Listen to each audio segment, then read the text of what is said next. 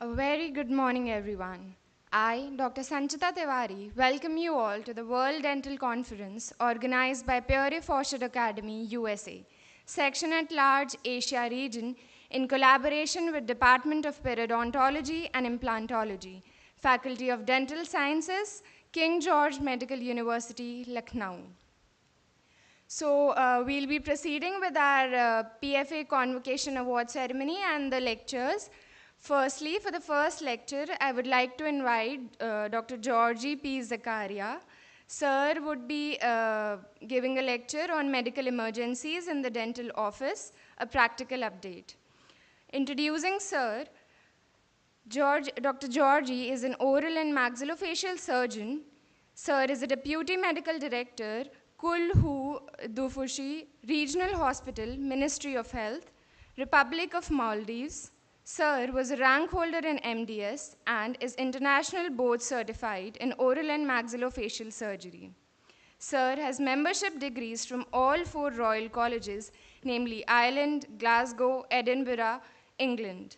Sir further completed his fellowship in AOCMF from Hannover Medical University, Germany. Sir is a PFA Fellow and was awarded the recognition for social services for his service to the northern region of Maldives. We welcome you, sir.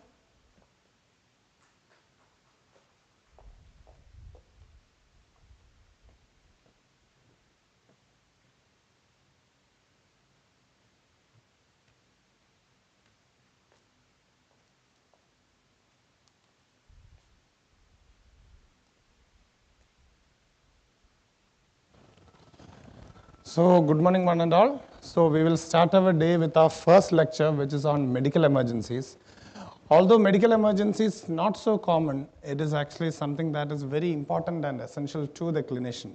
So I heard somebody lecturing recently that it is something like salt, so which is actually very essential to every dish that you make, but without its presence it becomes unedible. So let us start off with what medical emergencies in the dental office has to offer. To start off with, let me just give you a warm greeting from my beautiful island on the north of Maldives. This is actually where I work with the Ministry of Health. And greetings from my hospital, Kulhudufushi Regional Hospital, which is a tertiary care center in the north of the Maldives as well. So what all should comprise in this particular session? So it will comprise of some introductions, some things that we need to prepare, some common medical emergencies, and of course a take-home message. So these many emergencies will be covered. So the medical emergency as such is a 3-hour topic, more or less of a 3-hour topic. So we'll try to do justice in half an hour. So I think it will not be enough to complete, but yet very essential to be managed as well. So to start off with, what exactly is a medical emergency? We don't want any textbook definition. We don't want to know anything further. But what exactly is a medical emergency?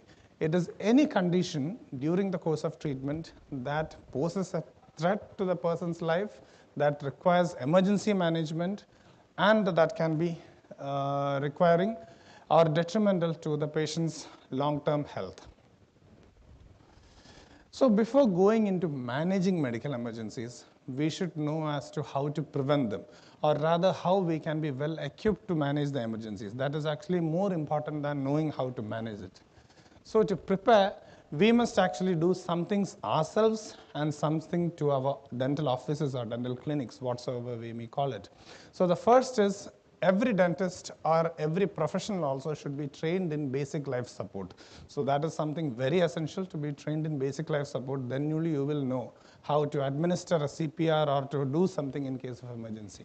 Second thing is the habit of proper case history taking and proper investigative measures also. This is where actually I often look up to my medical colleagues, especially our ENT surgeons, general surgeons. Can you ever imagine that an ENT surgeon or a general surgeon will put a syringe on a blade on you without taking the proper history, without the proper lab investigations? No.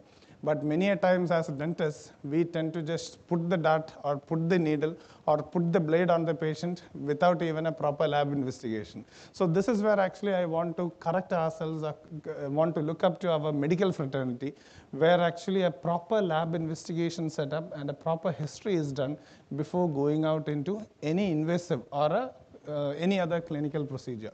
Then second and the third thing is actually after habituating to BLS and after habituating to a proper history and labs, the next part that we should be aware is actually to be trained to recognize the situation or to be trained to recognize a medical emergency. Recently, we had an interview in our hospital for a general dentist. I'm just telling you one of the things that happened. So along with me, there was actually one internal medicine physician and pediatrician also. So we were the panel.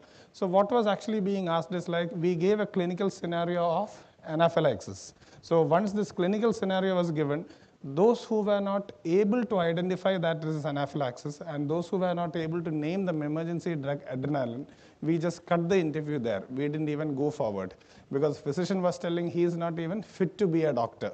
So the thing is, the interview didn't even progress further. So that is how important we are required to understand and recognize the medical emergency from happening. So that is actually one very important thing that we need to know.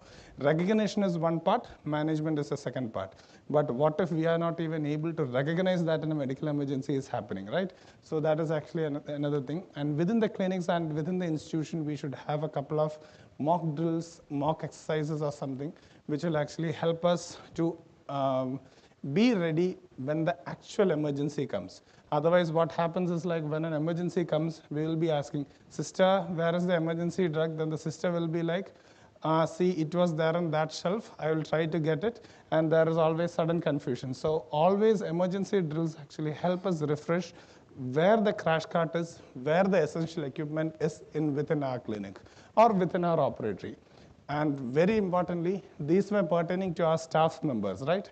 And practically what we should do, with every clinic or with any facility, we should have a system or an access to an emergency service or an access to an emergency casualty nearby where we can actually call for help.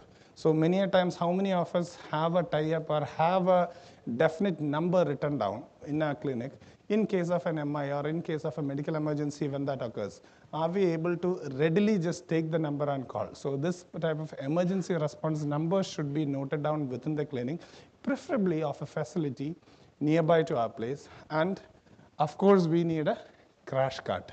So crash cart as in we don't have to invest big time in buying the cart or anything, just a small designated area on the shelf wherein we actually store the necessary medications. That is more than enough for a dental operatory setup. So going on further, just a note on the ASA classification. So this is actually a part of case history. Any normal patient who is otherwise healthy will come into grade 1 ASA. And any other patient with varying degrees of comorbidities, that is comorbidity is managed and incapacitating to life, category 2. Category 3 and 4 will be posing an immediate threat to life and which is managed, that is 3 and 4 respectively. So this ASA grading is also very essential to be known. So this is actually forming a part of case history only. So the next part is actually what is basic life support. Again, we don't want to go with any definition. What is basic life support means that any intervention that you will do on a patient when there is a medical emergency, that is collectively termed as basic life support, and of which CPR and the use of an automated defibrillator are parts of this particular basic life support. So everyone, including us, including our assistants, including our staffs, should be trained in basic life support. It is actually a prerequisite. So what you essentially do first when you identify an emergency, that is actually basic life support.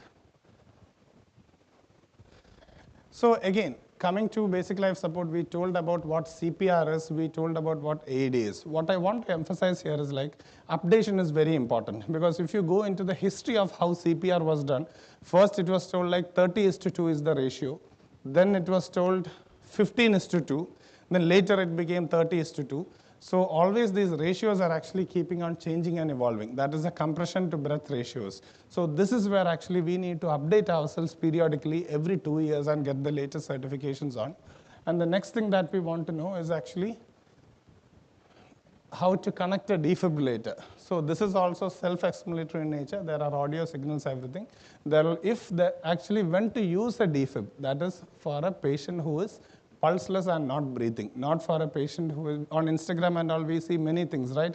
So CPR being performed on a conscious patient, shock being given to a conscious patient and actually shown how it is done. So this is actually where we should understand when not to do something also when it comes to the use of AEDs. So basically what this does is like there will be two leads, one placed on the right side of the chest and one placed on the left side near to the apex of the heart. So actually we are actually shocking the heart through the cardiac axis. That is actually what is happening. And the instructions are quite very simple. Attach the leads, stay away from the patient. The AED, the automated defibrillator, the name itself says automatic, right? So it will actually do the analysis of the ECG, tell you whether it is a shockable rhythm or a non-shockable rhythm. We don't need to know anything like a manual defibrillator or cardioversion. We don't need to know anything. Just connect the device, stay back, and if there is anything that is to be done, the machine will instruct you. But this is actually something that we need to have on our emergency cart. That is actually what I want to emphasize. So what all to be had in your crash cart? That is the next question. So we don't need to invest per se on a crash cart or any other device. Only thing that we are telling is to keep one designated area, a small shelf in the clinic where a couple of medicines and a couple of equipments can be kept. So what comes essentially will be, there should be an oxygen cylinder. So a size E or a size F would be more than sufficient for a clinic. I personally feel like there will be a lot of certifications or mandatory requirements before starting a clinic, right? We get the clearance from waste disposal, waste management, so on and so forth. Similarly, these kind of emergency setup and the setup to manage an emergency in the clinic should be made essential before giving license to any dental operatory. So this is actually a well exhaustive list. For a clinic per se, I would say some basic drugs like oxygen, 1 or 2 ampules of Vasocon or 1 in 1000 adrenaline, then one vasodilator, that will be a nitroglycerin or a sorbitrate, then an antihistamine, either chlorpheniramine, diphenhydramine, whichever that is available, just 1 or 2 ampules, hydrocortisone, inhalational bronchodilator like salbutamol, a nebulizer with actually some acetylene or livolin, with ipratropium, of course. So some basic essentials should be there. So this is actually something as a set of basic drugs that is to be kept. And what is mentioned down, if it is actually an advanced clinic or an institution where we actually regularly deal with patients having medical conditions. So if medically compromised patients are referred to you, and if you are expecting medical emergencies, we should actually always have a full-fledged crash cart. But at least the basic essentials should be there in a clinic. Because interestingly, we should acknowledge that medical emergencies are not very uncommon also. Because suppose if in 10 years, suppose if one of our clinicians are treating 10,000 patients, and if the incidences of a medical emergency is just 0.1%. So what is 0.1% of 10,000? It will be 10 good patients, right? So it will be almost 1 patient every year on an average. So whenever what we should say is like, even if the statistics say that it is just 0.1 percentage, as far as the clinician is concerned and as far as the patient is concerned, he or she is getting it as 100%, that particular individual. So when we take it over 1,000 patients, maybe it is just 0.1% or even less. But suppose if you or me are the clinician, and if suppose if that is a patient in front of you, both of us will be getting it in 100% effect, right? And if we are not equipped to handle it, just imagine what all catastrophe would follow. So we should actually acknowledge that this is not something that is not needed, something very essential. And along with your crash cart, some very basic things should be kept in a clinic. One BP apparatus or a sphygmanometer. Mercury is the best, but again, like today's scenario always dictates that we shouldn't use mercury also. So any sort of a sphygmanometer, either mercury or analog, whichever, not a digital one. Then of course a pulse oximeter, because many a times we are warranted to measure the vital signs. A basic pulse oximeter. Of course, a size E or a size F, small oxygen cylinder, which can be good enough to administer oxygen for a patient. And of course, the automated defibrillator. So these are the bare essentials that we should be keeping in a clinic. So coming to the topic, conditions specifically, like what all are the medical emergencies that can come up in a dental clinic as well. So the first thing I want to handle is common faint or syncope. So many of us in our anatomy classes also, back from first year, must have encountered either yourself or some of our friends or someone undergoing a syncope, right? So it can be a vasomotor syncope, it can be vasovagal syncope. So there are multitude of reasons for which actually a common faint can occur. And the most common of them will be vasovagal syncope as such. So before syncope occurs, there will be pre-syncopal phases also. So what can be the predisposing factors for a syncope? So if simply said, if you actually treat on a patient in a hot environment when the patient did not have their lunch or breakfast, so a tired patient being treated in a hot and humid clinic, and if the patient is slightly apprehensive, that would be a good recipe for inviting a syncope or starting it over. So from what I told, we actually know what to avoid, right? So make sure that the patient has had their previous meals, see that is actually the patient is actually in a good condition, and see that the environment of the clinic is comfortable also. So, and before a syncope actually occurs, there is a condition known as pre-syncope. So pre-syncope is a condition which can be identified that while working on the patient itself, we are actually very close to the patient's face, right? So it can be picked up from the eye, like the upper eyelid could be drooping slightly. There could be upward rolling of the eyeball slightly, dilation of the pupil, unexplained sweating, nausea, and these are actually the pre-syncopal phases. So whenever there is a pre-syncope, we can actually identify and do the corrective measures before a syncope occurs. So what if actually a syncope actually happens? Always for any condition, I would go with the textbook like Management of Medical Emergencies in the Dental Office by Stanley F. Melamed. And of course, for some management of medical conditions, the book would be Crisp and Scully. So based on these two books, if we say, always it comes like an algorithm. It is PABC in the older book, and this ABC also has been changed to CAB in the newer phase. So this is where updation becomes very important, because maybe after 4 years, we don't know, it will come back again to ABC. For example, now in the ATLS or the Advanced Trauma Life Support Guidelines, it is not even CAB. They say stop the bleeding first and then only go for the airway. So in ATLS guidelines also recently there is a change. So this is actually the importance of being updated. So what I tell now may not hold good after 2 years. So it is actually the guidelines that come up in the next 2 years or the next 5 years that will govern the protocol for management. But any condition, it is PABC, as in P will be position, airway, breathing, and circulation. That has changed now to circulation, airway, and breathing. And D will be definitive care. So this PCAB will be common to everything. And only the D part, or the definitive care, is actually what changes. So what to do in case of a syncope? We stop the procedure, clear the mouth of any foreign objects that are there, right? Then what to do? We position the patient how? Earlier textbook used to say head and should be elevated. Now again, that is also debatable. They actually say that the patient should be kept flat only, because if the head end is elevated, it increases the preload on the heart again. So again, that is actually something that can worsen if there is an underlying cardiac situation.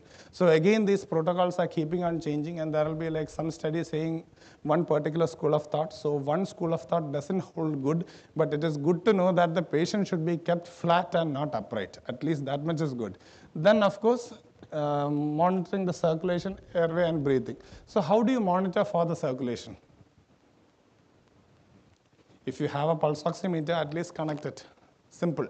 So it will actually show you the SpO2, which actually is an indication of perfusion. The heart rate, everything will be shown on the pulse oximeter. And which pulse is often reliable? Whenever there is a syncope or anything, never go for the peripheral pulses. Go for the carotid pulse, or which is actually more central to the heart, because hypotension can render the peripheral pulses not readable also, but the central pulse will be more readable. So again, this is a common view from my island, northern zone. I must be bored seeing this, but it is actually something worth seeing also in life. So I encourage you all sometimes to visit Maldives also, a very awesome and a heaven-like place on earth. So the next common condition that can manifest in a clinic is type 1 hypersensitivity or an allergic reaction. As we all know, there are like 4 types of hypersensitivity reactions, of which type 1 is actually what we refer to as anaphylaxis. So when we refer to anaphylaxis also, we should differentiate between proper anaphylaxis and anaphylactic shock. Both are two different things. This was actually the example of what I am telling. So earlier I told about one interview scenario that happened 2 months before, right? So what happened? The physician was actually giving a scenario. Suppose you are in a clinic, you administered local anesthesia, you started the procedure, and after some time the patient is actually feeling that he or she is slightly having some itchiness on the skin. Then actually some wheezing develops, and in 5-6 minutes again it progresses into stridor. Stridor as in the sound of breathing. Good morning, sir. It progresses into stridor. So this kind of an example was given to the interviewee. So whoever that was not able to pick up that it is anaphylaxis that is happening, the interviewee was actually cut short and just proceeded. So that is where we want to really understand. And as far as the medication is concerned, when concerned with what is happening in the clinic, the most commonly administered medication will be the local anesthetic solution. And it is not the pharmacologically active agent that is the most common causative. Mostly it will be the preservative or the bacteriostatic agent. It can be metabisulfite, sulfites, methylparaben will be the bacteriostatic. So these could be the things that are causing hypersensitivity. And how to differentiate between an anaphylaxis and an anaphylactic shock. So the emergency physician always says if there are like 2 or more organ systems involved, then this is going into an anaphylactic shock. For example, if there is nausea, if there is gastritis involved, along with cutaneous or respiratory reactions, now we have 3 organ systems involved, right? So if any 2 are involved also, definitely we are going into anaphylactic shock and the management changes. So the signs and symptoms that can be categorized system-wise as in cutaneous can be there, gastrointestinal can be there, then even respiratory and circulatory. So circulatory will be the last things many times to manifest, that is hypotension, and tachycardia will be the manifestations as well. So always how to manage the case. As I told, Stanley F. Melamed, Medical Emergencies textbook again says PABC. Always P will be positioning the patient. So whenever we are expecting hypotension and whenever we are actually having a tachycardia reactive to that. Hypotension, how to position the patient? Upright or supine? How do you want to position? Never upright, right? So again, 2 schools of thought, whether the head needs to be lower than the feet or whether it can be parallel, I already explained. So whichever way, it is in a supine position if there is shock that is happening. And depending on the grade of the anaphylaxis that is occurring, if it is not progressed to shock, even minor treatment can be started off with an oral antihistamine, just to prevent the further histamine from binding onto the receptors. So, but if it does not get resolved and if it actually further escalating, hydrocortisone injections should be administered, that is 50 to 100, and 50 to 100 milligrams bolus can be administered. And many a times we say that 4 milligrams per kilogram body weight is a rough calculation for hydrocort. And if it is going into anaphylactic shock, it is very important to pick up. And the key treatment is not antihistamine and not cortisone, it will be adrenaline. Again, there are 2 guidelines stating 0.3 and 0.5 because US states 0.5 and I think the NICE guidelines UK states as 0.3. So again, this also should be differentiated. 1 in 1000 solution. So whatever adrenaline that we get in an ampule will be 1 milligram in 1 ml. So that is 1 in 1000 solution of adrenaline is available. And how to administer? Is it IV? No. Is it subcutaneous? No. We have to administer as a intramuscular injection. And as a dentist, which is a good site for an intramuscular injection, of course, the deltoid and the anterolateral part of the thigh is good, never the ventrogluteal site. So always for reliable absorption, anterolateral part of the thigh or the deltoid. So which is actually a relatively easy technique to master. So if we actually get any chance to be posted in the medical side, or if we can actually volunteer for 2 or 1 week to just to give injections in a primary care setup, that is actually something that we can master very easily to administer an IM. And of course, it is in some literature, it is told that the tongue is a good site to administer an IM because it is highly vascular, good amount of muscle, and it is most accessible to a dentist also. So this is also one place that you can actually administer. But in shock, adrenaline is the mainstay of treatment here. So again, coming back, this is again another sunset scene from my island. So this is actually something that is very common. Again, I urge you all to visit Maldives where I work. So that is about it. So another most common condition will be angina. So what exactly is angina? What is MI?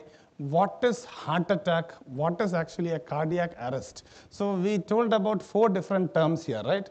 So angina is simply the pain of MI, we can say. So the pain itself is actually angina. And there are multiple subclassifications where it is reversible, irreversible, so on and so forth. So what exactly is angina? That is the pain due to any other cardiac condition or the pain due to MI. So simply the retrosternal chest pain is actually what we tell as angina. There can be multiple reasons. Even MI is one of the reasons to cause an angina. So what would be the clinical characteristics?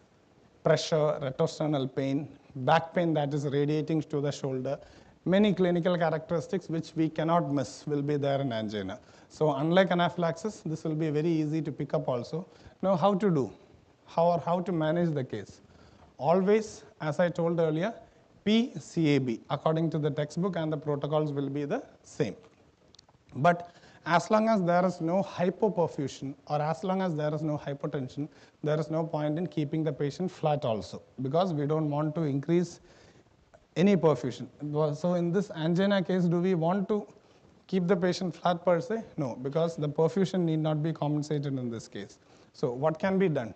In the Indian scenario, the best thing is to have a sorbitol tablet 5 milligrams placed in your clinic, and that can be and should be used sublingually. And literature often says like glyceryl trinitrate spray, glycerin trinitrate tablets, everything. But Indian scenario, always isosorbate dinitrate or sorbitrate is actually the most easily accessible. So again, in our crash cart, we will go back to our previous slide. Even if we don't have a crash cart per se, at least some small area in one corner of the clinic where there is a designated space where the drugs are kept should be there. So sorbitrate can be repeated every 10 minutes up to a maximum of 3 doses. That is actually what some literature changed. Again, we have to cross-check that part when the time actually progresses. And again, the classic debate, in case of a cardiac history, should we use local anesthetic containing vasoconstrictor or not? This is actually a classic debate, and there is actually a lot of literature also around it.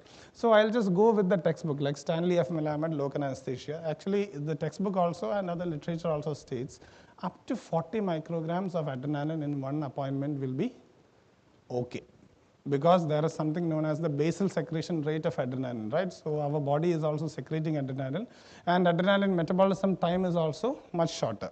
So up to 40 micrograms is okay. So which is actually coming to around safely 8 cartridges of 1 in 2000 solution can be injected according to the textbook. So again, the small amount of adrenaline, that is actually 0.4 micrograms per ml. That is actually how much of little adrenaline we have in our local anesthetic, right? So such a small amount is not good enough to trigger a cardiac event. So this is actually now being accepted by literature also. And this 7 milligrams per kilogram is actually according to Melamed, but that actually refers to the use of local anesthetic dosage. It is not the dosage of adrenaline. The 40 micrograms of dosage, what I was referring to, is pertaining to adrenaline. So again, adrenaline can be used. So what exactly is MI? So we told about what angina is, and if you prescribe or administer isosorbate dinitrate, it should be reversed, right? So what if it is not reversing? So that angina is due to some other lying pathology. So whenever there is a ischemia to the heart muscle, ischemia as in there is a transient or a continued loss of oxygen supply to the heart muscle, that is when actually a angina occurs. And if it is not getting reversed, we should be suspecting an MI. So there is actually a partial or a complete blockage of either of the vessels that is supplying the cardiac muscle, and that is about MI. And again, when it comes to the definitive management in an emergency scenario, it changes. But as far as what is concerned, in our dental clinic setup or a dental operatory setup, we start treating it as an angina, and of course, the most important thing will be calling for help. So whenever actually we start to do the PABC, before going into the D, definitive care, that is where we should call for help. So I will just go and revisit the second or third slide that I spoke earlier. We should have the emergency numbers or any other contact point written in our clinic which is easily accessible to all the staffs. So anyone who you ask for help, they should be able to get the help also. So again, the management of the scenario remains the same, but here it is also written in the textbook like we can administer morphine if the pain is not improving. But again, I feel that personally that might be sometimes outside the scope of a general dentist. So administration of oxygen and sublingual nitroglycerin is actually a primary thing to do.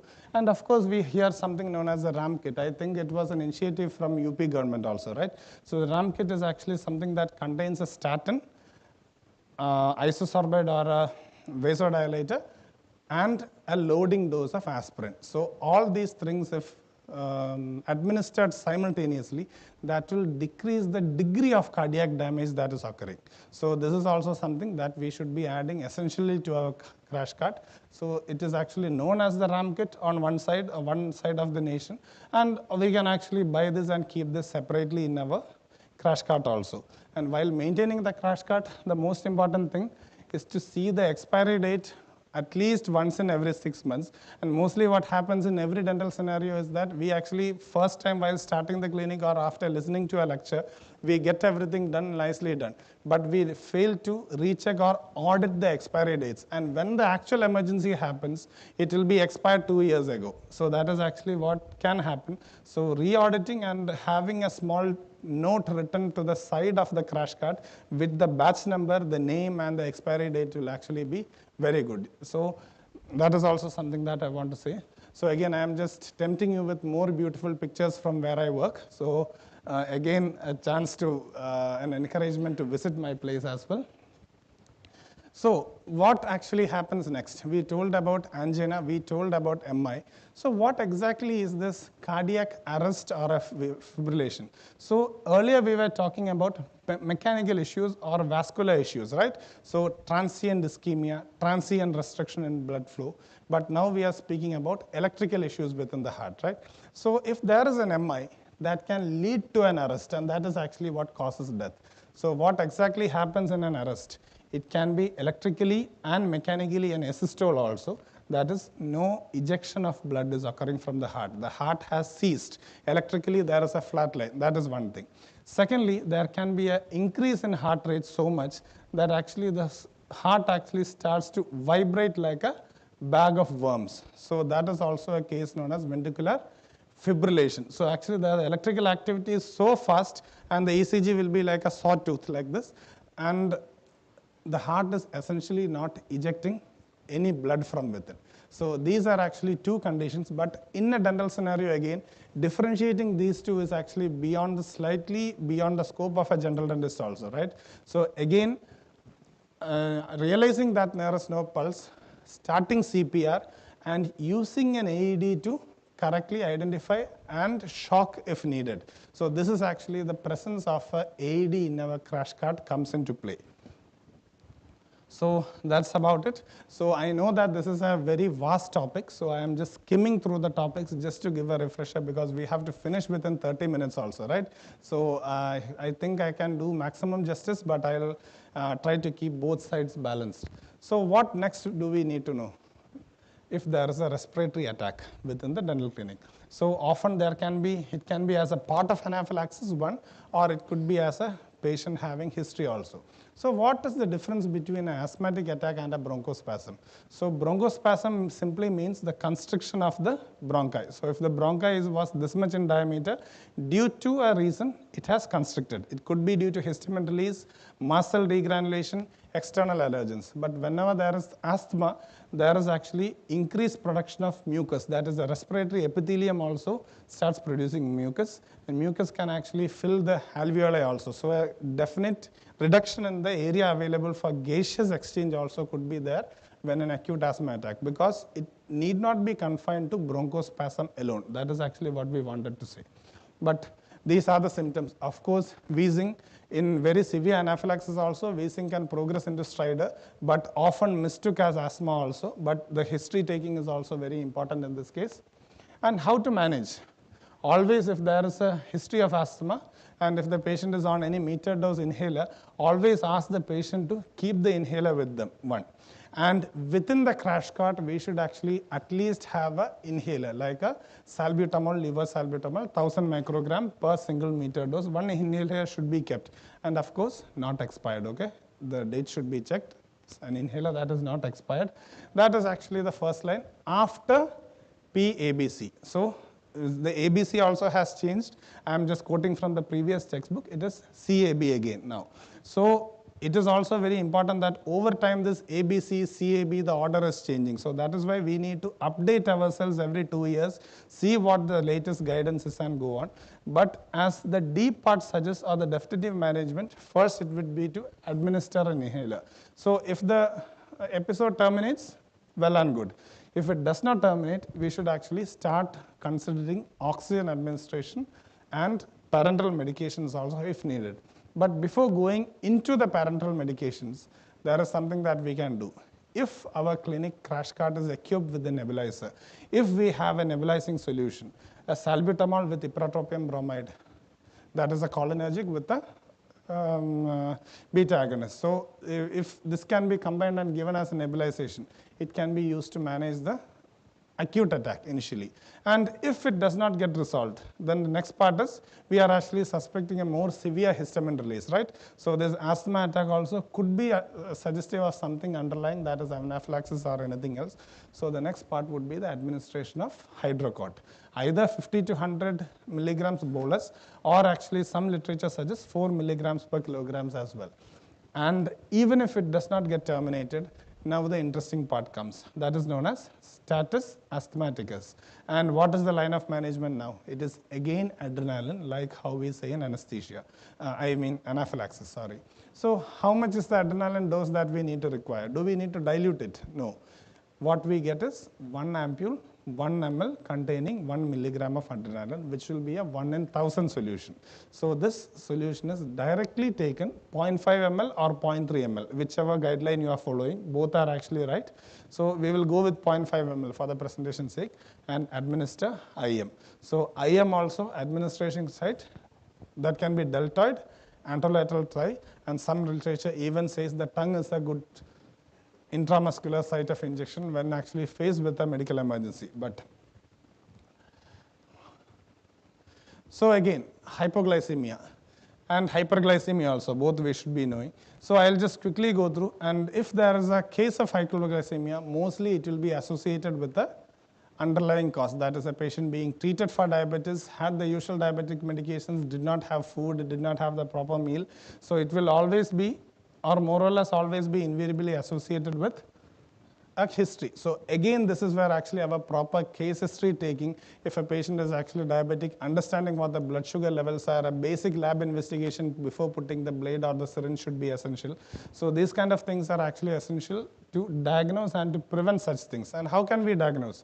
The patient will actually have severe or acute diaphoresis or sweating, cold, clammy extremities, and the history also will be matching. So shallow breathing, headache, and in worst cases, the consciousness also can be altered. So we can see in syncope also, what manifests as a syncope could be due to hypoglycemia also. So all syncope is not vasovagal, but syncopes can be due to other reasons as well. So whenever we encounter a syncope, if the patient is not revived with a spirit of ammonia or with a pungent odor or any other thing, all the other flowcharts within the textbook should actually go through our mind one by one, eliminating each condition and what it is. So again, for hypoglycemia, if the patient is conscious, stop the procedure, clear the oral cavity of any foreign fluids, and administer a fast digesting or a fast acting carbohydrate. So the best thing is to have some glucose tablets or at least some glucose powder, again not expired, within our crash cart. So something that we can have very easily, but something that can be very life-saving also in many situations. And if the patient is unconscious, don't go to administer anything orally. What you can do is administer. If you have an IV access, well and good. If nothing works out, there is actually glucagon that is available as a powder, which can be reconstituted. 1 milligram of glucagon intramuscular will be more than enough to bring up the blood sugar level. So this is also something that we should keep in our crash cart. So always, as I said, any condition, the PCAB becomes universal.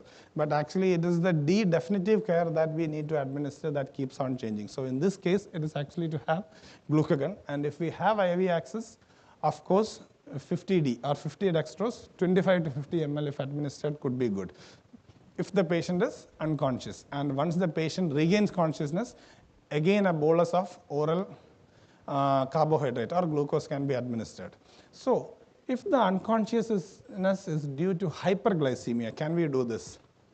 Because again, literature says that there is no harm in doing, because even if the unconsciousness is due to hyperglycemia, an increase of maybe 30 milligrams of glucose will not do much harm. But if the patient is hypoglycemic and if we do not correct, it can be harmful as well. So this is actually something that we need to realize at this juncture also. So always how to prevent? Proper history taking, proper lab investigations, and ensuring that actually the patient has had the previous meal and the normal dosage of medication. So this kind of history taking, lab investigations, and being prepared actually solves or prevents and saves us from a lot of trouble. That is what I wanted to emphasize here. So the next condition that can be there is actually seizure. So seizure as a whole, we don't want to go into the definition, classification, anything, just knowing what to do. So I will not be just going according to the slides. I will just quickly say there can be generalized and partial and absent seizures, simple. So generalized as in the full system will be affected. Partial as in the part of the brain affecting to the hand off can be affected. And there can be absent seizures wherein a person can be just casually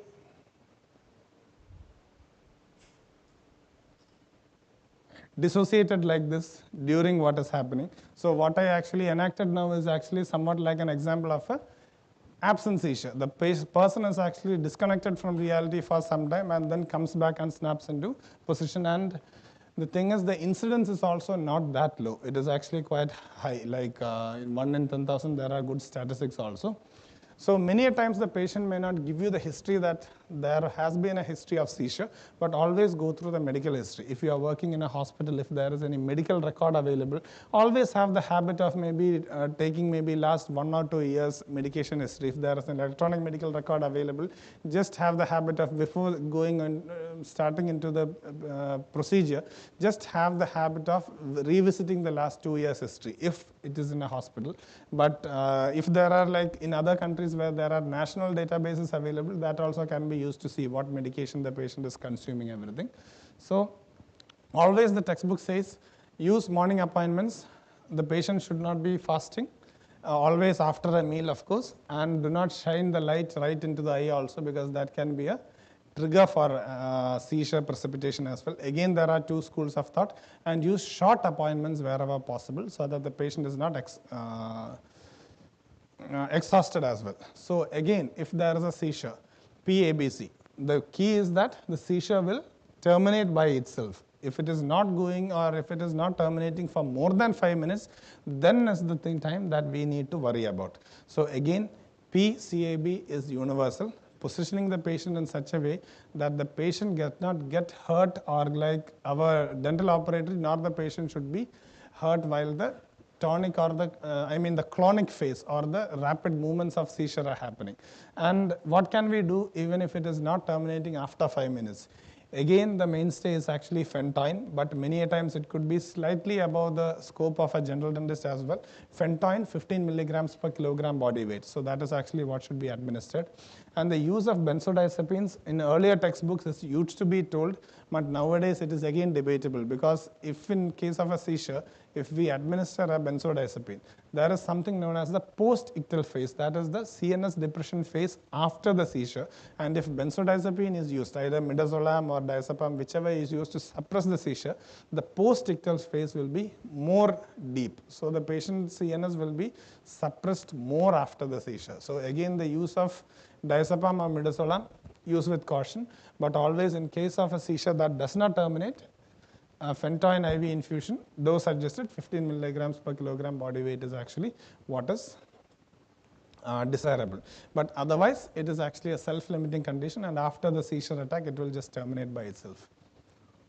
So this is actually just a PowerPoint which actually shows about the types of seizures, but I think I have already explained the general partial and the absent seizures. Grand mal, petit mal, absent seizure, we have 8 out of every 1 lakh. So if you treat 1 lakh patients in 10 years, it is very likely that 8 patients will have some sort of CNS involvement. So that if when you have that 8 patients, it is actually coming as 100% to you and to the patient also. So to do justice to ourselves and to the patient, let us not go by the statistics, but consider that any medical emergency can happen at any point of time, and we should be prepared to manage them. So we are coming towards the end of the slide. So hypothyroidism. So that is actually something that we want to know. But again, hypothyroidism, we should be able to clinically pick up any signs. That is mixed edema, speech, sluggishness, weight gain, those kind of signs should be there as a part of case history.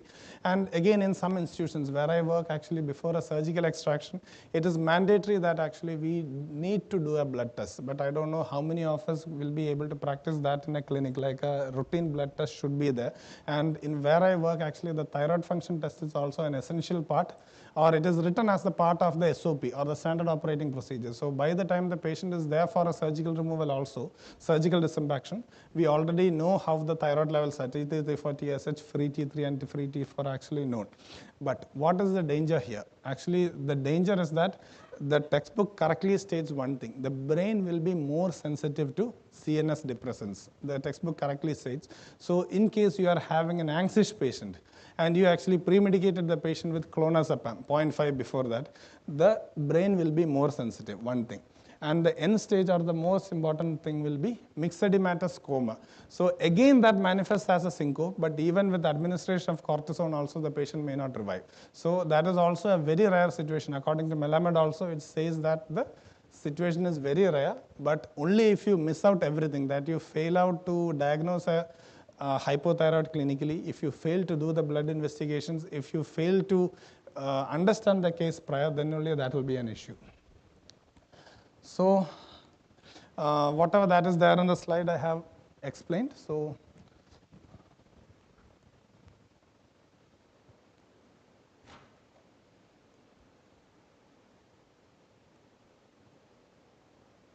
then in case of hyperthyroidism, so whenever the thyroid hormones are excess, what we need to know is like the myocardium or the heart will be sensitized to adrenaline. So why the myocardium is sensitized? Because the increased levels of thyroxine will upregulate the number of receptors in the heart. And if adrenaline is actually used in this situation, always there can be an accelerating hypertension and tachycardia together. And thyroid storm is also something that can manifest itself clinically. So again, always prevention is better than cure. Proper case history, proper investigations before putting a needle on a needle or a blade prior to the procedure is actually what is essential.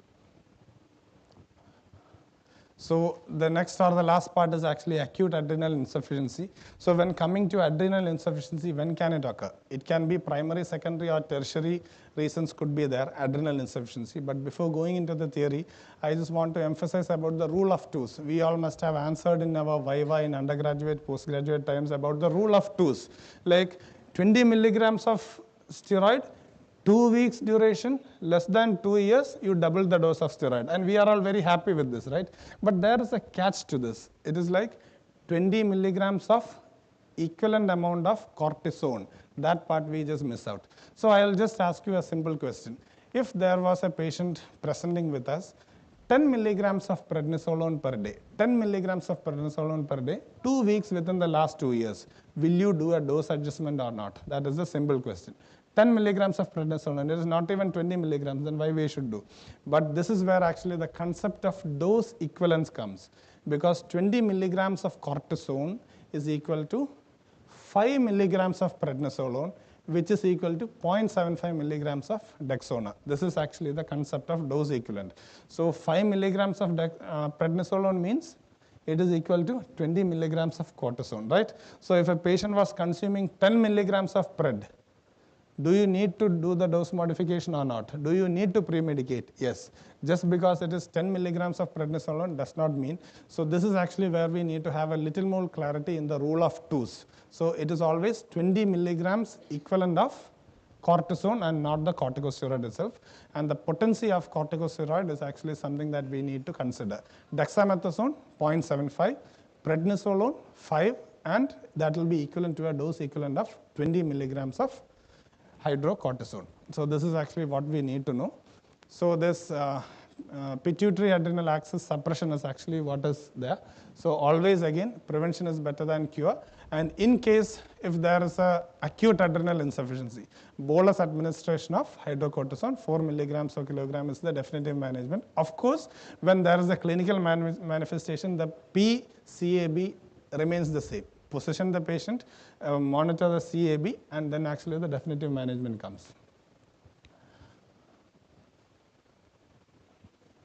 So as we come to the end of the lecture, what we need to take home with us.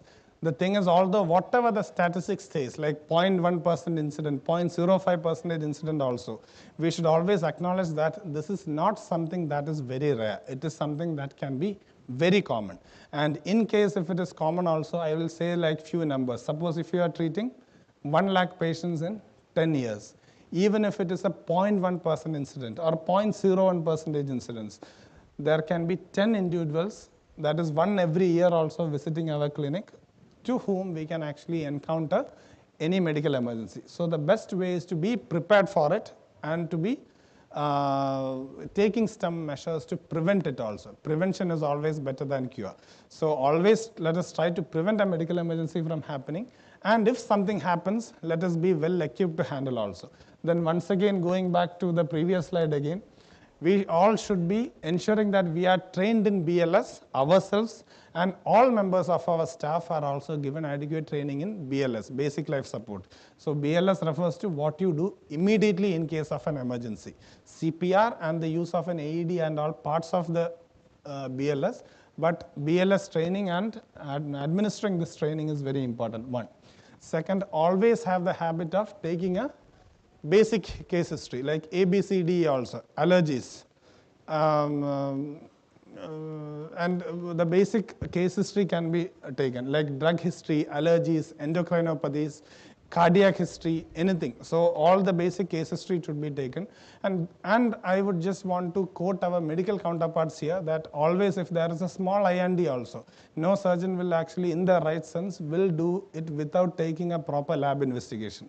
But when we are actually dentists, whenever there is an extraction also, without asking anything, we just put the injection, put the local anesthetic, put the blade and take it out. So in my hospital setup and all where I work, this is actually, if it is done without a medical setup, it is treated as a medical negligence, frankly. So in other countries, when you practice, the scenario can slightly change. So always run a set of lab investigations, basic complete blood count, a thyroid function, or the basic lab investigations prior also. And of course, train ourselves to recognize first and manage later. So recognition of a medical condition is actually most important. Management also becomes important. And often conduct emergency drills within our clinic also. Enact or like give an exercise to our staff to find out the drug from the right place and bring.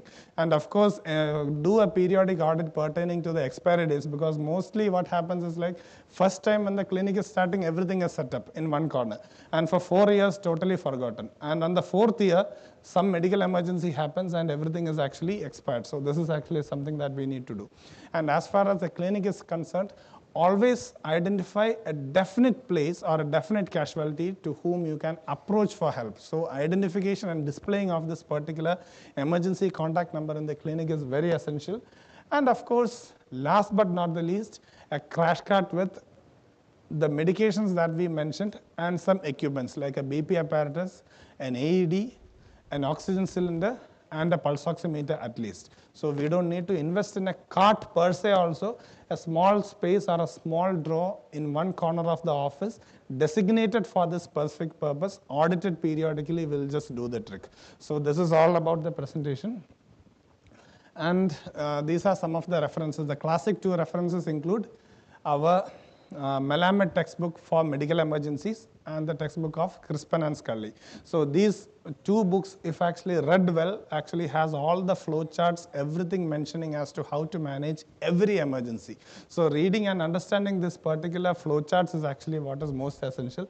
And thank you all for a wonderful hearing, and have a good day, and let us all promise and take a pledge to ourselves that we will modify our practice in such a way that we prevent the incidence of any emergency, and of course equip us in such a way that we recognize and manage if there is any emergency also. So thank you all for a wonderful patient hearing, and good day to all.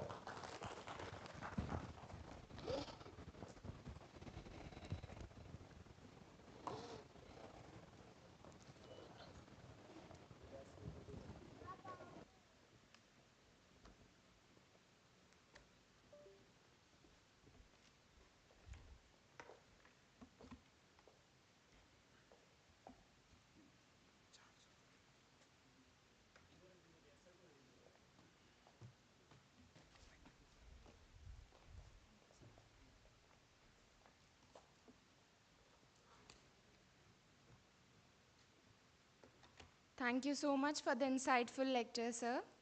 For the next lecture, I would like to invite Dr. Sumit Goyal, sir, for delivering a lecture on the diagnosis of unusual clinical presentation.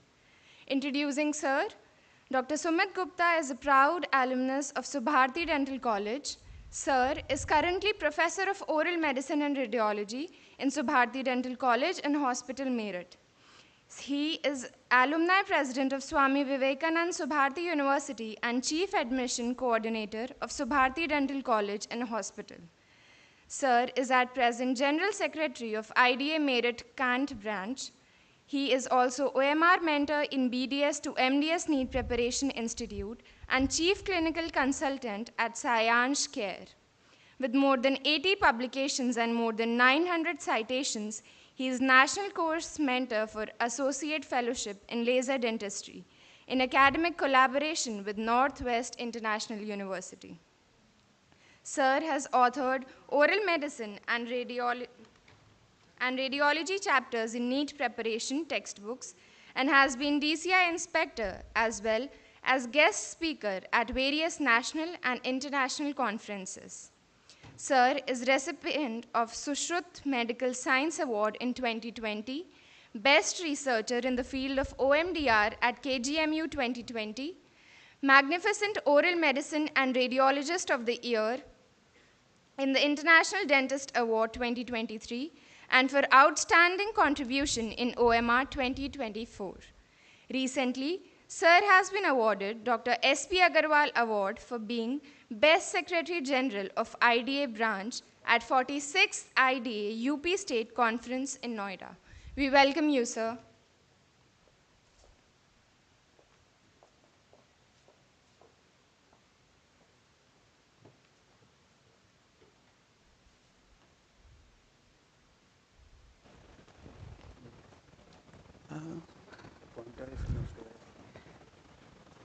You on?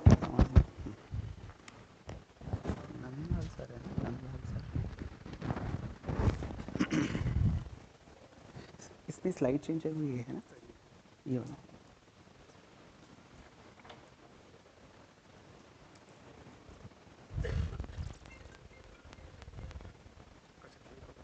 अच्छा हो रहा है okay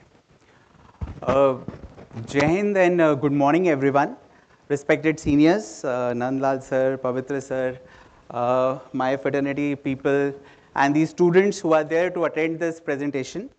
So, a very good morning, Jai Hind, because in Subharti, we greet each other by using this term Jai Hind, so I have that habit of saying like that.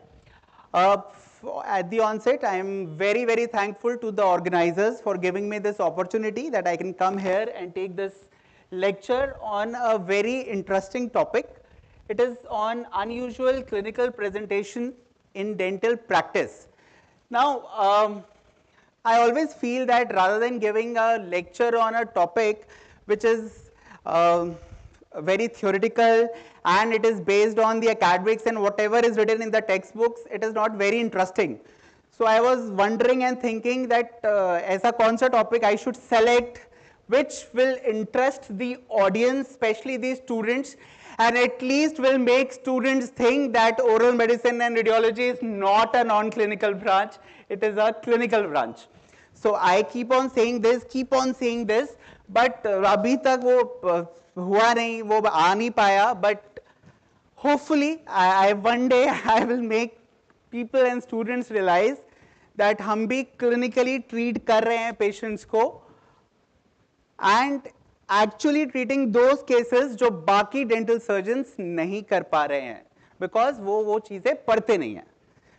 So with that, I'll start with my presentation. I am professor of oral medicine and radiology in Subharti Dental College. That is my actual pehchan.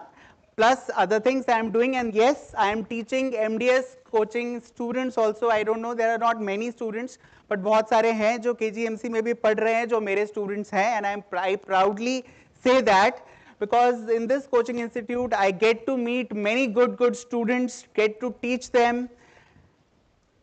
So if you are there, so I am happy. So starting with my presentation, I always put a disclaimer because I am going to show many cases to all of you, but then any case, anything is not intended for towards any purpose, it is just for the purpose of presentation and academics. So this is my favorite slide because most of the oral lesions, क्योंकि that is the truth that most of the even medical professionals diagnose नहीं कर पाते हैं. So most of the lesions, they are actually wolf in the sheep's clothing, right? Because लगते बड़े simple हैं, but बाद में वो निकलते बड़े complicated हैं. मतलब कई बार malignancies इतनी simple oral cavity में दिखती हैं, but then when we if actually we perform biopsy for those lesions, अगर हमें पता है कि हमें करना चाहिए, तब हमें पता चलता है कि अरे ये तो malignancy थी और हमने इतना time antioxidants खिलाने में waste किया patient को. So that is one thing. And the other thing is, yes, इसका एक other aspect भी है. There are some wolves which are actually sheeps, but वो लगती ऐसी हैं कि बहुत डरावनी हैं, but वो इतनी simple होती हैं कि उनका हमें कई बार ट्रीटमेंट की भी जरूरत नहीं होती और पेशेंट बेचारा सालों से उनका ट्रीटमेंट ले रहा होता है. So that is what I wanted to present here. I would be talking about these unusual and rarities in the field of clinical practice of dentistry. So I have written nothing on any slide. I have just put on the pictures, the cases. Most of them are recorded by me. I have seen them and treated them. But then there are some cases which are of my seniors and friends also. So this case is a patient who is having lesions on the palate. Trust me, if we talk about medical professionals, if we talk about our fraternity people, अगर मैं अभी भी लोगों से पूछूं, how many of you can diagnose what it is? There is a lesion on the palate which is erythematous. There are white lesions also intermixed between them. But how many of us know what it is? Because जब तक we don't know what it is, we will not be able to treat it. So this patient was actually wondering, मतलब वो एक doctor से दूसरे doctor के पास जा रहा था और ऐसे ऐसे उसको प्रिस्क्रिप्शंस मिल रहे थे, लाइक पेशेंट इज हैविंग, उसका बाकी मेडिकल हिस्ट्री अलग था, ओरल स्टोमेटाइटिस और हर्पीस सिम्प्लेक्स, उसको एसाइक्लोवीर और एंटीवायरल ड्रग से ट्रीट किया जा रहा था. सोचो हम लोग एक ऐसी क्लास ऑफ ड्रग्स दे रहे हैं, एंटीवायरल ड्रग्स, जिसकी जरूरत ही नहीं है, because this is not actually what we are thinking. क्योंकि डायग्नोसिस तो हो नहीं पाया, diagnosis was not possible. So treatment was अपने हिसाब से चल रहा था, and this was the prescription which was going on. But finally, if I tell you, this is a case of pemphigus vulgaris. Now pemphigus vulgaris सब लोग पढ़ते हैं अगर टेक्स्ट बुक में, from oral pathology Schaeffer's to Burkitt oral medicine, that Nikolsky sign, that Asbo-Hansen sign, or those skin lesions, those bullas, जो actually clinically किसी को दिखते ही नहीं है, very rarely. Actual presentation is like this, where patient is having diffuse ulcers which are not healing. And pemphigus is not viral or anything, or any bacterial or fungal. It is an autoimmune disorder. We need to treat it with either corticosteroids or immunomodulator. But first we need to diagnose it. Then only we will be able to treat it. Similarly, और भी ऐसे एक दो cases हैं which I wanted to discuss here, like this. This looks like pemphigus again. अभी आप फिर देखेंगे तो लगेगा पहले वाले केस में और इस केस में ज़्यादा डिफरेंस ही नहीं है. बट अगर अब इस केस में आप कॉर्टिकोस्टेरॉइड्स और इम्यूनोमॉड्यूलेटर्स शुरू कर देंगे तो पेशेंट का फिर बैंड बच गया. Because this is actually intraoral herpes zoster infection, a viral infection. हम लोग पढ़ते हैं herpes zoster that it is unilateral, only one side is involved. और हम लोग ये भी पढ़ते हैं it is usually present on the skin, neck area, back area, उधर ज्यादा रहता है, फेस पे रहता है. But if I talk about oral cavity, this is how it appears inside the oral cavity. Very difficult it is that you will see vesicles. You will always see ruptured vesicles which have coalesced to form these irregular ulcers which are unilateral. You can see that it is present only on the one side of the palate. But again, if you will diagnose it wrongly और आपने corticosteroid viral infection में दे दिया, immunity already patient की compromise है. If you are giving corticosteroids खत्म तो lesions और flare up ही होंगे. So that is why diagnosis part is very important. Then only we can do a proper treatment. Now this patient का diagnosis देखिए. It was again, this patient again went to a medical doctor, I think ENT, वो मैंने नाम वाम सब हटा दिया है. Diagnosis was Lichen planus aphthous ulcer. Both are treated by corticosteroids. So that was going on in this patient. As soon as we started valacyclovir 800 milligram, the patient responded, lesions regressed. However, patient developed क्या complication होता है? Post herpetic neuralgia. फिर वो हमने बाद में treat किया. Also, I did a study because my name is there, so I wanted to show you that during COVID, I was getting many pictures on my mobile कि ये हो गया है, वो हो गया है. So during COVID time, I saw many oral diseases in patients who were suffering that time, presently suffering with COVID-19, and these were what lesions which we saw: aphthous, candidiasis, even lichen planus was getting aggravated, herpes was there, labialis, but herpes zoster cases. मैंने तो 2 हफ्ते में 3 intraoral herpes zoster cases देखे during peak COVID time 2020. Immunity was getting compromised and the virus which was latent in the body was getting reactivated and herpes zoster infection was occurring. Next case does it look like hematoma simply? Most of the people will think it is hematoma. Actually hematoma का ही भाई बहन है ये, but if I talk about the diagnosis of such lesions if you see in the oral cavity, it is called as angina bullosa hemorrhagica. जितने लोग बैठे हैं, have you heard of this term? Angina bullosa hemorrhagica. Now, angina bullosa hemorrhagica is not very uncommon and it appears as a blood blister in the oral cavity, mostly on the palate. It is because of trauma. आपने खाना खा रहे हैं, पापड़ खाया, वो चुप गया, पापड़ का जो कोने वाला पार्ट था, trauma हो गया. Next day, when patient will wake up, patient will notice such blood blisters on the palate. एक होगा या 2 होंगे, या जहां trauma हुआ है वहां पर 1 होगा. अगर ट्रीटमेंट की बात करें तो इसका ट्रीटमेंट की जरूरत ही नहीं है. These blood blisters ये बनते हैं और 2 दिन के बाद अपने आप ठीक हो जाते हैं. We don't need to treat them also. Trauma की वजह से हैं. They are little bit bigger in size.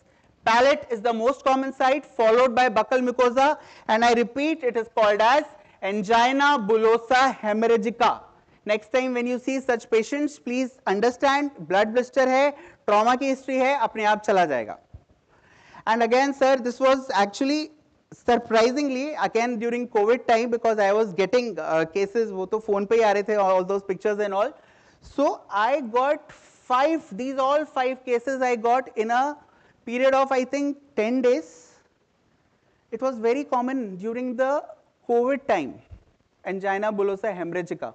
The reason we don't know, patients were on blood thinners maybe, or I feel वो जो COVID test होता था ना, that we used to take swab पीछे से लेते थे. So because of that, maybe the trauma is occurring, and because of this, these lesions were developing. But yes, I saw 5 cases of angina bullosa hemorrhagica again during the peak COVID time. I got it published also. ये तो पुराना cases थे, but then I got it published also in Indian Dermatology Journal. I wanted my medical fraternity people to also know what is angina bullosa hemorrhagica and how common it is in COVID-19, right? So I feel that you should all know. Another case what you see on the screen is of, it is unusual presentation, rare intraorally, और वो भी इतना ज़्यादा drastic presentation it is, but there.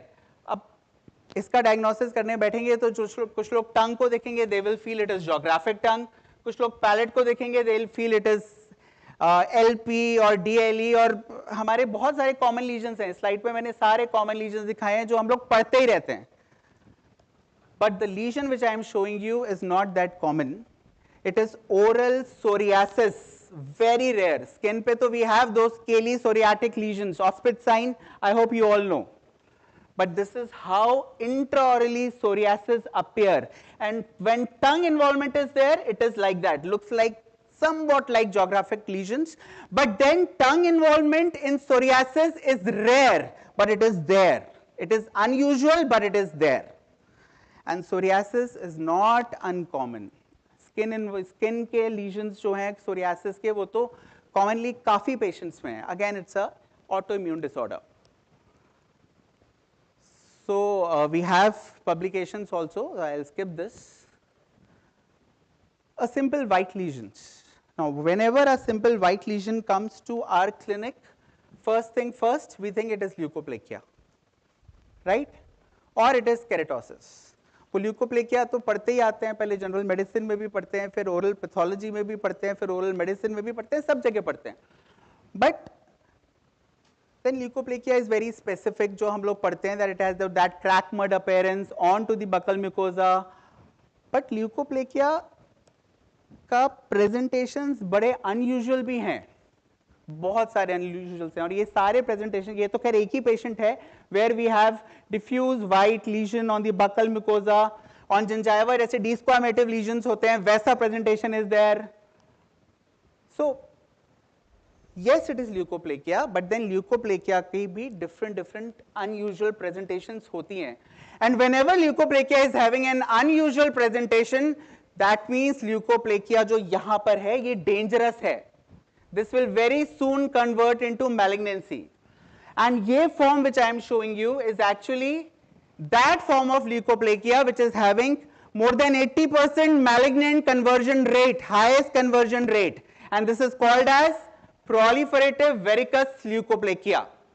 We all need to recognize this very important form of leukoplakia, that is proliferative verrucous leukoplakia, because it is having highest malignant transformation rate firstly.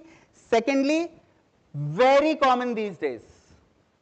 It can be seen on gingiva, it can be seen anywhere, where whatever sites I am showing, with very unusual presentation. और बहुत ज़्यादा cases में proliferative verrucous leukoplakia के cases में field cancerization भी दिखता है. I hope you understand what is field cancerization. Most of you, I'm sure, must be knowing it. So these were different presentations of PVL, that is proliferative verrucous leukoplakia. An ulcer on tongue. This was a painless ulcer which I saw in a patient. Very difficult to diagnose like this. Medical people were diagnosing it aphthous stomatitis, steroids चल रहे थे. This ulcer on the tongue, which was painless, was persisting since past 1.5 months. हालांकि patient को discomfort नहीं था तो patient बहुत ज्यादा बॉदर्ड नहीं था. But when then I saw this patient, I told, why are you not bothered of an ulcer which is chronic, non-healing and persistent? So we advised biopsy, punch biopsy kind of thing. But before biopsy, we always go for other routine examination. So in the routine examination, the patient was HIV positive and he was also having tuberculosis. And then finally, when we performed the biopsy for this, so this was a tubercular ulcer, that caseous necrosis, lymphocytes, पढ़ा है ना आपने, that was there. So tuberculosis का oral manifestations में सबसे important and most common is an ulcer which is usually present on the tongue, buccal mucosa or somehow on the gingiva as well, which is non-healing, can be painful, can be painless. अगर आप textbooks पढ़ेंगे वो लिखते हैं tubercular ulcers are painful, but I have seen 3 tubercular ulcers in my experience of 18 years, and I have seen 3 tubercular ulcers, and out of all those 3, all 3 were painless.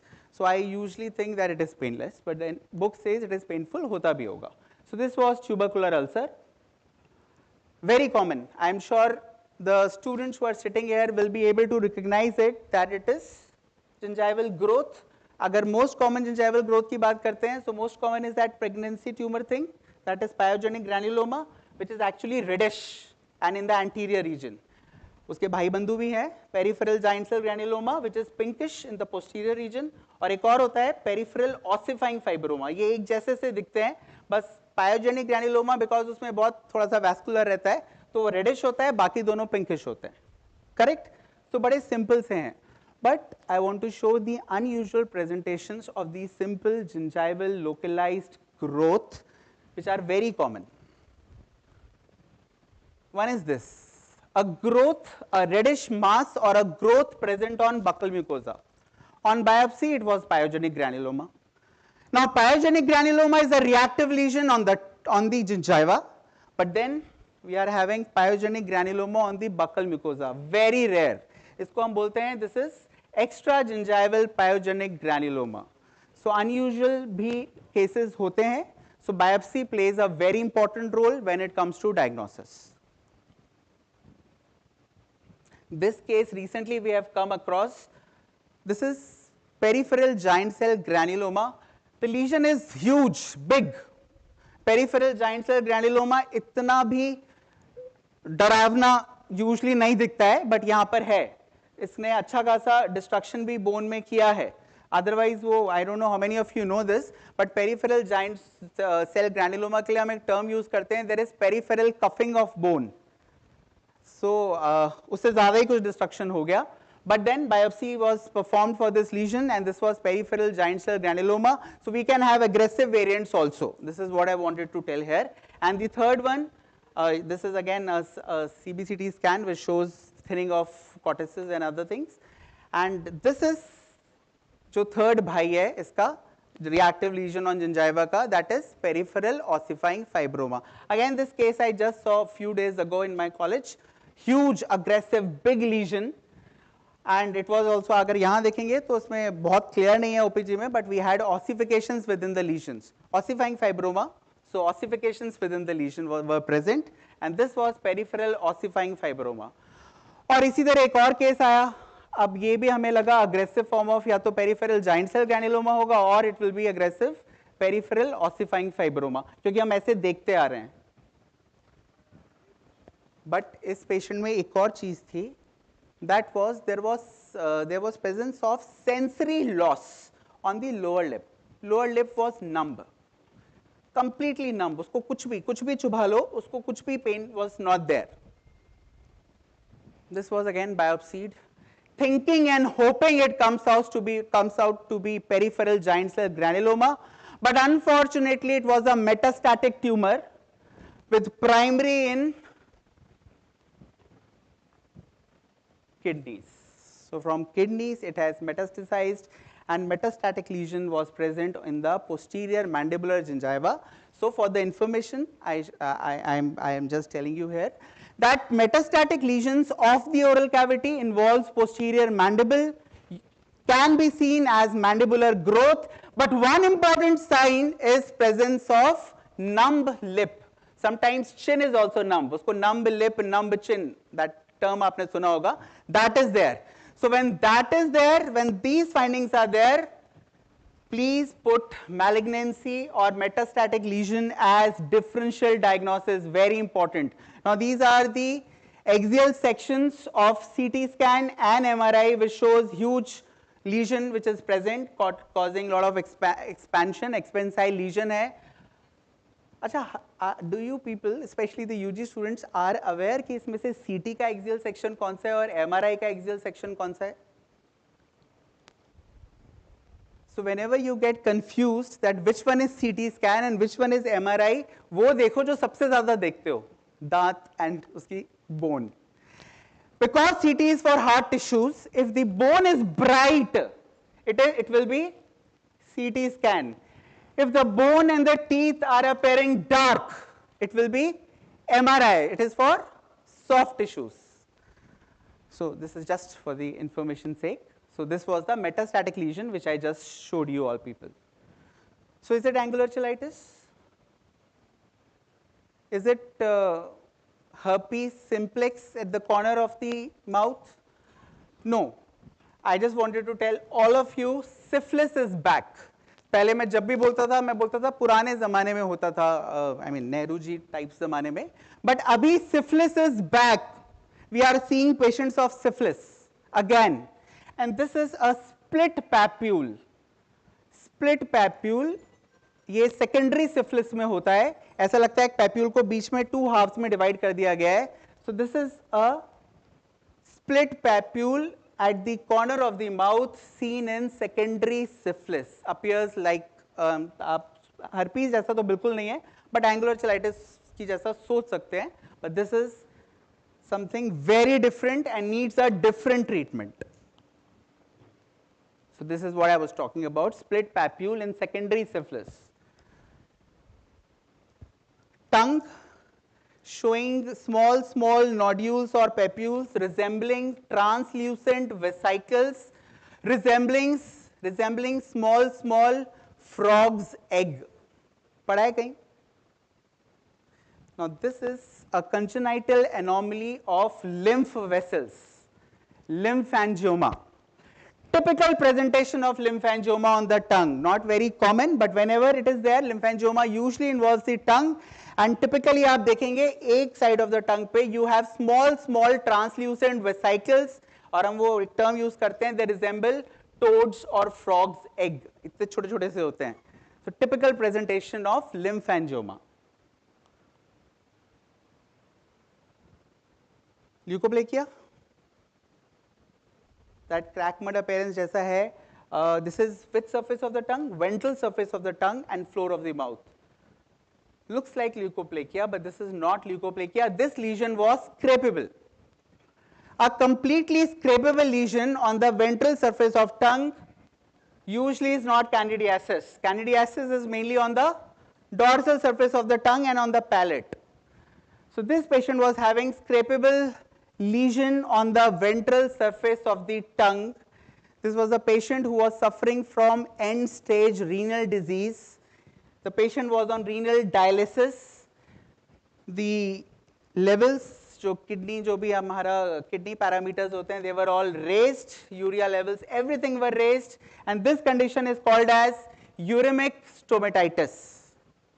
Whenever you will be going to any आप nephrology department में जाएंगे, and whenever you will get a chance to visit the specialist, and अगर वो आपको बोलते हैं, oh you are oral physicians, dental surgeons, doctors, so please diagnose it. तो आपको काफी सारे patient में ऐसे scrapable sloughing मिलेगा. I again repeat, on the ventral surface. पूरा एक क्यों होता है, कैसे होता है, that is different theoretical part, but yes, it is there on the ventral surface and scrapable, called as uremic stomatitis. और इन्हीं patients में कई बार जैसे frost होता है ना, वैसा skin पे frost मिल जाता है, and this is called as uremic frost. Right? So just wanted to tell you that these things, unusual presentations, you may encounter in your clinical practice. Again a patient who's having multiple papules in the oral cavity. इधर आप देखेंगे तो multiple papules are present on the gingiva, multiple papules are present on the tongue, multiple papillomatous lesions. Interestingly, एक term use किया जाता है जहां पर भी multiple papillomatous lesions होते हैं. एक jar में कुछ stones होते हैं, आपने सुना है those stones, cobblestone. So interestingly, that cobblestone term is used when we have multiple papules together seen intraorally. So this is that typical cobblestone appearance. On the gingiva and on the tongue you have multiple papules. So I don't know if you people, most of you must be knowing it also, that multiple papules with cobblestone appearance is most commonly seen in Crohn's disease. You have heard of Crohn's disease? It's a GIT disorder. Number 1, and it is also seen in a syndrome which is called as Cowden syndrome, which is not uncommon.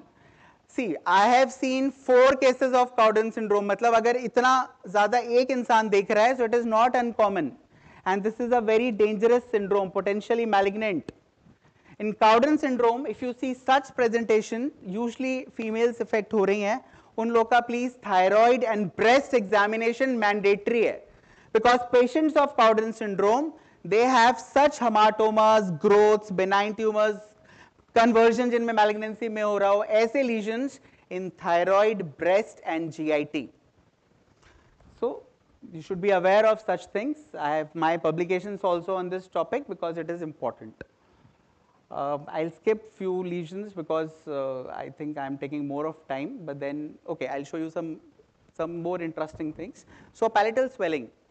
Whenever in your clinics you will see a palatal swelling, you will think of palatal abscess, palatal cyst, radicular cyst. But please remember, whenever you see on that palatal swelling a punctum like this, एक छोटा सा opening जैसा दिख रहा है. When you see a punctum like this, think of salivary gland tumor rather than thinking of a palatal cyst or palatal abscess. Now palatal cyst and abscess you can easily rule out by odontogenic examination. But I am sure you people know this, that salivary gland tumors, they do exist on the palate. और interesting part ये है that benign salivary gland tumors involves the major salivary glands like parotid. But the malignant salivary gland tumors, they originate from minor salivary glands जो palate पे होते हैं, and they are malignant, dangerous. और adenoid cystic carcinoma, ये discussion हमने एक forum पे भी किया था. मैक्सिमम लोगों ने जो एडिनॉइड सिस्टिक कार्सिनोमा के केसेस देखे हैं, क्योंकि पैलेट पे तो म्यूकोएपिडर्मॉइड भी हो सकता है, उनमें एक छोटा सा पंक्टम मिला है. So that is significant. I don't no, books में तो नहीं मेंशन है, बट ये हम कुछ लोगों की बड़ी इंटरेस्टिंग फाइंडिंग है that if you see such palatal swelling and a punctum, तो ऑफ कोर्स आप बायोप्सी तो कराएंगे, बट उससे पहले adenoid cystic carcinoma should be the provisional diagnosis and then you can put others in the differential diagnosis. So just wanted to show that. Again, this is, you can see this is CT or MRI. Look at the bone, it is appearing bright. So this is axial section of CT scan. So this is all said. ये देखो, most of you will think it is ranula. अब patient को भी एक ऐसा floor of the mouth पे swelling है, patient bothered ही नहीं है जब तक वो infect होके और इतनी बड़ी नहीं हो गई कि मुंह ही नहीं खुल रहा है, tongue भी गई, displace हो गई. So but this was not ranula. Looks like ranula. हमने भी ranula बनाया था, but it came out to be, after all investigations and ultrasound and everything, it was actually either a dermoid cyst or epidermoid cyst. So this was the ultrasonography and everything was done. So possibility was of dermoid or epidermoid cyst. Huge. One of the last cases which I am showing. What does it look like on the palate? Now this again was reported in our college, we got it published also. So looks like a verrucous kind of a lesion, a verrucous proliferation. You have that cauliflower like kind of appearance, थोड़ा human papilloma virus touch आ रहा है इसमें. So yes, this is verrucous proliferation तो है, but actually this is verrucous carcinoma, Ackermann's tumor, that is the other name for it. This is verrucous carcinoma. The thing was that, okay, it is verrucous carcinoma, we had actually एक नहीं, दो growths you can see there. But when we performed the radiological investigation, even in OPG we saw in the same region there was इधर बहुत clear नहीं है, but 2.1 से लेके 2.5 के बीच में there was a radiolucency. We performed the advanced imaging also. You can see how big that radiolucent well-defined lesion is, and that is OKC. So a patient is having verrucous carcinoma and OKC both. And on histological examination, it was found that OKC तो है, but उसकी lining से verrucous carcinoma originate हो रहा है. Do you know OKC has got a parakeratinized variant and an orthokeratinized variant? Parakeratinized variant of OKC is more aggressive, but orthokeratinized variant has got more tendency that वहाँ की cystic lining से malignancy develop हो सकती है. तो उसी की cystic lining से ये OKC का है, उधर verrucous carcinoma develop हो रहा है.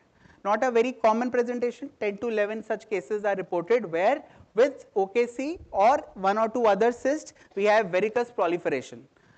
Verrucous proliferation was commonly reported. We reported verrucous carcinoma. So this was that publication which was done, intraosseous verrucous carcinoma arising from an orthokeratinized or entogenic keratocyst. Very unusual, but it is there. So you people should be aware of it. Last but not the least, a red lesion on the lower gingiva. अगर clinically देखेंगे तो हमें लगेगा maybe a desquamative case or something like that. But जब उसको और अच्छे से देखेंगे और radiological evaluate करेंगे तो bone destruction will be there. Or actually this is a case of squamous cell carcinoma. So squamous cell carcinoma or oral malignancy has got varied presentations, unusual, different presentations. इतनी है, कोई burrowing lesion होता है, कोई एक fungal ulcer की तरह दिखता है, कोई ulceroproliferative जैसा दिखता है, इतनी सारी unusual presentations लेकर आता है malignancy, but अगर हमने देर करी, so we are doing injustice to the patient. So we should be well versed with the diagnosis of such things. इधर भी देखिए इस patient में एक erythematous area and a growth kind of a thing is present posteriorly. Clinically तो इतना aggressive लग ही नहीं रहा था, but when we took our advanced imaging and everything, आप देख सकते हो क्या destructive lesion है. Again, squamous cell carcinoma, different presentations.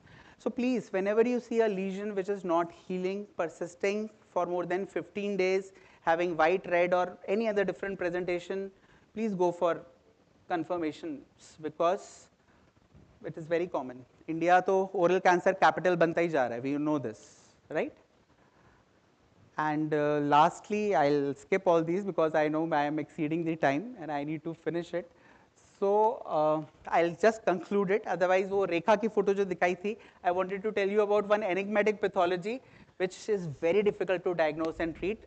सुना सबने होगा, it is called as burning mouth syndrome.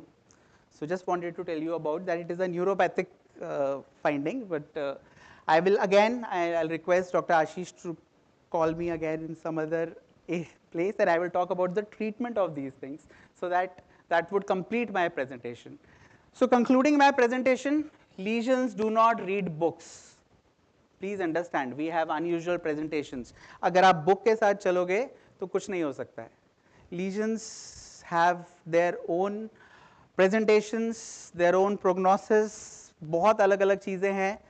हमें diagnosis part आना चाहिए, learn करना चाहिए, सीखना चाहिए. And I am sure I have made the presentation little interesting, ज़्यादा bore नहीं किया होगा.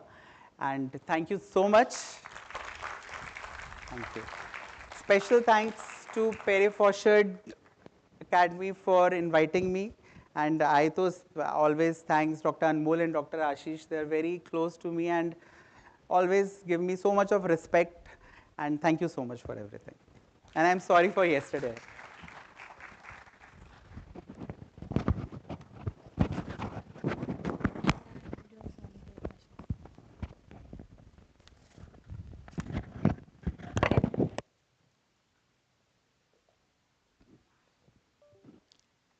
First and foremost, let us extend our thankful to Dr. Sumit Goel sir for enlightening and insightful presentation.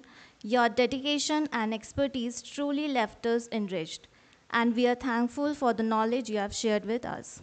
Now it's my honor to invite to the stage Dr. Bhavna Tiwari, Director, Professor and Head of Department, ESIC Dental College and Hospital. Dr. Tiwari will be delivering a thoughtful, provoking presentation on intraoral application of cold cure acrylic resin by unlicensed practitioner, a public health concern and cytotoxic risk assessment. Please join me in welcoming Dr. Bhavna ma'am with a big round of applause.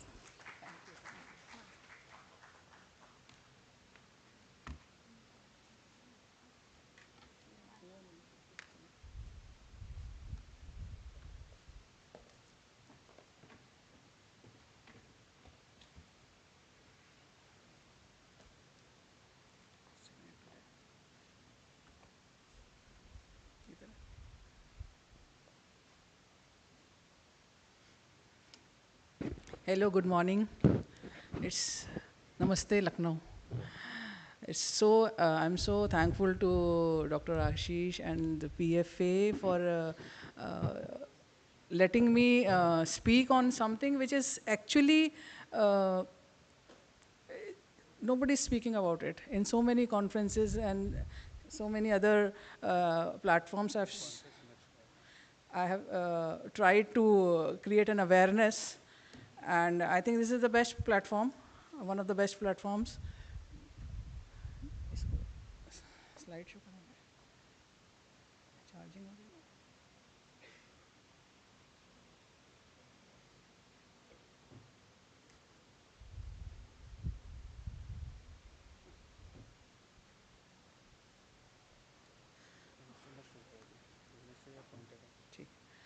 It is the best platform because I see very young faces.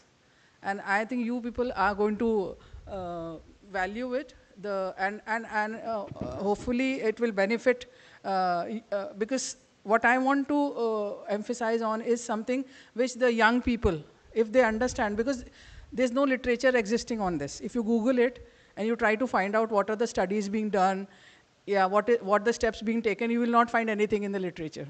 So I'm telling you, I'm basically doing researches on topics which are not being reported. So that's a very important. That is why it is so uncommon to have any data or any other evidences on the topic, which is. We'll start with a slide or a presentation.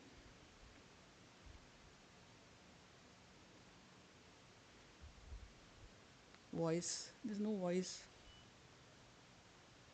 There's no voice. Excuse me.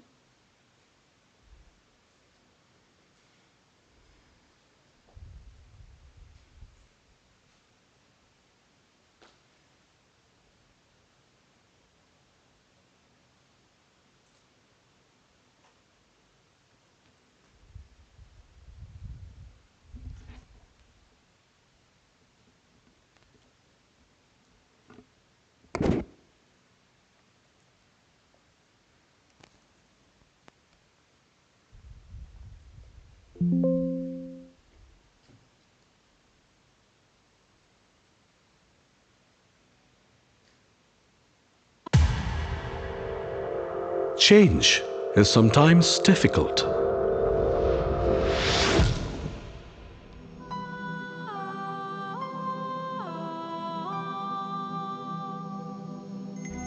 Mauni Baba lost all of his teeth.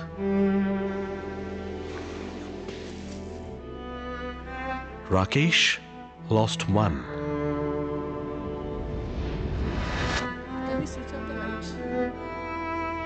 Sabyasachi senses social shame. We grow tough. We learn to laugh back.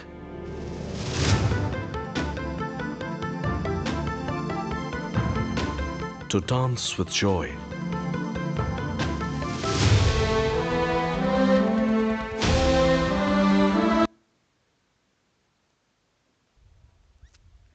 Okay, this is my college. I just introduced myself. I am the director, professor, and head of the department of ESIC Dental College. It's a employee state insurance corporation. It has now emerged into a medical education also, and we have 2 dental colleges and around 12 medical colleges. And this is in Sector 15 Rohini. I'm so proud that to tell you all that I am also one of you. My graduation and post-graduation is from KGMC Lucknow in the Department of Orthodontics, I just told.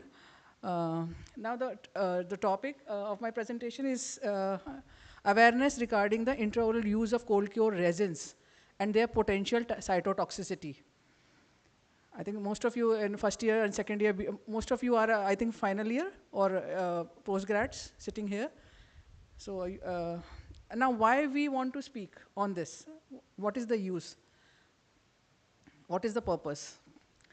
See, there are no direct figures or numbers or units of cell cure acrylic removable dentures produced annually in India or globally are publicly published anywhere. There's no literature. I can't give you any, because it is not documented. The global dental acrylic market, covering all types of, including cold cure resin, was valued at approximately 1.03 billion USDs, which is around 86,000 crores in 2021. Growing at a projected CAGR of approximately 5.6% through 2027, reaching around 1.41 billion USD, which is around 12,350 crore rupees by then. So it is a huge money, it's a huge market. The product is used in each and every dental clinic.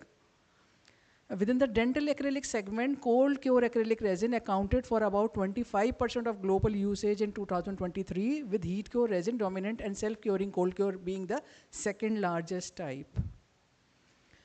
Just an overview of my presentation. This presentation delves in the biological hazards links to the use of cold cure acrylic resins in dentistry, particularly when applied intraorally. It highlights the cytotoxicity potential of residual monomers and other byproducts, emphasizing their impact on oral tissues, patient safety, and the importance of proper handling by qualified professionals. So what our learning objectives is that we have to understand the chemical composition and its toxicity. It is a toxic substance used freely by the dental professionals. The material, again, I will just, because you all must be knowing it, but I don't think you remember your dental materials, it was taught to you. It examines where how cold cure resins are applied and what makes them risk intraorally. The cytotoxicity and health impact, the scientific basis of it, and also the protecting patient safety. Now, emphasizing the importance of professional usage. If you are using it, you have to be very careful because it is a cytotoxic substance and there is no, the biocompatibility is not there, but still it is being used freely inside intraorally. Now, just a few words for the cold cure resin. As you know, it is also known as self-cure or a auto-polymerizing resin, and polymer material that polymerizes at the room temperature without requiring an external heat. You know that we can mix it in a small bowl and use it directly. Within seconds, the reaction will start and you can use it. Now, these materials, you know, consist of powder component and liquid component, the pre-polymerized polymethyl methacrylate particle with initiator. And we have a liquid component, which is a methyl methacrylate monomer with activator. Now, historically, it is 1940 when the product was first introduced in the market. The polymerization achieved through chemical activation rather than thermal energy, and it revolutionized the chairside procedures, allowing for direct intraoral application.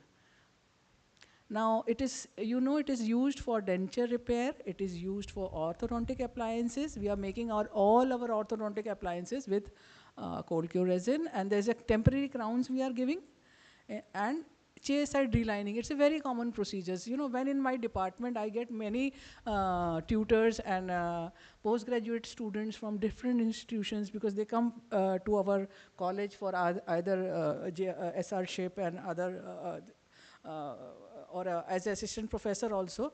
And I was very surprised because when there was a denture was loose, they told me, ma'am, we will fix it with the cold cure resin. I was very surprised. In which book did you read this? That you can fix a denture which is not having any retention with the cold cure resins. And I told them, you give me show me a scientific evidence and approval, because I am already because it is a cytotoxic product, and it is how it is being recommended, and who is allowing these procedures. Now, I'll again ask you, because this slide will, I want to generate an impact. I will tell you in later slides why I want to make it scientific. It should sound scientific also to you. You know that there's an uncured methyl methacrylate molecule that remains in the acrylic resin material after polymerization, especially prevalent in cold cure system. In heat cure, it is not that much, but the residual monomer is it is 5-6% more in cold cure resin. The residual monomer is the problem, right? Now, it actually causes the cytotoxicity. And as our speaker was telling, the oral cancers, it is actually a pre-malignant disorder group where this material can induce cytotoxicity by either direct cell membrane damage. The MMA disturbs the cell membrane integrity by dissolving membrane lipids. Directly it is affecting. The moment you put it in the mouth, it start its action.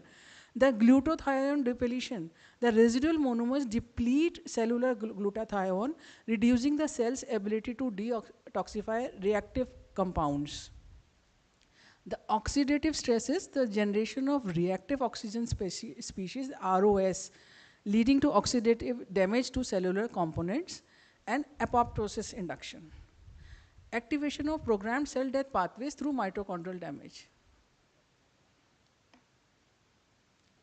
Now, the intraoral leaching and the release of monomer. In many cases, I have seen that the denture, if even you are doing into in the private practitioners also, if they are asking for a removable partial denture to be constructed, fabricated by the lab, is the lab person putting that? It's very difficult to find out whether it is cold cure resin or a heat cure resin he has used, because if they do a good finishing, it is difficult to differentiate. So are they putting that, are you putting your removable partial denture or the acrylic denture 24 hours into water before delivering to patient? I think that practice is also not being followed. So the cold cure resin releases significant amount of unreacted monomer into the oral environment, primarily through a diffusion process. The saliva expands the polymer chain network, facilitating monomer release. Then this is time dependent. Highest release occurs within first 24 and 40 hours. The moment it goes into the patient mouth, post polymerization, the diffusion process starts. The temperature influence, the oral temperature accelerates the leaching process. And then the concentration gradient, the higher residual monomer content leads to increased release. Now, what is happening is that the cold cured resin can release up to 3-5 times more monomer than heat cured alternatives during the initial 24 hours. Now, the common adverse reaction I just told you is the mucosal irritation, the allergic stomatitis, or the systemic effects. But rare but reported respiratory symptoms can also occur. Your patient can go into an allergic shock if you are directly using cold cure resin intraorally. And also dermatitis and neurological effects can happen. Now there's so much of the cytotoxicity level is so much, but see the very less studies. As you all know, that cold cure removable partial denture is what? It is a temporary or transitional dental appliance used to replace one or more missing teeth. But the problem is when this resin is allowing a quick chairside construction or modification. Now the advantage of cold cure, you all know, chairside convenience is there, speed and efficiency. You can give the removable denture then and there to the patient. Within, you tell the patient, you sit for half an hour, I'll make a complete removable denture and give you, if you have to catch a train or something like that. And excellent bonding is there, ease of fabrication, versatile. You just go to the person and he will replace single tooth within half an hour. Now you don't need any appointments, you don't have to shed a lot of money Patient is very happy. I encounter so many patients in my OPD. I tell you, this is a faulty prosthesis. Isko nikal ke na, removable denture. Then say, ma'am, it will be fixed. No, it will not be fixed. It is removal. Nahi, then I don't want it. I want a fixed denture. I am very happy. Nothing is happening. Why are you telling me to remove this? And then you give me fix. Then I'll tell, okay. Then, you know, maybe if it is a FPD, then your two adjacent teeth will be slightly, I will be, no, ma'am, don't disturb them. Then implant, ma'am, how much is the cost? It is. So what I'm trying to tell you is that why see, the basics of dentistry is what? The tooth replacement? No. Other things are also there, but isn't that the very important aspect of dentistry is that the patient should get a tooth replacement. And you should not damage the adjacent tissues. And it should be pocket friendly. Everybody's talking an implant. I go to Prosto conference implant, I go to implant conference implant, I go to perio conference implant, I go to oral surgery conference and like see the brochures, implant, this implant, that implant. But you know, interesting thing is nobody is telling the implant failure. They are all discussing implant results and somebody, so, and how many of us, how many you must be, if some of you have seen the clinics in that clinics also, how many patients are coming for implant dentures and what is the cost of an implant? Single tooth implant, not less than 20,000, 25,000 if you make it very reasonable also. And I'm telling you, I am working in ESI Dental College. It is having around 2 crore people insured with us, and they are, actually there's a ceiling limit. People who have a income per month less than 21,000 rupees. 21,000 is this per month income of this country, the average person. And we have more than 2 crores people insured and their families also in ESI. So that is a very important, that is why and they say, how do, we can't tell them to go for an implant. I mean, asking for a whole month's salary that you give me. Then they have to take care of him, himself, his wife, and his 2 children in that 21,000 rupees. So it is very big money. 21,000 is a very big money, please, in this country. Because when I see people go to these conferences, they don't care. They just tell them implant, and if you, nobody entertains any other subject. But 21,000 is a lot of money, and this is just a beginning fee of a single implant, not even the whole denture, right? It's just a one implant, I'm telling. It's so, chairside convenience is so, again I said, if there's any problem with that tooth replacement, then and there, see the chairside, that is, now it is, you can use it anywhere. And you don't need a paraphernalia, you don't need a lot of money. Even the patient will be satisfied because you're giving an immediate fixed denture to him. So the need of the hour for this country, India is that we need to develop such products which are versatile, convenient, and pocket friendly, and can be getting to many the people, the major 140 crore people, maybe 40 crores also, if we cater with a proper tooth replacement, I think it's going to bring revolution. And you are all knowing this. I think in books, or some textbooks also must be showing the cold cure raising filling as a filling material. When I was a student in 1990, I used to see so many cases, anterior teeth replaced by cold cure, fixed RPD. If there's a filling, I used to, in conservative, I used to remove this filling with a burr that we had that machine.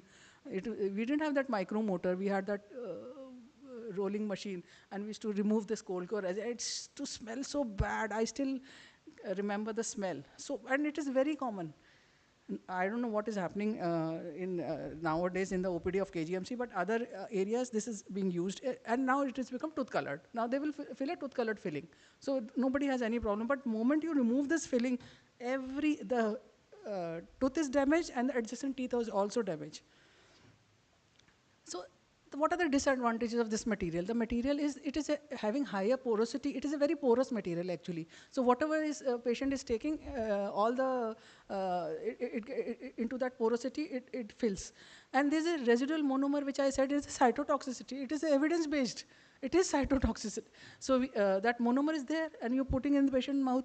And lower flexure strength also, because it is very soft also at times if you put it in the cavity. And color stability is not there. After some time, the color becomes very dirty. So, and the exothermic reaction, which we are forgetting, what happens is there are thermal burns and there's pulp damage. So this is also very important. So, and in this case, I don't know how many of you have seen such a patient, there's a denture, see how conveniently they fixed it. And patient is very happy, I'm telling you. If I ask the patient, I will tell him so many things are there, the patient will not say, no, ma'am, I am okay, you just fill the cavity. Because he's getting so many teeth fixed. So there is a small awareness, but I don't know how many people responded. The quacks fix dentures with cancer-causing agents. Very clearly, it's being said.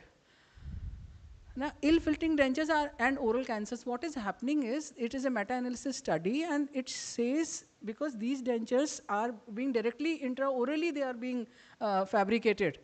And then they are having sharp margins. So they are ill-fitting, and because of their sharp margins, because inside the mouth you can't finish the excess cold cure resin, they are leading to precancerous. Dental quacks using autopolymerized acrylic resin is a risk factor for oral cancer. But I just want to ask you, can we say it with full conviction that only quacks are using cold cure inside mouth, others are not using, the qualified dentists are not using I mean, relining, chairside relining, everybody is doing. So why are we only blaming quacks? Even the students are also in some institutions are using cold cure if there's a retention loss in the dentures. Now, also periodontal health status of fixed self-cure dentures. See, this is an article which itself says fixed self-cure denture abutments. Itself, it is the article justifies that it is fixed, it is not removable, and it was done in Pakistan. So some countries where these other countries, not only India, other countries also is encountering such cases. And there's some clinical studies also, very less studies are there, but their determination of residual monomer content in dental acrylic polymer and effect after tissue implantation. Evaluation of cellular toxicity of 3 denture-based acrylic resins. These are the clinical studies. And the cytotoxicity of denture-based acrylic resin, a literature review was done. And it shows that the monomer which is leaching out is the cytotoxic substance, and it is not biocompatible. Now, again a summary of that, and the key findings is the cold cure resin contains 2.5 to 5 times higher residual monomer levels compared to heat cure. Newly released cold cure resin showed significantly higher cytotoxicity on fibroblast cultures in first 24 hours after polymerization. And cytotoxic effects correlate with polymerization methods with autopolymerized cold cure material consistently showing higher toxicity levels. So it is toxic, there's no doubt about it. So we conducted a survey amongst the BDS students and the postgrad students, and we wanted to assess regarding the knowledge and awareness regarding the intraoral use of cold cure resins and their potential cytotoxicity, a cross-sectional survey. And the questions were asked, and there were total 91 students responded, and I put this into many groups. And I have to, there were only 91 students were, I thought that because it's a very easy topic, many people will respond to Google Forms, and I'm telling you that after putting into most of the groups of dental groups, there were very less response. So, because if people are not participating only, if they're not filling 10 questions form, how will you change, how will you bring awareness? You have to participate in these forms, and basically, the questions asked were that, have you encountered cold cure prosthesis made by unqualified individuals? Luckily, 91% were aware that there is something like this is happening till date in 2025. Approximately how many such cases you have seen in last 12 months? The number was small because it is in Delhi or near NCR, so it was only 51% which said yes, but there is a clinical visibility. Which clinical condition have you observed in patients with such prosthesis? Mucosal ulcers, which is a which is a category of pre-malignant lesions, people responded, yes, 76% were aware that, you know, the pre-malignant lesion, mucosal ulcers can occur. Have you observed any precancerous or suspicious lesion in these cases? Because actually, we are having a OPMD hub also, where we are screening cancer patients, precancerous lesions, and 33% confirmed the potential malignancy. They were, then do you believe cold cure resin used in quackery poses a carcinogenic risk? Yes, 74% knew this. Yes, there is a strong perception of danger. Students were aware. Which component of cold cure resin is potentially carcinogenic? It is basically the unpolymerized methyl acrylic. 40% responded for that. Methyl acrylic acid was 29%. Ethylene dimethacrylate was 26%, and not sure. Some people, 28%, were not sure. So are you aware of any scientific studies linked to cold cure monomer carcinogenicity? 74% were knowing, because quackery, they knew that, you know, but there is a scientific gap. Everybody should know. Are you aware of any national or institutional regulation against intraoral use of cold cure resin? Only 11% said yes. So we need a critical need for regulatory in education. Now, do you think stricter regulations are needed to curb misuse of cold cure resin? 72% said yes, yes, we need it. And now,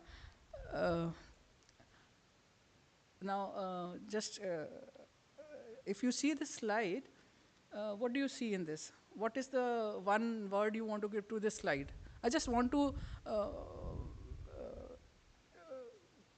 ask you that, because certain things we need to, from within it should come, you know, how to make bring a change, it should come from within. I think when I look at it, I see the perfection, because that is the way I teach my students. All my students, when they sit in my lectures, they sit like the way you are sitting. I don't give any notes. I say that it should come from inside. You should see that how it is, what the first thing which comes to your mind. It is the creativity. Then, what do you see in this? I think we see the precision. See the precision, how precise. Then, what do we see next is, see this. This is a beautiful slide. And I think the word which comes into our mind is diligence. See, first they make a honey comb, and then they put a honey inside. And see what we are doing? This is our work. And what we are doing? Tooth replacement. Is this justified? Is this the way we should be doing it? So technology was like this. Technology now is like this. But what is happening? Is this ethical to use cold core resin intraorally? I mean, my campaign is that not a single case of cold cure RPT should go into the patient mouth, right? So this is what I was saying. There's an OPMD hub. Already Ministry of Health and Family Welfare is running a huge campaign against the potentially malignant, pre-malignant disorders. So see, how can we curb it? Ethics. There is a need for ethics. You know, we have to tell the patient. We should respect the patient autonomy, which mandates that patient are fully informed about it. Then we need medical transparency. We should, you know, there's a lot of fake heat cure resin and cold cure resin in the market. I don't know how many students are using it. It is a fake one. It is not the real one. And it is being sold by the name of DPI. But it's a fake resin which is in the market. Because I told you it's a huge market. Ethics is very important. After you are convinced, I think you will not allow anybody to use a cold cure resin in patient's mouth. So we have to understand the overview of regulations. We need regulations for it. It is not. Then we should know it should be coming under the Food and Drug Administration and international organizations, not only in India, the worldwide, because this material is used worldwide, and the compliance requirement for dental practices, right? Now the safety and prevention. Medical safety and dental safety is very important. So many seminars, so many lectures on safety, but we have to have a data. We have to have a data. Wherever we are putting a cold cure resin, we have to put a data. Yes, so many cold cure resin RPTs delivered today. Handling and storage is very important. It should not be freely available. And anybody using, any student using that, how have you taken it? You know, you can't use only use in lab. You can't use in patient. If you catch it, then you have to understand it has to be stored. It shouldn't be so freely available. And then the personal, and you have to emphasize on the student and the person who's using that it is highly cytotoxic. You have to be very careful. Don't use it so easily. So we need awareness campaigns. We need a legal enforcement. DCI should have to understand the malpractice action. Inclusion should be there. And we should report quackery. No articles, very less articles, 3, 4, 5 articles in such a 1940 se chal raha hai. And articles kitne? 4. तो ban भी करना पड़ेगा तो करेंगे. If we have to ban it, we have to ban it. We can't. And so, or you modify it. There's another alternative. Everybody said, Daksab, give me, ma'am, give me solutions. Solutions is that you have to advance, make this material more resin advancement, fiber reinforcement, or additive technology. You have to do something about it. So, coming to conclusion, that ethical and safety, it is, I'm talking of ethics and safety. I'm not talking of anything else. And which is very mandatory because we are treating humans. Huh? And practitioners have to be, it is a very short-term procedure. But in first 24 hours, it is damaging. So you have to be very careful using it. And also that we need more researches. We have to modify these materials. So at the last, in the current clinical scenario, it is imperative that the Dental Council of India takes strict regulatory actions to prohibit the use of cold cure, self-cure acrylic dentures for permanent prosthetic treatment, especially in partially edentulous patients. These materials, though economical and easy to manipulate, are inherently inferior in strength, color stability, dimensional accuracy, and biocompatibility. The DCI must take an initiative to frame and enforce comprehensive guidelines for the management of partially missing dentition, both at undergrad and postgraduate level. Now this is one video.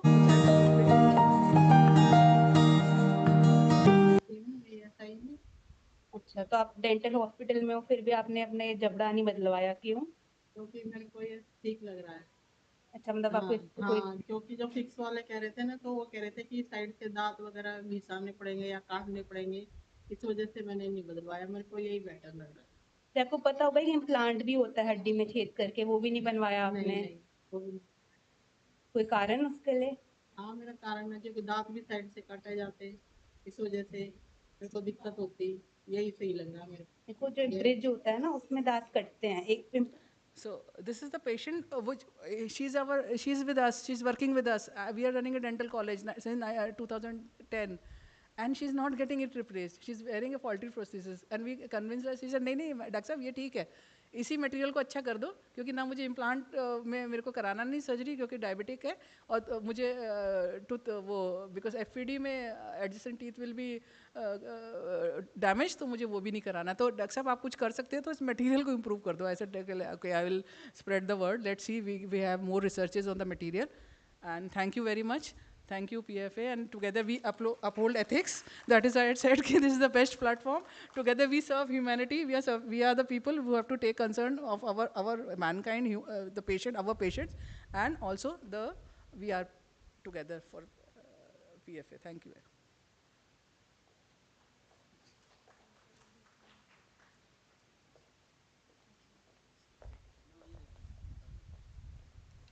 Thank you so much for the insightful lecture, ma'am.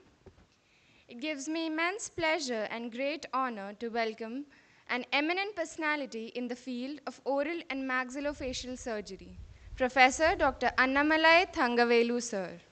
Sir is currently the Vice Principal of Government Dental College and Hospital, Cuddalore, and has served in numerous prestigious roles, including former Head of Department at Annamalai University and Chairman of the Indian Board of Oral and Maxillofacial Surgery. With over 26 years of teaching experience at both undergraduate and postgraduate levels, Sir has guided more than 300 UG and PG scientific papers and mentored several PhD scholars.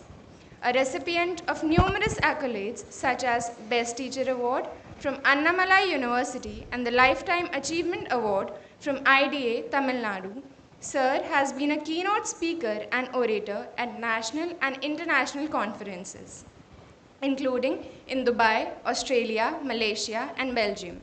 Sir's profound contributions in the areas of TMJ surgery, orthodontic procedures, and oral oncology, along with his active roles as an editor, reviewer, and research mentor, make him a true stalwart of our profession. We are deeply privileged to have you, sir. Thank you. Thank you for that beautiful introduction by this beautiful lady. Made my morning very happy. And any oral surgeons among this august audience? Any oral surgeons except good? Good. I'm used to face a lot of oral surgeons during my lectures, and even practicing dentist and in IDS.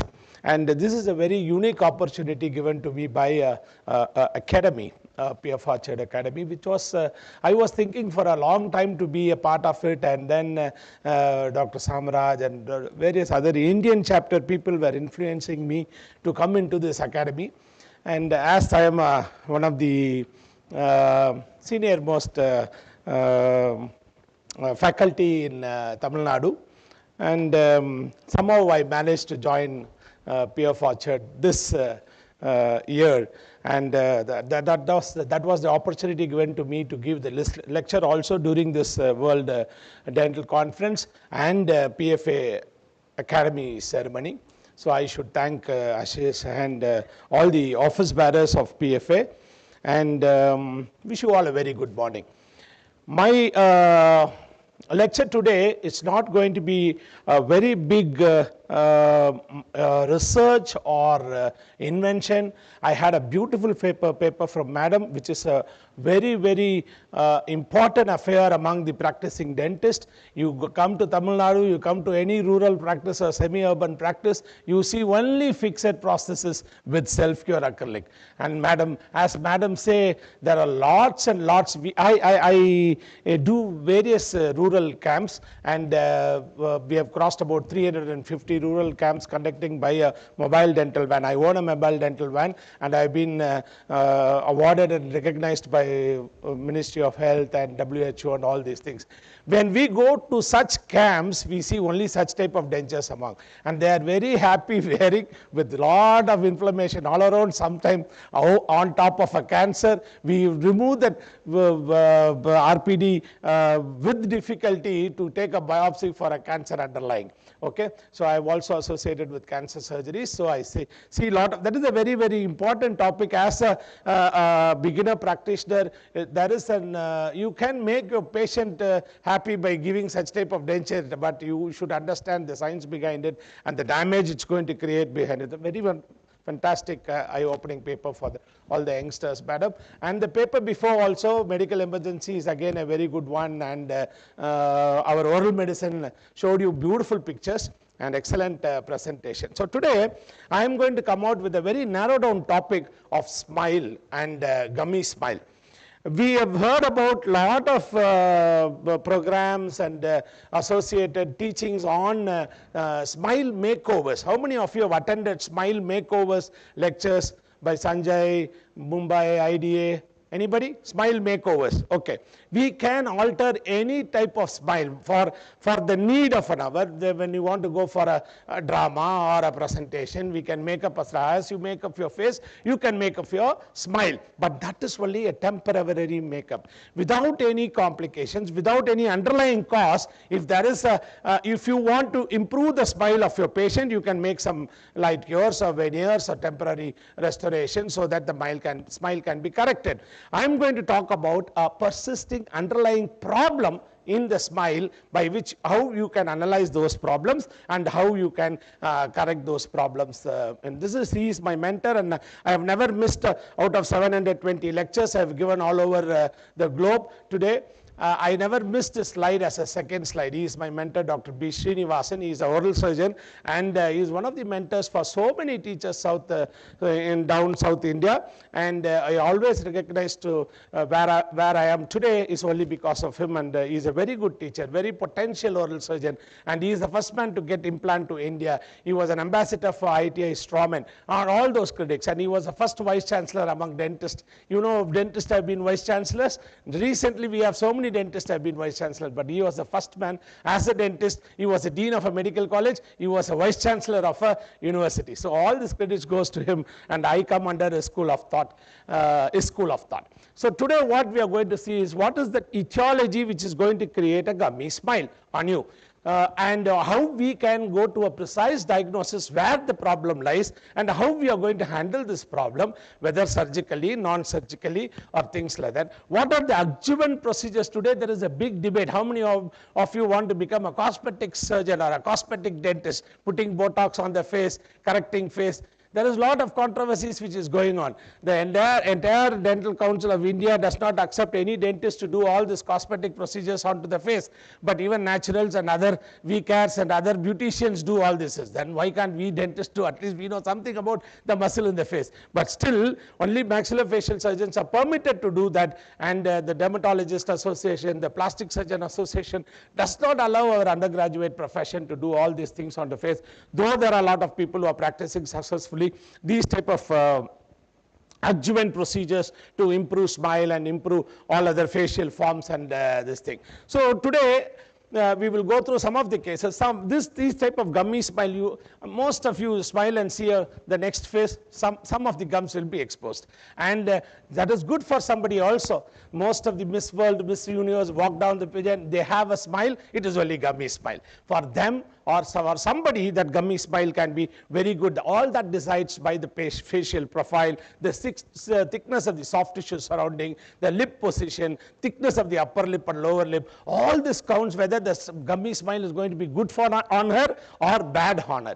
So for some people it is very good. For people like this, it looks very, very ugly. So even the lip competency is there. Even all the there is no proclination or there is no much exposure of upper central incisor. On make a smile, you see the lip line very, very high above, an entire gum corridor and the buccal corridors are visible from molar to molar. So that looks little ugly onto the patient, which needs correction. How many of you can say, how do you correct this gummy smile? Anybody from the audience? What will be your approach on this patient to correct this gummy smile? She came to us only for the gummy smile. That's Siricha Pallu Tukala, sir. But Pallu Tukala, the teeth is not, sorry. As people speak in Hindi, I started speaking in Tamil. Sorry, excuse me. So there is no absolute proclination of anteriors. Is there a proclination seen in the X-ray? What is that seen in the X-ray? It is the vertical increase in the maxilla, vertical dimension of the maxilla is increased, which is exposing the gummy smile. So when you see such type of excessive gummy smile without much of proclination, malocclusion, and it is only because of vertical maxillary excess, we call, oral surgeons call that as a vertical maxillary excess. And if it is because of vertical maxillary excess, a surgical correction should be indicated for her. Means you need to cut the maxilla, you need to take the maxilla a little above. How many of you have seen a video or a lively orthognathic procedure? Your surgeons operating on Lefort 1, Lefort sagittal split, good. So there are 2-3 people who have seen them. So this is one indication, surgical indication for correction of for the gummy smile, which is because of a skeletal deformity, which is because of the vertical increase in the height of the maxilla. So when you look upon a smile or when you look upon the aesthetic component of a smile, we need to look upon the 3 important components on your dental related structures. One is the teeth. Teeth contributes the maximum, whether it is vertically broader, it is lengthier, it is shorter, all those things you should measure on the teeth. You should measure on the gums which covers the teeth, whether it is hyperplastic, which is hypoplastic, which is short, clinical exposure of the crown, clinical crown is there, all these things, and the position of the lip. Most of us take care of the gums and the teeth, but we forget to measure the thickness of the lip or position of the lip and things like that. So all these 3 things contributes to a perfect smile, and with the idea of analyzing on these 3 components, you can diagnose what is the reason for the gummy smile. This is the 3rd high smile line, which is what case I've shown you in the clinical case. So this is one low lip line. As all of us know that only the lower 1/3 of the central incisors or the anterior tooth should be exposed on a smile. That is supposed to be a pleasant smile or a good smile. So if there is little above in the second 2/3 of the tooth is exposed, then it is it's because of the low smile line. This is because of the medium smile line where the entire tooth length is exposed. Here along with the tooth length, the part of the gum is also exposed. That is the high smile line. So anything which is more than 3 millimeters in an active lip movement, lip projections is called as a gummy smile. So if you can see anything more than 3 millimeters in the normal thing, then you can call it as a smile, gummy smile, and you should think about doing what can be done for them. There are, as you all know, that women are more affected. 14% of women are affected with this presented with this type of gummy smile when compared to the male, which is only 7%, and they are not bothered about it. So etiologically, when you approach this gummy smile, we can categorize that into 3 common origins. One is a mucocutaneous origin, the second one is the dentoperiodontal origin, the third one is the alveoloskeletal origin. Means the first one, the mucocutaneous origin, is only because of the lip and the lip margins associated with the smile. So that is why you call it as a mucocutaneous origin, and that is decided by the thickness of the upper lip, thickness of the lower lip, the competency of upper and lower lip. If there is a thin upper lip, you are going to have a more of a gummy smile. If there is a thick upper lip, you are going to cover the smile, and the smile is going to be altered. So any lip which is thinner than 20 millimeters may have a sort of a gummy smile, and that etiology is mucocutaneous, and you need to do more on the lip. So you can't touch the teeth, you can't do anything with the tooth. You can add some fillers into the upper lip, make the upper lip little thicker so that the smile becomes okay. So that is how you do it with this. The second one component is because of the dentoperiodontal aspect, where the gum itself is grown extra and then it is covering the tooth, where there is a gum exposure looks more than the teeth getting exposed. So that can be because of gingival hyperplasia, a chronic gingivitis which is covering the tooth. The gingival margins would have been covering the tooth there, and the making the tooth very small, and the short clinical crown is exposed outside, which gives the gummy smile. Here we need to touch the gums. We need to do a periodontoplasty or a gingivoplasty. You reshape as you do during crown cutting. We do for a short clinical crown. What do? If you want to keep the margins below the sulcus or below the gingival attachment, we do a gingivoplasty. We extend the crown. That is crown extension procedure. That is where today laser is very broadly used among the common dental practitioners. We buy lasers only to give this type of extension to the tooth so that the preparation gives good tooth coverage. Okay. So this is the second condition wherein which we need to alter the gingival structures, gingival contours, and do some sort of gingivoperiodontal therapy, and periodontists take a lead of this. The third one is the alveoloskeletal region. That is, the problem lies in the underlying basic skeleton, the maxilla. The growth of the maxilla is excess. The growth of the mandible is obscure. It is rotated. That is the reason why the teeth are exposed more. So when you have an excessive proclination of upper anterior, when you have an anterior-posterior excess of the maxillary growth, when you have a vertical excess of the maxillary growth, you have such type of gummy smiles. So this is one third entity where alveoloskeletal origin, where a maxillofacial surgeon handles the gummy smile. So I told you 3 types of origin is there. One, basically a facial cosmetic procedure where cosmetic surgeons and dermatologists handle to thicken the lip and to paralyze some muscles to make the lip smile better. The second one is done by the periodontist. The third one is done by the maxillofacial skeleton. So I am going to talk only on the perspective of maxillofacial skeleton. And as I told you, you can divide the face into 3 component horizontally, upper 1/3, middle 1/3, and lower 1/3. All 3 1/3 should be in equidistance. If you have an increase in the middle 1/3 by a PA view X-ray, by clinically you can analyze. All of you just see the adjacent face. When the middle 1/3 is bigger, they have a gummy smile. They have a vertical maxillary excess. So this vertical maxillary excess can be identified clinically by saying that middle 1/3 of the face is clinically, and radiographically or cephalometrically is more. So once if you see that comes into the surgical purview, and the surgery done for that procedure is to correct the basal bone after growth, and that is the orthodontic procedure.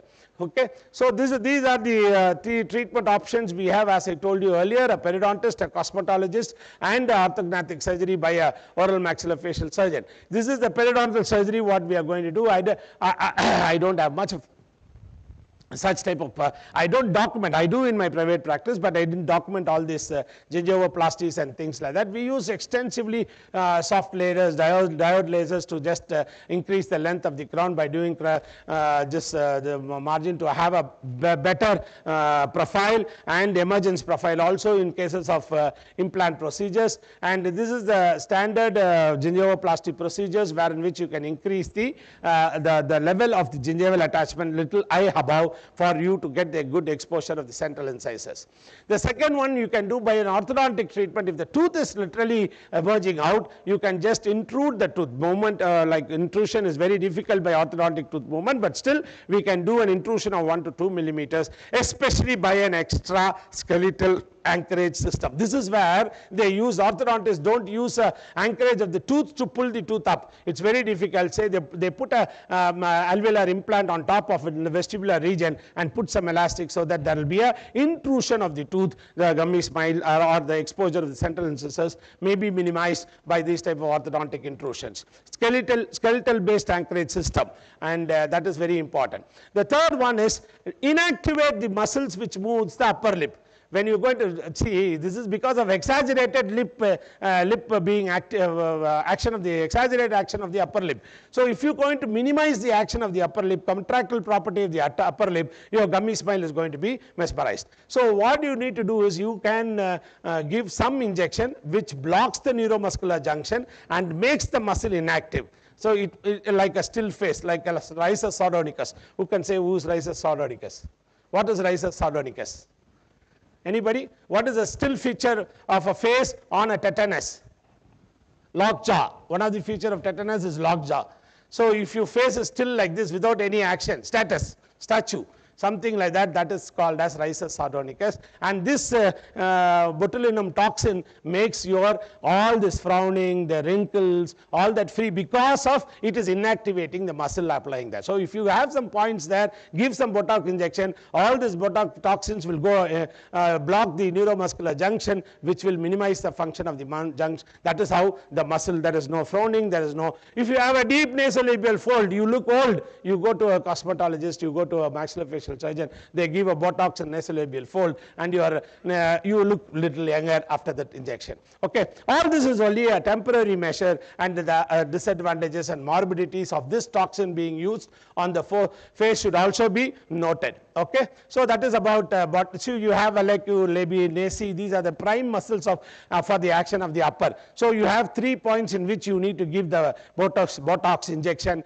and it's very easy. Just here 1, 2, 3, and then you can give that Botox injection as per the requirements, and then you can inactivate the muscle. Okay, so dermatologists take up this work and they do a lot of work in this. The last one by the maxillofacial surgeon is disjunctioning the maxilla at the cranial base level and moving the maxilla to the required cephalometric norms is the orthognathic procedure. So what we do is we open vestibule, we cut the maxilla, we disjunction the maxilla, we move the maxilla, we cut 10 millimeters or 7 millimeters or 4 millimeters, whatever vertical correction we need to do, take the maxilla upwards and then plate it. That is what is vertical impaction of the maxilla, and that is the surgical procedure. We will also do some adjuvant procedures in the chin so that the positioning of the lip, the soft tissue cover is altered, the smile becomes acceptable. So this is the standard Lefort 1 surgical procedure which is done for a skeletal problem which is underlying because of the this thing. So all this is available. Modified lip positioning technique, we can do a VY closure and then lengthen the lip. We can do double VY closure and lengthen the lip. We can do a cinch suturing and then narrow down the nose, nasal base. All this can be done as an adjuvant procedure during this Lefort 1 osteotomy itself, which gives the position of the lip, proper position of the lip. This is VY closure, and all these things lengthen the upper lip. So let me just explain you two procedures which is commonly done for such type of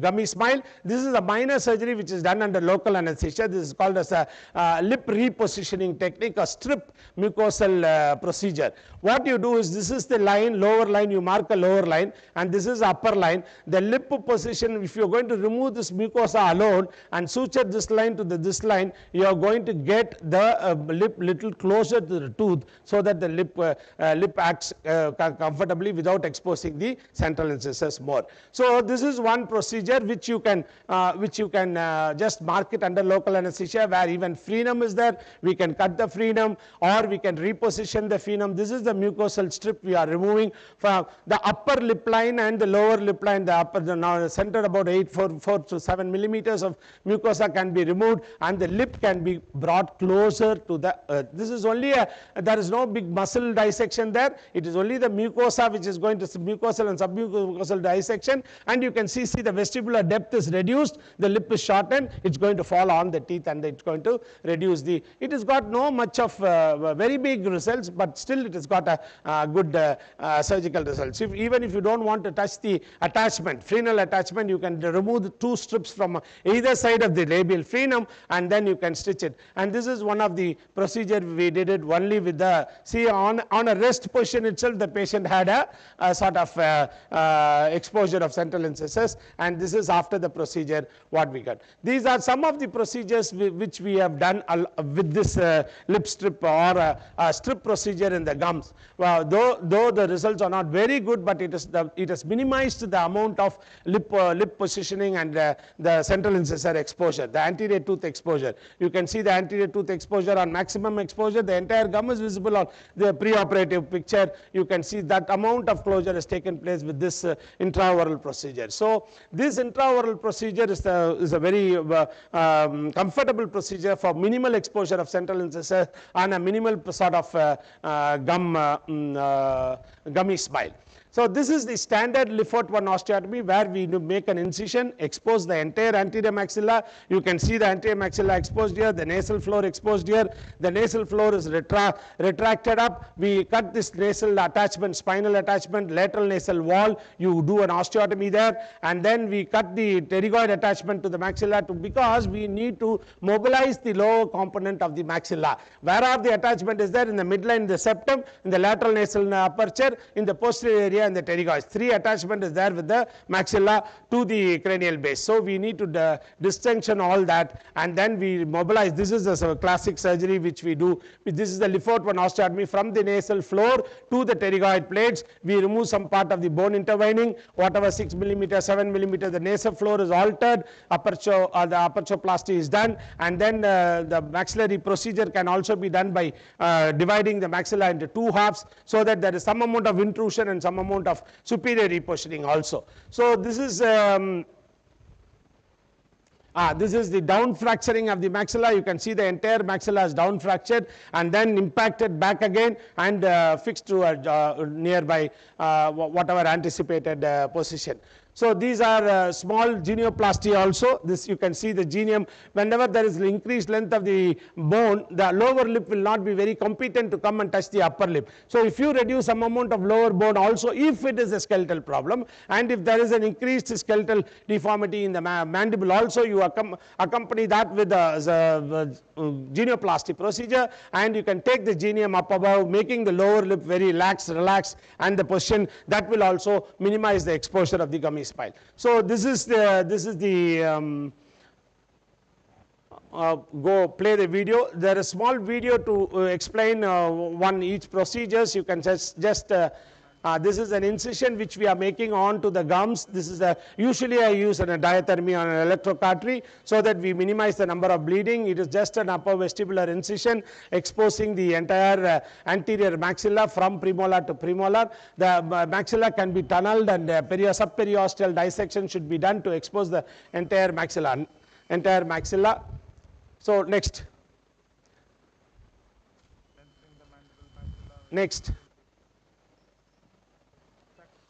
So this you can see the after exposure of the entire maxilla, the nasal floor, that is the nasal septum which is getting attached to the bone. So we are going to remove the nasal septum by, not remove, we are going to disjunction the nasal septum by means of this septal chisel. This is called a septal chisel, and it will separate the maxilla and the nasal connections. Next. You can see the down fracturing after completing the entire, carefully if you watch you can see, play.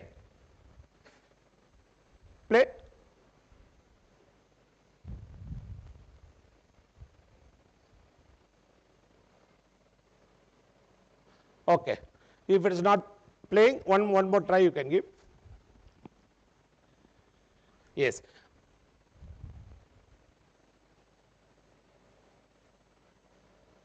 Sorry.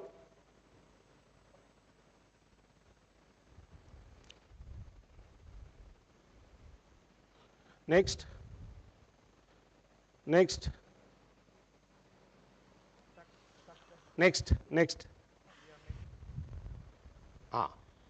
So you can see carefully after doing the bone cutting, I am putting a split spreader and trying to disjunction. It broke. It broke from the cranial base. Now that the maxilla is totally free, I can bring it down. See, I am just separating the maxilla from the cranial base. You can see absolutely bloodless, and the entire maxilla is moving for you to adjust wherever you want to. You want to impact by 10 millimeters, 8 millimeters, 9 millimeters. On either side, it is totally disjunctioned. It is rocked, moved, and then you can position it into a free position. All these are some of our cases for gummy smile and orthognathic. You can see the pre-operative and post-operative after orthognathic. I'll just rush through all the cases which we have done. This is gummy. Another case, you can well appreciate the gummy smile, how much of gummy smile is there, and you see the post-operative the patient had after orthodontic surgery and after orthodontic treatment. The patient had a very good positioning of the gums and positioning of the upper anterior. See that this is pre-operative and this is post-operative. You can achieve this result only by cutting this excess of bone and then repositioning the maxilla superior. Otherwise, you can't correct this situation. You can't be cutting all the gingiva there, exposing the root and things like that. So this is one pre-operative and post-operative procedure, and you can see a plethora of cases which have been done with the gummy smile after surgery and orthodontic surgery. This is again an interesting case. You can see the entire gums visible here, and after procedure and after Lefort 1 osteotomy, the gum position and the lip position is altered. So all these are the post-surgical, pre-surgical exposure of teeth, and then the lip positioning which corrects the gummy smile. And genioplasty, as I told you, will also help us to improve the position of the lower lip so that the gummy smile can be corrected, because the entire scaffolding soft tissue should be taken care of when you are correcting a maxilla or mandible orthognatically or skeletally. So to conclude, the correction of gummy smile should be anticipated and diagnosed properly where the origin is from. What is the etiology? Smile makeover is different. Any type of smile, even on top of the gums you can put a teeth and then go for a drama. That is okay. That is smile makeover. That is not a permanent cure, but still after analyzing whether which is a mucocutaneous or a gingivo-periodontal or it is a skeletal, you can appropriately do the treatment for a comprehensive result. And orthodontists do really play a major role. Only with the role of orthodontist you can do any type of orthognathic surgery. So thank you for your patient listening, ladies and gentlemen. These are some of my references, and thank you PFA and other authorities of PFA for giving me this opportunity. I am very much honored. I will be taking up my fellowship also this time, and I am honored to give this lecture here. And I also encourage all the youngsters to come to join such academies so that the spread of dental education is more, and it is not just like a dental conference we are going. It is something very oriented only to our studies and science. So you can join such academies. You can come to participate in such academies. The academies are supporting you with lot of financial assistance and encouragement in researches. You can avail that opportunities from such academies. So I once again thank you one and all for sparing your time and being here with us today. Thanks one and all. This is our superstar from Tamil Nadu. I am not the superstar, he is the superstar. Any questions? Any doubts? If there is no questions and doubts, I once again thank you for that also.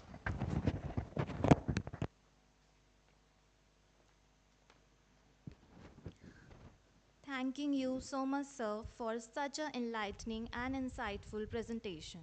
Your dedication and expertise truly left us enriched, and we are thankful for the knowledge you have shared with us today. Now, it's my honor to invite on the stage Dr. Ricardo Gadbenden, Doctor of Dental Medicine, Central Escola University, Philippines, Chairman, Pierre Fauchard Academy, Philippines, Chairman of PDS Speakers Bureau, President, Philippines Academy of Aesthetic Dentistry. Sir will be delivering a thought-provoking presentation on the topic, The Secret of Shade Selection for a Natural-Looking Restoration. Please join me in welcoming Dr. Ricardo, sir, with a big round of applause.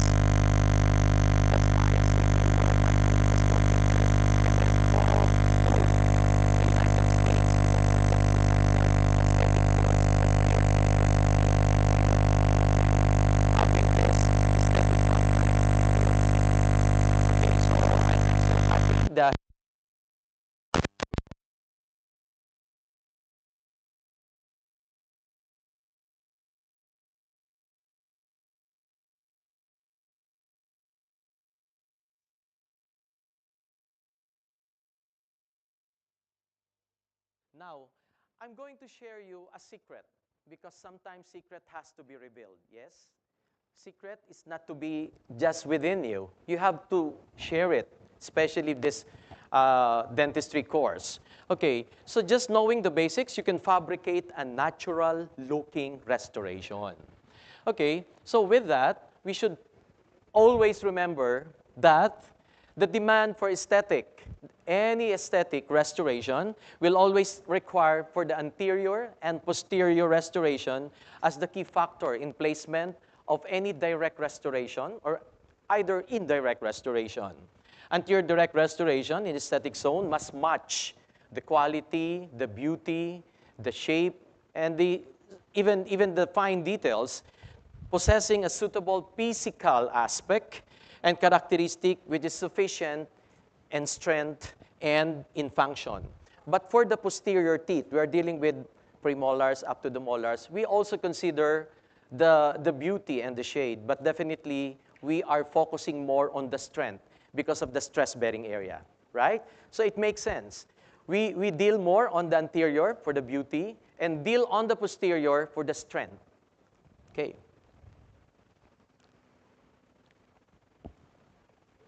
Oh, you see? What did you observe? Basically, for the men, they would observe, wow, a bright lipstick. But for the dentists, we always focus on the teeth. So knowing this one, definitely, it should probably like, you would say that, sorry, it's not working. So the restoration on the two central incisor is not so visible, but it is just a restoration. And doctor, what is your secret? How did you come with that kind of restoration? It looks so natural. The secret is just like the proper shade selection and the choice of composite resin. So as I'm saying, you should at least know the basic, and you will be more confident in doing your aesthetic restoration. Okay, so these are all restoration, the two central. But the lips, it's natural, okay? Next. Okay, the principles of shade selection is to be matched and must be clean. So every time when the patient comes in your clinic, you should always remember that there's no any interferences. You have to get the proper shading. So you remove any dark areas within the teeth so that you would know what is really the proper shade of your patient deserve, right? Okay, remove the bright colors, view the patient at eye level, evaluate shade under multiple sources, meaning multiple sources, I'm pertaining to different kinds of lights, but I'm going to discuss this in a while. Make shade comparison at beginning of appointment, and shade comparison must be made quickly to avoid eye fatigue. Okay, this is just another secret. If you're going to get a shade guide, you always have like that one. And let the patient be what? Sitting in the right sit position, and then squint the shade, and then make it that way. Okay? So do not strain your eyes. And then basically, another secret that I wanted to share to all of you. The female dentist has a better shade selection compared to us, the male dentist. They have a good color reception in choosing the right shade. That's why most of the dental assistant, dental nurse all over the world, they always get a female one. And we, the male dentists, we always get female assistant because they got the best option for the shade.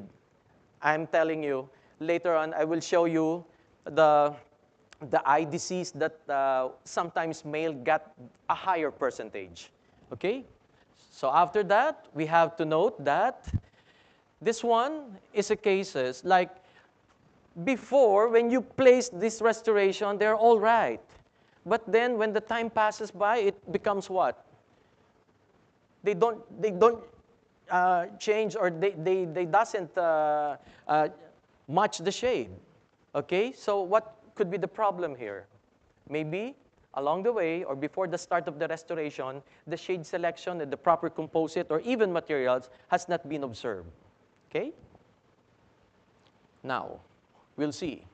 So there are several systems that are developed to accurately aid in recording the color of shade, but still we have all the limitations we aesthetic dentists, we always have to consider the fluorescence, the opalescence, and even the translucency and thickness.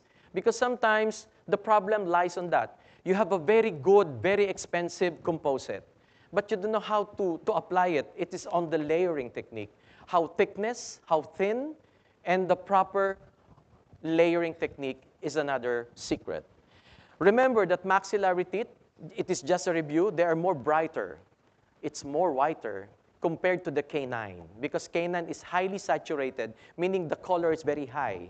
So do not match definitely that, okay, I got the central lateral white, and then the canine is a bit yellow. That's still acceptable in aesthetics. But if the patient would demand that they wanted to make it Hollywood white, do it, as long as they're going to pay you. Okay? And then for the upper canines, as I said, it is more thick and enamel than the upper incisors. But the lower canines are less in color because of the thin enamel compared to the upper canine. Okay? Okay, the shade selection and shade guides for composite resin, always consider the factor, the hue, the chroma, and the value. Sometimes, most of us clinician has, that, wow, I cannot contain what composite to use because it looked like, from my shade guide, it looks like okay. But then you have to consider these three important factors. Again, the hue, chroma, and value. And later on, I will give a little detail so that there would come into your mind that whenever you see this one, you can really compare what kind of composite shading you're going to use in your restoration. Okay? Okay, the hue, chroma, and the value of an object of material, it is developed by a Munsell system. Okay? The importance of shade selection and aesthetics is understood by increasing a number of shades and composite techniques which is available, and also increasing focus on teaching on the scientific basis for color shade selection. Meaning to say, there would be a lot of shading, but you have to stick on the basic, and you would probably have the proper shading guide in choosing the composite of choice to your direct composite restoration. Okay? Now, the light factor in shade selection, as I mentioned earlier, these are the type of light. It is the source of light wherein it would probably affect our restoration. That's why if you're doing or going to get a clinic, make it a point that your clinic has a window. Do not confine with a clinic that is just a wall-to-wall because you don't have any source of light. But still, in the science of aesthetic, if you don't have the window, if you don't have the source of light around, what you can do? Of course, in fact, observing the same material or object of a same light with the different objects, there is a phenomenon. And that is what we call metamerism. Okay, metamerism is a phenomenon wherein two different color appear the same in a certain kind of light. Wow, that's fantastic. And that's really phenomenon that you cannot even explain why. Why is it like that? They look different, but when a shade of light come in, they become the same. That is metamerism. Well, some examples so that we can have an idea. So particularly, it would involve much on our course. We are dentists, so that's why the metamerism would probably apply on it. Okay? So that is just a sample that two different colors become same in color with a particular sense of source of light. So the three types of quality of light is that the incandescent light, the fluorescent light, and the natural daylight. So now with this knowledge, we could probably choose how your clinic be set up. So try to make it like with those lights present, you must probably see what will be the best shading that you may get.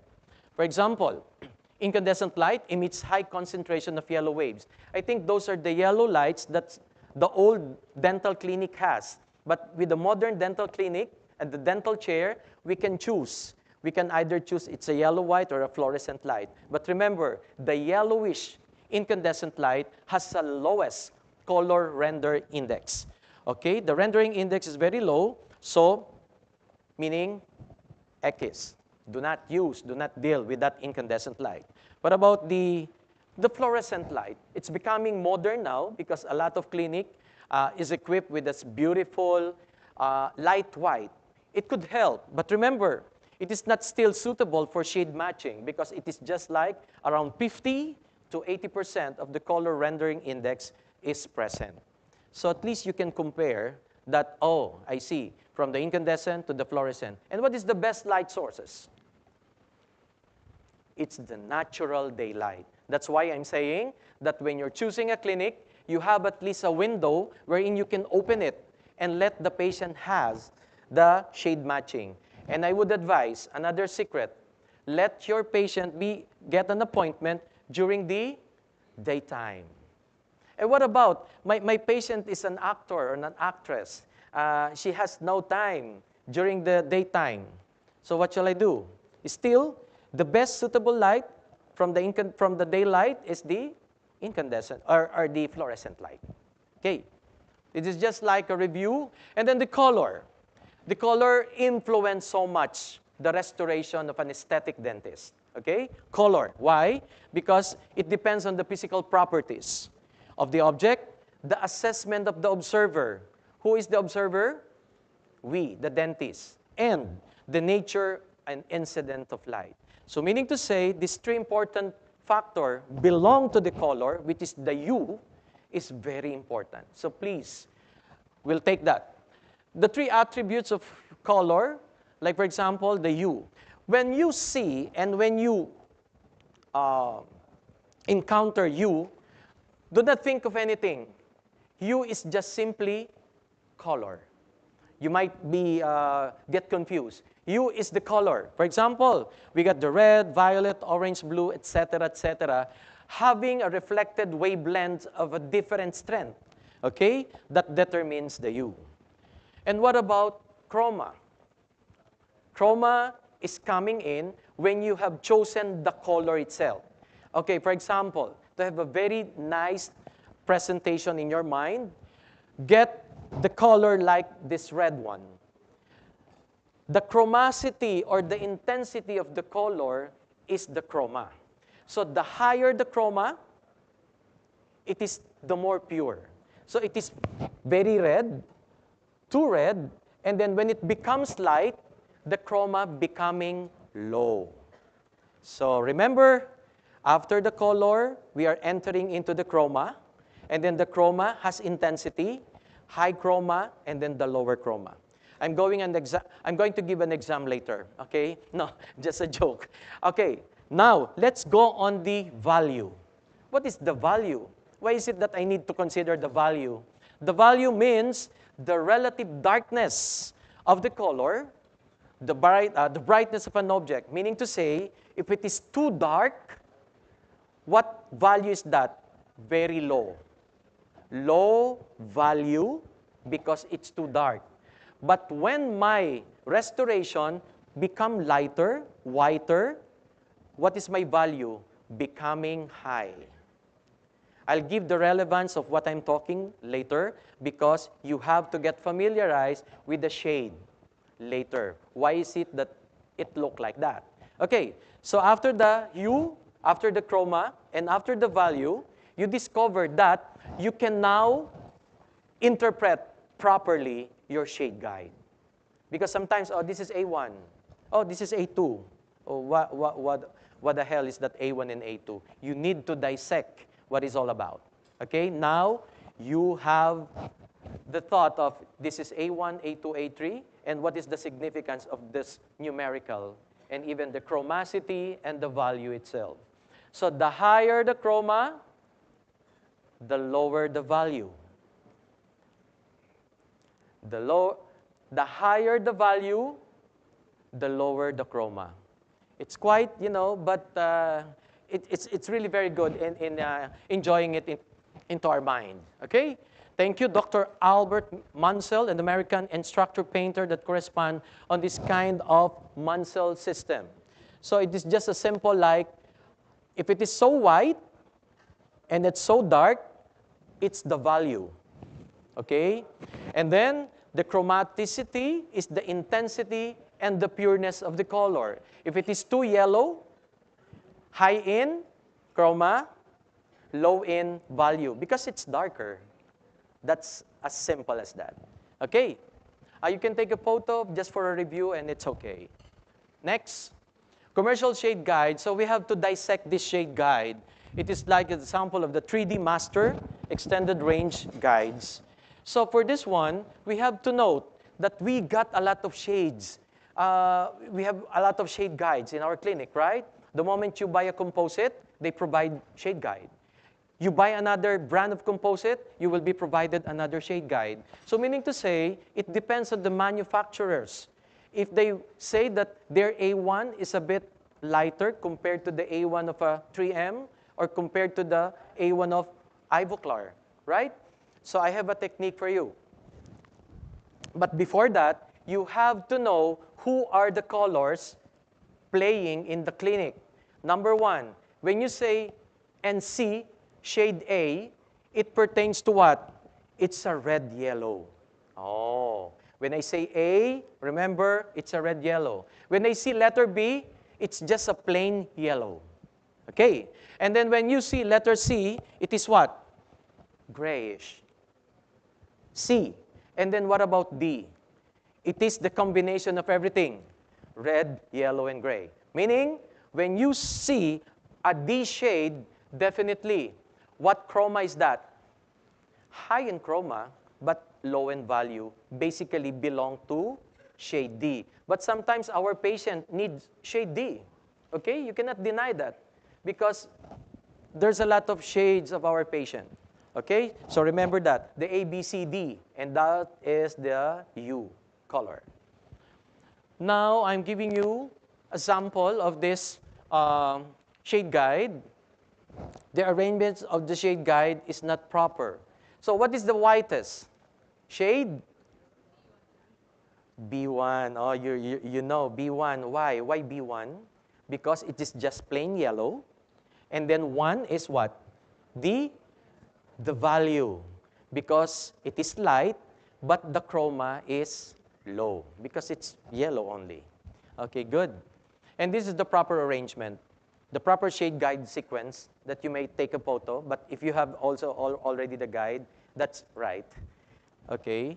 So that is the proper way in getting the whitest is B1 and not A1. During our undergrad, we know that it's A1. A1 is white. But no, it's B1 now. Okay? Okay, the Vital Classic step, the U selection, we could have a little exercise here. The yellow, red, yellow, gray, red, yellow, gray. Okay, that is the U selection. And then for the chroma, it is just like the has been made. Chroma is selected from the gradation with the B tabs, with the 1, 2, 3, and 4. What? Pertaining to the value. Okay, several comparisons should be made to avoid retinal fatigue. So meaning to say, the shade guide is helping us not to have the fatigue in our eyes now. So just follow the basic. Okay? Remember the value-oriented shade guide as follows.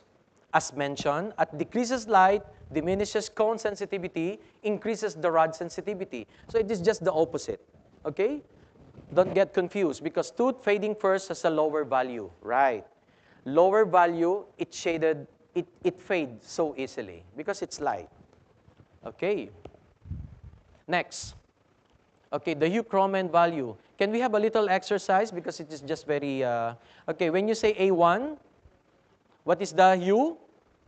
Red and white, the chroma is low, but the value is high. C3, which is very gray, or it's gray, so the chroma is high, but the value is low. Then let's see the B2 shade. What is the U? It's yellow, and then chroma is light and high in value. What about A3.5? You usually see that. It's a red-yellow, meaning its chroma is high, but the value is low because it's a bit darker, right? Next, D2. What is about D2? It is a red-yellow with all the combination. Definitely, the chroma is what? Chroma is low, but the value is high because it's still number 2. It's D2, although this is red, white, and green. Okay? Now, let's go on the direct approach in shade selections. We usually do this because if we are having some procedures like on the shades of beauty, we basically give the best for our patient. This is a Filipina, a beauty queen that undergone my treatment. She has that restoration on her teeth, and she won it. Okay, and then let's go. Okay, since then, this lady got the problem of the teeth that I've shown you. It is the restoration already. So meaning to say, there's really magic. So there's no secret to keep now. The secret is just the shade selection and the composite layering. So I'm dealing more on the beauty of direct composite. Okay? Next. Considering the three important factors of the shade guide, this is a shade guide. I'm introducing you Mr. A3. Okay. What about this one? It has high opacity in saturation, okay, high translucency in halo, and then the other one is dental company shade. So meaning to say, it depends on the manufacturers, okay? So we are going to dissect this shade guide. Now we're not just dissecting the animals during our undergrad. We are going to dissect the shade guide as one of the important armamentariums in our clinic. Okay, why? This is an A3, a modified VitaShade A3. It will not match a composite materials because it has high saturation of color on the cervical third. Do you agree? Meaning high saturation of color on the cervical third because I'm using an A3 tub. Meaning, look at that, the blue one. And what about the middle or the incisal? The incisal third of the shade A3 is the same with the cervical third that doesn't match with the color of the composite again because it is lighter. Now, what is the main secret here? What shade I'm going to use and what part of the shade tub I'm going to get the proper composite. It's on the middle. The middle third of the VitaShade A3 is used in selecting and choosing the right color of the composite to be used. Why? Okay, another secret, composite doesn't give any gradient. Remember, you cannot ask the composite, okay, when I put you A1, can you make it a little, you become an A2 later? No. When you put A1, it's A1. It's a straight color, right?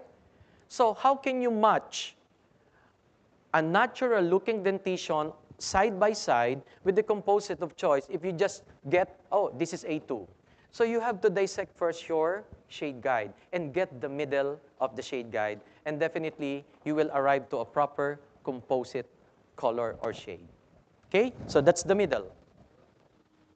So first use the vision, choosing the color shade of composite with no more than 5 seconds. Do not stay too long. If you keep on changing the shade, oh, it doesn't match until your eyes get tired and your eyes will not get the proper shading. So that's my tip for you. The moment you get and you feel that the shade is A2, around 1 or 2 attempts, that's okay. But if you try and attempting to match the perfect shade, your eyes get strained and you will lead to what? A wrong shade. Do not strain your eyes, okay? So just an example. And how to get it? It can be like side to side, no still, because you cannot get the proper shading. Or you can get it by that incisal, the image of the right with the shade guide using the middle third gives a better proper shade guiding. Okay?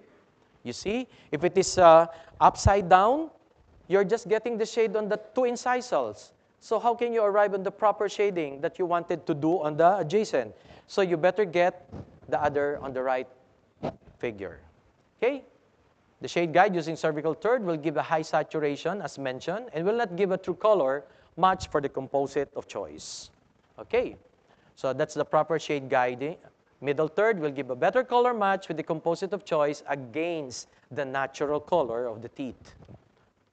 So this is the natural beauty and expression of this beauty queen. So she's now enjoying her restoration that doesn't look like fake, but it's natural looking. Okay? Thanks for the shade guide and the layering technique. So shading concept or layering technique, like for example, the preoperative view showing a defective class 4. When you are dealing with class 4, remember, it has a big cut, okay, through and through. And sometimes we resort to a composite restoration that after a while, it looks like what? Darker. Because of what? The shade and the layering doesn't match. Shade selection in 2 steps using separate dentine. So we have the dentine shade and then the enamel shade, and even the incisal shades will come in. Next, small amount of flowable, you can use that. And you have to make use of a patty stent. Okay? I can give this workshop soon here. Okay, an index prepared for the lingual anatomy with hand mixed condensation patty, and then you are now creating a lingual plate or a lingual shell. Creation a lingual shell. Okay, and then match it. Enamel palatal shell is about 0.5 millimeters. So you mean the thickness is also another factor. How thin and how thick. Then use the enamel palatal shell. Use the dentine shade to mimic a natural dentine first. So deal with dentine. Dentine first, okay? Don't get excited with the enamel. Dentine first. Because that is what? More of opaque. Then next, you would probably see some mamelons effect and translucency on the incisal. Next, a few spots of white effect shade complete the internal characterization on the dentine shade.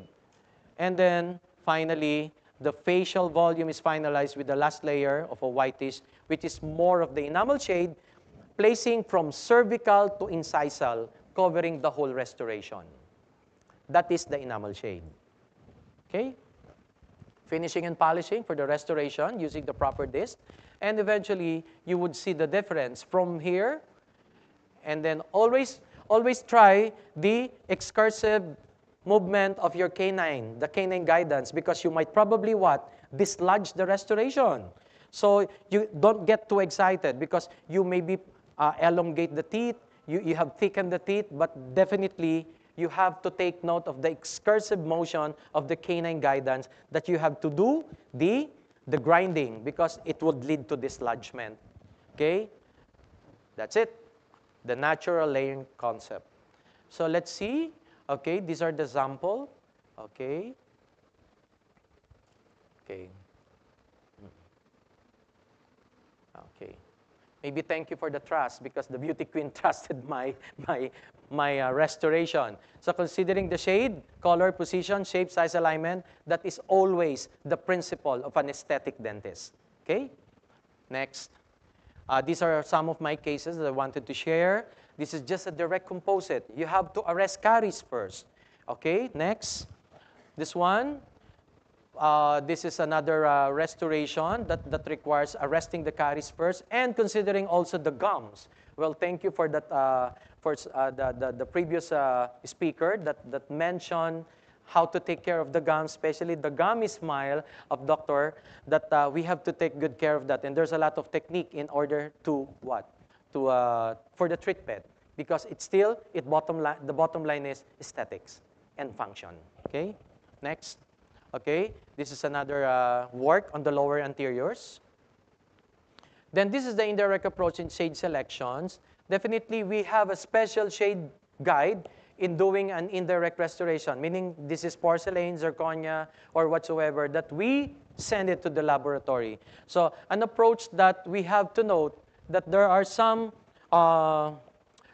porcelain shade guide to be used and not to be mixed with the natural composite shade guide. Okay? Okay, next. Here is an example of the indirect after having this, the restoration. Okay, indirect restoration using porcelain crowns. But sometimes you can always advise them that if they don't need yet the indirect restoration, you can do it. This is inlay-onlay, another porcelain zirconia that we can do, and this is one of the indirect restoration. Oh, of course, shade selection is still considered, okay? And now, with the advent of new materials now, the scanner. Now we have scanner, and then we have the printer that you can produce it in the four corners of your clinic. But not all can afford that already, because the resin is quite, it's costly, okay? Next is, yes, this is the indirect veneers also, a porcelain one. Just giving you a sample. In order for you to arrive in a very nice color matching, even it is indirect restoration. Okay, that's it. And then we have, okay, let's try the art and science of direct composite restoration. Okay, this one is another direct restoration, what to do. Sometimes there is some hesitation from us, we clinicians. We don't want to try what? Direct composite. And we always wanted, okay, I'll take the impression and I'll send it to the laboratory. After my tooth preparation, provisional, and then sent to the laboratory. We are dentists, remember. I just saw a beautiful message on the table of Dr.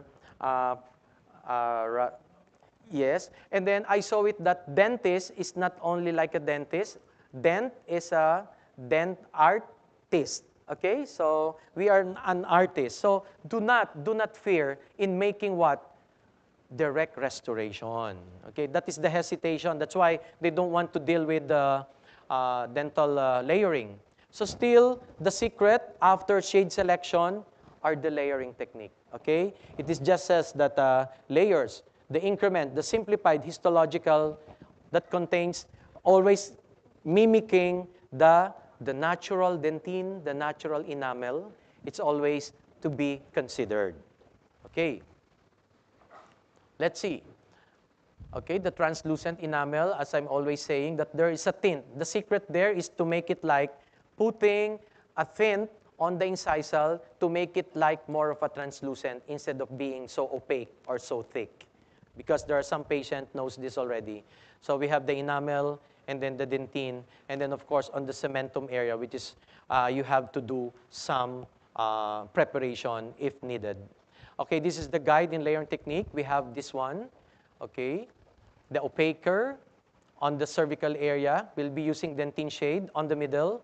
And then this is the simple layering technique using an enamel shade of A2 up to the incisal area as the incisal shade of choice. Okay, the next, the more complex one, we're going to use an opaquer on the cervical third, which is more saturated, but this time I'll be using 3 kinds of dentine.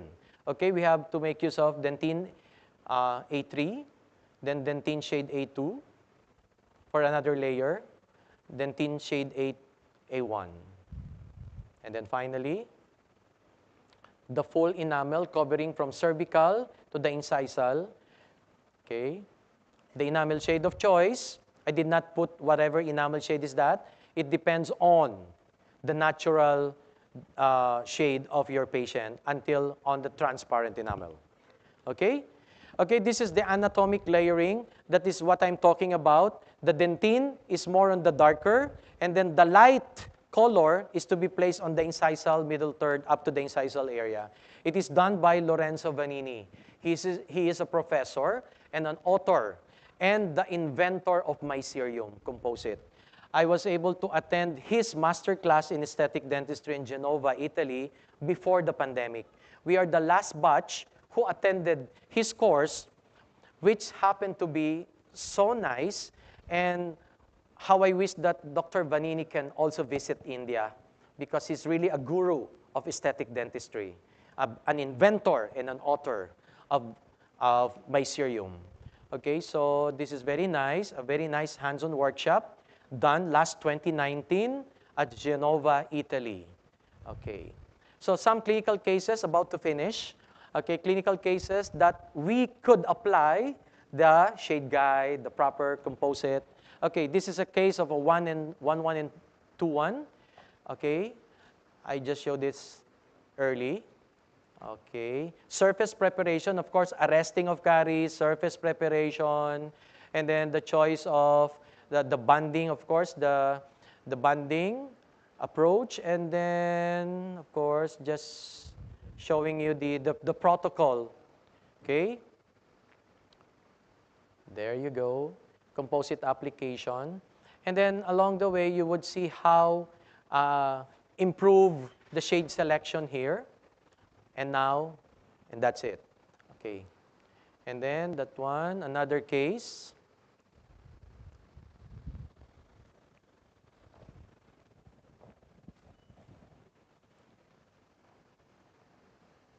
Okay. Class 4, we got a problem in the mesial. Oh, why? Sorry. Sorry.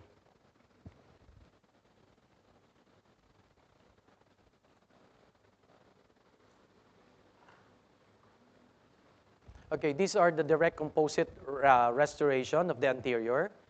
Okay, using the standard protocol, the surface preparation, acid etching, the bonding, and the choice of color. Okay, this is 2-1. Another issue, because it is always quite a challenge for all of us dentists restoring one tooth, for example 1-1, with adjacent of a natural tooth that you have to come up with the same exact color, right? This is always like a challenge for all of us. And you don't need to ask the patient to, okay, let's do the same, let's do the other tooth so that it would match on your restoration, or that is a taboo. No, you don't have to do that, but you have to make use of your knowledge and skills in matching and layering, okay? So that is a challenge for all of us. Okay, another, okay, shading, restoration, curing, and that's it. A class 4, chip off the mesial, which is tooth number 1-1. There you go. So I did this with the patty stent, okay? Make a provision, mock up, fabrication of custom matrix, and then try in. And then using this lingual wall for Palfic, well, I'm using this Palfic, if it is common here, from Tokuyama. Okay, I did it. And then etch and bond. Okay, cure. Always invest on a good curing machine, okay? So the first layer, the dentine shade. Second layer is an enamel shade that requires my color shading based on my shade guide. And then the third layer with the universal enamel on top. And then final, the finishing and polishing. And then I have to make use of this kind of the shading. And you have to put back the patty stent if it is still much, okay, from before and after. Okay, it should be, and that will be your guide. Okay, the final reveal, the before and after. And then there is an extensive class 4. Okay, extensive class 4, getting the proper shading. And remember, the source of light is very important. I'm showing you this. Because of the source of light, most probably, it doesn't match. That is just provisional. Okay, do the provisional, then make a patty stent out of that provisional so that you have a mold. Try in patty matrix. Okay, creation of the lingual wall. And then try to build it up, surface bonding and preparation, light curing technique. And then do the layering, the dentine body up to the enamel shade. Finally, the final shade, incisal translucent on the incisal, that if it even requires a tint, you may do it so. Try in on patty matrix if it's still mixed, and then the shade matching, if it match it, and then on the final reveal, and that's it. Okay, pieces of information. As what I'm mentioning, the science of color, among the male dentists, it's about 8% have color deficiency. Can you accept that, male dentists? 8% color deficient, while 1% are on the female. That's why we wanted a female assistant, a female dentist in our practice. So because they can give and get a good color, okay? And another one, this is another information for all of us, that the defect in color vision, achromatism, dichromatism, and anomalous trichromatism, these are the situation of our eyes that sometimes categorically eye deficient in color. Okay, so that's it. I think I have given a little knowledge and review for everyone. That shade selection is very important in prosthetic work for both direct and indirect, as I mentioned. The difference between the natural teeth and the ceramics is by layering, mimicking a natural-looking dentition. So, with manufacturing prosthetic restoration, more skills are being demanded and to achieve harmony and aesthetically attractive result. Okay, these are my references. Okay, after a lot of readings. And of course, this is my family. I got my family as my inspiration. He's not taking up dentistry. He's taking up law in the Philippines. And of course, with that, I hope I could give justice. Namaste. Shiv Den Bahut Kushi Hour. Thank you and congratulations, PFA Asia, Section at Large, India. Okay, so once again, I would like to thank Dr. Anmol Bagaria, Dr. Ashish Chandra, and the rest of all these dignitaries from the University of King George Medical University. You're so awesome. Thank you. And for the wonderful food, the first taste of the real Indian food, I tasted it in Lucknow. Thank you and have a good day.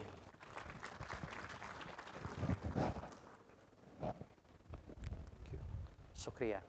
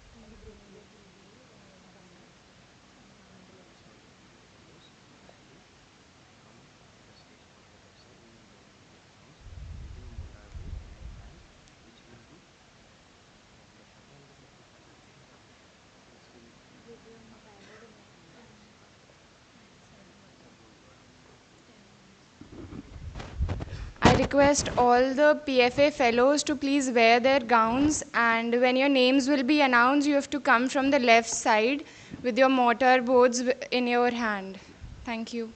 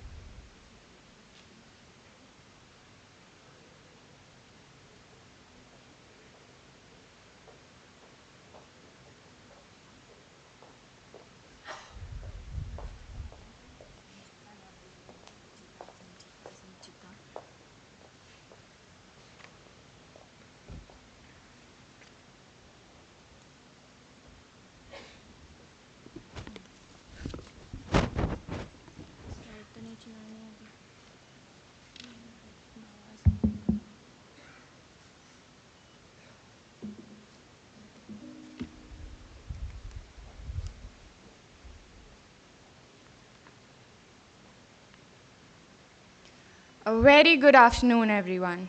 We extend a warm and heartfelt welcome to the inauguration ceremony of World Dental Conference and PFA Conference and Awards 2025, hosted by Pierre Fauchard Academy, Section at Large, Asia Region, in collaboration with the Department of Periodontology, King George's Medical University, in our beloved city of Adab, Tehzeeb, and Nawabs, Lucknow.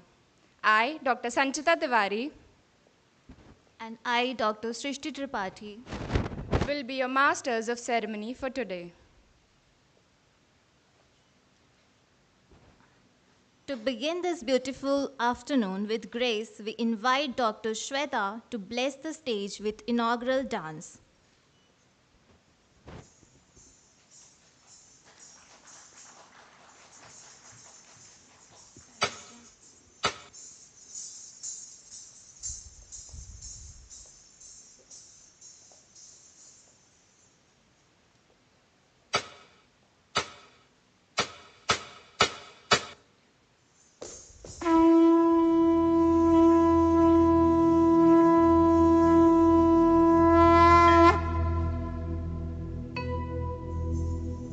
वक्रतुण्ड महाकाय सूर्यकोटि समप्रभ निर्विघ्नं कुरु मे देव सर्वकार्येषु सर्वदा।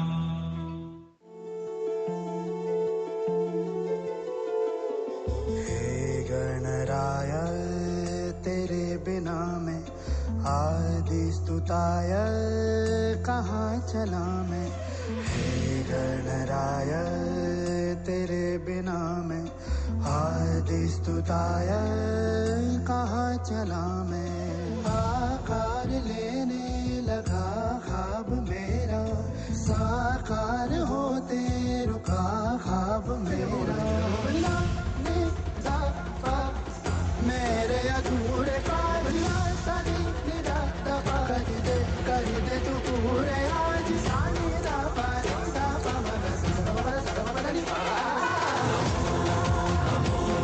नमो नमो नमस्ते नमो नमो नमो नमो नमस्ते।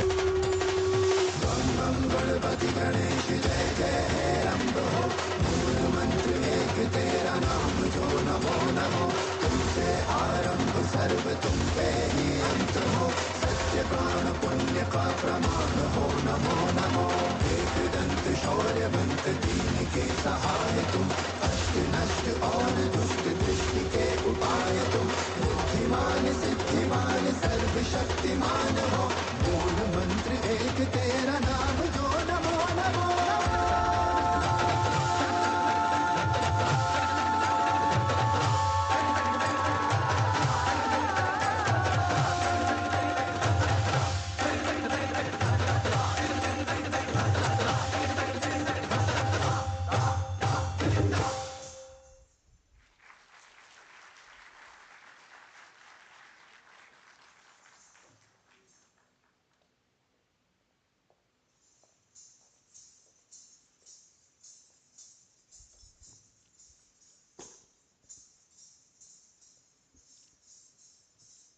Thank you, Dr. Shweta, for such a soulful and divine performance.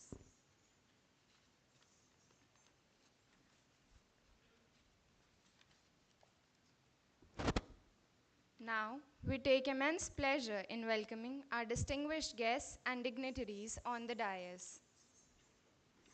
Honorable Dr. Ricardo Gadbandon, Trustee PFA Asia Region from the Pierre Fauchard Academy, USA.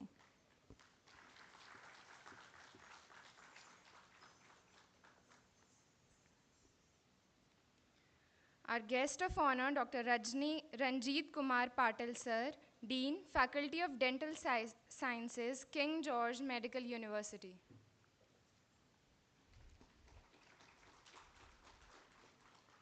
Dr. Nandlal Sir, Professor and Head Department of Periodontology, KGMU, President KGSP. Professor Dr. Pavitra Rastogi, Sir, Professor, Department of Periodontology, King George Medical University, Deputy Registrar, KGMU. Dr. Anmol Bagaria ma'am, founder and CEO, CynoDent, President, Indian Society of Dentistry, PFA, Section Chair, Section at Large Asia region. Dr. Ashish Chandra sir, Director, CynoDent, Vice President, Indian Society of Dentistry, Pierre Fauchard Section Co-Chair, Section at Large Asia region. We request all the esteemed dignitaries to please come forward and grace the dais.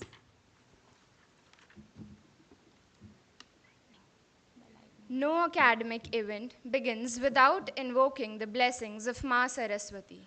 We request all the dignitaries to please come forward for the ceremonial lighting of the lamp.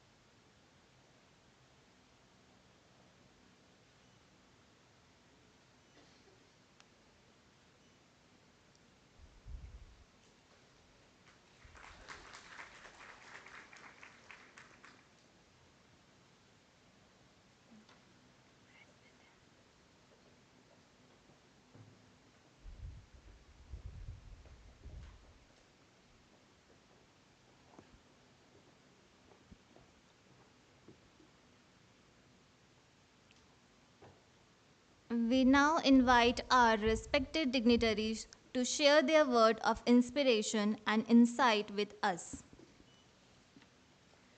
I take the pleasure to invite Dr. Ashish Chandra sir, Director, CynoDent, Vice President, Indian Society of Dentistry, Pierre Fauchard Academy Section Co-Chair, Section at Large Asia region. We welcome you, sir.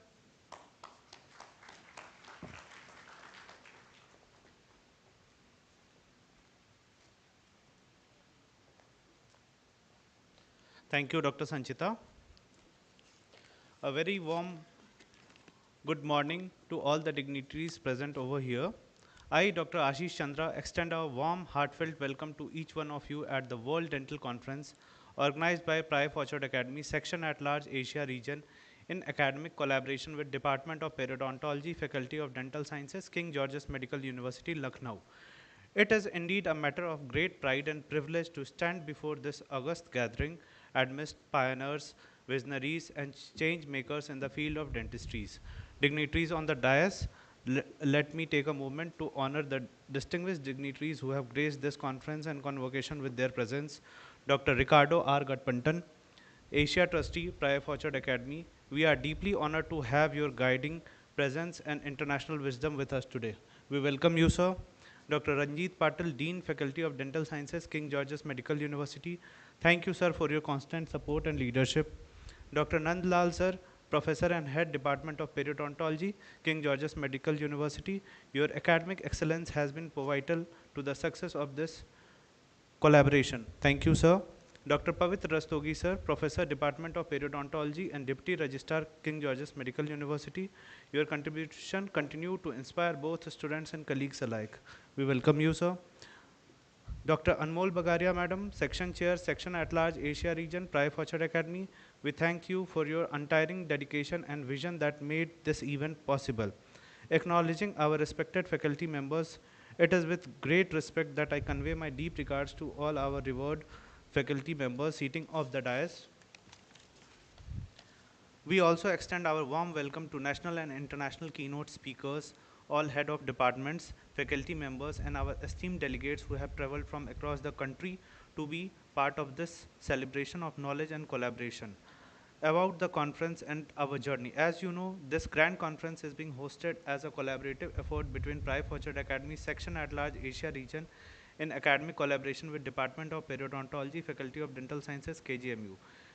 Fauchard Academy has been serving the dental fraternity with passion and purpose from 1936, and today we recommit ourselves to this noble mission. Our journey began yesterday with enriching pre-conference certified hands-on courses covering advanced topics like lasers, implants, TMD, and orofacial pain, conducted by leading experts and academicians. Today marks the official inauguration of this conference and convocation, and already the morning we are being privileged to witness high-quality scientific sessions and lectures delivered by eminent speakers from across India and internationally. Celebrating excellence, we have various awards in addition to the knowledge sharing. This conference is about recognizing the spirit and service of the dental professionals. With that in mind, we proudly present the award honoring the warriors of dentistry, clinicians, researchers, and educators who have shown extraordinary dedication to the profession. So buckle up yourself because there's a lot to absorb, a lot to exchange, and a lot to celebrate. On behalf of Team PFA, I thank you all once again for being here. I assure you we will continue to grow, evolve, and serve this community with the same zeal in the years to come.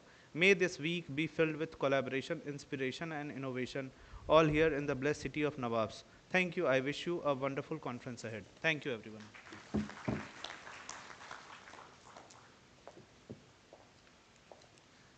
Once again, I'll request all the fellows to wear their gowns and don't wear the motor board. They will be given on the stage only. Thank you. Thank you so much, Ashish sir. Now I'll request Dr. Pavitra Rastogi sir, Professor, Department of Periodontology, KGMU, Deputy Registrar, KGMU, to take over the mic and address the gathering. Welcome, sir. Thank you so much. First of all, a very good afternoon to everyone present here.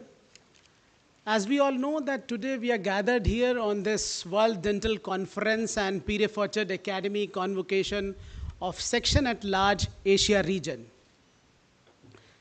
Dignitaries on the dais, chief guest of today's program, the Honorable Vice Chancellor of King George's Medical University, Padma Shri Madam Professor Sonia Nityanand, but due to the NAC inspection, she is not here at this time, but we are really thankful to her for her continuous support and guidance. Our guest of honor, Dr. Ricardo R. Gatpantan, Chairman, Fauchard Academy, Philippines Section, and International Trustee of Fauchard Academy. Thank you for gracing us with your presence and for symbolizing the spirit of international collaboration in dentistry, sir. Our guest of eminence, Dean, Faculty of Dental Sciences, Professor Dr. Ranjit Kumar Patil, whose vision continues to shape the future of dental education in our country. My head of the department, Professor Nandlal, Department of Periodontology. Your unwavering guidance and wisdom have played a pivotal role in shaping not only my journey, but many students and professionals. Dr. Anmol, chairperson of this conference, Dr. Ashish, organizing secretary of this conference, your dedication and effort in bringing this event is highly appreciable. I also extend a warm welcome to all the distinguished members and fellows of the Pierre Fauchard Academy, eminent dental professionals from across the India and abroad, my fellow colleagues, and my teachers. My teachers, I'm really proud I'm feeling really proud at this time that my teachers, otherwise he's teacher of teachers, mentor of mentors, two very eminent teachers are present here. Professor Pradeep Tandon, who is a BC Rai awardee, and Professor Shadab Muhammad sir, who is a Padma Shri awardee. And please give them a big round of applause. We are really thankful to you, sir. You are with us. Dr. Sanjeev Srivastav, who is the president of UP Dental Council. I'm thankful to Dr. Sanjeev.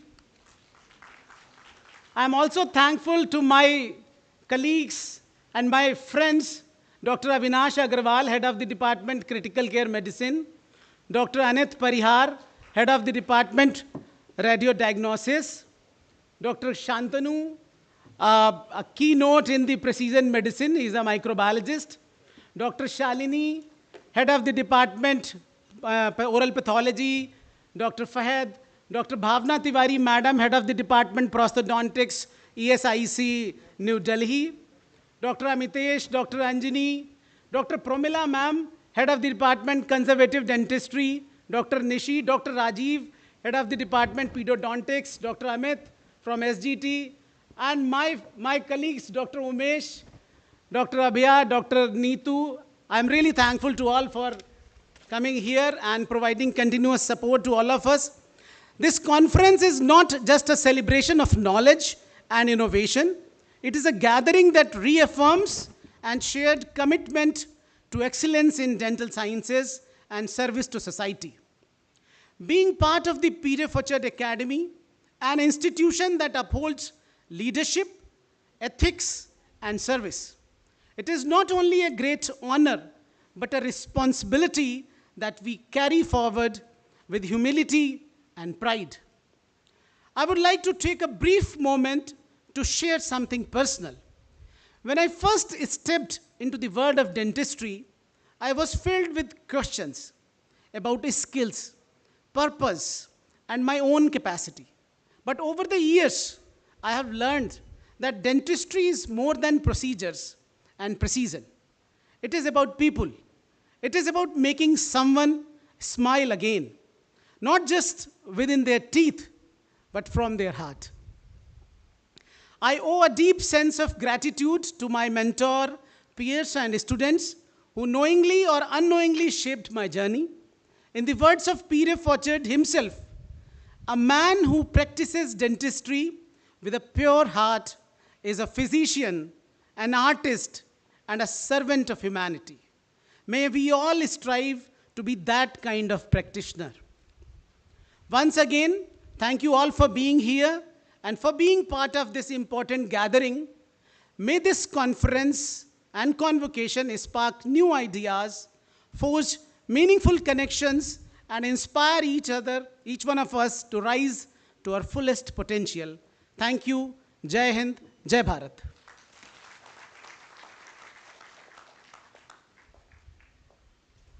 Thank you so much, sir.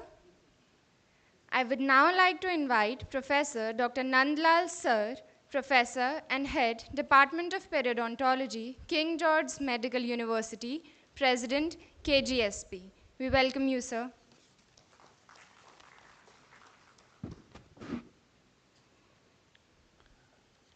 Good afternoon to all. Sitting on the dais, our chief guest, Professor Sonia Nityanand, who is the Vice Chancellor of King George's Medical University, who is not here due to the ongoing NIC inspection. She is very busy, but our full honor to her. Guest of honor, Dr. Ricardo R.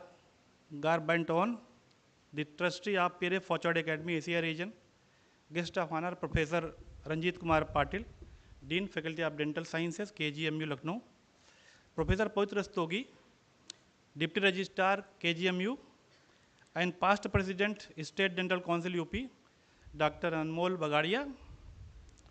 Section Chair at Large, Asia, Dr. Ashish Chandra, Section Chair at Large, Asia.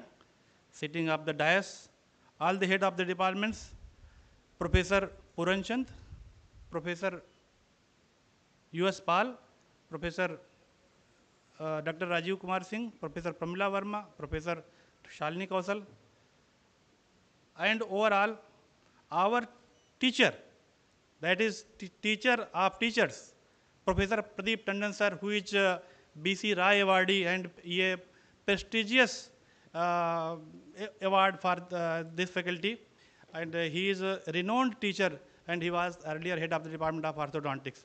Next is Professor Shada Mohammed sir. He is Padam Shri, an honor for this institution. He is sitting on the front row. Welcome sir, thank you very much for coming. All the esteemed faculty members of faculty, all the speakers, delegates, and electronic and print media persons, I, Dr. Nandlal, Professor and Head, Department of Periodontology, Faculty of Dental Sciences, KGMU, Lucknow, welcome you all from core of my heart. In the most prestigious Pierre Fauchard Academy Conference Convocation and Award, which is being organized by Section at Large Asia region in scientific collaboration with Department of Periodontology, Faculty of Dental Sciences, KGMU, Lucknow.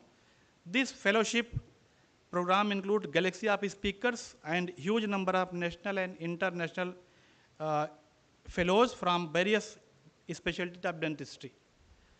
PFA will give international recognition to all of its fellows. This event will provide a great opportunity to practitioners, clinicians, and academicians to learn and explore the depth of knowledge about dentistry. These type of fellowships are awards will give motivation to the work hard and for the dental fraternity. I once again welcome all the fellows and delegates in the city of Nawabs with the hope that you will have a wonderful stay at Lucknow. I wish a great success for this event. Thank you all. Jai Hind. One thing I want to say once more, due to my short height, I was not able to see. My implant guru is also sitting, Dr. U.S. Pal, who is the head of the department, oral and maxillofacial surgery, and my prosthetic guru, Professor Puran Chand, is also sitting. I am really thankful to you, sir. Thank you so much.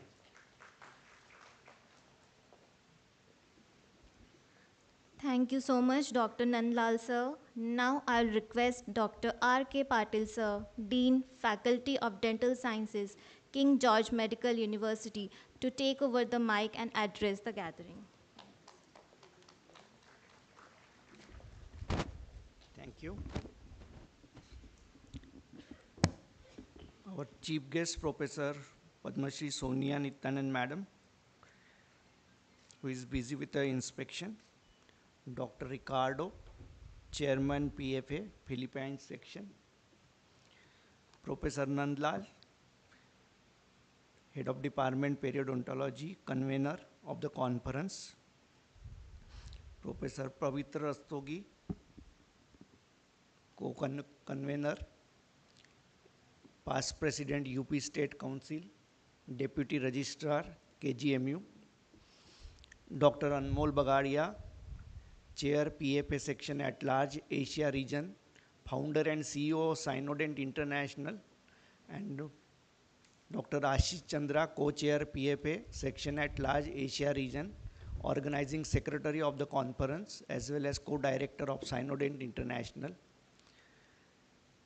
All heads of departments, already the names have been taken by Professor Pavitra of KGMU, distinguished colleagues, speakers, fellow dental professionals. I am delighted to host you in the beautiful city of Lucknow, renowned for its rich history, Nawabi culture, and tehzeeb. It is both an honor and privilege to stand before you today at this distinguished gathering which marks the inauguration of World Dental Conference and the PFA Convocation and Award. As we gathered here today, we are not only commemorating the immense progress that the dental profession has made over the years, but also looking ahead to the exciting future that lies before us. The journey of dentistry has evolved from simple care to highly specialized and intricate field, integrating cutting-edge technology, scientific research, and compassionate patient care. The PFA has long been a symbol of this dedication to the professional excellence, and it is heartening to see such a gathering of bright minds and esteemed professionals who contribute daily to the betterment of oral health worldwide. The CynoDent has a long-standing tradition of excellence, and this is the second consecutive year when they are holding this PFA event at KGMU. And so many times they have conducted this World Congress at KGMU Lucknow. And I have no doubt that this year too the event will exceed all expectations. The convocation and award ceremony will also recognize the hard work, dedication, and accomplishment of those who have contributed immensely to the field of dentistry. It is a moment to celebrate excellence and acknowledge the effort of those who inspire us all. I wish to congratulate all the awardees and the new graduate being recognized today. Your hard work, commitment, and passion for dentistry are an inspiring to all of us. I look forward to enriching discussion that would unfold during this conference, and confident that we will leave here today with a new knowledge, perspective, and new sense of purpose. Before I conclude, I would like to extend my warm wishes for a pleasant stay here in Lucknow. As you know, Lucknow is renowned for its mouth-watering dishes, and you won't want to miss from delectable kebabs to fragrant biryanis and irresistible sweets. So take some time to enjoy the local cuisines and immerse yourself in the flavor of the city during your stay. Many sincere thanks to the organizers for inviting for this ceremony. Thank you. Have a great day.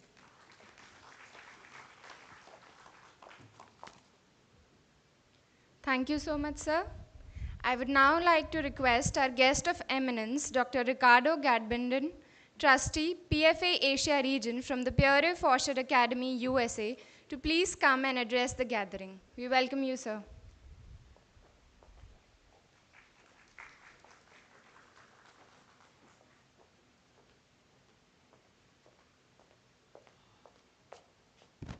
Again, I'm short also, so I have to move here a little so that I can see the beautiful faces of these fellows and colleagues here at King George Medical University. Okay. Namaste, Shivdin Bahut Kushi Aur Utsa. Well, I'm trying. Okay. To our beloved chairman of the Pierre Fauchard Asia section at large here in India, fellow Anmol Bagaria, and to her equally hardworking co-chairman, fellow Ashish Chandra, to our Dean of the Faculty of the Dental Sciences of the King George Medical University, Dr. Rajit Kumar Patil, the Deputy Registered Professor, Head of the Uttar Pradesh King George Medical University, Professor Pavitra Rastogi, I say it right, and also to the Professor and Head Department of the Periodontology of the King George Medical University, Dr. Nandlal. Distinguished guests, esteemed fellows of the Pierre Fauchard, and honored members, ladies and gentlemen, it is a pleasant day to all. It is an absolute privilege to stand before you today as PFA International Trustee. I bring greetings from our global community and the heartfelt appreciation for the incredible work and each of you does in advancing excellence in leadership and fostering a culture of fellowship within the Academy. I want to start by expressing my trust and confidence in the Pierre Fauchard Section at Large Asia as a legitimate organization recognized by the Pierre Fauchard International. With the recognition and support of our PFA International President, fellow Cheryl Billingsley, and our International Executive Director, Mr. Robert Catoy, I have every faith that your section will continue to thrive and make significant contribution to our organization. To the PFA Fellows here today, I offer a message of inspiration and encouragement. Your dedication to maintaining the highest standards of leadership and your commitment to the fellowship retention programs are truly commendable. These efforts not only elevate the stature of our organization, but also create ripple effect of positivity throughout the academic community. As we move forward, let us continue to imbue positive gestures in the academy. Let us strive for more excellence in leadership, support one another in pursuit, work tirelessly to increase the number of updated and active fellows, which only belongs to the legitimate and recognized by the Pierre Fauchard Academy International, the section at large in Asia. I wanted to hear a clap for that. Thank you. Our collective efforts will undoubtedly shape the future of our organization and leave a lasting impact on the world.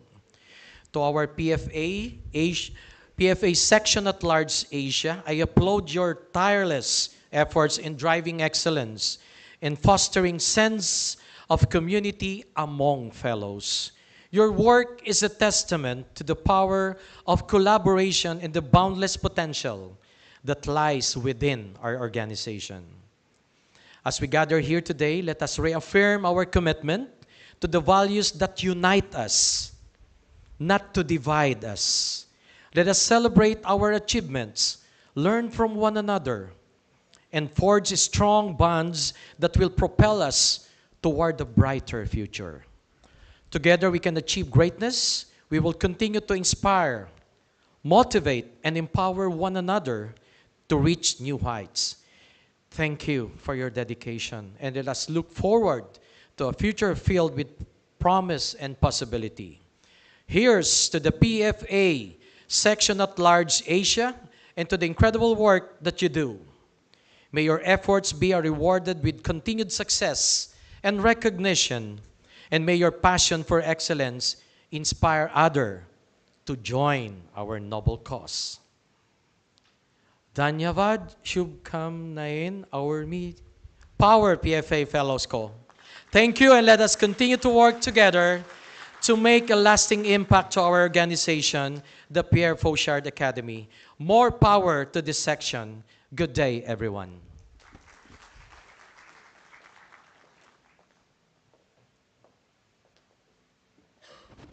Thank you so much, sir, and thanking all the dignitaries for your encouraging and visionary words. We now request our dignitaries to please felicitate our guests. Dr. Ricardo Gadbenton, sir, guest of eminence.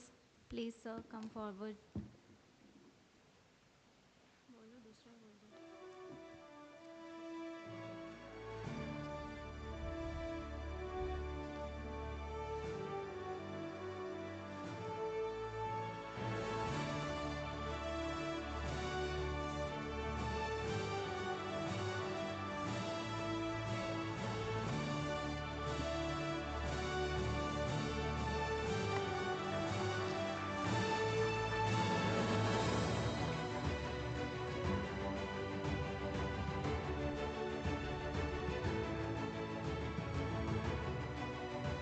I request the dignitaries to now facilitate our guest of honor, Dr. R.K. Patil, sir.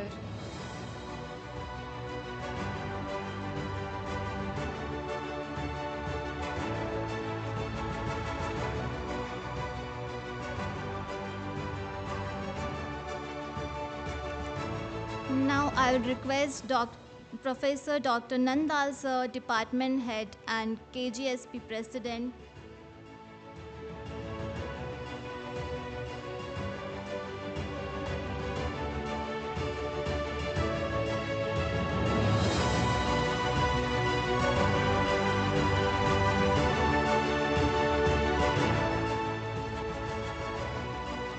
I now request our dignitaries to felicitate Dr. Pradeep Tandon Sir, Senior Faculty Member, KGMU and BC Roy Awardee.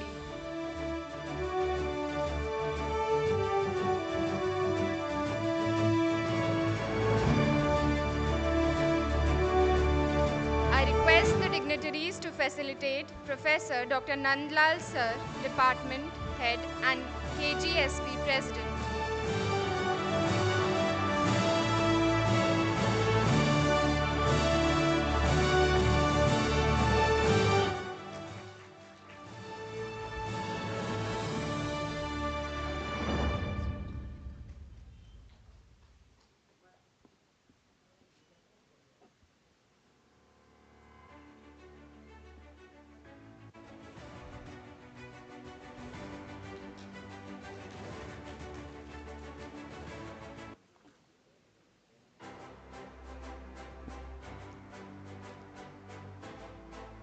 Now I request the dignitaries to felicitate Dr. Nandlal Sir, Department Head and KGSP President.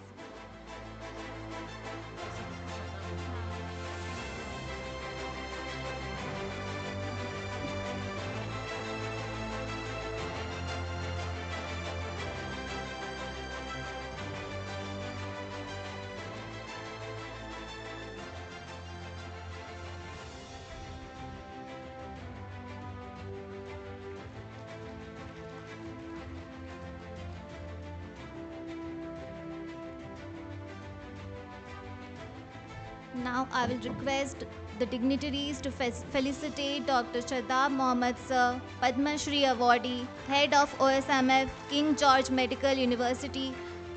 Your legacy in dental surgery is a beacon for generations, sir.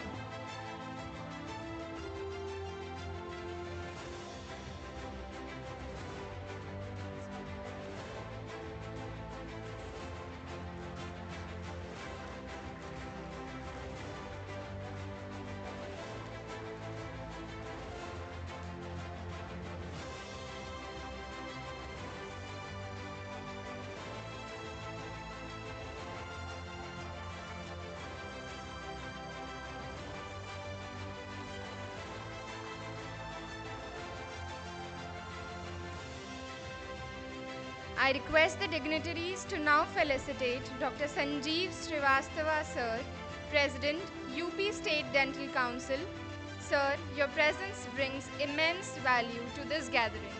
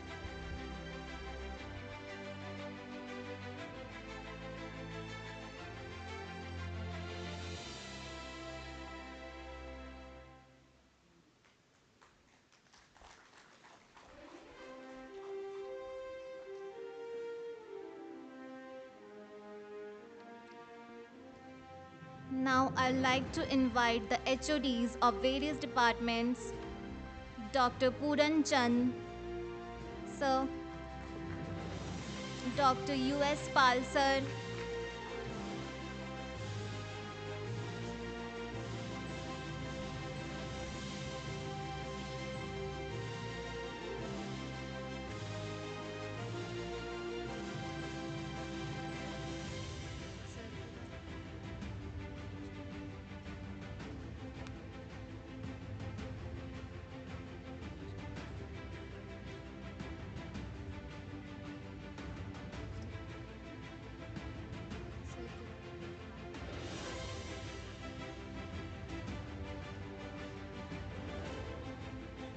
I request Dr. Avinash Agarwal sir to please come on the stage.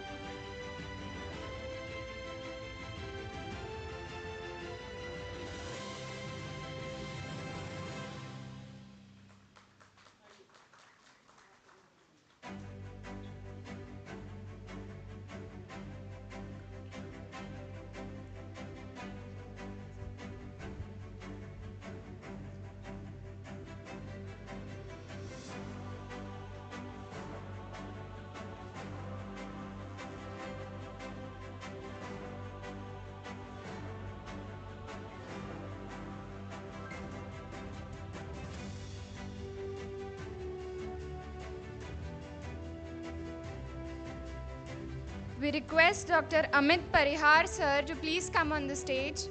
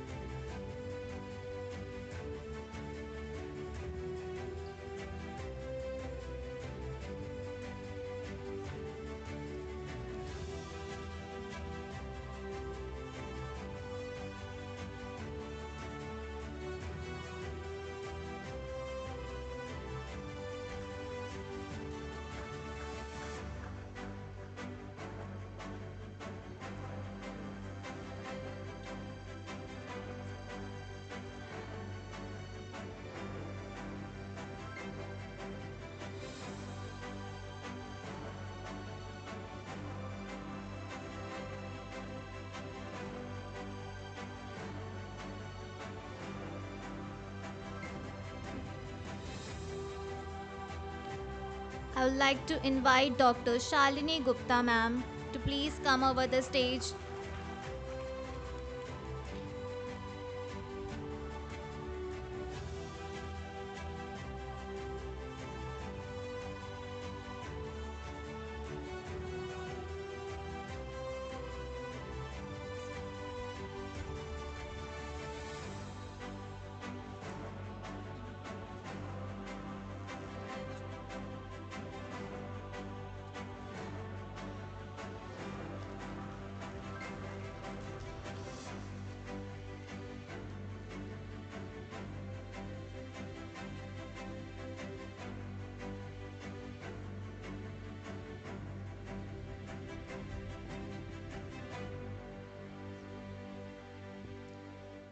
I would like to invite Dr. Promila Verma ma'am to please come over the stage.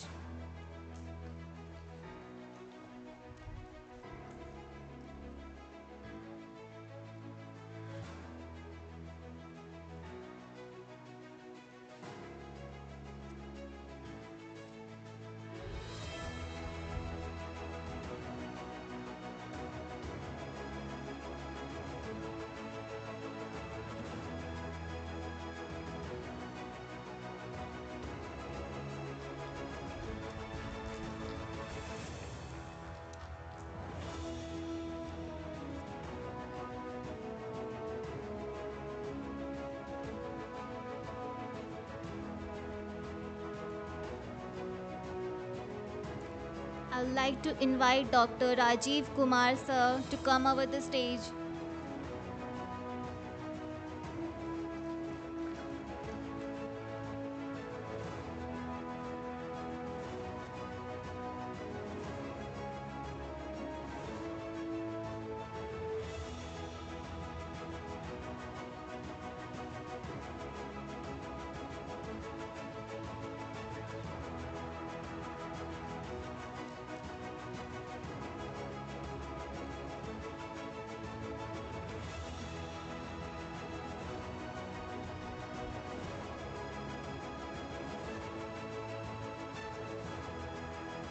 I request Dr. Amit Bharadwaj sir to please come on the stage.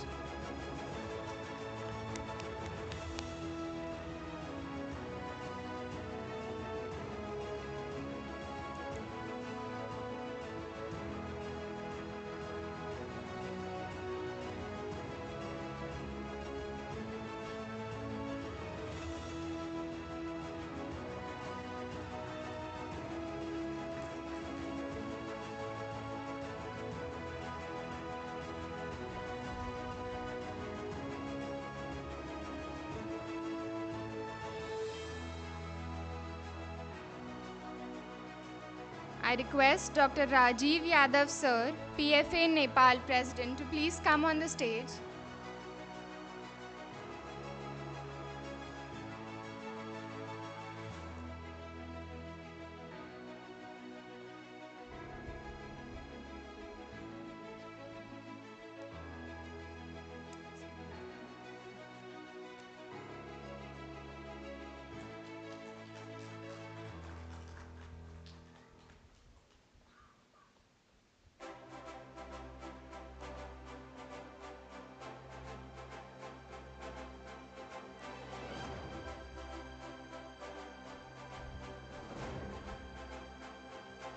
We request Dr. U.S. Pal sir to please come on the stage. We request Dr. Bhavna Tiwari ma'am to please come on the stage.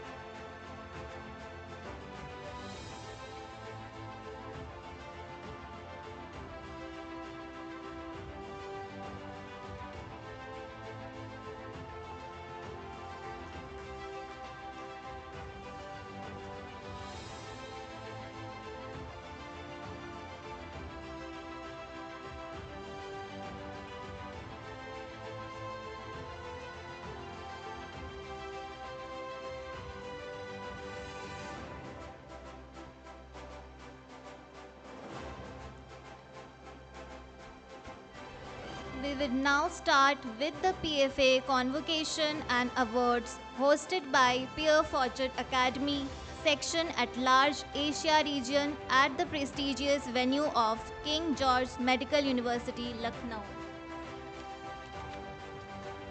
We invite Dr. Ashish Chandra sir, section co-chair, to share insights about the PFA and its legacy.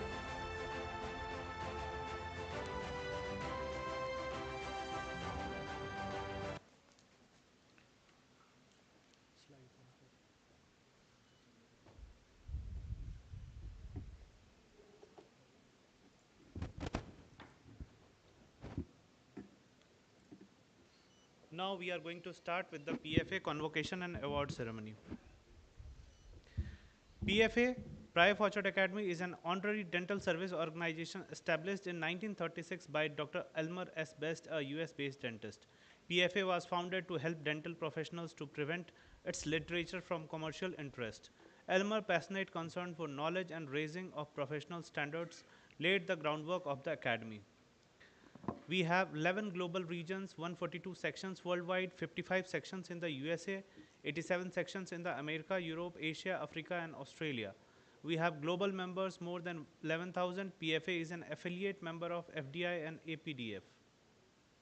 The academy is named after Pierre Fauchard of France, who is the father of modern dentistry. He wrote a book named Le Chirurgien's Dentist aux Traits Dents, the first true textbook of dentistry. Our mission as fellow of the Pierre Fauchard Academy is to recognize and develop outstanding leadership in our professionals internationally. The Academy fulfills its objective through meetings of its international sections, annual awards, presentations of the Fauchard Gold Medal, the Dental Trade Industry Award, and the Elmer S. Best Memorial Award, a Student Award of Merit, and publications of Dental Abstract and Dental World. The goals are to make PFA known throughout the dental world, to have the most outstanding fellow dentists in every country of the world, to select and induct individuals of a highest ethical, moral, and professional standards, to develop service-oriented projects, to orient all PFA leaders with uniform workable guidelines, to make PFA a peer-recognized body by virtue of its appreciation awards, fellowship, and its service to dentistry. This is the PFA organogram.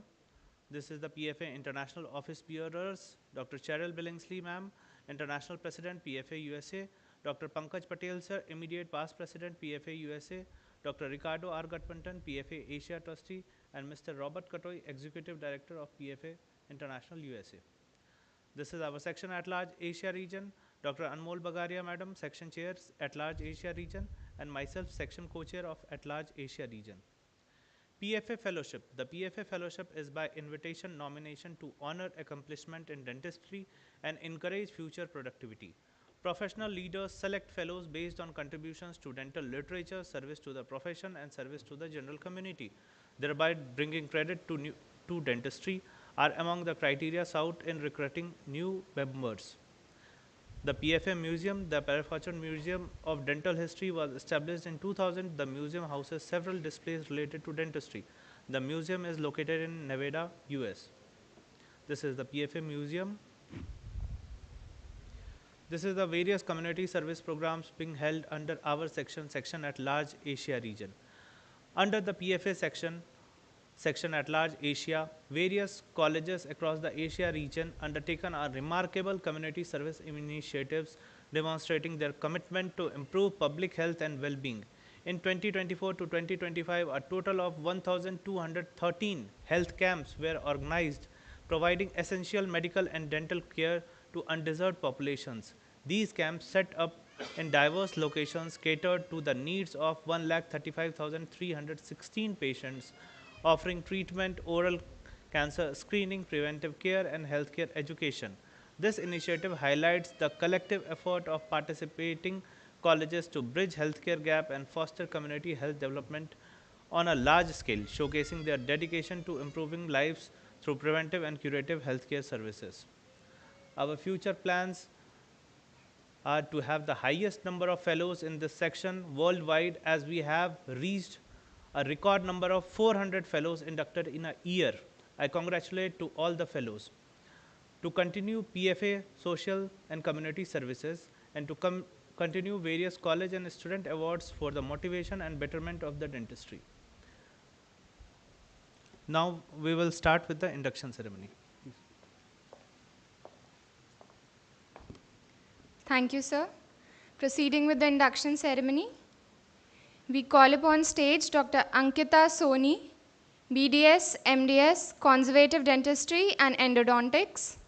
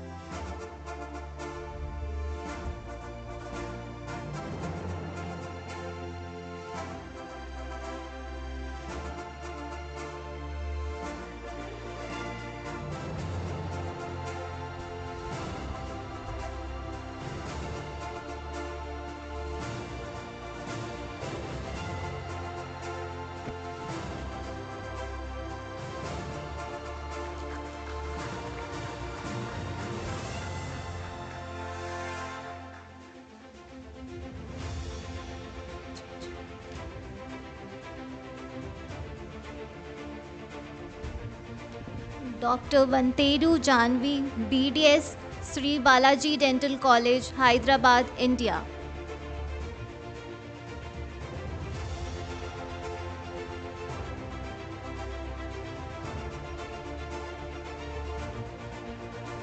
Dr. Kola Advit, BDS Associate Dentist at Katkitia Dental Hospital.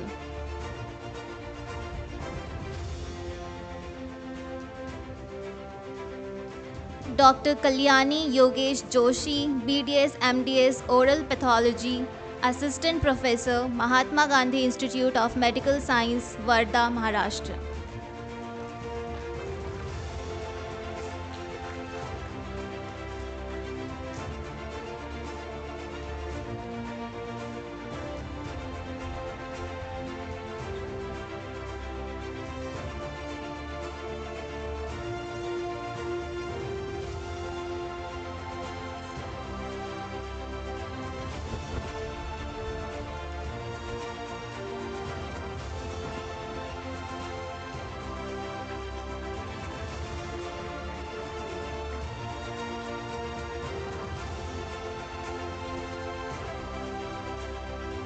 Dr. Vani Ravi Kumar, BDS, MDS, Orthodontics and Dentofacial Orthopedics, MBA. Dr. Kruti Prashant Yagnik, BDS, MDS, Conservative Dentistry. Dr. Hafiz Taha.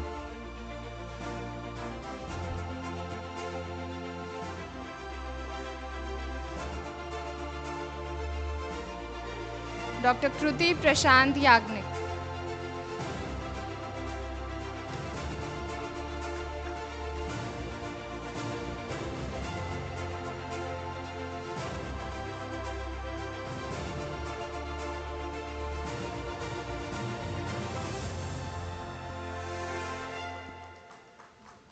Dr. Hafiz Taha Mohammed.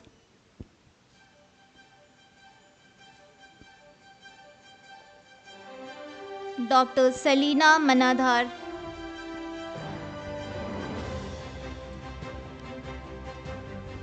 Dr. Ayush Paresh Bhatt. BDS MDS pursuing conservative dentistry and endodontics.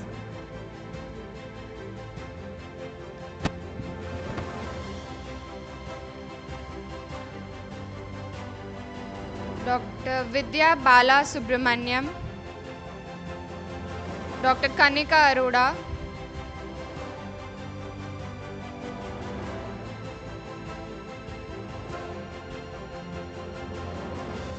Dr. Paolomi Guha,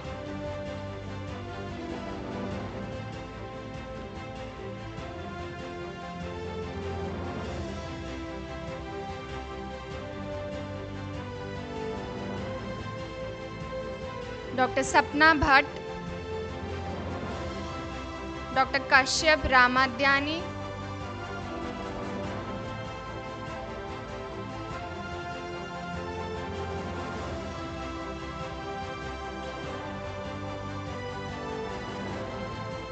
Dr. A. Thangavelu,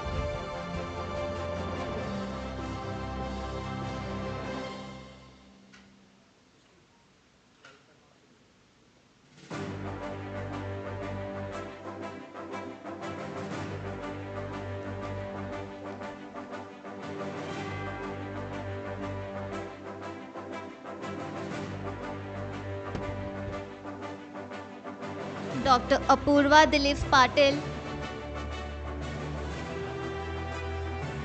Dr. Nishtha Arun,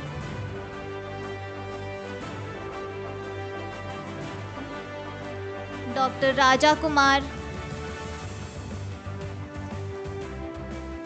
Dr. Jay Tang,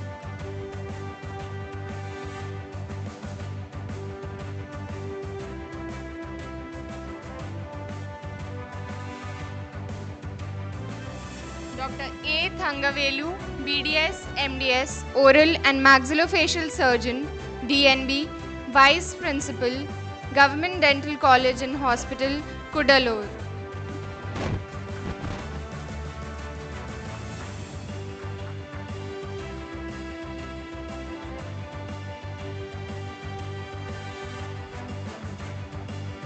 Dr. Nishitha Arun, BDS, MDS, Conservative Dentistry and Endodontics, PhD, Assistant Professor at Savitha Dental College and Hospitals, Chennai. Dr. Tufail Ahmed, Dr. Tanushri Saxena,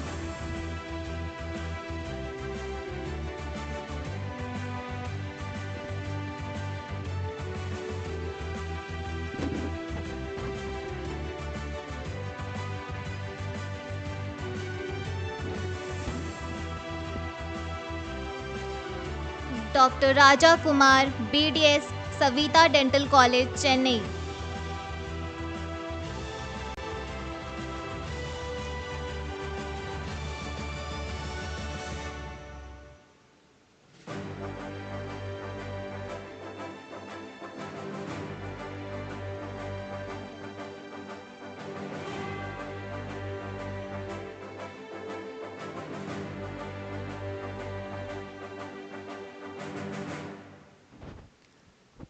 Dr. Jay Tang, BDS, MDS, Oral and Maxillofacial Surgeon, Senior Lecturer, Chhattisgarh Dental College and Research Institute, Chhattisgarh.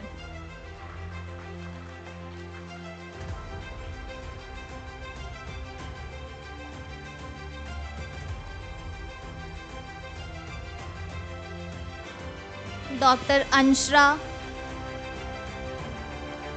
Dr. Ketki Prakash,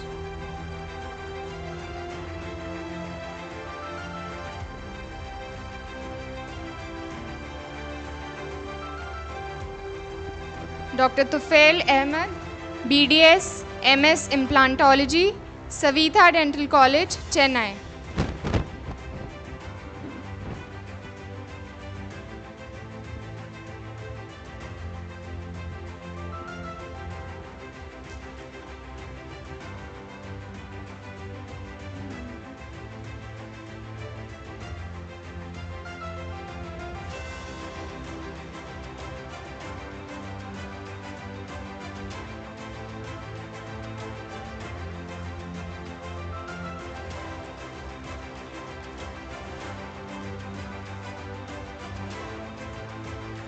Dr. Tanushri Saxena, BDS, MDS, Conservative Dentistry and Endodontics.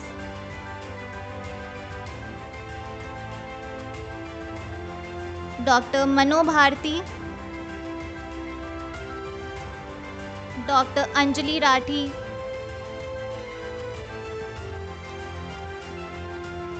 Dr. Vivek Devidas,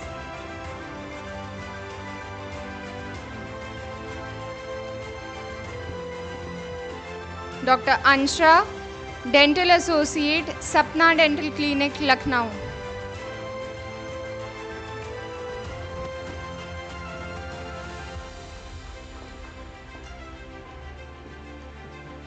Dr. Athlori Manoj, Dr. Prashant Divedi,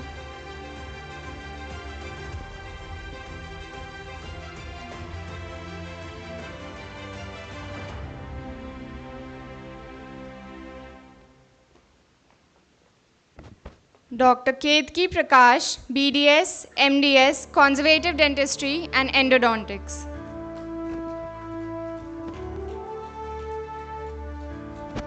Dr. Anjali Rathi,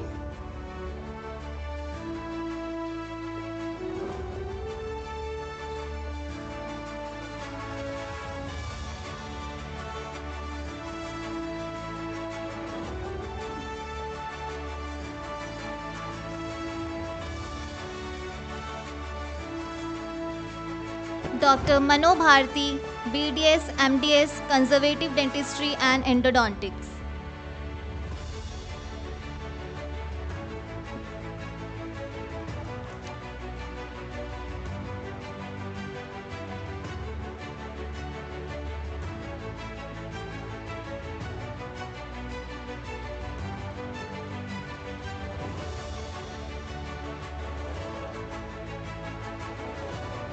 Dr. Anjali Rathi, BDS, MDS, Conservative Dentistry and Endodontics. Dr. Aruna, Dr. Tejas Singhal,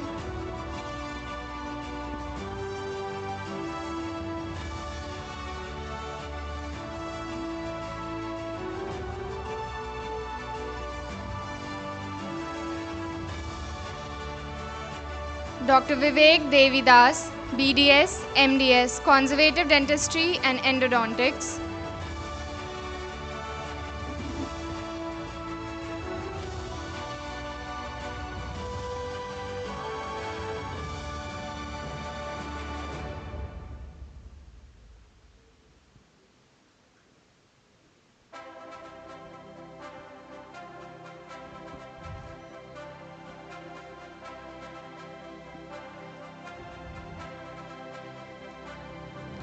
Dr. Atluri Manoj, BDS, MDS, Conservative Dentistry and Endodontics.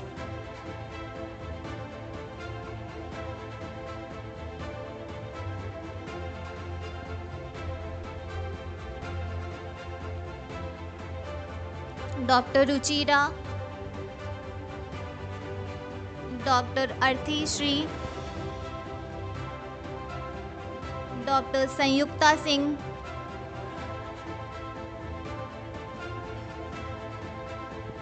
Dr. Lakshay Kumar,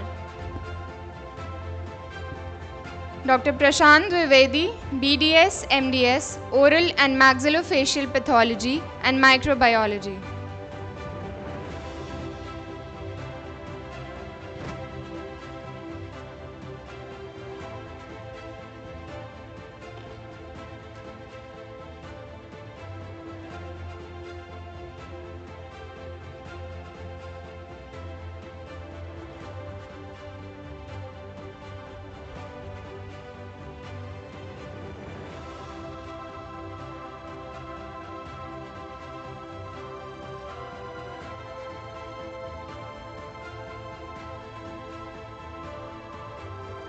Dr. Tejas Singhal, BDS, Maulana Azad Institute of Dental Sciences, Delhi.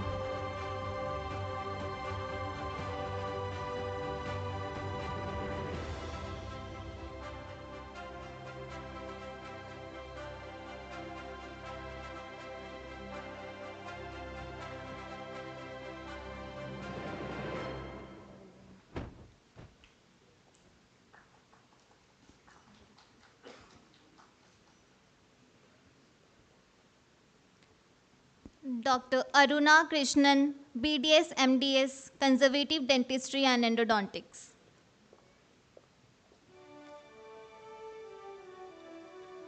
Dr. Pradeep Kumar Pandey, Dr. Vikram Anand,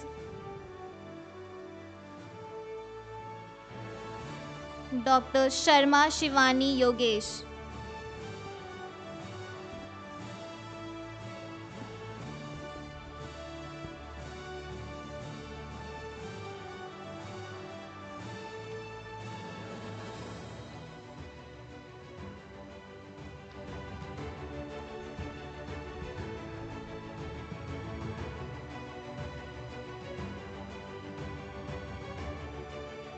Dr. Sanyukta Singh, BDS, MDS, Conservative Dentistry and Endodontics, Senior Lecturer, Savitha Dental College, Chennai.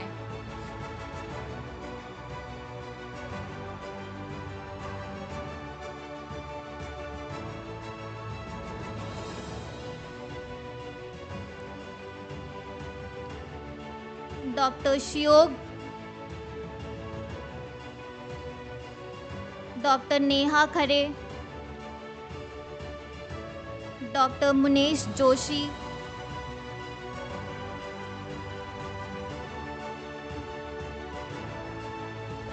Dr. Pradeep Kumar Pandey, BDS, MDS, Orthodontics and Crown and Bridge, Assistant Professor, Chandra Dental College and Hospital, Lucknow. Associate Professor, Chandra Dental College and Hospital, Lucknow.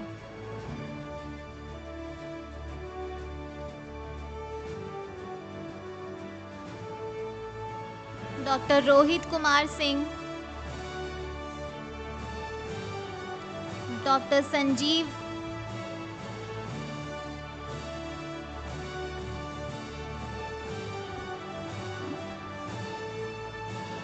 Dr. Vikram Anand, BDS, MDS, Prosthodontics and Crown and Bridge, Managing Director, Anand 32 Point Dental Care, Uttarakhand.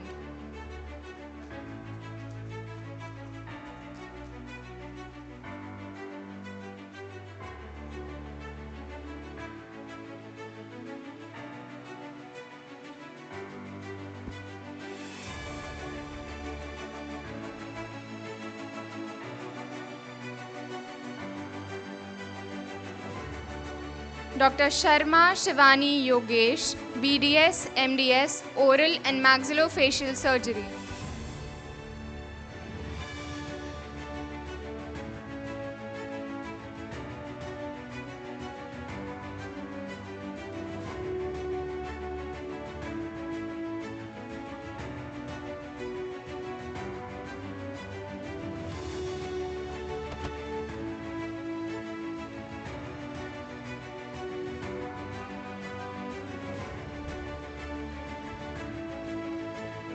Dr. Suyog Kisan Rao Pradhan, BDS, MDS, Prosthodontics and Crown and Bridge.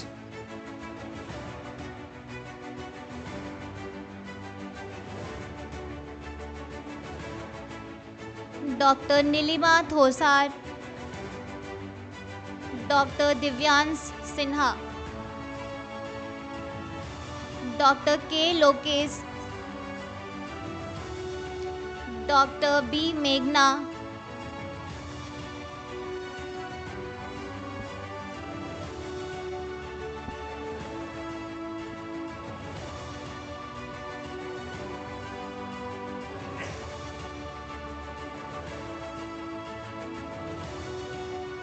Dr. Rohit Kumar Singh, BDS, MDS, Prosthodontics and Crown and Bridge, pursuing PhD, Associate Professor, ESIC Dental College and Hospital, New Delhi.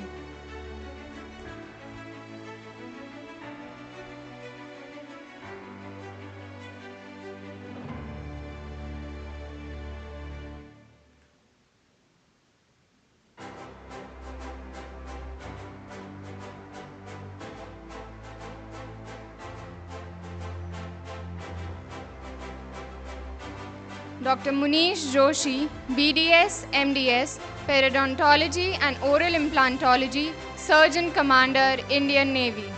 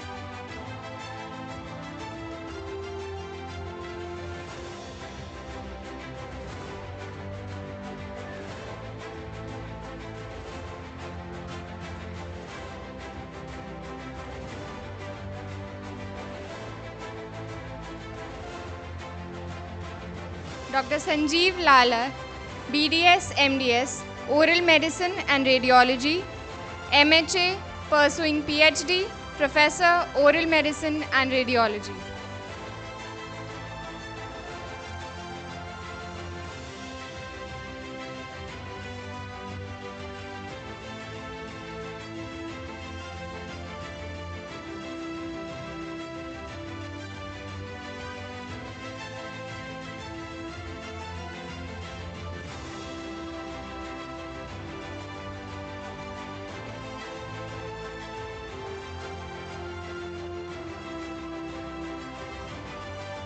Dr. Neha Khare, BDS, MDS, Periodontology and Oral Implantology, Professor and Head, Index Institute of Dental Science, Indore, India.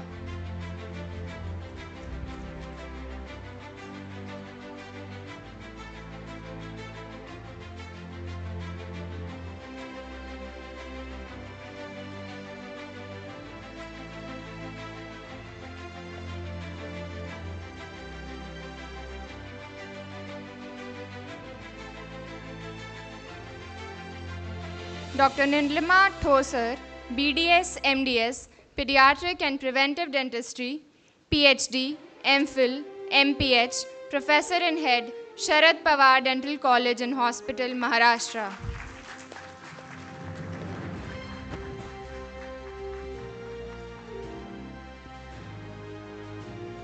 Dr. Prakash Venkat Rao,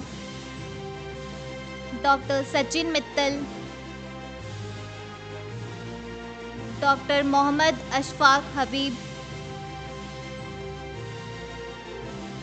Dr. Anu Kol,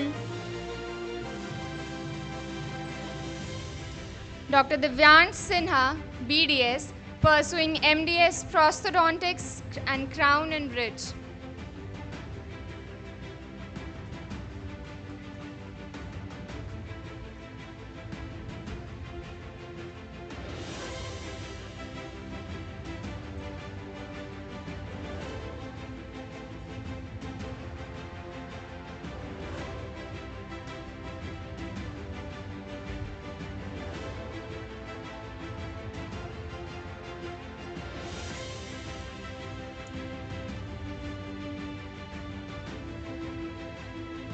Dr. K. Lokesh Sai, BDS, pursuing MDS in Prosthodontics and Crown and Bridge.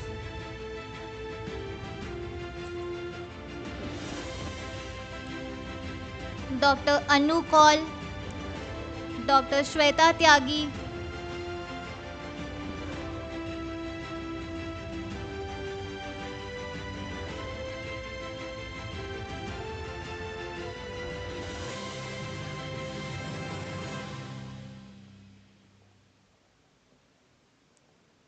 Dr. B. Megha, BDS, MDS, Prosthodontics and Crown and Bridge.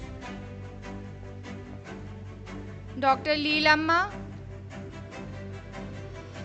Dr. Varun, Dr. Rutvi, Dr. Anushi, Dr. Radhika,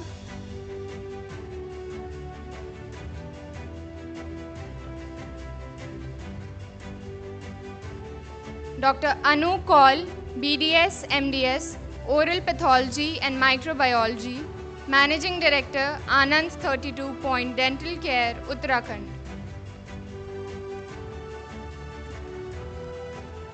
Dr. Akhilesh Kumar Pandey, Dr. Rohit S. Menon, Dr. Vaishnavi, Dr. Velenki,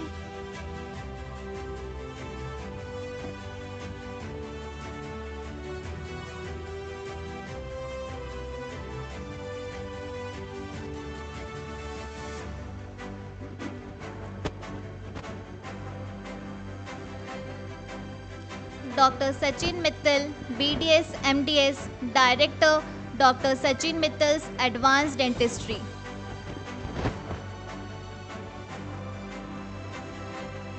Dr. Umesh Avasthi, Dr. Kapil Chhabra,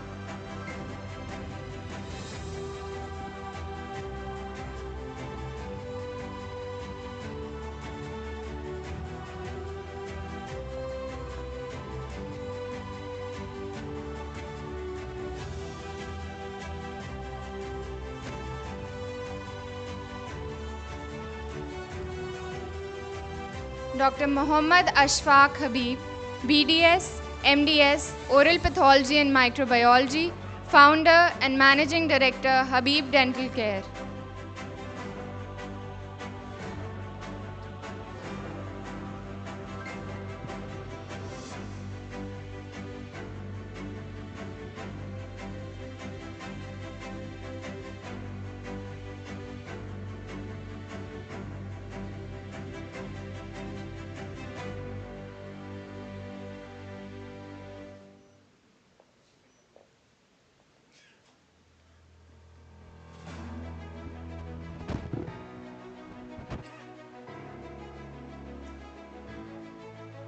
Dr. Akhilesh Kumar Pandey, BDS, MDS, Oral and Maxillofacial Surgeon, Assistant Professor, King George's Medical University.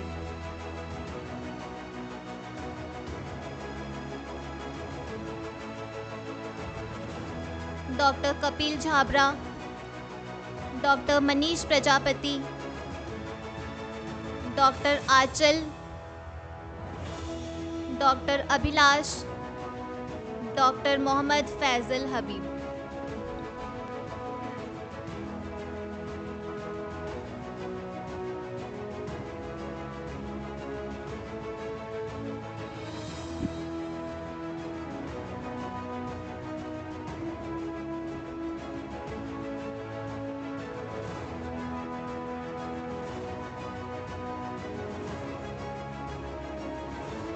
Dr. Velanki Raghavendra Anirudh, BDS and pursuing MBA.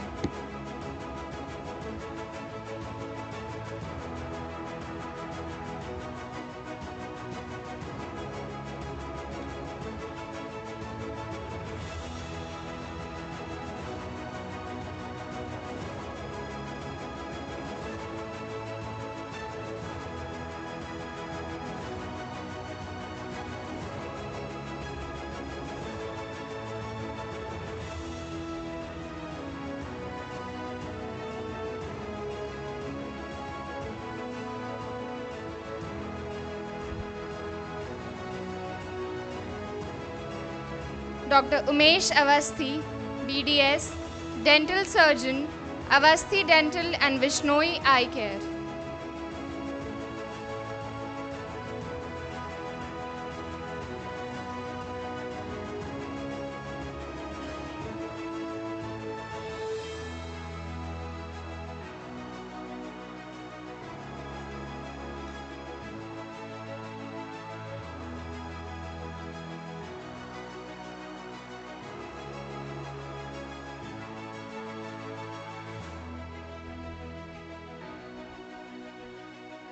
Dr. Umesh Avasthi.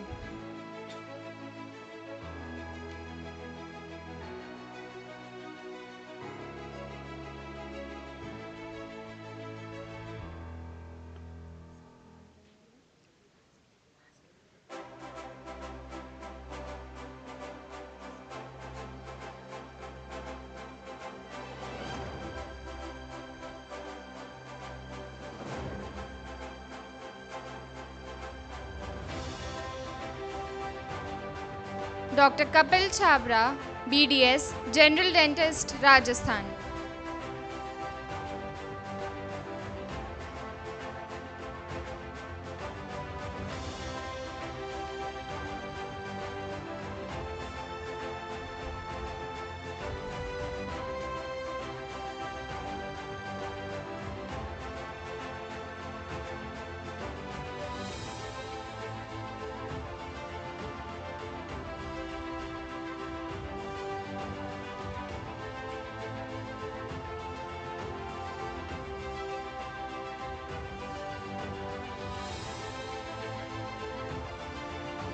Mohammad Faisal Asif, BDS, PGD HM, General Manager, MedTech, Dental Division, Maldives.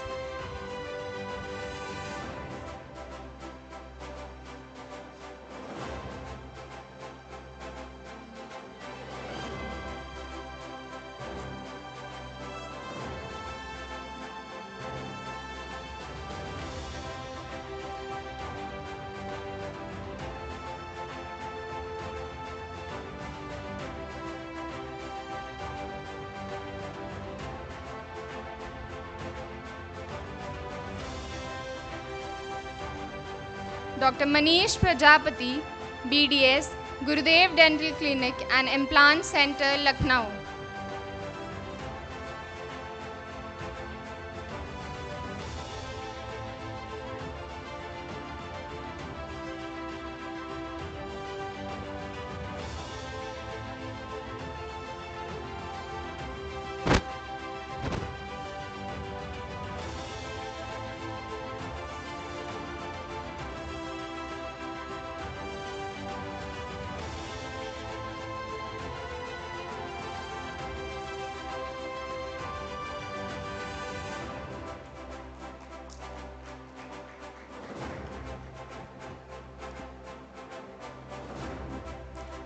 Thank you so much, all the fellows and the dignitaries. Now we invite Dr. Ricardo R. Gadbandan, Trustee, PFA Asia Region, to lead the oath ceremony for the new fellows of PFA.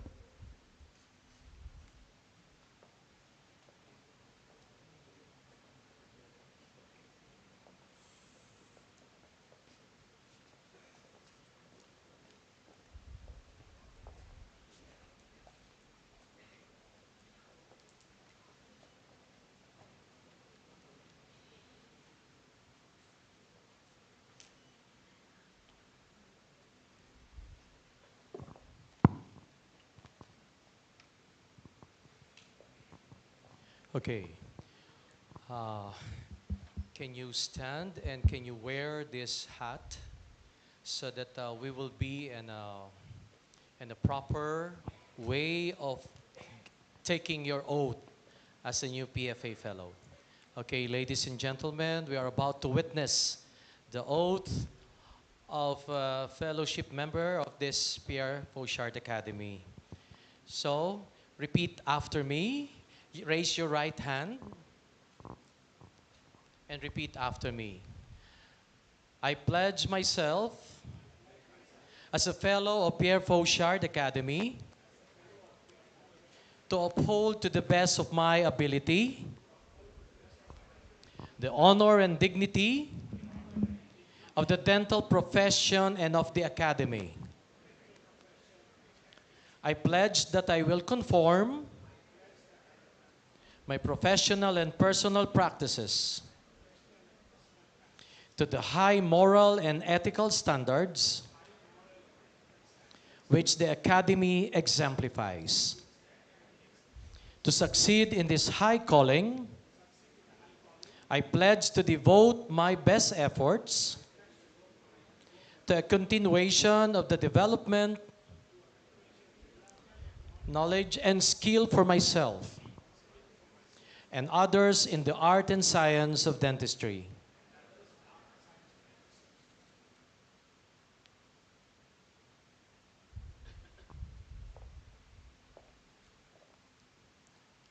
And now, I would like to congratulate each and every one of you. Welcome to the Pierre Fauchard Academy Section at Large Asia.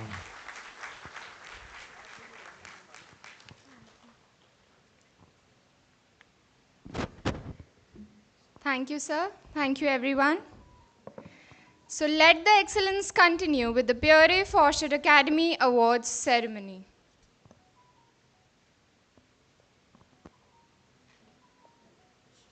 Starting with the Student of the Year Awards. First Year BDS, Khushi Bhandari, Sharad Pawar Dental College. Sabha Pathan, Sharad Pawar Dental College, and Indu Gowda, Bapuji Dental College, Karnataka.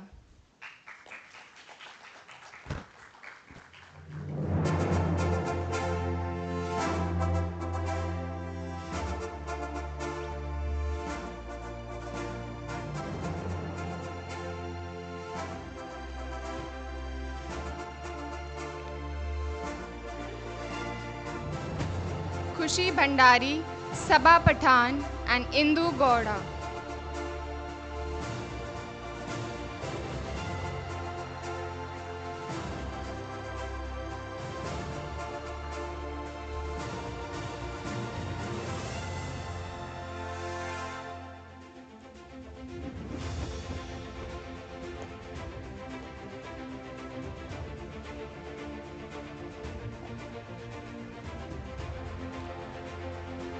Second year BDS, Nabiha Nadeem, Aligarh Muslim University, Sejal Venkatesh, Bapuji Dental College, Karnataka.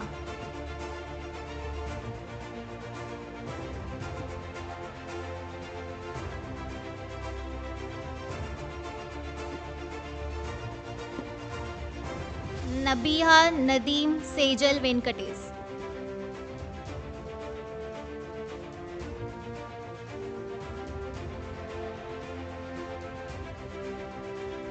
Second year BDS, Nabiha Nadeem,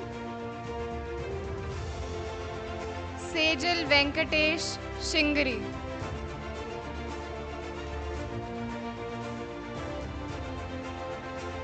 Third year BDS Shrujal GDCH Mumbai, Khushi Thakur Government Dental College and Hospital Mumbai.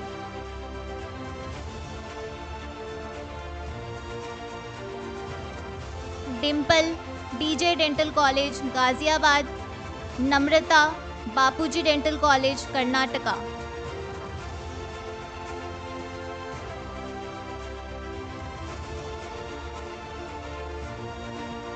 Shrujal Gomase, Khushi Thakur, Dimple and Namrata Mudgal.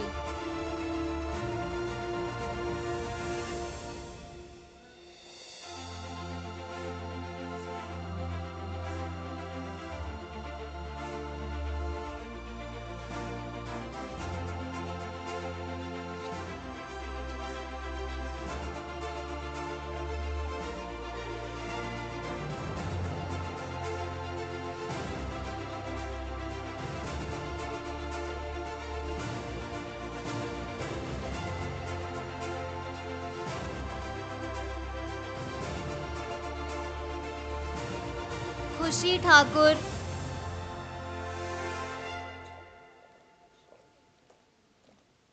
Shrujal Gomase,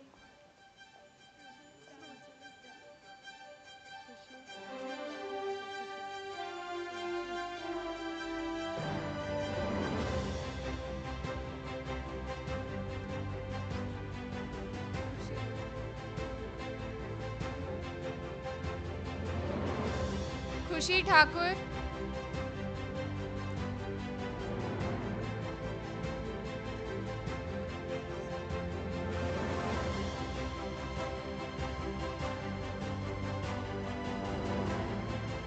Dimple,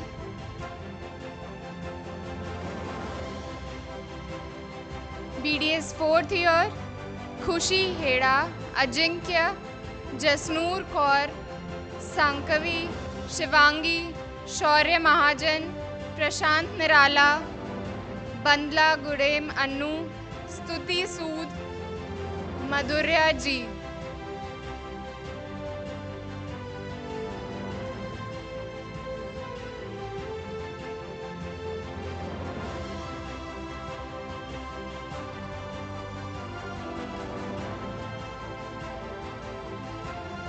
Khushi Hera, Sharad Pawar Dental College.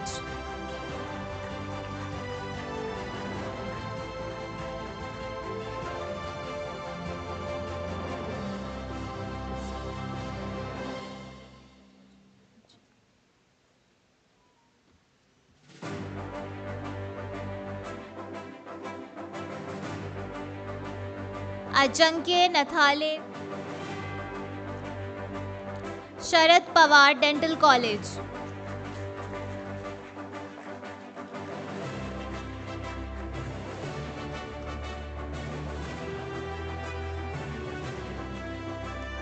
Jasnoor Kaur, Sharad Pawar Dental College.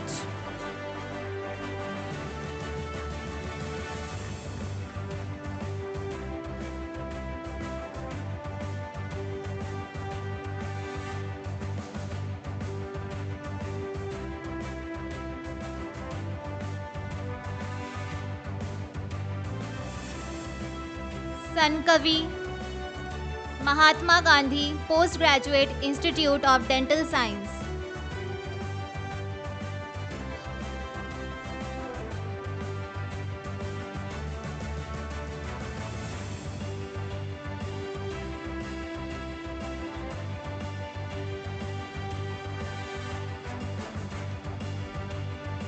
Shivangi Singh, King George Medical University.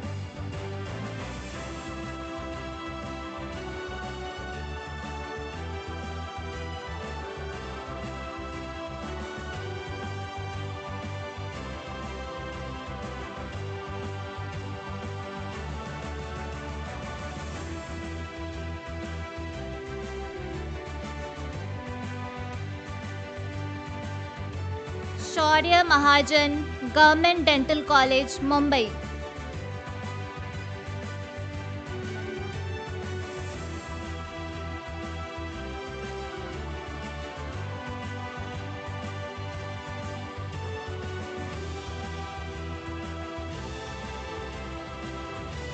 Prashant Nirala, DJ Dental College, Ghaziabad.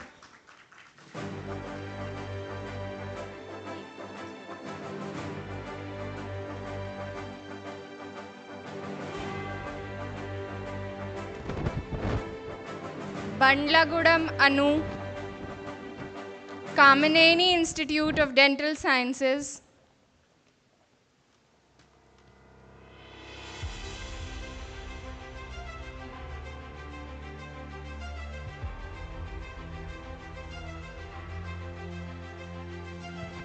Stuti Sood, Sudha Rastogi College of Dental Science and Research.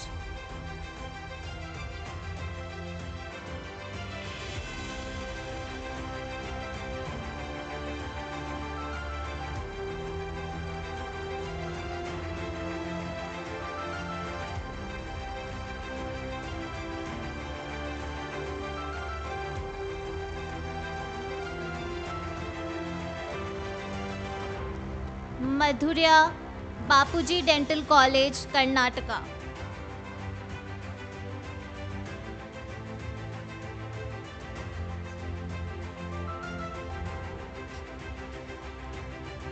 Madhurya, Bapuji Dental College, Karnataka.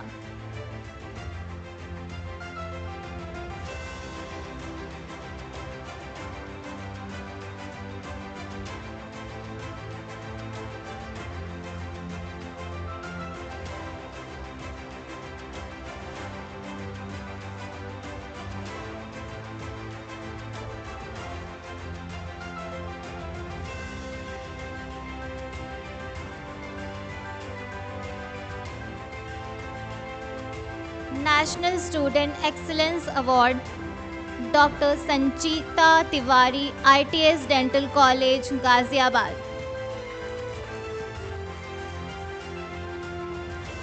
It's my honor to introduce a dynamic and multi-talented individual, Dr. Sanchita Tiwari, currently pursuing her Bachelor of Dental Surgery at ITS Dental College, Ghaziabad. She has consistently excelled in academics, securing top ranks across multiple years with an average aggregate of 80% for the 4 academic year. A recipient of the prestigious President's Award, Pradhan Mantri Rashtriya Bal Shakti Purushkar, she is not only a dedicated dental intern but also an international archery medalist who has represented India at global platform and has won 4 international, 17 national and 30 state and various inter-school and inter-college medals. From leading student initiatives to engaging in forensic dental research, she continues to inspire with her passion, discipline and versatility.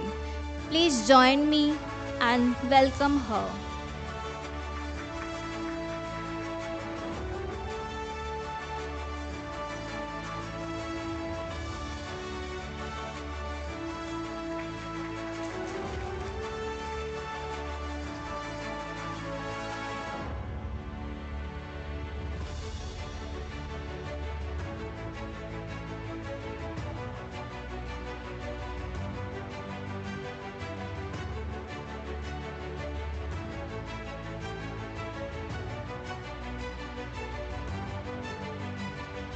Moving on to Community Service Award, Dr. K. Sri Chaitanya Ram, awarded for outstanding community service. Dr. Bhavna Tiwari,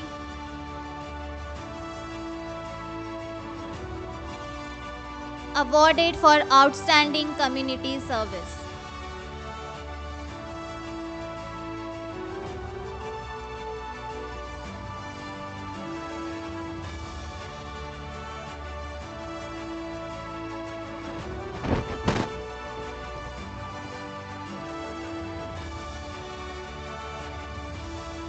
I would request all the PFA fellows to please wait for the photograph for the official website.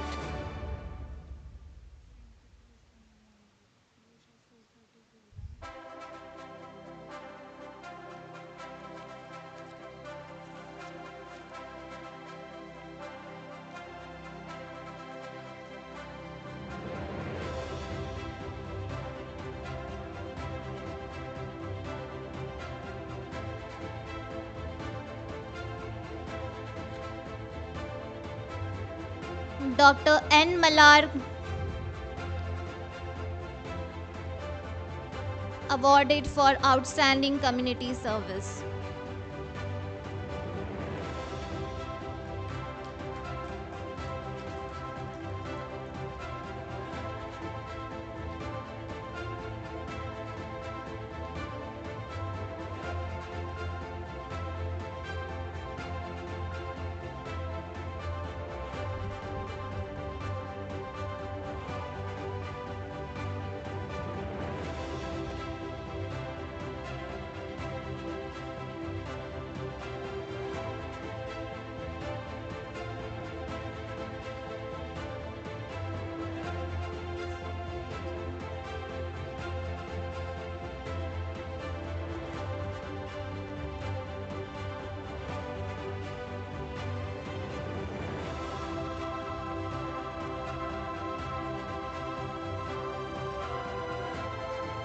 Dr. Tejal Singhal, awarded for outstanding community service.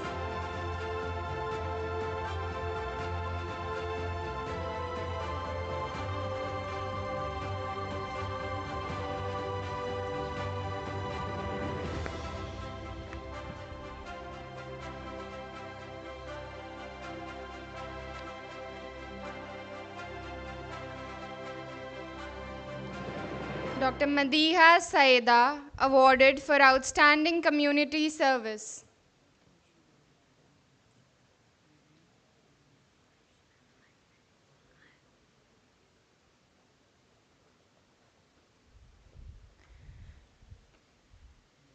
Proceeding with the Young Researcher Award in UG category, Tanushri Shivangi Singh, S.R. Gayatri, Sonia Pavan Pandey, Priya Ranjan, Dipanshi Chauhan, and Meet Sharma.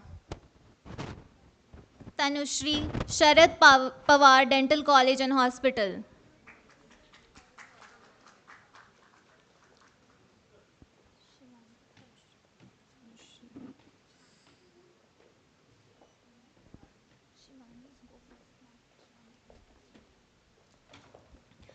Shivangi Singh, Faculty of Dental Science, King George Medical University.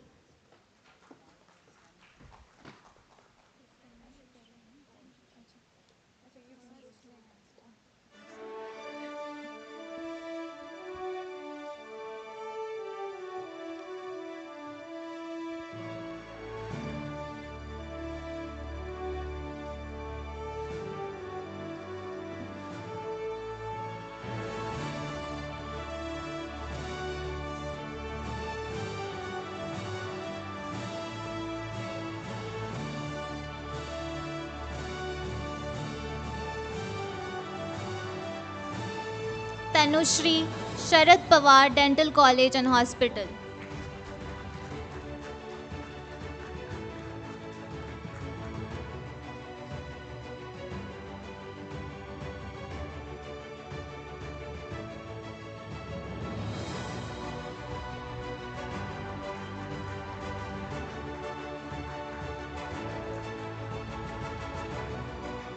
S.R. Gayatri, Tagore Dental College.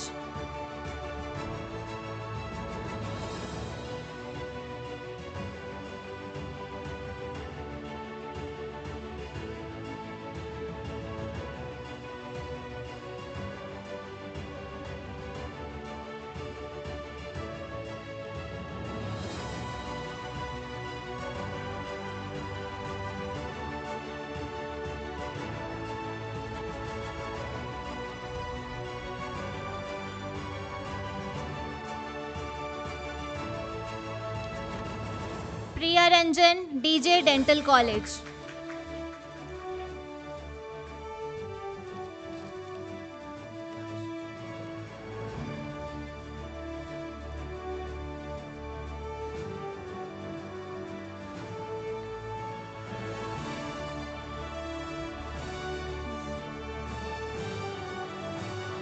Dipanshi Chauhan, Shubharti Dental College.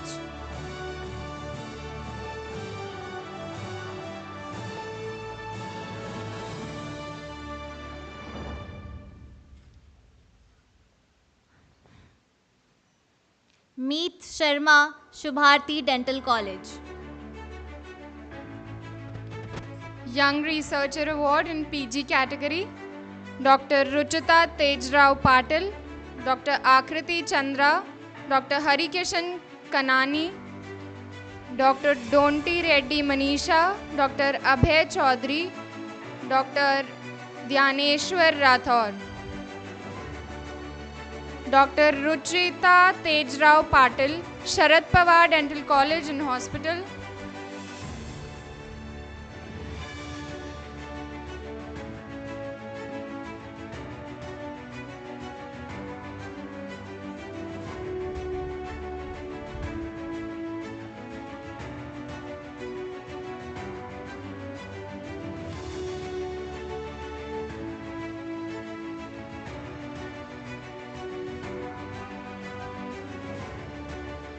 Dr. Akriti Chandra, Sharad Pawar Dental College and Hospital.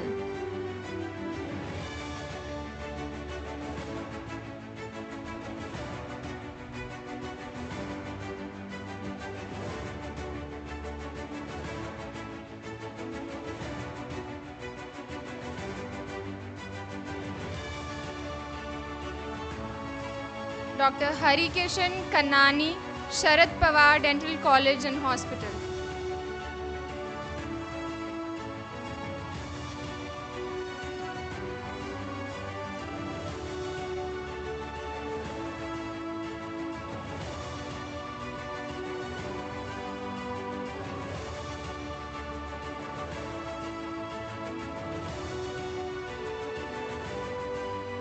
Dr. Donti Reddy Manisha, Anil Neerukonda Institute of Dental Sciences.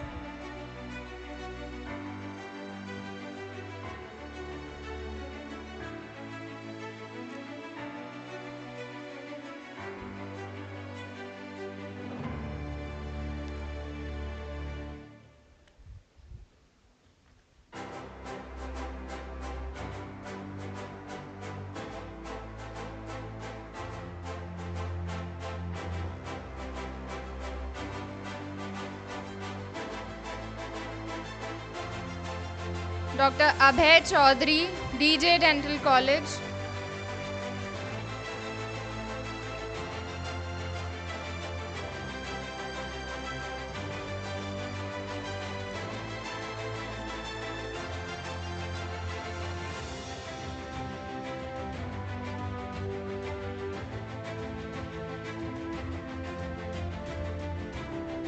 Dr. Dhyaneshwar Rathore, Government Dental College and Hospital, Mumbai.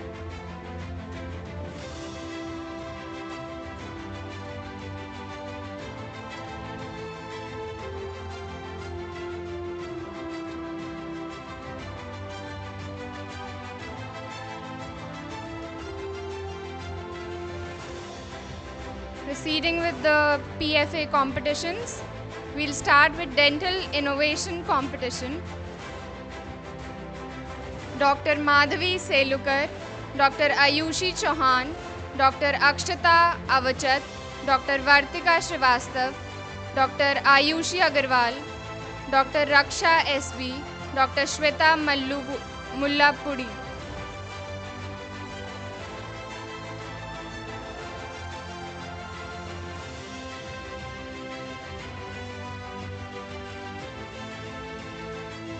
Dr. Madhavi Selukar, Sharad Pawar Dental College.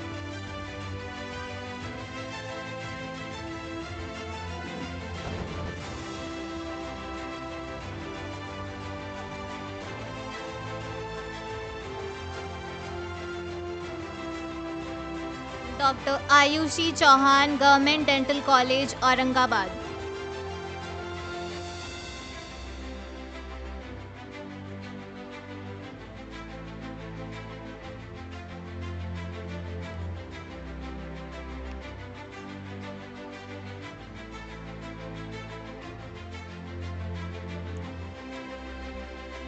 Dr. Ayushi Agarwal, Faculty of Dental Science, King George Medical University.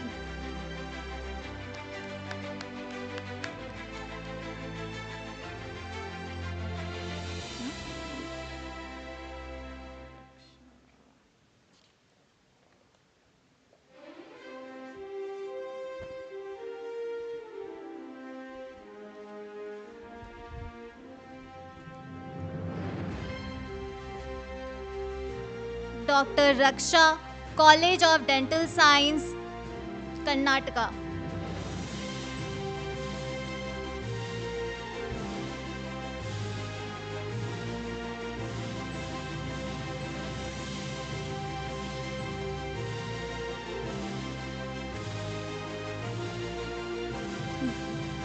Dr. Vartika Srivastav, Babu Banarasi Das, College of Dental Science, Lucknow.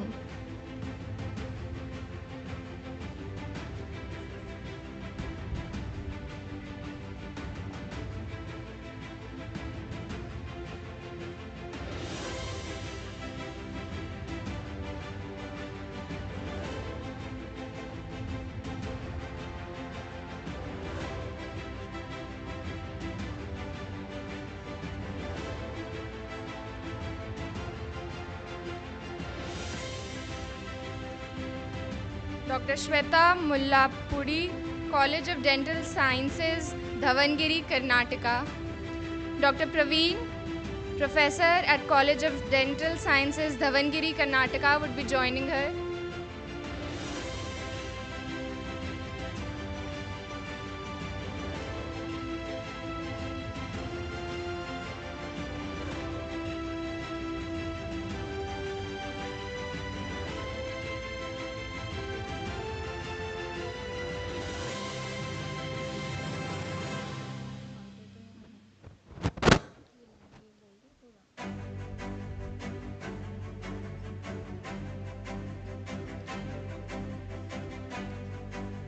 Janvi Thote, Sanskriti Koshatwar, Pushpendra Singh, Nidhi Mishra, Saima, doctor Vindrakshi, doctor Zahid, Shweta P.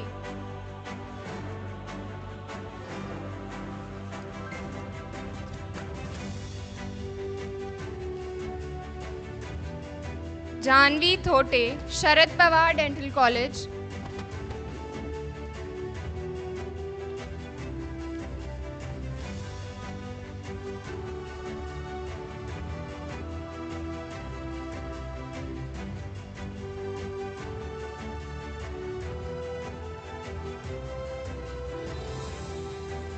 संस्कृति Sharad Pawar Dental college.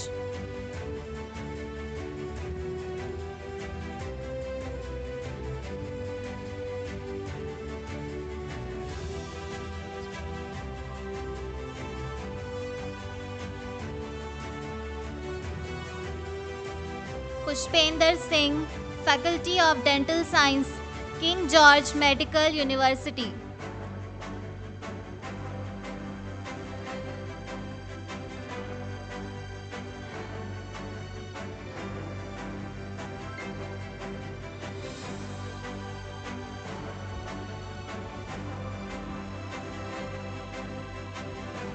Nidhi Mishra, Indraprastha Dental College.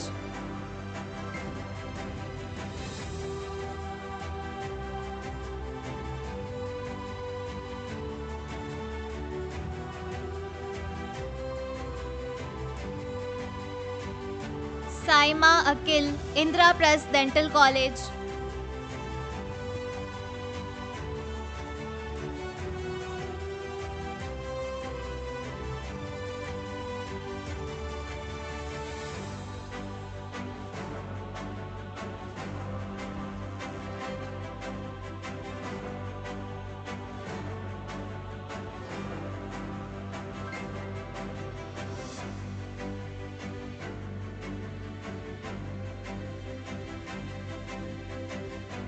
Doctor Vindrakshi, ITS Dental College, Ghaziabad.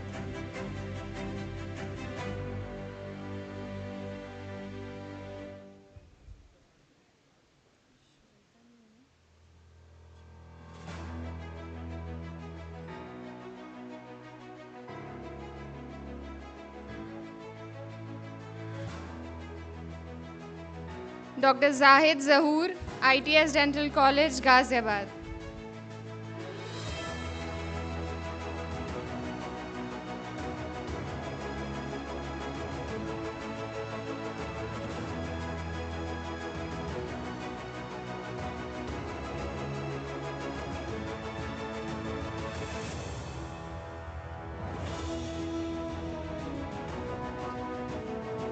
Proceeding with the reel making competition, Dr. Shepali, Dr. Akansha, Dr. Devyani, Dr. Rucha, Dr. Mandar, Dr. Jasnoor Kaur, Vaishalini,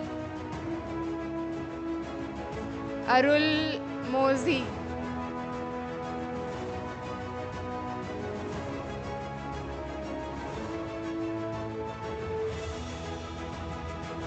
Dr. Shepali, Sharad Pawar Dental College,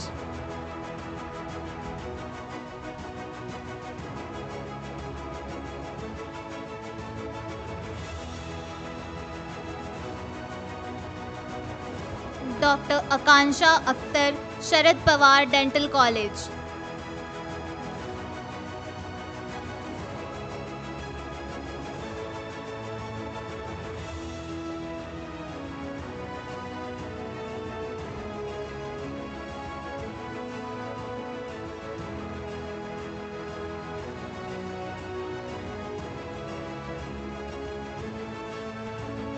Dr. Devyani, Sharad Pawar Dental College.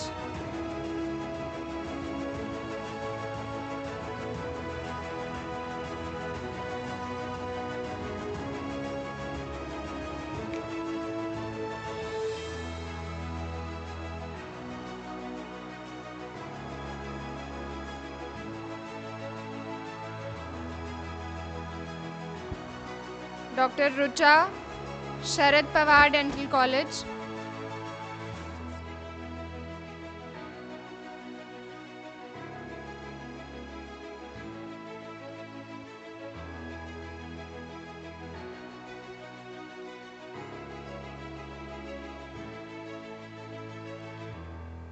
Jasnoor Kaur Makhan, Sharad Pawar Dental College,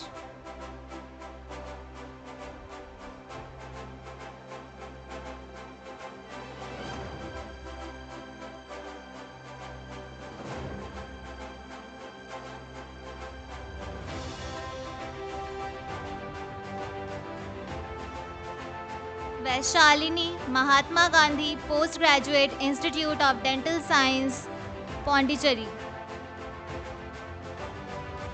Proceeding with the dental art competition, Sanskruti, Nidhi Mishra, Saima Akil, Yamini, Kriti Kaushal, Janani R, Shweta, Dr. Nazia, Dr. Chaitali, Ritika Srivastava.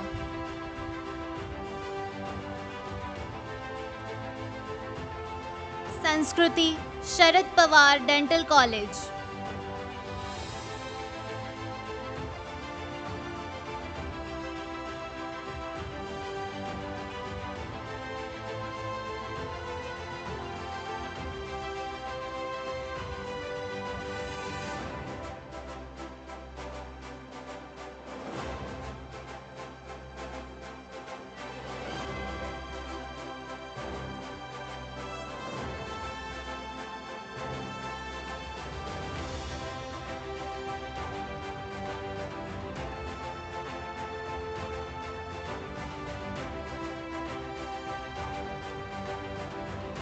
Nidhi Mishra, Indraprasth Dental College.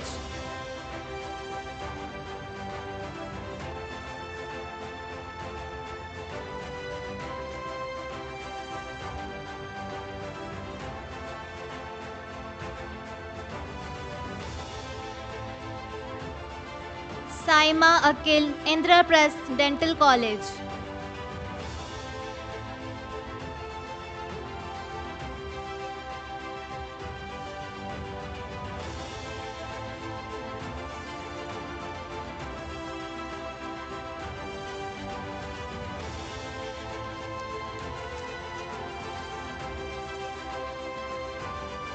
Kriti Kaushal, Mahatma Gandhi Postgraduate Institute of Dental Science, Pondicherry. Dr. Nazia Noreen, Indraprasth Dental College.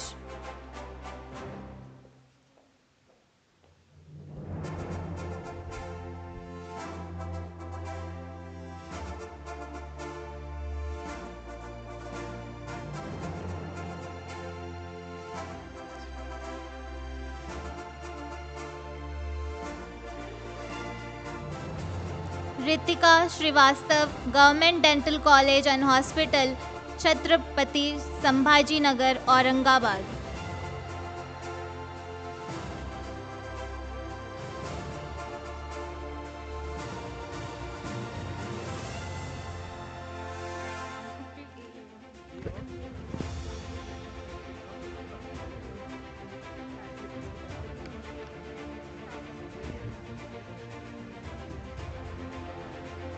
Chaitali Umesh, Government Dental College and Hospital.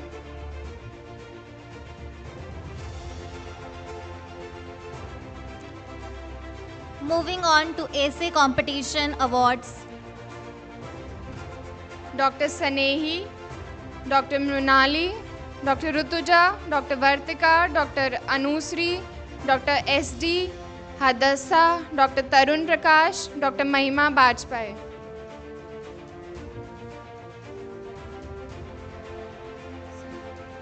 Dr. Sanehi, Sharad Pawar Dental College.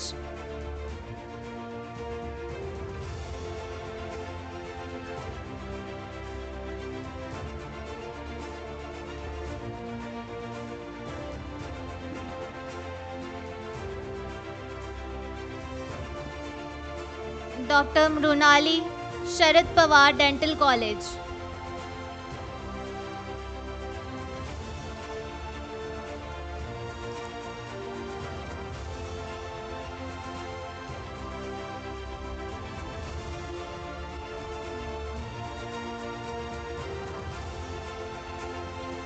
Dr. Rutuja Patil, Sharad Pawar Dental College.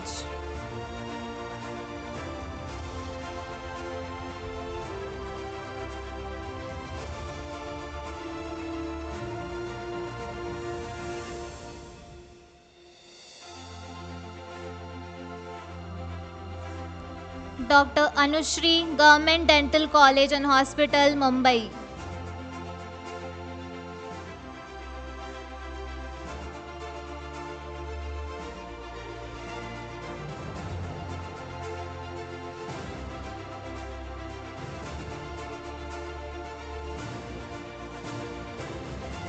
Dr. Vartika Srivastav, Babu Banarasi Das, Dental College, Lucknow.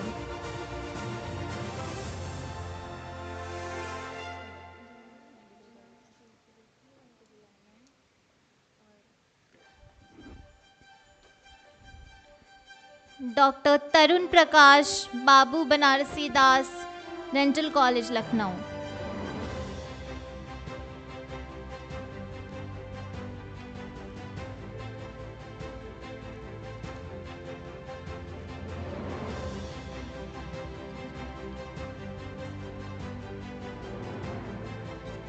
Nidhi Mishra, Saima Akil, Vindrakshi, Khushi Verma, Aditi Sinha, Kirthana, K. Jagadish.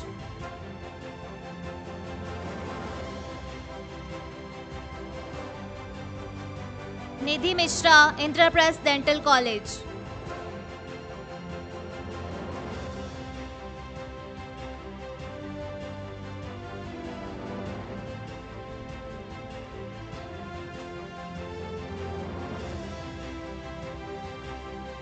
Saima Akil, Indraprasth Dental College.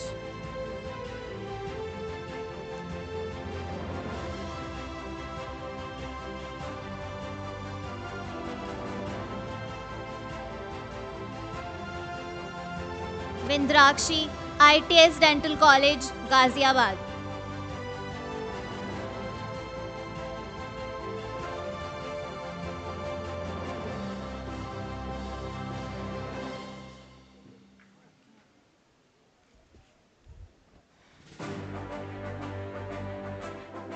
K. Jagdish, Anil Nerukonda Institute of Dental Science.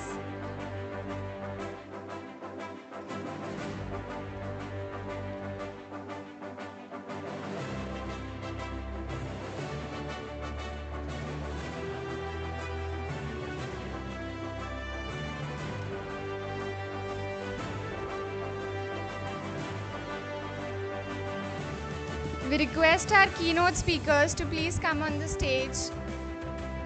Dr. Georgie P. Zakaria. I request Dr. Georgie P. Zakaria to please come on the stage.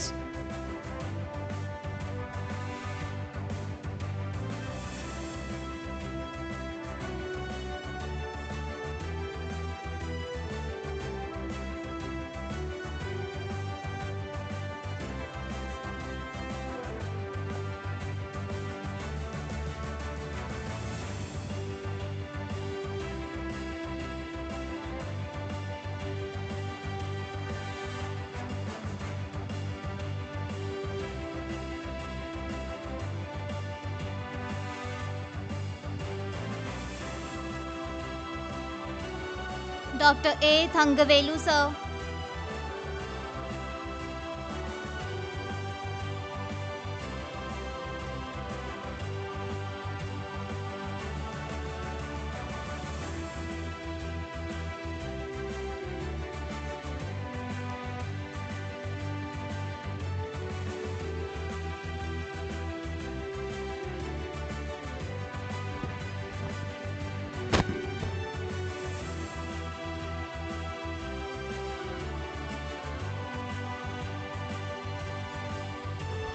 Dr. Sumit Goel, sir.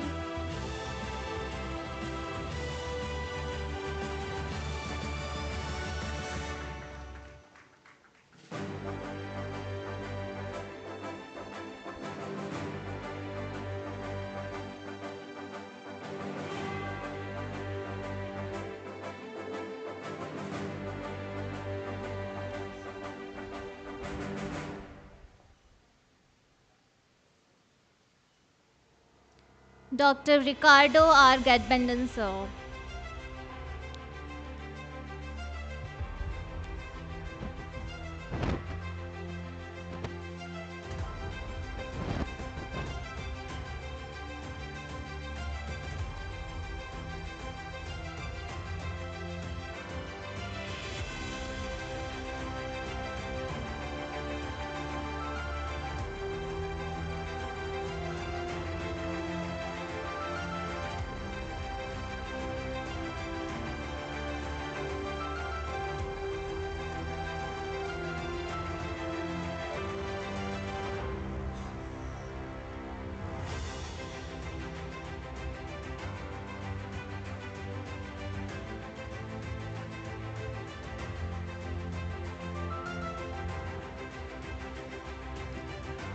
I request all the PFA fellows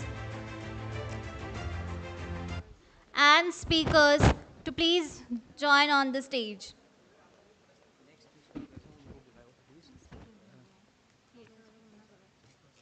speakers का felicitation just a second sir वो खोलो फटाफट तो उसमें जो next speakers हैं उनका felicitation मैं वही तो बोल के गया था भावना तिवारी हो गया ये तंगा वैली हो गया नेक्स्ट इसके बाद कौन है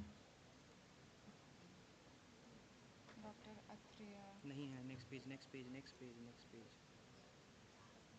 हाँ फिर से सेम पेज है हाँ इनको बुलाओ एक एक I request Dr. Dhirendra Kumar Singh to please come on the stage for felicitation. Dr. Dhirendra Kumar Singh, sir. I request Dr. Amit Bharadwaj, sir, to please come on the stage for felicitation.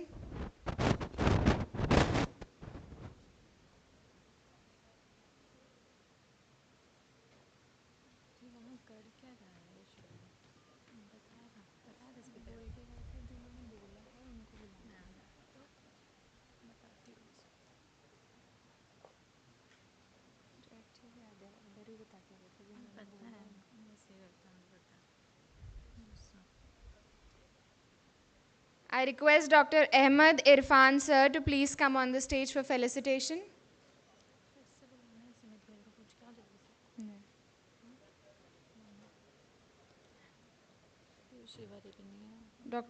I request Dr. Rajiv Yadav, sir, to please come on the stage for felicitation.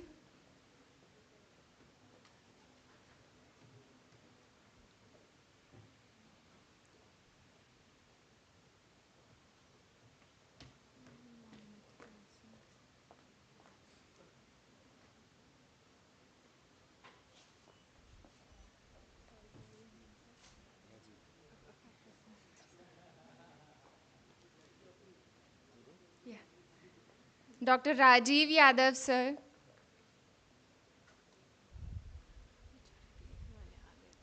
I request Dr. Pushkar Manandhar, sir, to please come on the stage for felicitation.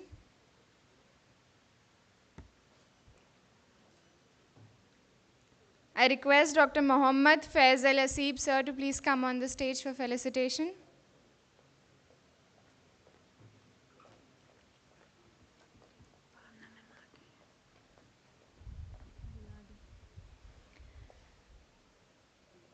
I request Dr. Bhavna Tiwari, ma'am, to please come on the stage for felicitation.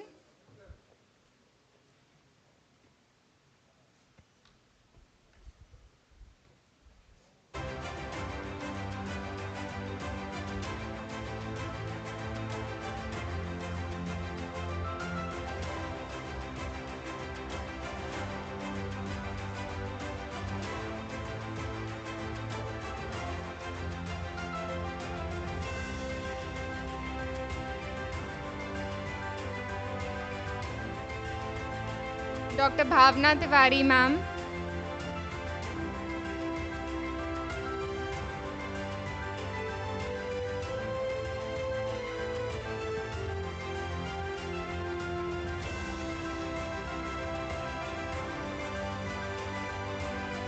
Dr. Mohammad Faisal Asib, sir.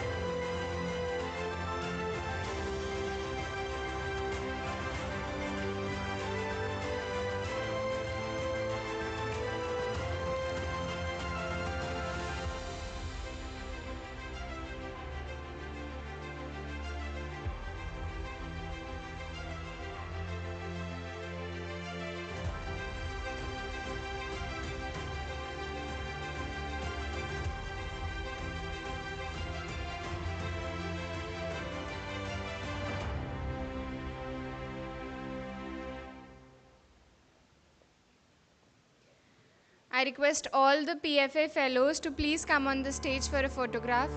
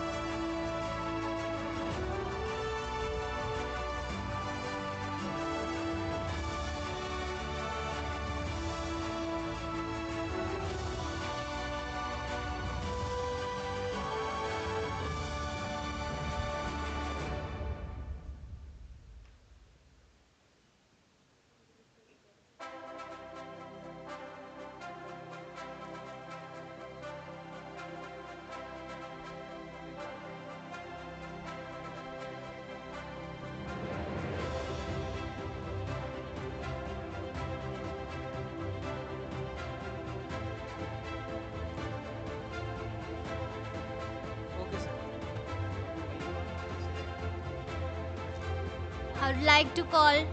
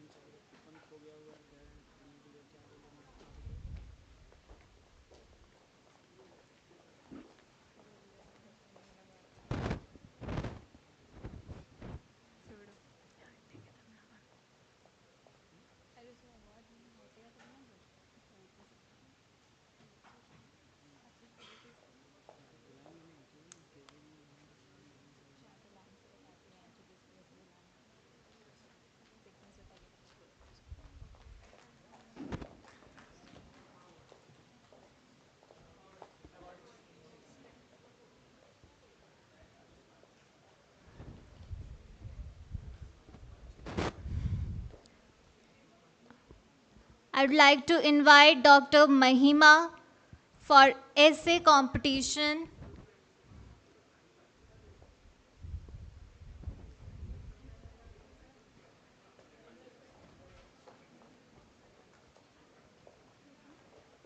Dr. Mahima, King George Medical University.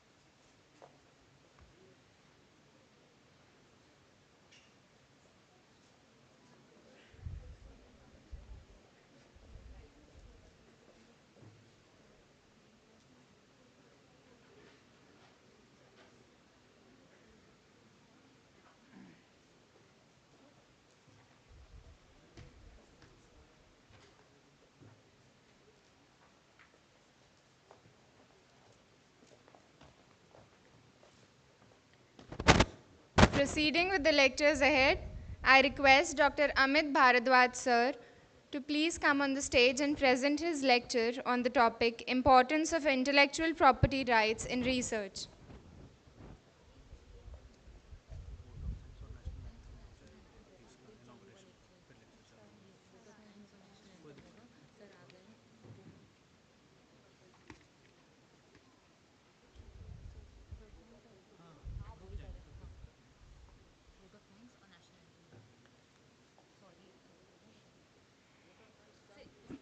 Extremely sorry, sir. We'll proceed the lecture after vote of thanks. We invite Dr. Anmol Bagaria ma'am to deliver the vote of thanks.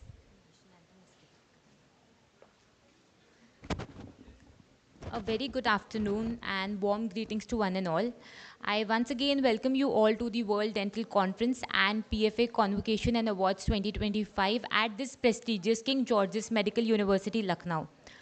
Firstly, all thanks to God for blessing all of us with His choicest blessing.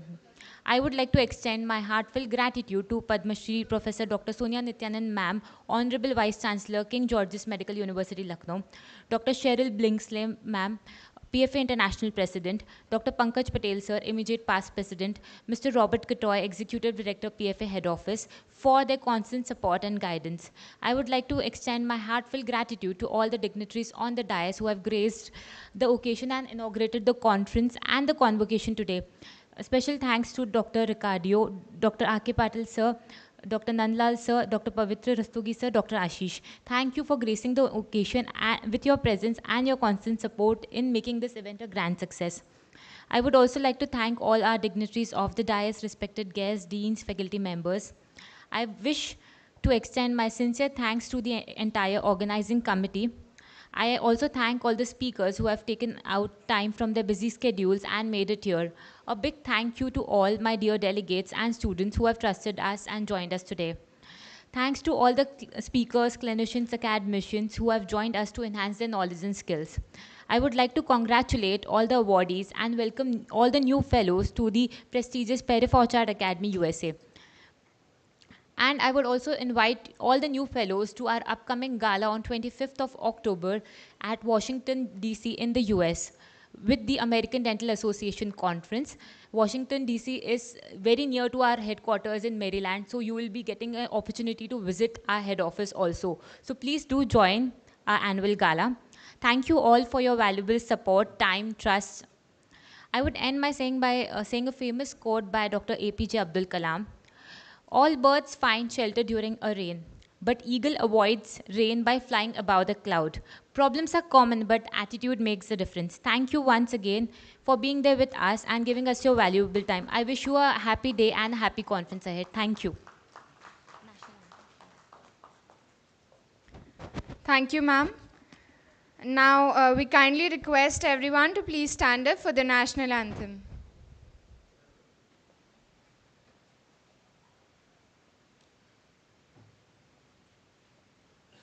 जनगण मन अधिनायक जय हे भारत भाग्य विधाता पंजाब सिंध गुजरात मराठा द्राविड उत्कल बंगा विंध्य हिमाचल यमुना गंगा उच्चल जलधि तरंगा तव शुभ नामे जागे तव शुभ आशीष मांगे गाहे तव जय गाथा जन गण मंगलदायक जय हे भारत भाग्य विधाता जय हे जय हे जय हे जय जय जय जय हे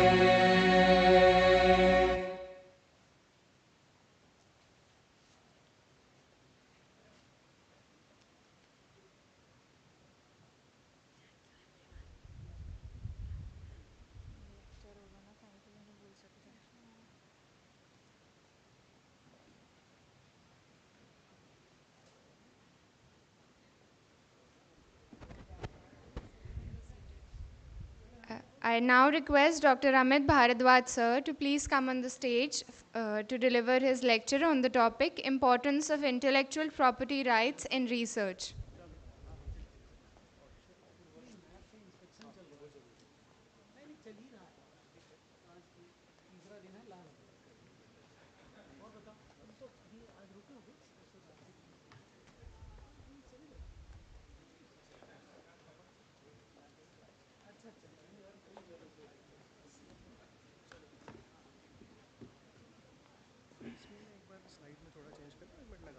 स्क्रीन पे मत लगाना अभी स्लाइड को ना अभी आप स्क्रीन पे शो मत करना इसमें लगा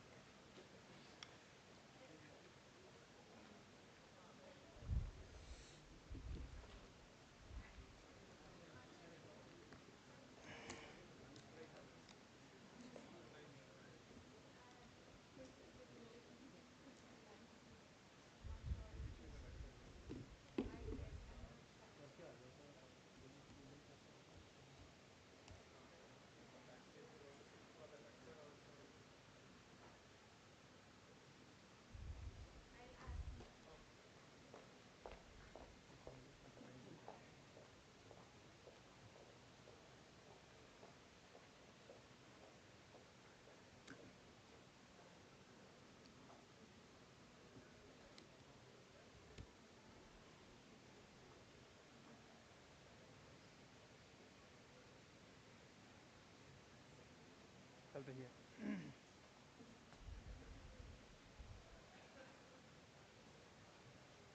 कौन सी है ये तो नहीं है दूसरी एक में कभी लगाई तो नहीं ना नहीं हाँ वही है ना कहीं चेंज कैसे हो रहा है उसमें कुछ और दिख रही थी एक क्वेश्चन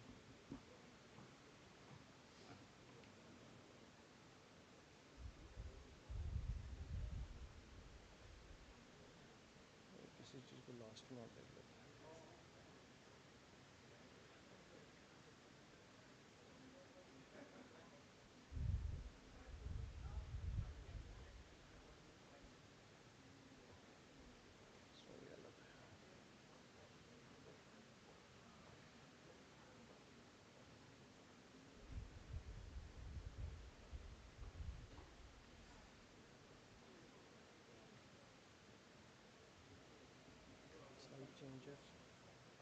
पास है चेंजर है लगाओ आपका लगाओ इसको कॉपी कर लेते हैं हाँ इसको कॉपी करने तभी लगा देना इसको वन टू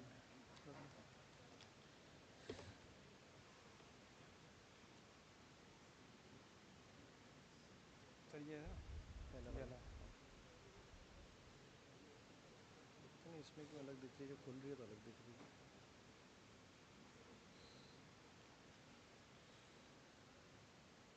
ये है मेथड ये इसमें अब भी अलग लग रही है करना हाँ ठीक है If you don't mind, I'll take over the mic for 1 second. All the scientific paper presentation awards will be given at the valedictory.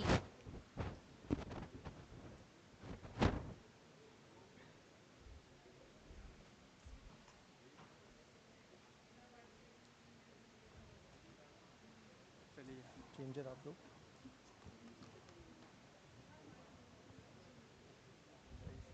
Changer है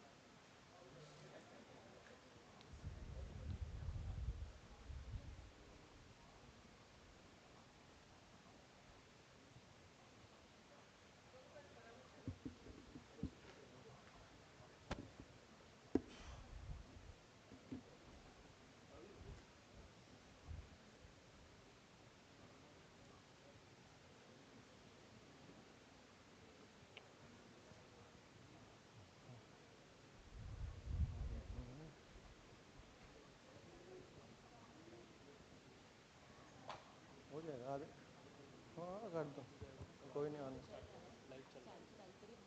हाँ आते रहेंगे ठीक और हाँ बहुत बढ़िया है हाफ एन आते हाँ मैंने देखा डाउन साउथ एंड अच्छा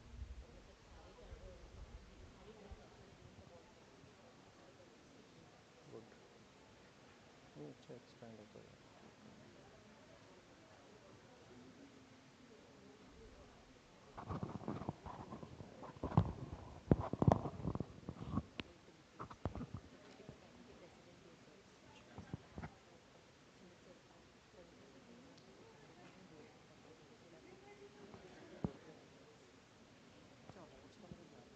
देखा था नहीं कि स्टूडेंट्स क्या उसका वीडियोस भी तो आ जाता है वो तो था मैंने क्या कॉल क्या रहे हाँ वो तो दूसरा सेंटर है ना तो इसमें डायरेक्ट अवार्ड्स में अपन देखते हैं दो फैकल्टी कह रही थी हाँ ठीक है क्योंकि ये जोशी जो लड़का था नेवी वाला मैंने फॉरवर्ड किया था वो तो कर लेगा इसलिए लग जाए दो फैकल्टी पूरे डिपार्टमेंट में कह रही है और वो कराना है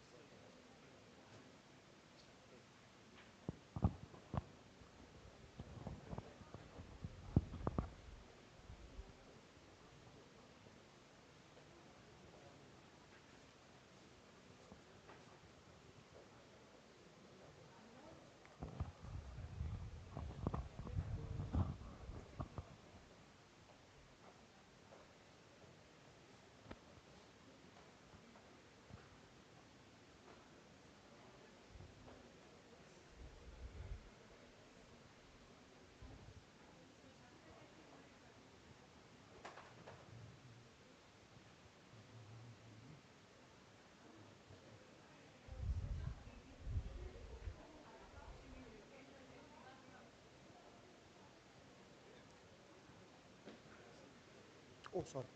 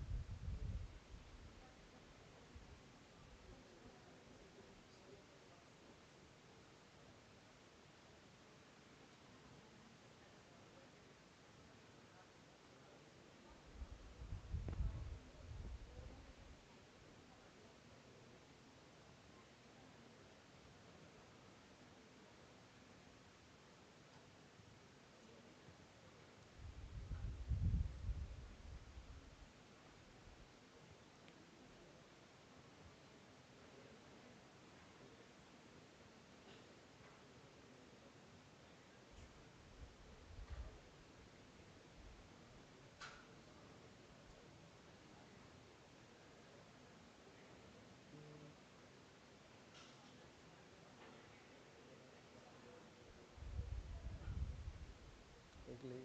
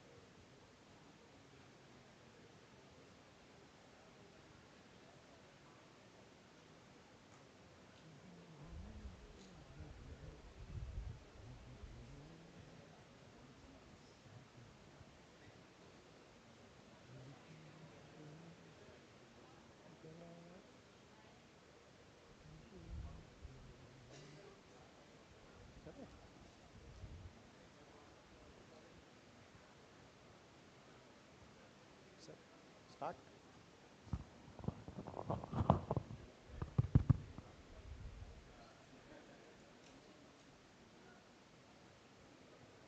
थोड़ा सेटल हो जाता ना. अच्छा थोड़ा सेटल होना.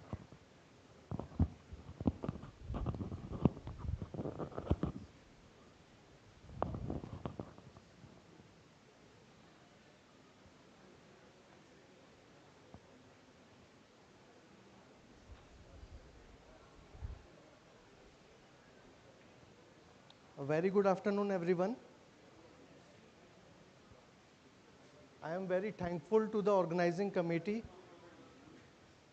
especially Dr. Anmol, Dr. Ashish, my dear friends from Department of Periodontology, my seniors, my colleagues who are here to enlighten all of us with their knowledge, information at this prestigious platform of Fauchard Academy. I am Dr. Amit.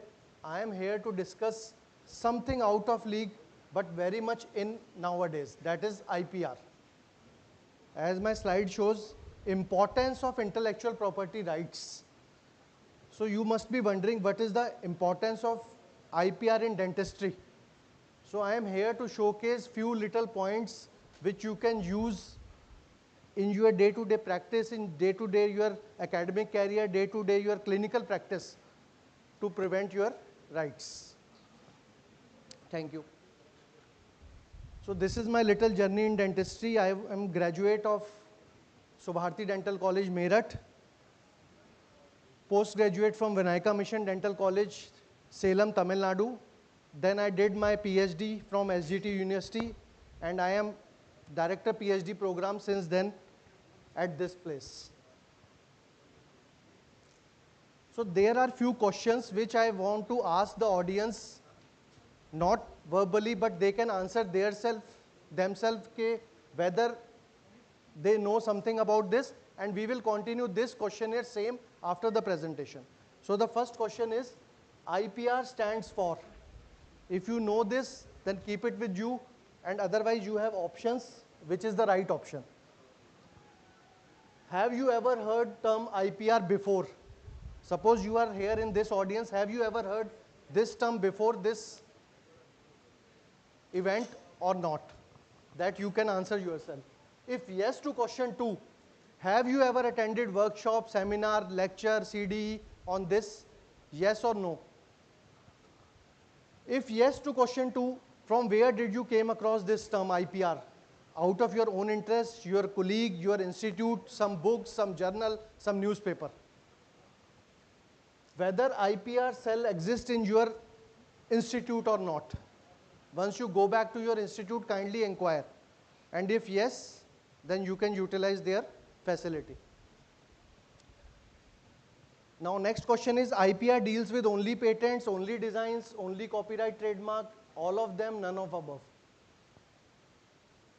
Now point rises whether if I am interested in IPR, whether I can do anything about this, whether I can go and read something else, whether I can conduct any course, or whether I can enroll myself in any course. Have you ever applied for patent? Yes or no? IPR are applicable nationally, internationally, both, or choice of a inventor? After participating in this service, have you ever motivated? Yes, no, by compulsion, out of your interest. So these are 10 questions which you will answer post this presentation.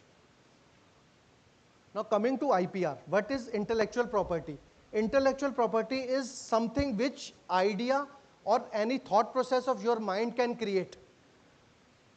You yourself, a team of 2 people, a team of group of few people, if they are thinking about any new idea, new innovation, new material, new particle, then that property is known as intellectual property, which is created by any individual, either with knowledge, with thought process, with own invention.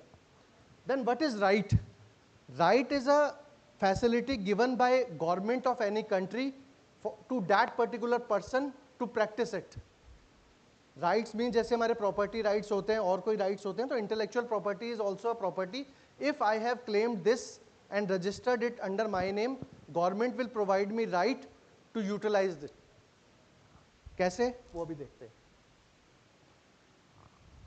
Now, what is the need of IP protection? मैं बार बार कह रहा हूँ IP बनाएंगे, उसको protect करेंगे. What is the need? Need is so that others cannot exploit it. You can use yourself whenever needed, either for commercial gain, either for manufacturing it, or either for utilizing it for further any use. The sole inventor can use it for multiple purposes, whereas other cannot use it. Secondly, IP will give you brand value and goodwill. There are brand values of certain companies, certain logos, certain trademarks that is associated with that particular product. So this IPR will only provide you goodwill and brand value. Then again same, if something happens, you can legally claim it and create that this is your ownership in a law of country. Now what are various type of IPRs? कभी हम सुनते हैं patent, कभी हम सुनते हैं copyright, कभी हम सुनते हैं trademarks. All of these comes under intellectual property rights. You can use any one of these according to your choice, according to your invention. Most commonly term heard is patent. Then is trademark, design, geographical indications. So all of these are different but comes under intellectual property. Now these, as I mentioned, there are certain rights provided by Government of India in our country. So these are certain acts: patent 1970 Act, designs 2000, trademark 1999, geographical indication 1999, copyrights 1957. These are the legal rights provided by our country. Now what is patent? Now I will describe what is difference between patent, design, trademark and others. Patent is any novel idea, any novel product which you only have created. And patentee, that is the applicant, will give the rights to that particular individual or that particular group of person to practice it throughout their life, or if they want to commercialize it, sell it, they can sell it.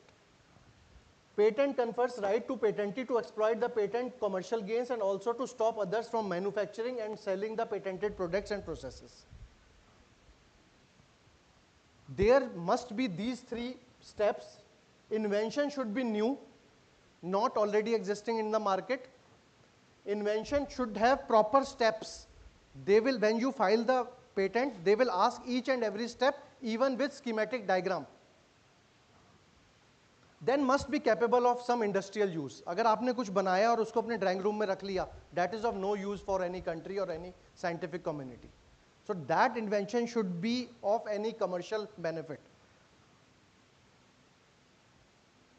So any product or any process. Patent सिर्फ दो चीज़ों का हो सकता है, either product or process. It should be novel, as I mentioned, non-obvious. Non-obvious means कोई सुने तो बोले यार ये तो कभी देखा नहीं था, ये कैसा इसने किया है, कैसा बनाया है, that should be done. अगर वो प्रोडक्ट ऐसा है और वो आपको लगे यार ये तो दिया हुआ है, देखो अमेज़ॉन पे मिल रहा है, then it is not non-obvious, it is obvious. So product ऐसा वाव फैक्टर और genuinely scientifically supported प्रोडक्ट होना चाहिए. या प्रोसेस हो, process means if you want to create any formulation, तो उसका पूरा प्रोसेस है, इतने ग्राम पे इतने टेम्परेचर पे मैंने इसको हीट किया, इतने पे प्रोसेस किया, इतने पे स्टरलाइज किया, इतने पे मेरा फाइनल प्रोडक्ट बना. Now next is copyright. Copyright is something which you can either write it, either sing it, either design it, either mention it in a flowchart diagram. So copyright means is a legal means of protecting author's work. कोई आपने poem लिखी, कोई poetry लिखी, कोई musical lyrics लिखे, वो you can always copyright it.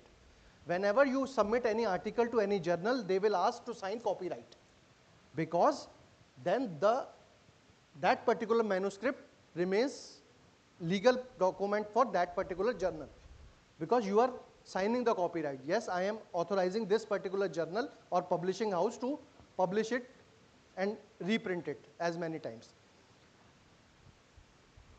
This means whatever content the author created cannot be used or published by anyone else without the consent of author. So that is the importance of signing copyright form. These all things are included in copyright. कोई literary work, musical work, choreographic work, artistic work, architectural, figurative, cinematographic, photographic program. Now what is the importance of this scientific platform is figurative work. Suppose you are creating any chart, any flow chart of your study or your any product, any design, anything you are creating. Don't ever give directly to that journal. You can always उस figure को आप पहले अपने नाम पे protect कीजिए, then you can share it with that particular end user. अगर कोई ऐसा डायग्राम, ऐसा फ्लो चार्ट, ऐसा कुछ आपने बना लिया और आपने जर्नल को दिया without protecting it under your name, that is the property of that journal. तो अगर ऐसा कुछ आप करने जा रहे हो, कुछ ऐसा आप कोई बुक लिख रहे हो, पब्लिश कर रहे हो, उसमें आपने कुछ हैंड रिटन डायग्राम्स बनाए हैं, तो उसको पहले प्रोटेक्ट कीजिए. Trademark, third important thing is trademark. Trademark is of two type. One is trademark registered. You can give trademark to anything, your name, clinic name, your book name, your anything name, your logo, but until unless it is registered R in the circle, anyone can use it or copy it. So kindly, if you are making trademark, kindly register it. So this can be any word, any logo, any picture, or combination of all these. Why I am telling you means, when you are designing the board of your clinic in future or any institute or any literal कुछ भी आप सोच रहे हो, if any even a stamp of your clinic, that you can protect by registering it with Government of India. To register a trademark there must be distinctive, non-deceptive. किसी country के law को किसी की भावनाओं को ठेस पहुंचाने वाला नहीं होना चाहिए. In short, उसका कोई लॉजिकल ऐसा रीज़न नहीं होना चाहिए, कोई रिलीजियस, कोई ऑब्वियस, कोई ऐसा नहीं होना चाहिए. Otherwise the authorities will not register it, they will send back to you. So kindly design it carefully.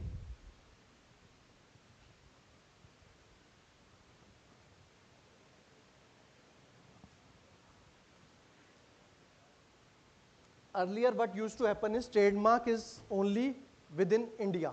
But now, after signing this treaty, we can make a trademark in India, but we can make it valid to all countries.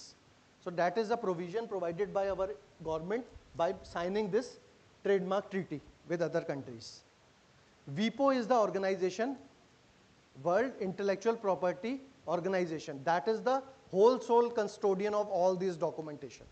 WIPO, उनका पूरा book है. Then,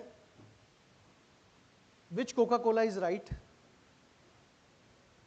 You can answer yourself. ये वाला right है या नीचे वाला right है? देखने में एकदम एक झलक में एक जैसा लग रहा है. But which is right? That is the reason why you have to protect your logo, insignia, any word, any design.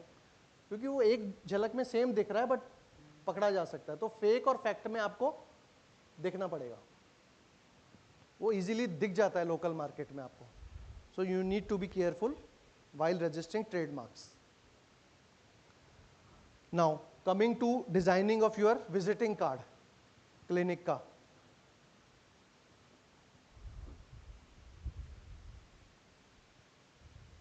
मैंने एक clinic बनाया and that got popular with this kind of sign. Anyone can copy this sign with different color combination. So those who have seen that sign one or twice, they can get confused कि वो सही था या ये सही था. तो इसमें ज़्यादा चेंजेस नहीं है, जस्ट कलर कॉम्बिनेशन का फर्क है तीनों visiting cards. But once you have protected it, it is of your own clinic. So kindly be careful अगर आप आगे चल के ऐसा करना चाहें. This is a big health care group. They themselves have come across their own sign twice, thrice, 4 times, 5 times. उन्होंने अपने आप के डिजाइन्स को ही मॉडिफाई करते रहे. ये भी ओरिजिनल है, ये भी ओरिजिनल है, ये भी ओरिजिनल है. All are original, but they themselves have, इनको अब चाहिए था थोड़ा एक्सपेंड हुआ तो हेल्थ सिस्टम्स ऐड करना था, तो मेयो क्लिनिक को स्टैंडर्ड रखा, हेल्थ सिस्टम्स नीचे डाल दी. But all these 3 belongs to this particular organisation only. ऐसा भी कर सकते हो आप, टाइम टू टाइम उसको इम्प्रोवाइज कर सकते हो, प्रोवाइडेड ये वाला साइन आपका डे 1 से प्रोटेक्टेड था. You are just looking on the sign. The font size, the design is also point of matter. थोड़ा सा font size बदलते ही वो दिखेगा सेम, होगा डिफरेंट. जब डॉक्यूमेंट्स लीगल में जाते हैं ना, तो लीगल अथॉरिटीज इन चीज़ों को भी देखती है कि ये लोगो जो है वो फेक है. इस तरह के बहुत सारे प्रोडक्ट्स मिलते हैं.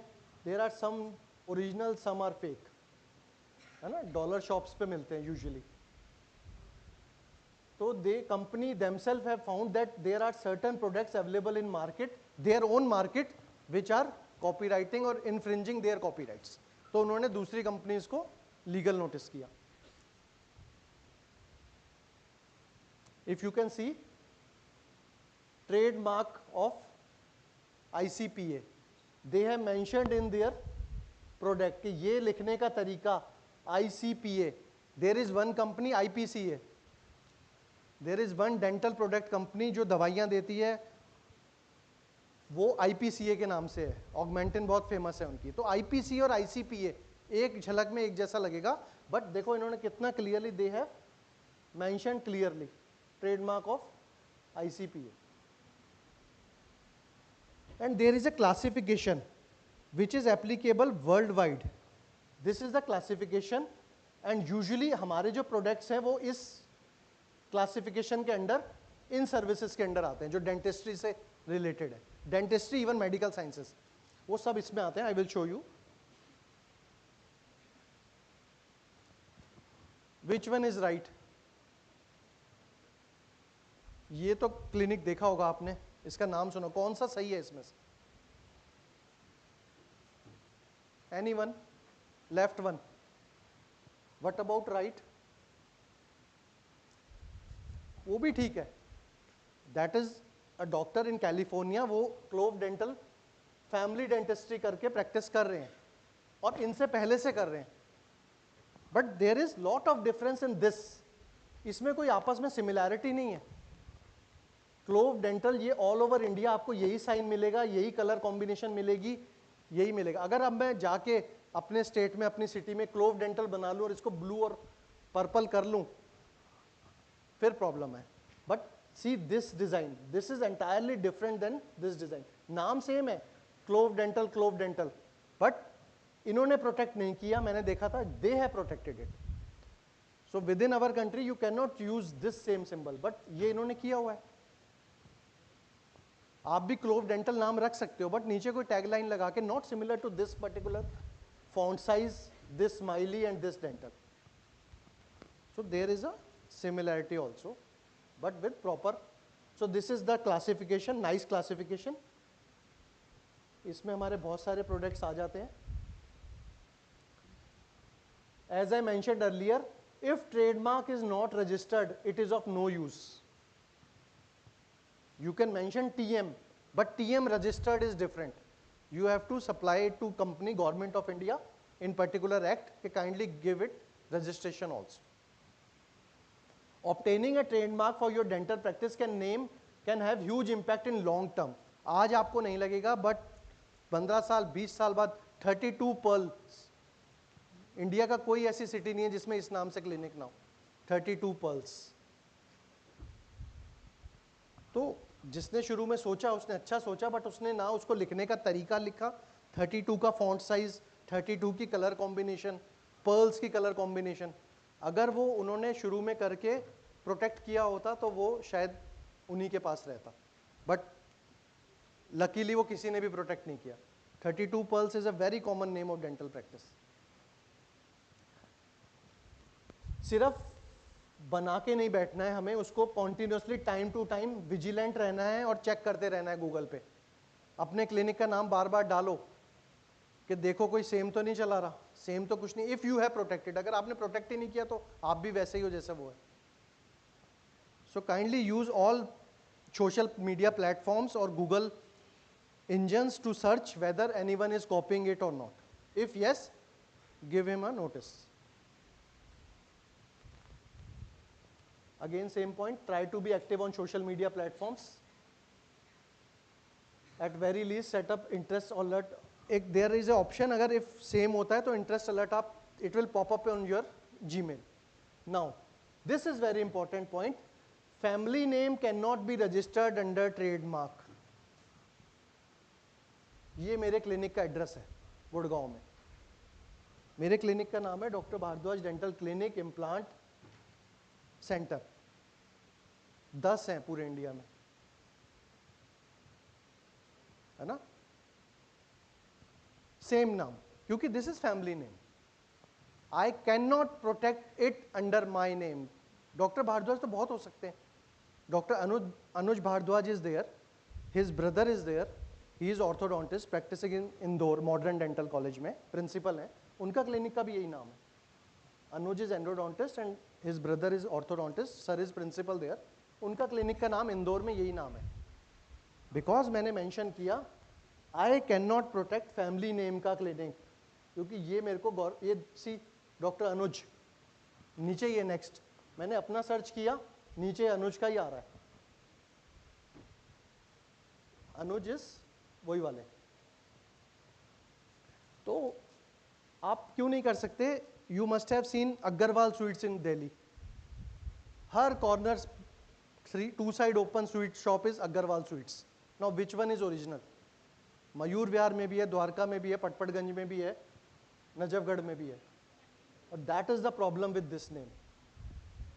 वो प्रोटेक्ट नहीं कर सकते. तो आपको नहीं पता असली कौन सा है, नकली कौन सा है, बट वो क्या प्रोटेक्ट कर सकते हैं? Anyone from audience? ट्रेडमार्क कर सकते हैं.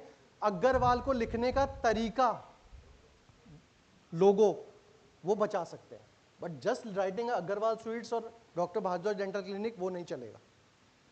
बट वो आपको पता चल जाएगा यार, ये there is one chain in Gurgaon, Om sweets, very famous Om sweets. But Om sweets का लोगो आप देखोगे वो आपको ओरिजिनल भी दिखेगा और फेक भी दिख जाएंगे, because they have protected it. तो जो ओम लिखने का तरीका है, जो कलर चॉइस है, वो प्रोटेक्ट करी हुई है. So that is the reason. Kindly be vigilant in future. Now coming to fourth part, that is design. Design has nothing to do with the working of the चीज. Design means only outer configuration, only pattern. ये जो design दिया हुआ है, ये slopes, pen का design. The definition of design as per Act provides means only the feature of shape, configuration, pattern, ornament, composition of lines or colors. ये changer ऐसा काम करता है. मैं भी एक चेंजर लाया था घर से, ये रहा स्लाइड चेंजर. काम दोनों का सेम है, शेप सेम है, डिजाइन सेम है. But once you go to Amazon और अगर आप स्लाइड चेंजर खरीदना चाहोगे, इस शेप के 15 कंपनियां बेच रही हैं, सेम शेप है. अब वो जेब्रॉनिक्स का है, HP का है, किसका है, उन्होंने नहीं किया प्रोटेक्ट. बट ये मैंने आज पहली बार ऐसा देखा है. पहले मुझे लगा ये माइक होगा छोटा, but this is slide changer. See the difference. अच्छा, अब कमिंग टू पॉइंट. अब आप बोलोगे सर फिर इसमें क्या फर्क कर सकते हैं अगर हम इसको चेंज करना है. आप इसको माइक कर दो ना and patent this idea.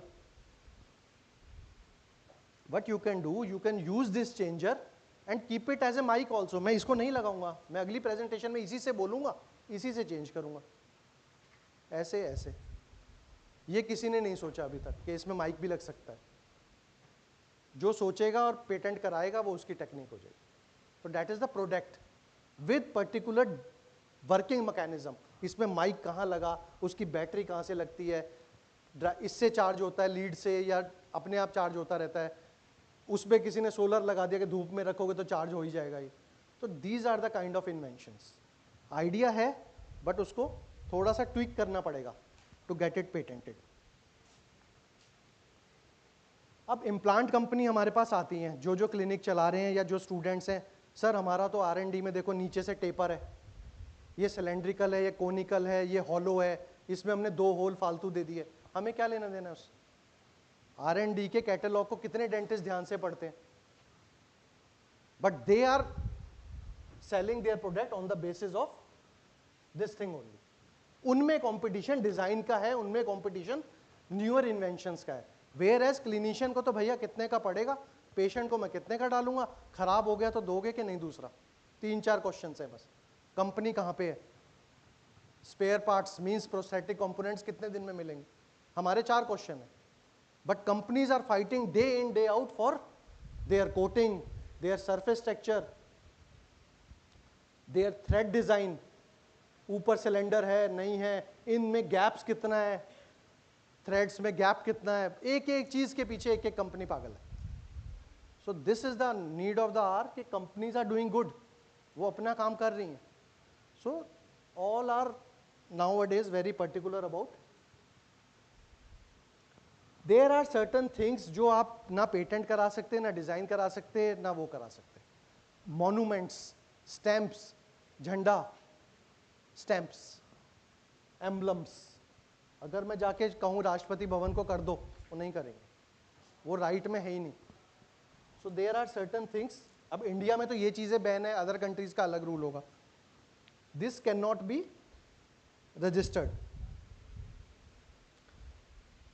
Toothbrush का डिजाइन, सारे ब्रश सेम काम करते हैं, हर पेशेंट को यही बोलते हैं 2 बार कर लेना. Then what is the difference of Pepsodent का, कोलगेट का 360 degree with tongue cleaner, with nylon braces, with medium, high, soft. तो ये companies day in day out इसका एंगल बदलना is also a design change. हमें लगता है या थोड़ा सा चेंज है, थोड़ा सा चेंज नहीं है, उसने उसको पैसे जमा करके गवर्नमेंट ऑफ इंडिया को राइट्स लिए. वो थोड़ा सा चेंज दूसरी कंपनी करेगी, वो पकड़ लेगा. सो kindly be aware about all these things. ये दिखने में बहुत छोटी दिखती हैं, ये इसके थ्रेड्स, इसके जो ब्रिसल्स का अरेंजमेंट्स है, ये सब एक एक कंपनीज आर वेरी कीन. तो इन फ्यूचर अगर आप कोई प्रोडक्ट बनाओगे, because you are the generation जो अब इस तरह के कामों में आगे आ रही है, प्रोडक्ट बनाना, एंटरप्रेन्योरशिप, स्टार्टअप्स, तो kindly make these things in your mind कि nothing is existing which you are already thinking. अगर वो एग्जिस्ट कर रहा है तो जीरो है, और यू कैन ट्वीक इट. फिर there are so many logos, so many designs, you can check, you can put your name, then you can check कि कौन सा बनवाऊं, कौन सा ठीक है. These are just templates, these are not by any company. ये टेम्पलेट्स हैं, इसमें फिट कीजिए, उसको रजिस्टर करा लीजिए अपने नाम. कलर कॉम्बिनेशन चेंज कर दीजिए, विजिटिंग कार्ड्स, लेटर पैड्स, आपकी जो एडवर्टाइजमेंट जाती हैं अखबार में, वो सब जो भी है। Design registration is very simple, बस अप्लाई करना है आपको। And the best part is moment you apply it, it is almost in your name. By the time you will get the certificate from government of India design department, IPR। होगा क्या, patent भी ऐसा ही होता है, design भी ऐसा ही होता है, ट्रेडमार्क भी ऐसा ही होता है। आपको date of number application issue हो गया, it is your idea. If your colleague wants to do very next hour, they will reject it. They will say, sorry, same application is received by under the name of so and so.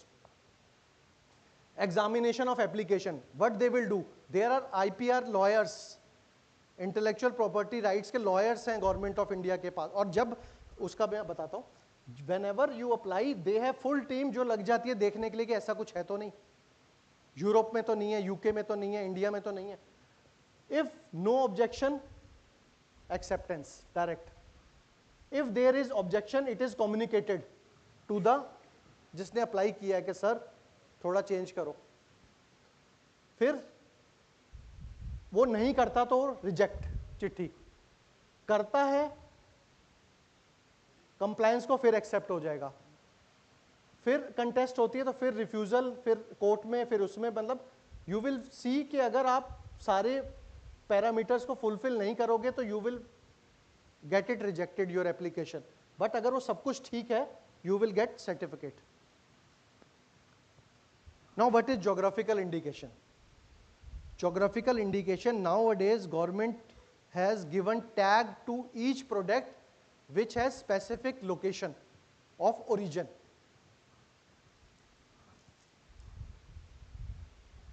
जहां वो चीज बनती है और होती है, process, prepared, specific geographic territory, country, उसके नाम पे उसका जोग्राफिकल इंडिकेशन होता है। And there is a tag, अगर यहाँ चिकनकारी है लखनऊ में तो chikankari is GI of, so these are few example, Darjeeling tea, Kanchipuram silk, Nagpur orange, Kolhapuri chappal, Bikaneri bhujia, आपके यहाँ पे chikankari. This is a tag. Now whenever you go to any traditional craft shop or anything, you can see this tag will be there by Government of India, known as GI tagged. So there are certain products state wise, city wise, Madhubani painting Bihar, Kullu shawls Himachal, ठीक है, तो turmeric Salem. So there are so many things which are tagged by law. So this is also a part of IPR. ये इसलिए डाला गया है, IPR का part है, it has nothing to do with. Now, अब सवाल आता है कि अगर मैंने एक पेटेंट कराया तो वो क्या सारी उम्र के लिए मेरा हो गया? No. These are the timelines. एक बार पेटेंट कराने का government will allow 20 years to practice it. Design 10 years, trademarks 10 years, geographical indication 10 years, copyright, age of the author plus 60 years, सबसे ज़्यादा इसको है. So if you have a good clinic and you have proper trademark registered logo, kindly don't forget these timelines. आप बना के भूल गए और याद नहीं रहा कि 10 साल हो गए और वो फिर यूज़ होने लगा. The moment you go to complaint, they will say sir आपका टाइम ख़त्म है, आपने इसको कंटिन्यू नहीं किया. और आपको लगता होगा कि ये हर समर सीजन में लिम्का की बोतल नई शेप की क्यों आ जाती है, कोका कोला, थम्स अप, इतनी शेप चेंज, कभी उसमें डिज़ाइन आ रहा है, कभी उसका कुछ और शेप कर दिया. Because they people know international standards, they have lawyers, उनको पता है किसके मेरे 10 साल ख़त्म होने वाले हैं, मुझे चेंज करना है. हमें वो टीवी पे ऐड दिखती है बट उसके पीछे बहुत सारा साइंटिफिक एविडेंस है. तो बोतल का डिज़ाइन शौकिया चेंज नहीं होता, वो इसलिए चेंज होता है या तो वो मार्केट में इन्फ्रिंज हो रहा है. बिस्लरी 25 तरह की बिस्लरी है, तो वो दूसरों को फ़र्क नहीं पड़ता, ओरिजिनल बिस्लरी को फ़र्क पड़ता है, वो अपना चेंज करेगा. दैट्स वाई मैंने बोला अगर आपका क्लिनिक का नाम फ्यूचर में आप देखते हो इन्फ्रिंज हो रहा है, kindly give notice and keep a track on all social media कि कोई कॉपी तो नहीं कर रहा आपका नाम लोगो. So these are certain offices. Intellectual property right के इंडिया में 4 ऑफिस हैं, ऑल मेन सिटीज. आप अपने लॉयर के थ्रू भी अप्लाई कर सकते हैं और डायरेक्ट भी ऑनलाइन जाके अप्लाई कर सकते हैं. There is very nominal fee of 8,000 rupees, depending upon आपको कितना वो चाहिए.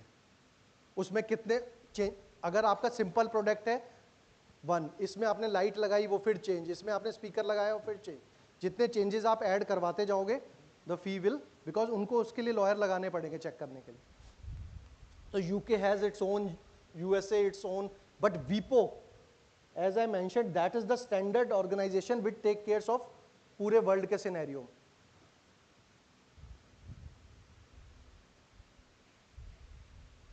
So this is international patent classification which I have mentioned, A to H, and there is 75,000 subdivisions. इतना टिपिकल इस पे काम है कि पूरा जो वीपो का बुक है PDF अवेलेबल है फ्री ऑफ कॉस्ट, उसमें जो डेंटल के प्रोडक्ट्स हैं वो A to H में फॉल करते हैं. I will show you how. Then अब डेंटिस्ट्री का नंबर है A61C एंड A61K. सिर्फ ये 2 ही ऐसे पेजेस हैं जहां डेंटल के प्रोडक्ट्स हैं उस पूरी PDF फाइल में. But world wide we have to accept this classification. कुछ कंट्रीज ने थोड़ा सा चेंज करा, A to H को लाके उन्होंने Y करके एक ग्रुप और बना दिया, but once it is approved by वीपो no one can subdivide it. तो आपको डेंटल के प्रोडक्ट्स अगर कभी बना के रजिस्टर करने हैं वो इन्हीं 2 कैटेगरी में होंगे, A61C और उसमें मेडिकल के भी उसी के साथ हैं बहुत सारे. ये देखिए डेंटिस्ट्री A61C में क्या क्या आता है, डेंटिस्ट्री अपरेटस और methods of oral and dental hygiene, ये रहा tooth cleaning and mouth rinsing devices, dental prosthesis, so impression materials, auxiliary appliances, dental tools, जो भी आप देख पा रहे हो डेंटल का मैक्सिमम A61C में आ रहा है. ये उसी PDF का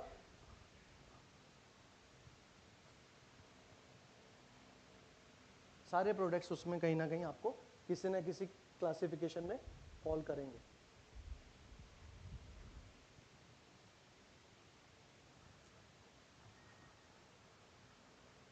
A61K preparation for medical and dental and toilet purposes. A61K ये है, इसमें भी बहुत सारे प्रोडक्ट्स हैं.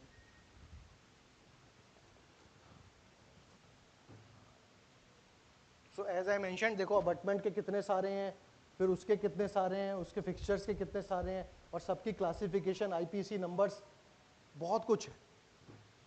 सो दिस अपने आप में ये एक इंटरेस्टिंग वो है if you wish to pursue it. This is the PDF, इसको क्लिक करेंगे तो everything will be open. So as I mention you can always check कि विच, अगर आपके पास कोई आइडिया है and if you put keywords and search in Google patents, it will map all the products जो जो उसके related होंगे. ये सारे अलग अलग countries के websites हैं, but Google patent एक बड़ा simple है, उसमें आप अपने डालिए और आपको immediately ऊपर 5-4 आ जाएंगे जो those are same as your invention, but then you have to download it, you have to read it carefully कि what is different in my product from existing product. उस पे bid करना है आपको वहाँ पे. When examination के लिए आपको कॉल आएगा कि your product is okay, kindly come and explain us. So be very specific कि आपका कौन सा यूनिक फीचर है, नोवल फीचर है जो एग्जिस्टिंग में नहीं. और अगर बाई चांस आपको लग रहा है यार ये तो सेम है, then think to tweak it. Idea को थोड़ा चेंज करो, इट विल गेट पेटेंटेड. अब मुश्किल नहीं है पेटेंट लेना. This is the website. 4 जगह हेड ऑफिस हैं, but you can apply through online anywhere, और अपने लॉयर से भी करवा सकते हैं. देयर आर पेटेंट लॉयर्स जो यही काम, फर्म्स हैं उनके पास पेटेंट लॉयर्स, वो फिर आपका सारा वो सर्च वगैरह सारा काम करके देंगे. There is official website, 4 offices हैं. यू कैन फाइल इधर ऑनलाइन, ऑफलाइन, सेल्फ और थ्रू अटॉर्नी. और एक ही वेबसाइट से सारा काम हो जाएंगे. There is not separate website. Patent का फ्लो भी बड़ा सिंपल है. Once you file, there are two type, provisional and final. Provisional means you have to say कि I am applying but give me 12 months time to rethink, रीचेंज, री invent. Provisional patent, कुछ लोग कहते हैं मेरा प्रोविजनल पेटेंट अप्लाइड है. It means उसने apply किया है, गवर्नमेंट से 12 महीने का टाइम मांगा है कि अगर मुझे कुछ नया याद आएगा इसमें तो मैं कर दूंगा. वेयर एज अगर वो कंप्लीट स्पेसिफिकेशन से फाइल हो गया, देन वो 18 months के लिए साइट पे रहेगा कि एनीवन कैन क्लेम कि इसके जैसा कुछ और तो नहीं है. मैंने एक पेन बनाया, एक इंस्ट्रूमेंट बनाया डेंटल का, और वो पेटेंट के लिए डाल दिया. ऐसा नहीं है वो अगले दिन ही मिल जाएगा. They will showcase to all the authorities कि kindly check if anyone has any claim कि ऐसा तो मेरे पास, ये मेरा है. एक कंपनी है जीडीसी, एक है एपीआई, एक है ह्यू फ्रीडी, एक है अमेरिकन ईगल. वो सब इंस्ट्रूमेंट देख रहे हैं, उनके पास पूरी टीम्स है. हमें लगता है किसी को नहीं पता चलेगा, उनके पास काम ही यही है. तो दैट इज अगेन अच्छा. If you apply for provisional, 12 महीने में आप उसको फाइनल कर सकते हैं. The benefit of providing provisional, ये provisional is at least that idea उस दिन के बाद आपका हो गया. सेकेंड डे, थर्ड डे, 12 महीने तक उसमें कोई कुछ नहीं हो. आप ही उसको चेंज करोगे या कहोगे go ahead, I don't want any change. Then again इसका भी ग्राफ सिंपल है. यस हुआ तो एग्जामिनेशन के लिए कॉल आता है. एग्जामिनेशन का कॉल मीन्स इसको रिक्वेस्ट फॉर एग्जामिनेशन कहते हैं. They will ask, they will call you with your instrument, your machine, your device कि आ जाइए हमें समझाइए कैसे काम करता है, क्या करता है. गवर्नमेंट के ऑफिशियल्स उसको चेक करते हैं. इफ फाउंड सब कुछ ठीक, एवरीथिंग इज ओके, डिजाइंस आपको डायग्रामेटिक डायग्राम सब सबमिट करने पड़ते हैं ड्यूरिंग योर एप्लीकेशन. तो वो फिर पब्लिश हो जाता है. FER, first examination report issue हो जाती है उसकी. और अगर नहीं होता तो बाहर हो ही गया अगर आपने प्रोविजनल के बाद उसका ध्यान नहीं दिया. अगर प्रोविजनल के बाद आपने ध्यान दिया है तो वो यस हो जाएगा, फिर इस चैनल में आ जाएगा दोबारा से. और उसके बाद भी आपको फिर टाइम मिलता है अगर आपको लगता है नहीं कुछ गड़बड़ हो सकती है, क्योंकि इन्वेंटर को पता होता है मैंने उठाया है या नहीं उठाया. और उसको ये पता चल जाता है कि peoples, companies are after me. अब मैंने अगर ये पेटेंट छापा, मेरे पे 1000-2 लाख का लगाएंगे. वो कहते दे दो मेरी चिट्ठी वापस. तो अगेन उसको चांस मिलता है कि भैया बताओ करना है या नहीं करना. वो कहता है नहीं, go ahead, then it will be published. हर 12th means Friday of, second Friday of every month, this office of government of India publish their booklet. उस 12 दिन में जितने हुए हैं सबका नाम आ चुका होता है. हर 12th मीन्स आप 2 वीक लगाओगे तो जो 15 दिन से पहले वाला फ्राइडे होगा उसमें वो पब्लिश होता है वेबसाइट पे. कुछ हिडन नहीं है उसमें. आपका नाम आएगा, आपका सब कुछ टाइटल आएगा, who all are the inventor, सब कुछ आएगा. गवर्नमेंट ऑफ इंडिया की वेबसाइट पे हर सेकेंड फ्राइडे ऑफ मंथ आ जाता है. So this is a process. Now छोटा जल्दी जल्दी कुछ questions. Can I file online? Yes, अभी हमने देखा. Can I file patent myself? Yes. Can I file provisional patent? Yes. Do I need to file first in India only? इसका क्या answer है? There are treaties which are signed between our country and other countries. That is the domain of inventor. मैं सिर्फ India में करना चाहता हूँ, मैं इंडिया एंड यूके में लेना चाहता हूँ, मैं इंडिया यूके यूएस से लेना चाहता हूँ, मैं 155 कंट्रीज पार्टिसिपेंट्स हैं, सब 135 सबके साथ लेना चाहता हूँ. मेरा यहाँ पेटेंट होगा तो कनाडा में भी वैलिड है. That is the choice of inventor. वो एप्लीकेशन देते समय बताएगा कि नेशनली अप्लाई कर रहा हूँ, इंटरनेशनली अप्लाई कर रहा हूँ. तो that is the choice of. और अगर आपको इंडिया से नहीं करना, आप ऑस्ट्रेलिया से जाके कर दो, कोई ज़रूरी नहीं है. आपकी इन्वेंशन आपको लग रहा है मैं तो वहाँ से करता हूँ, जहाँ जल्दी हो रही है, आप कर सकते हो. That is the choice, pure discretion of inventor. How can one register for online filing patent? So there is a need of digital signatures. अगर आपने पेटेंट अटॉर्नी हायर नहीं करा है तो आपको एक, आपके ये सिंपल पेन से करे हुए रजिस्टर सिग्नेचर नहीं चलेंगे. आपको एक मैजिस्ट्रेट से इस वाली वेबसाइट पे जाके अपने डिजिटल साइन को ऑथेंटिकेट करवाना पड़ेगा. कंट्रोलर जनरल ऑफ पेटेंट को वो वाला साइन भेजना होगा, वो ही इन चीज़ों में यूज़ होगा. आपके सिंपल वाले साइन नहीं चलेंगे. इसीलिए बहुत सारे लोग लॉयर से करवाते हैं कि बार बार कौन चेंजेस करेगा, और ये तो that is the reason you can do, but you must have obtained this digital signature through this website. Can any invention be patented after publication और डिस्प्ले इन पब्लिक एग्जीबिशन? ये बहुत बड़ा इंपॉर्टेंट क्वेश्चन है. होता क्या है, जब हमने कोई नई चीज बनाई होती है, कॉलेज में एग्जीबिशन लगी, हमने लगा दिया डिपार्टमेंट के बाहर. That is the biggest mistake. दूसरा, whenever you apply patent, there is a column in a form कि ये कभी पब्लिक डोमेन में डिस्प्ले हुआ है, किसी कॉन्फ्रेंस में बोला गया है, किसी पब्लिश आर्टिकल में आया है, लोग बड़े खुश होकर उसको टिक कर देते हैं, हाँ 2 बार छप चुका है. नहीं, वो नहीं बताना है, वो आपको करना ही नहीं है. आपको पहले उसको पेटेंट कराना है, तब उसको किसी मेले में स्टॉल में रखना है. अगर आपने पब्लिकली वो बता ही दिया कि देखो ये कार बनाई है, ये तो ऐसे चलती है, इसमें तो टायर भी ऐसे हो जाते हैं, इसमें ये भी हो जाता है, तो पता चल गया 100 लोगों को. अब उसमें नया क्या रह गया, नॉन ऑब्वियस कहाँ है?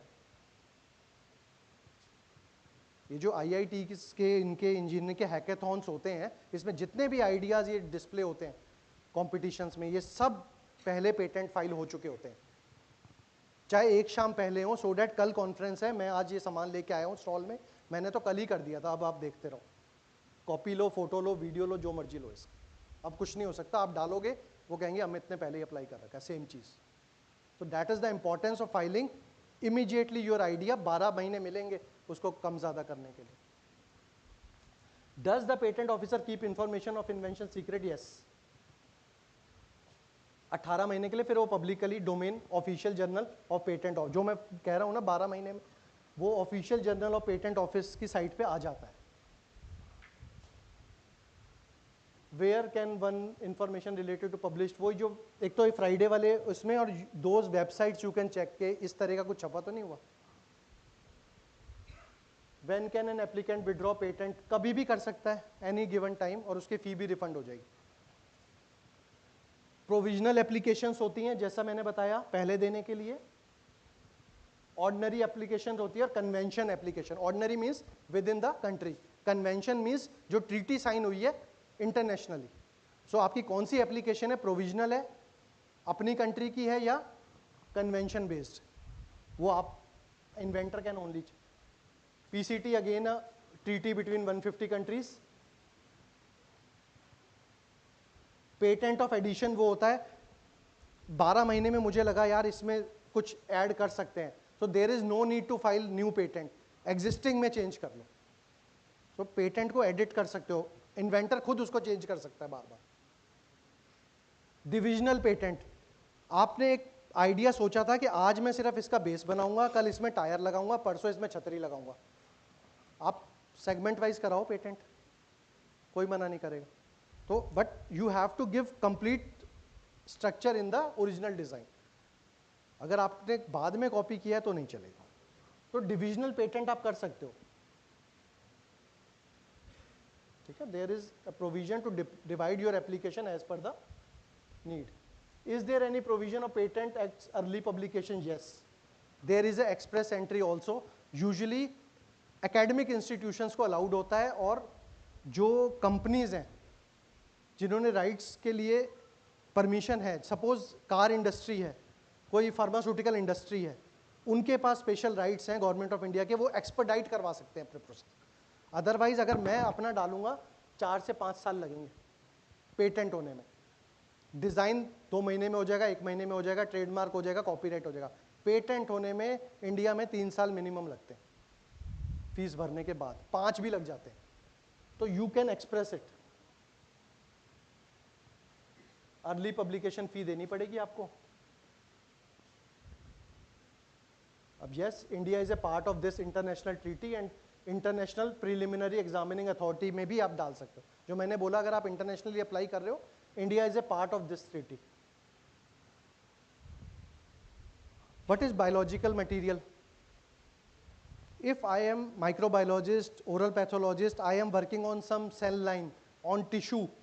अब टिश्यू 3 साल तक मैं कहाँ बचा के रखूँगा? मैंने आज पेटेंट फाइल करा कि सेल लाइन आई है बैक्टीरिया की, मुझे नहीं पता चली है. अब उसको कहाँ रखूँगा, कौन से फ्रिज में रखूँगा? वो तो अभी 12 महीने बाद एग्जामिन होगा, और हो सकता है 3 साल बाद मेरा नंबर आए. then yes, India has this facility to deposit biological matters, which is in Chandigarh. International Depository Authority of India located at Chandigarh, which is known as Institute of Microbiological Technologies. This is the only authorized center जहां आप अपना कोई organ का tissue, कोई cell line, कोई bacterial culture growth, वो सब आप यहाँ जमा कर सकते हो जब तक आपका एग्जामिन नहीं होता.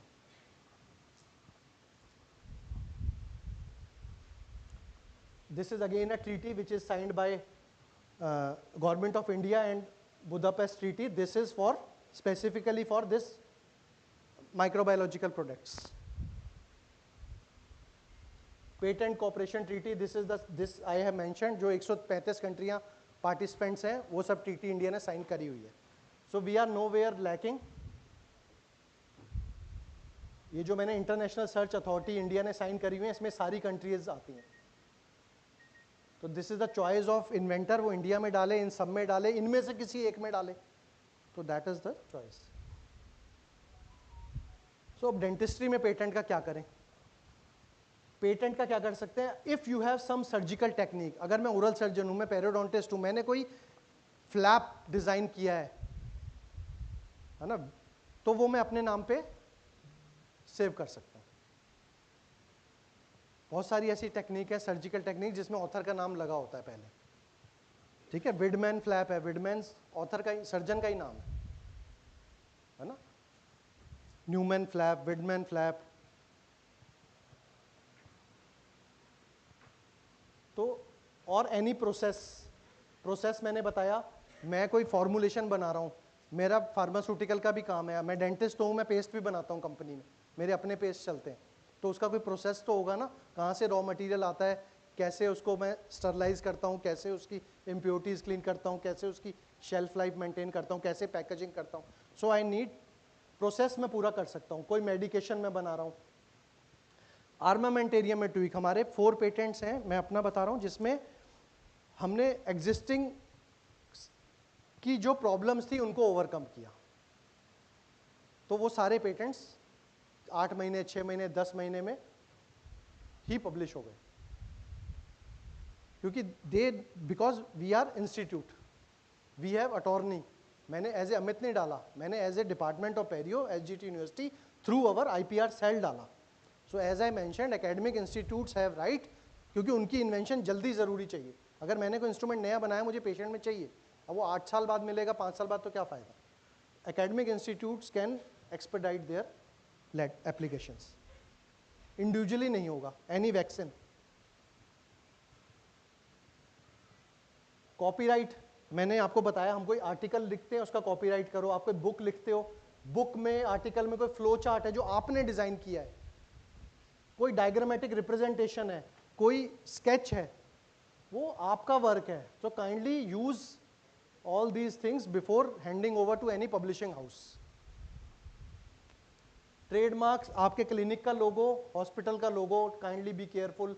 डिजाइंस, आप किसी क्लिनिक में गए, नर्सिंग होम में गए, आपको उसका वो प्रिस्क्रिप्शन पैड बड़ा अच्छा लगा, आपने कहा इसमें देख सारी चीज़ें आ रही हैं, एज ग्रुप भी आ रहा है, डेंटिशन भी आ रहा है, मेजर डिजीज़ का भी नाम है, बस टिक करना है, पूछना ही नहीं है. अब आप वहाँ उसकी फ़ोटो खींच रहे हो और वो वहाँ कैमरे में देख रहा है आपको, और अगर उसका पेटेंटेड है बाहर आ जाएगा, एक्सक्यूज़ मी सर, मत करो. बट उसका भी मेरे जैसा ही है, तो खींच भाई, तू पर्पल बनाई हो, मैंने ग्रीन बनाया, जो मैंने खुद कहीं से उठाया. सो दिस इज द इम्पोर्टेंस कि अगर आप कुछ अपना लोगो, स्टैम्प, ओपीडी कार्ड का डिज़ाइन, कईयों का बड़ा अच्छा लगता है, आपको क्लिनिक में जाते हो, नर्सिंग होम में, वो लगता है बड़ा अच्छा, इसमें फोल्डर में ओपीजी भी आ गया, सीबीसीटी की रिपोर्ट भी आ गई, सब कुछ ही आ गया इसमें, तो बहुत अच्छा बना रखा है इसने, 6 फोल्डर का. तो बना रखा है, तो उसने हो सकता है बचा भी रखा हो अपने नाम पे. तो काइंडली बी केयरफुल कॉपी करने से पहले. ये सब आप अपने क्लिनिक्स में, आपके जैसे मैंने बोला, क्लिनिक का नाम तो नहीं होगा अगर फैमिली नेम है, बट आपका लोगो, आपका लिखने का तरीका, क्लोव डेंटल, पूरे इंडिया में जहाँ जाओ, चाहे चेन्नई में जाओ, क्लोव डेंटल उसी स्कीम में लिखा हुआ है, सबको पता है वही क्लोव डेंटल की चेन है. तो this all you can also think as a practitioner और एज ए क्लिनिशियन.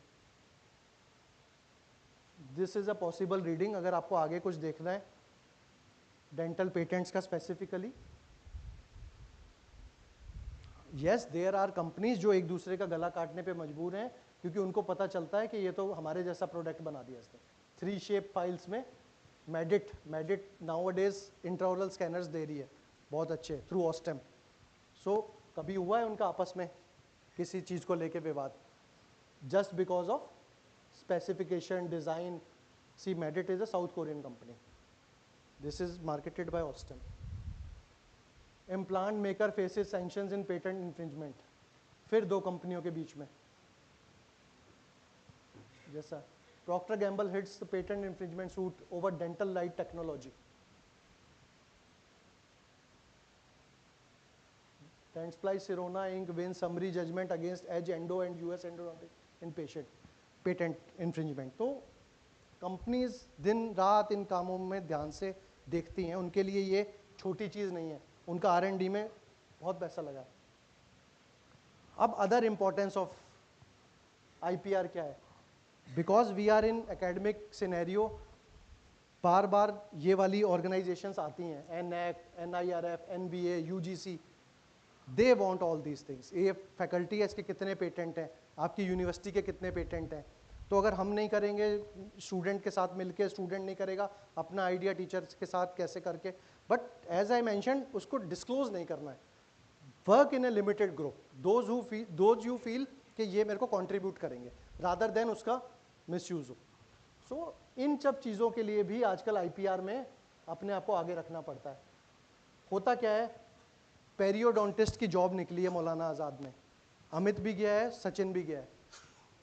पेरियोडोंटिस्ट की तो जॉब ही निकली है, रिक्वायरमेंट क्या है? MDS पेरियोडोंटिक्स। वो तो 102 हैं जितने भी लाइन में, एक पोस्ट के लिए। डिफरेंस कहाँ आएगा? डिफरेंस आएगा जो 10 पेटेंट अपने नाम पे ले रहा होगा, 15 किताबें, 50 आर्टिकल। क्योंकि जैसे ही वो मुझे रखेंगे, उनकी NAC में, NIRF में रैंकिंग बढ़ जाएगी कि इनके पास तो ऐसा और वो है टीचर, उसके तो 25 पेटेंट हैं, वो तो कल को एंटरप्रेन्योरशिप शुरू करेगा, स्टार्टअप शुरू करेगा। So you will get edge over other participants, other candidates in interviews. Startups, बहुत सारे बच्चे, बहुत सारी कंपनीज, नए ब्रश, नए पेस्ट, इतनी सारी आ रही हैं। एक शार्क टैंक में भी 2 लड़के गए थे गुड़गांव के, अपना परफोरा, शायद परफोरा ऐसा कुछ कंपनी, तो लोग लगे हुए हैं स्टार्टअप बनाने में भी। वो स्टार्टअप तब बनेगा जब आप अपने आइडिया को अपने नाम पे सेव करोगे। किसी शो में, किसी अखबार में ऐड आ गई तो खत्म हो गया। So that is the importance other than your regular things. Now my question was, अगर मुझे कुछ आता नहीं है मैं कहाँ से सीखूंगा? Yes, government of India provides, स्वयं is a portal by government of India which provide certain courses. आप घर बैठे इनको कर सकते हो और एग्जाम दे सकते हो। मैनेजिंग इंटेलेक्चुअल प्रॉपर्टी राइट्स इन यूनिवर्सिटीज, तो आ गए 72%। 4 हफ्ते का कोर्स था, मेरे कोर्स कोऑर्डिनेटर IIT मद्रास के सर थे, मैं कहा चलो ठीक है करते हैं, ठीक है। So you can get knowledge. NPTEL, स्वयं नेप्टल एक गवर्नमेंट ऑफ इंडिया का ऑर्गेनाइज वो है ऑनलाइन लर्निंग प्लेटफॉर्म, तो आप कर सकते हो इसको। फिर मुझे लगा चलो कुछ और कर लेते हैं। अगले में गए पेटेंट ड्राफ्टिंग, मैंने कहा मैं लिख भी खुद ही लूँ। पहले मैं सीख गया, अब लिख भी लूँ। लिख नहीं पाया, लिखने के लिए लॉयर ही लेना पड़ा, क्योंकि उसमें समय बहुत जाता है। समय जाने के साथ साथ उसकी लैंग्वेज, उसकी टेक्निकलिटीज़, उसकी कितना बताना है, किस तरह से बताना है, वो लॉयर ज़्यादा बता सकता है। एज ए डेंटिस्ट मैं फंसूंगा, मैं सिंपल इंग्लिश ही लिख पाऊंगा, बट वो इतने टेक्निकल टर्म्स डाल देंगे कि सामने वाले को लगेगा बहुत अद्भुत, पता नहीं क्या बना दिया। क्योंकि वो आता है, जब हम कॉलेज यूनिवर्सिटी में अप्लाई करते हैं ना, 3-4 हफ्ते बाद आता है, sir lawyer company has suggested these changes, if you agree we can proceed. हम देखते हैं हमने क्या लिखा था, इसने क्या बनाया, एक बार देखे हमारा ही है। वो टाइटल सेम होता है, नीचे वो पूरा उसको इतना बढ़िया ड्राफ्ट कर चुके होते हैं कि पेटेंट ऑफिसर के पास चांस नहीं है उसमें कमी निकालना। हम बस मेल में लिख देते हैं गो हेड। 7 महीने, 8 महीने, 6 महीने बाद आ जाता है कि इनके नाम पे आ गया पब्लिश हो। पब्लिश होना एक अलग बात है, ग्रांट होना एक अलग बात है। There is a difference. Publish भी अगर आपके नाम पे हो गया, you are on a safer side. फिर नेक्स्ट में कोर्स में चले तो फिर सेम टीचर, मेंटर भी सेम थे। वो कोर्स पिछले साल का था, ये अगले साल का था, तो फिर so there are certain organizations जो आपको अगर पढ़ना चाहते हो तो बता सकते।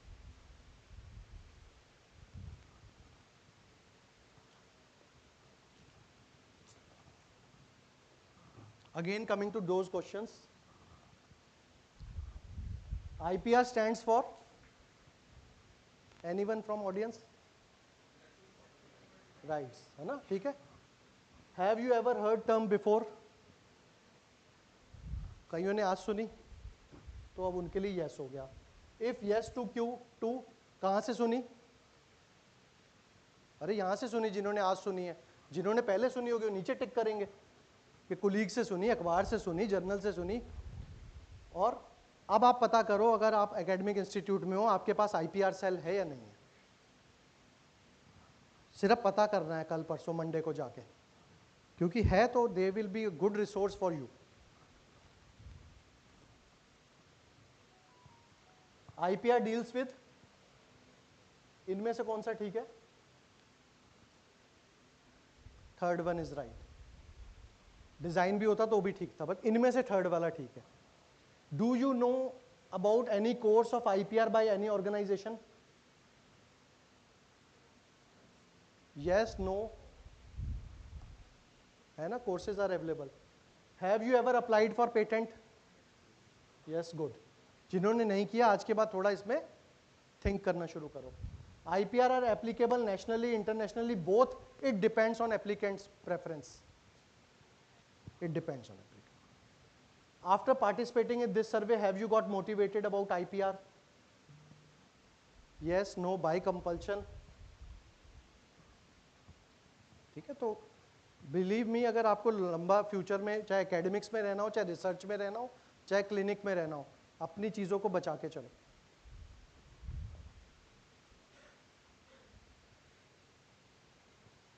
अपग्रेड करना, इन्वेंट करना इसलिए ज़रूरी है, दोनों की गई ऊपर वालों की। जैसे ही ड्रोन आया, पायलट और ऐसे लेके कौन बैठेगा उसमें? ठीक है ना, तो काइंडली अपग्रेड। आज जो आप स्केलर यूज कर रहे हो, सोचो उसमें प्रॉब्लम क्या है। मोटा है, पकड़ नहीं पा रहे, मुंह में जा नहीं रहा, टेढ़ा है, टीचर को बोलो या खुद सोचो कि इसका मैं एंगल बदल दूं।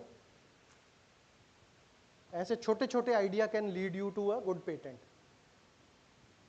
ठीक है ना, जो हैंड पीस में लाइट आती है एंडो मोटर में, स्केलर में, इम्प्लांट मोटर में, वो इसीलिए आती है क्योंकि जो इम्प्लांट डालते हुए पेशेंट पे लाइट पड़ती है, यहाँ इम्प्लांट डाल रहे हो 3/7 में, वहाँ तक वो लाइट जा ही नहीं रही, वहाँ सक्शन भी है, आपका असिस्टेंट भी है, फोटो वाला कह रहा है रुक जाओ सर डॉक्यूमेंटेशन, अब वो दिखेगा क्या खून में और उसमें थूक में। तो इसीलिए इन्वेंटर्स ने उसकी टिप में लाइट दे दी। तो मूवमेंट यू प्रेस पेडल, पहले लाइट आएगी, आपको दिखने लगेगा, तब वो चलना शुरू होगा, तब सलाइन आएगा, तब विदाउट सलाइन आएगा, जो आपकी चॉइस है, बट पहले लाइट पड़ेगी। तो किसी को तो एक कमी लगी होगी ना यार, ये लाइट तो यहाँ पड़ती है और उसके बीच में फोटोग्राफर आ जाता है। तो दैट इज द इन्वेंशन का सोच के कुछ ना कुछ करते रहना पड़ेगा। So take home message is we must protect our rights and simultaneously give respect to others right. Thank you.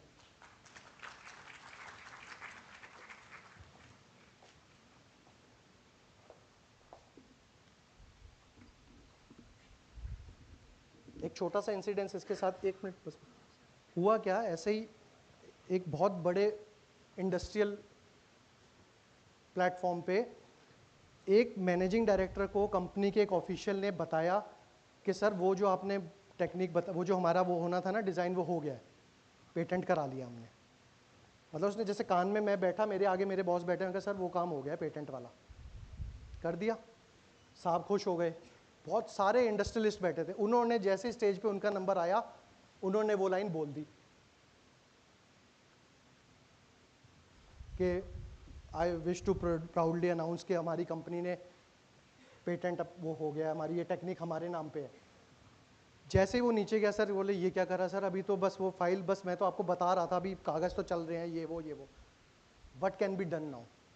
उसने कहा नथिंग डूइंग, ऐसी कंट्री पकड़ो जो हमसे आगे चल रही है, उसमें जाके अप्लाई कर फटाफट, उसको लॉयर को बोल कनाडा से भर देगा। कनाडा पीछे चल रही है, जो आगे चल रही है उससे भर दे। बच गया पेटेंट, उसकी बात भी सच हो गई। Got my point? क्या हुआ? जो कंट्री आगे चल रही है, जिसमें वो डेट अभी है लेकिन दिन हुआ नहीं है, फटाफट उस डेट में ब्लॉक करना है ना। पीछे वाले से पहले तो कोई इंडिया में ही कर लेगा। फट से पकड़ा, उसने कहा कहाँ कौन से सर, ये 4 कंट्रियां बैठ रही हैं इन 135 में से। उसने कहा भर फटाफट, बात भी सही हो गई, काम भी सही हो गया। But see the fraction of वो जो डिस्प्ले करना है ना पब्लिकली, वो नहीं करना एक्साइटमेंट में। तो प्लस माइनस होते हैं इन चीज़ों में। Thank you.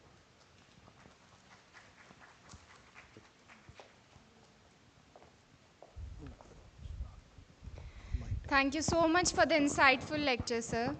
I now request Dr. Rajiv Yadav, sir, to please come on the stage and present his topic and present his lecture on the topic, The Orthodontic Revolution, Pioneering New Technologies. Rajiv Yadav, sir, is PFA Nepal President. Sir is Associate Professor in the Department of Orthodontics, Institute of Medicine, Tribhuvan University, Teaching Hospital, Kathmandu. We welcome you, sir.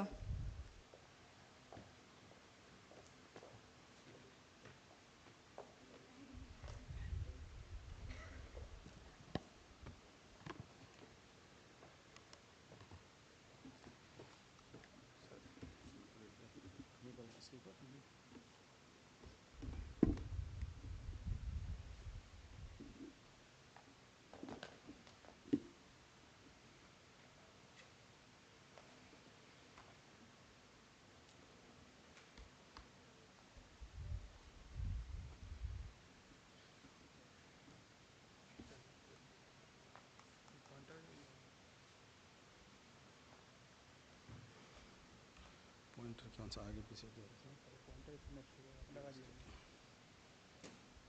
Photo नहीं लगा कहीं लगा दो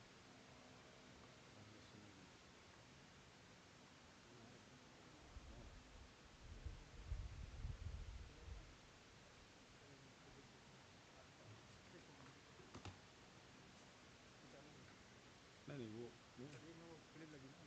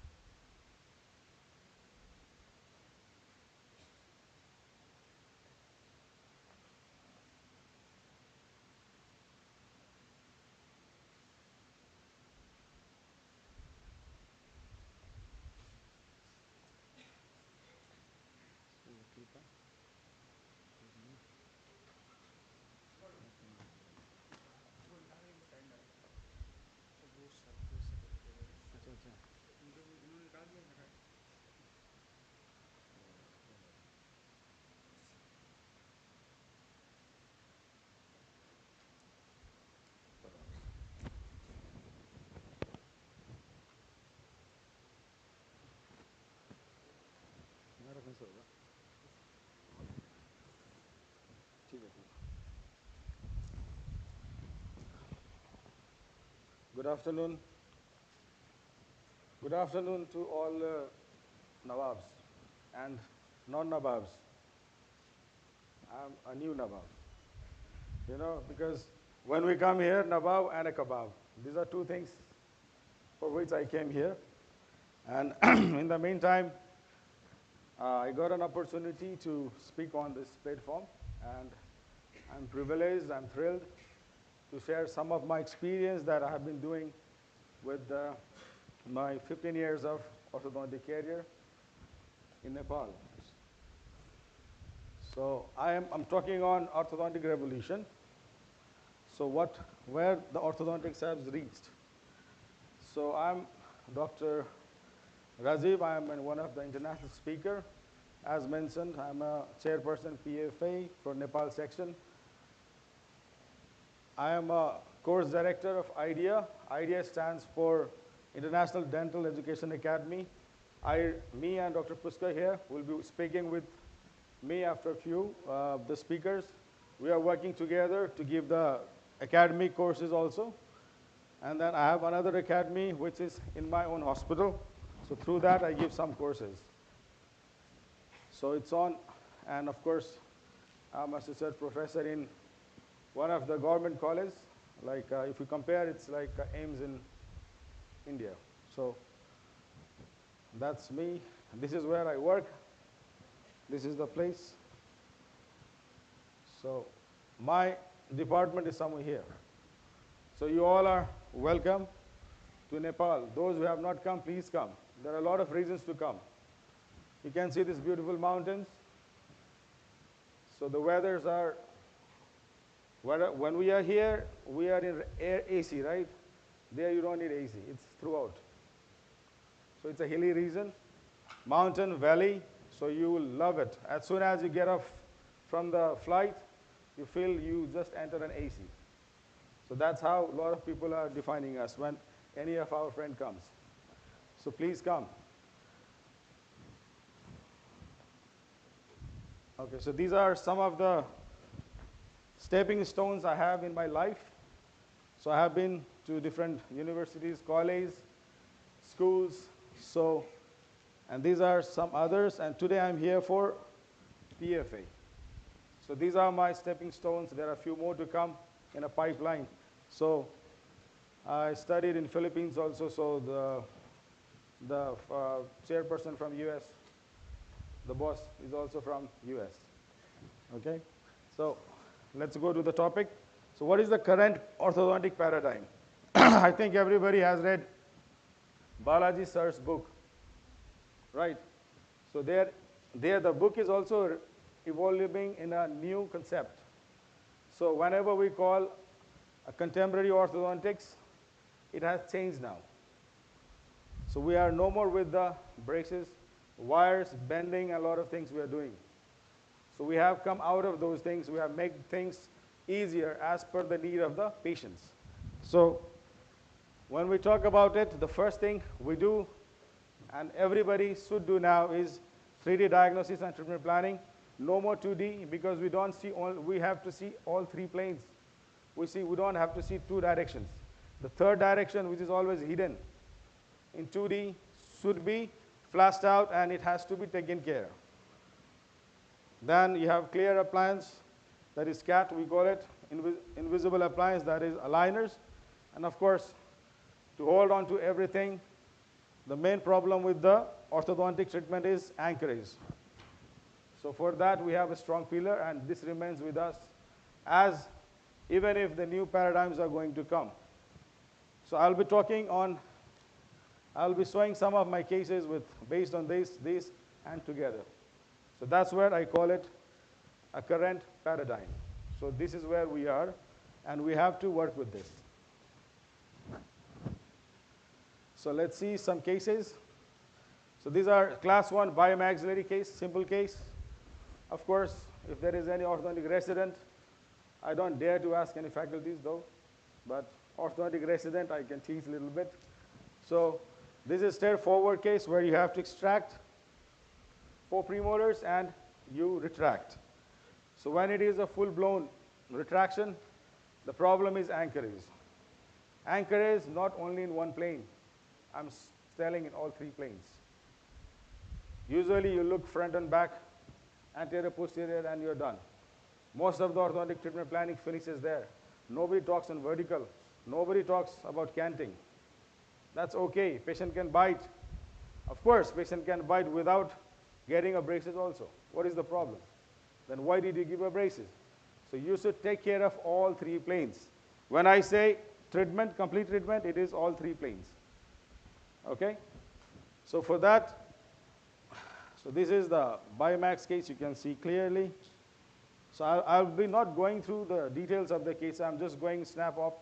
I'm just going on top of each other so that we can see a lot of cases as much as I can. I have loaded here.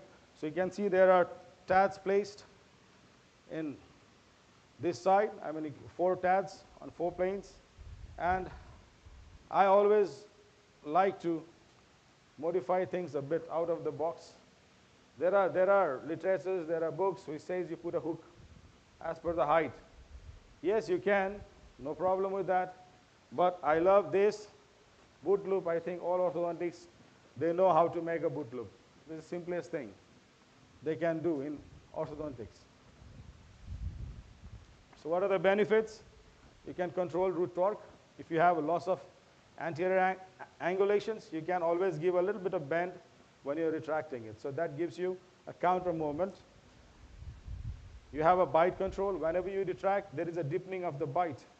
So you can take care of that by controlling the torque. And of course, you don't need short hooks, long hooks, medium hooks, a lot of things. You get it? So let's bend it. It's easier. We can't be out of it totally. So this is the post-treatment. So you can see with 4 tads, it was able to come into a good occlusion. You can see the catenary curves, everything good. And then that was inside, this is outside. So we treat face, not teeth. We are not tooth aligners. We treat face because patient never takes out his teeth, and so this is my occlusion. You see the face. Face tells you everything. So what was the change on the face? You can see the incompetency that has been a relaxed posture. This is when she's smiling. This is on the lateral view, and the best one is this one for me. I think everybody likes it because you can retract it. She has a good profile. She got married right after the treatment with the same guy where he has a little bit of doubt of getting married. So that's how we changed life a little bit. And this is the one. So class 2, traumatic occlusion, again, you can see this is a direct hit on the gums. You can see that? So it's right hitting onto the palatal rugae. And it is a traumatic bite, and it is increasing. The patient complaint was the gaps are increasing with months, days. It was not there when I was a kid, but now it is increasing. So what is the problem? What is the problem? The vertical plane. So are we going to address it or not? So that is where you have to think of the plans. So here also, the plan was to put 2 tads, retract it, but as I said, you can give a little bit of alpha bend on the anteriors, and I have retracted it on the round wire, 018 Australian, not on rectangular. So you can give a counter bend. Whatever you're doing, get opposite of what you're doing. So that will counteract the retraction force. So why this is not? Okay. So this was the dental correction, and then profile again, pre and post. Okay. So people, they change. So you can see the same person. No Photoshop, please. You want to meet this patient? I can WhatsApp right now. Okay? So this is the change. Profile, front. Of course, she is a nurse, and that is when after post-treatment, if you look at the intraoral pictures, it was not very fantastic. Not a solid class 1 on bilateral. And on by 1 and 1.5 millimeter, you can say, to the molar relation. But as I told you, I look on the face. That's what we carry. And this is the profile correction after. So this is, again, the corrections that you can see. The lips popping out has gone inside and well balanced. So let's see class 3, one case. So this was a straightforward case where we have usual plans of 4 premolar extraction, and when you retract in class 3, it is the anteriors, upper tooth, that you have to retract. What is the reason? Anyone? Why in class 3 you have to bring the upper tooth in a proper angulation? Okay, I'll tell you. No audience. So The thing is, in a class 3, the molars, the anterior teeth are compensated too much. So when a patient smiles, it's very difficult to look at their teeth. Even if you see, it's like 2 millimeters smile on the teeth. And on top of that, if you start proclining it more, you are just disappearing the upper tooth. So you always have to retract the upper when it comes to a class 3. In class 1 and class 2 cases, it's lower that would decides. In class 3, it's upper that you have to retract. Doesn't matter if you have a negative over Z, no problem. You put a tad, and then you pull it off. Okay, so this is the finishing. So you can see the difference. So this was the occlusion. So all retracted, well aligned. This tooth has to go for restoration with the crown later on, and it was done. So next case. How many of would like to extract this? Surgeons, definitely yes. But I always look at third molars very carefully, believe me. Because for me, if it is inside the gingiva, surgeons will not agree, or I don't know, they might agree. If it is sealed well into the gingiva, please do not extract. Keep it as a stock. Keep it as a stock. If you have a caries on first molar, second molar, we can always bring it out, pop it out, and put it there. Okay, so please keep it as a stock. That's what I believe, because looking at this is mesioangular. Pericoronitis can happen. But you know what was the chief complaint of the patient? She doesn't want extraction because she doesn't have laterals. She has one already extracted, another already extracted. Out of 32 teeth, I have already 4 teeth that is not there. So please do not talk about extraction. Can you do it non-extraction? Can you give me more teeth? I said, I can try. I can't guarantee. We should never guarantee a patient. We can always try. And then, so we have a Sanders uprighting spring. It has a night eye and a SS wire combined. So we said, okay, let's use that one. So bonded. I just bonded a buccal tube there. And then you have a combined wire, combination wire. And I just put it there together with rest of the thing that was happening. Okay, so what happened? So after 3 months, I can see it's better. I can see the mesial cusp, which was locked. Okay, which was locked. So I just had one extraction done for this kind of impaction, and the surgeon wanted to extract it. He gave a cut on the tooth, splitted it, but when he was elevating, which tooth came out? Not 8. It was 7 that pops out. So he put it immediately. I put a wire. We freezed it anyway. But this is incremental. Orthodontics, we are not pushing it. We are just helping it, right? One, this is just uprighting. So that was 3 months change. This is 5 months, better. Nothing to change. Keep the wire there till it is uprighted. Not so many bends. Okay? After that, so this is after 5 months. Only 5 months. Be patient. You just put it there. Do you think there will be a flap? Maybe. I don't know. If she doesn't maintain hygiene, definitely yes. But you can see there was, I have uprighted it almost, and I have made it parallel. So I don't think there will be pericoronitis. The distal flap or the distal gingiva will be there, which will be fine. So this is what we can do regarding it together with other treatments. So I just want to show you uprighting in this. So please give a second thought whether to extract or whether to give them a teeth. Okay? Another thing, vertical plane deep bite. Nothing will happen, it's okay. 4 mm, okay. 5 mm, okay. Just leave it. You have corrected the profile, forget about the vertical.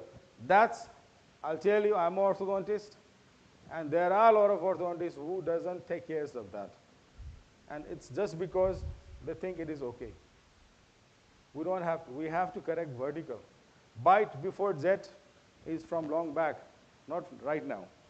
Okay, so let's see a deep bite. Let's see the most severe.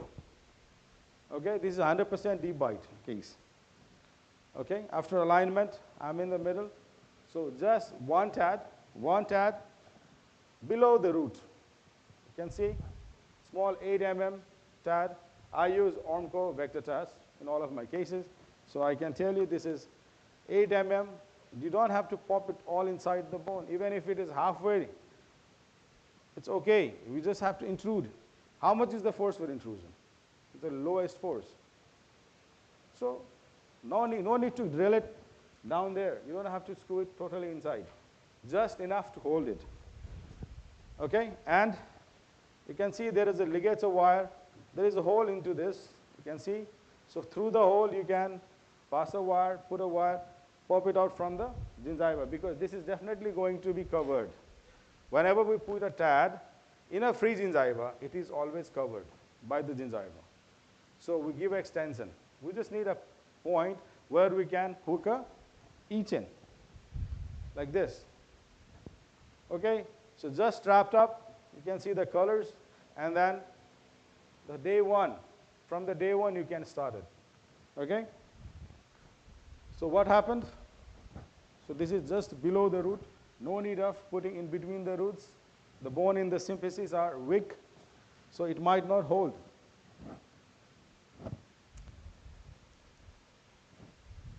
So this is, if you look at from all the direction, you see there is a deep bite. So there is a each end kept there.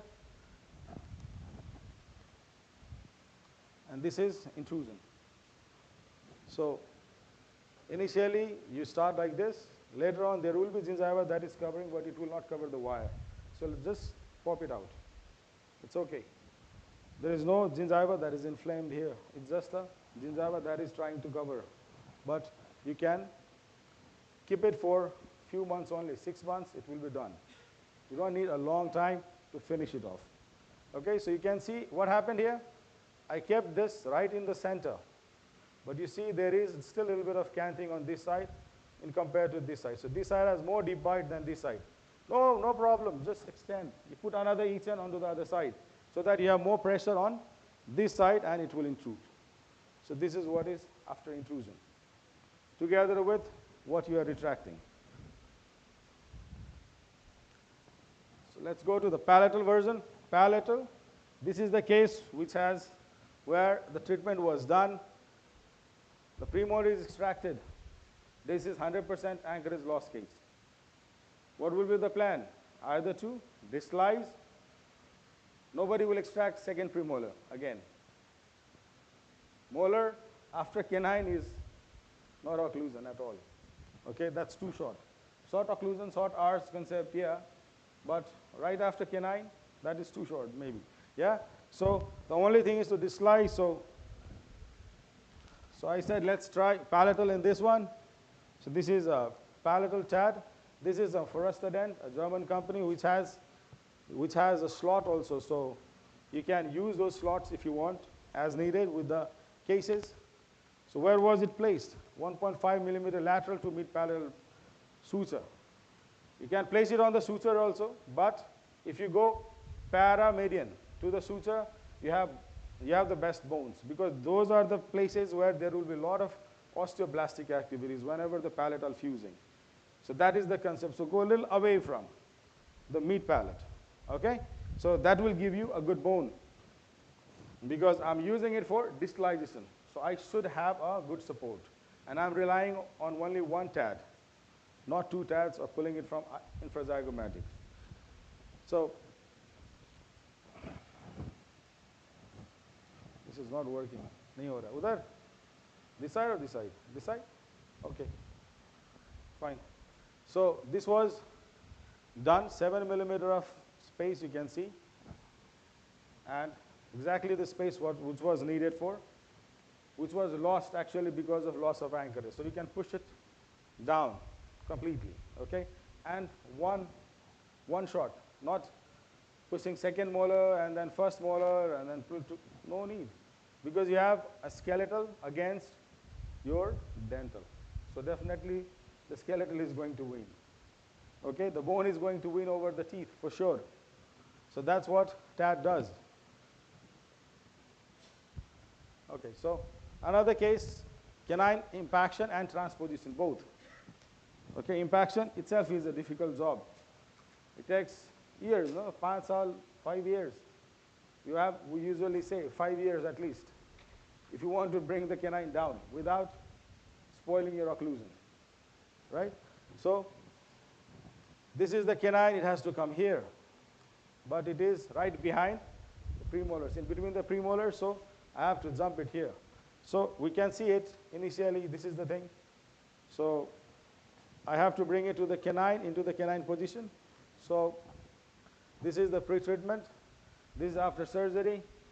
Just open up and put a button and just give a light force. You can see the E-chain, it's almost not stretched, just for the teeth to feel that there is something going on, there is something to happen. So this is initial, and then you just give a bend, make a helix, and then give downward force. So with this, in a few months you can see this is coming out. Good to see. I continue, right? So what I saw. What is the problem here? Can you see the problems? 2 problems. Lateral open bite, and that is due to vertical anchorage loss. Again, vertical. To my resident, I don't care about sagittal, but I am very serious when it comes to vertical. So they have to give me 3-dimensional plan. They have to work in 3 dimensions, not in 1 direction. 1 dimension, no. So when I was continuing with this, there was a lateral open bite. So that tells me stop it. Molar to pull a impacted canine. It's an impacted canine. Canine itself is a big tooth, the longest root, and then that is totally into the bone. You have to resolve, bring it down. Okay, so vertical is always an issue. So I said, forget it. Let's get out of the teeth. So you just bend. If I can make 1 helix, I can make 3 helix also. Right, not a big deal. So why this design? It has a horizontal vector. If you see, greater horizontal vector because of this loop. The first loop is giving a good amount of horizontal vector. Another loop was placed to give a little bit of vertical, lesser vertical, because I want to push it forward first, then bring it down. The transposition has to be converted into impaction first, and then it has to be retracted, okay? So that was done.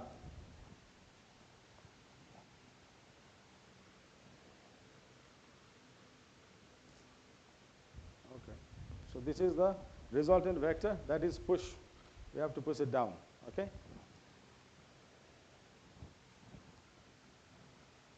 So this is what you make. So progress, if you see, it came out with that. You can see I got a good amount of movement. Now this teeth is almost ahead of the premolar. So it's coming on the way, right? So it continues. Now it is pull mechanics. That time it was push, now it is pull. But again, pulling is also from the tab. The same tab placed at the back is replaced.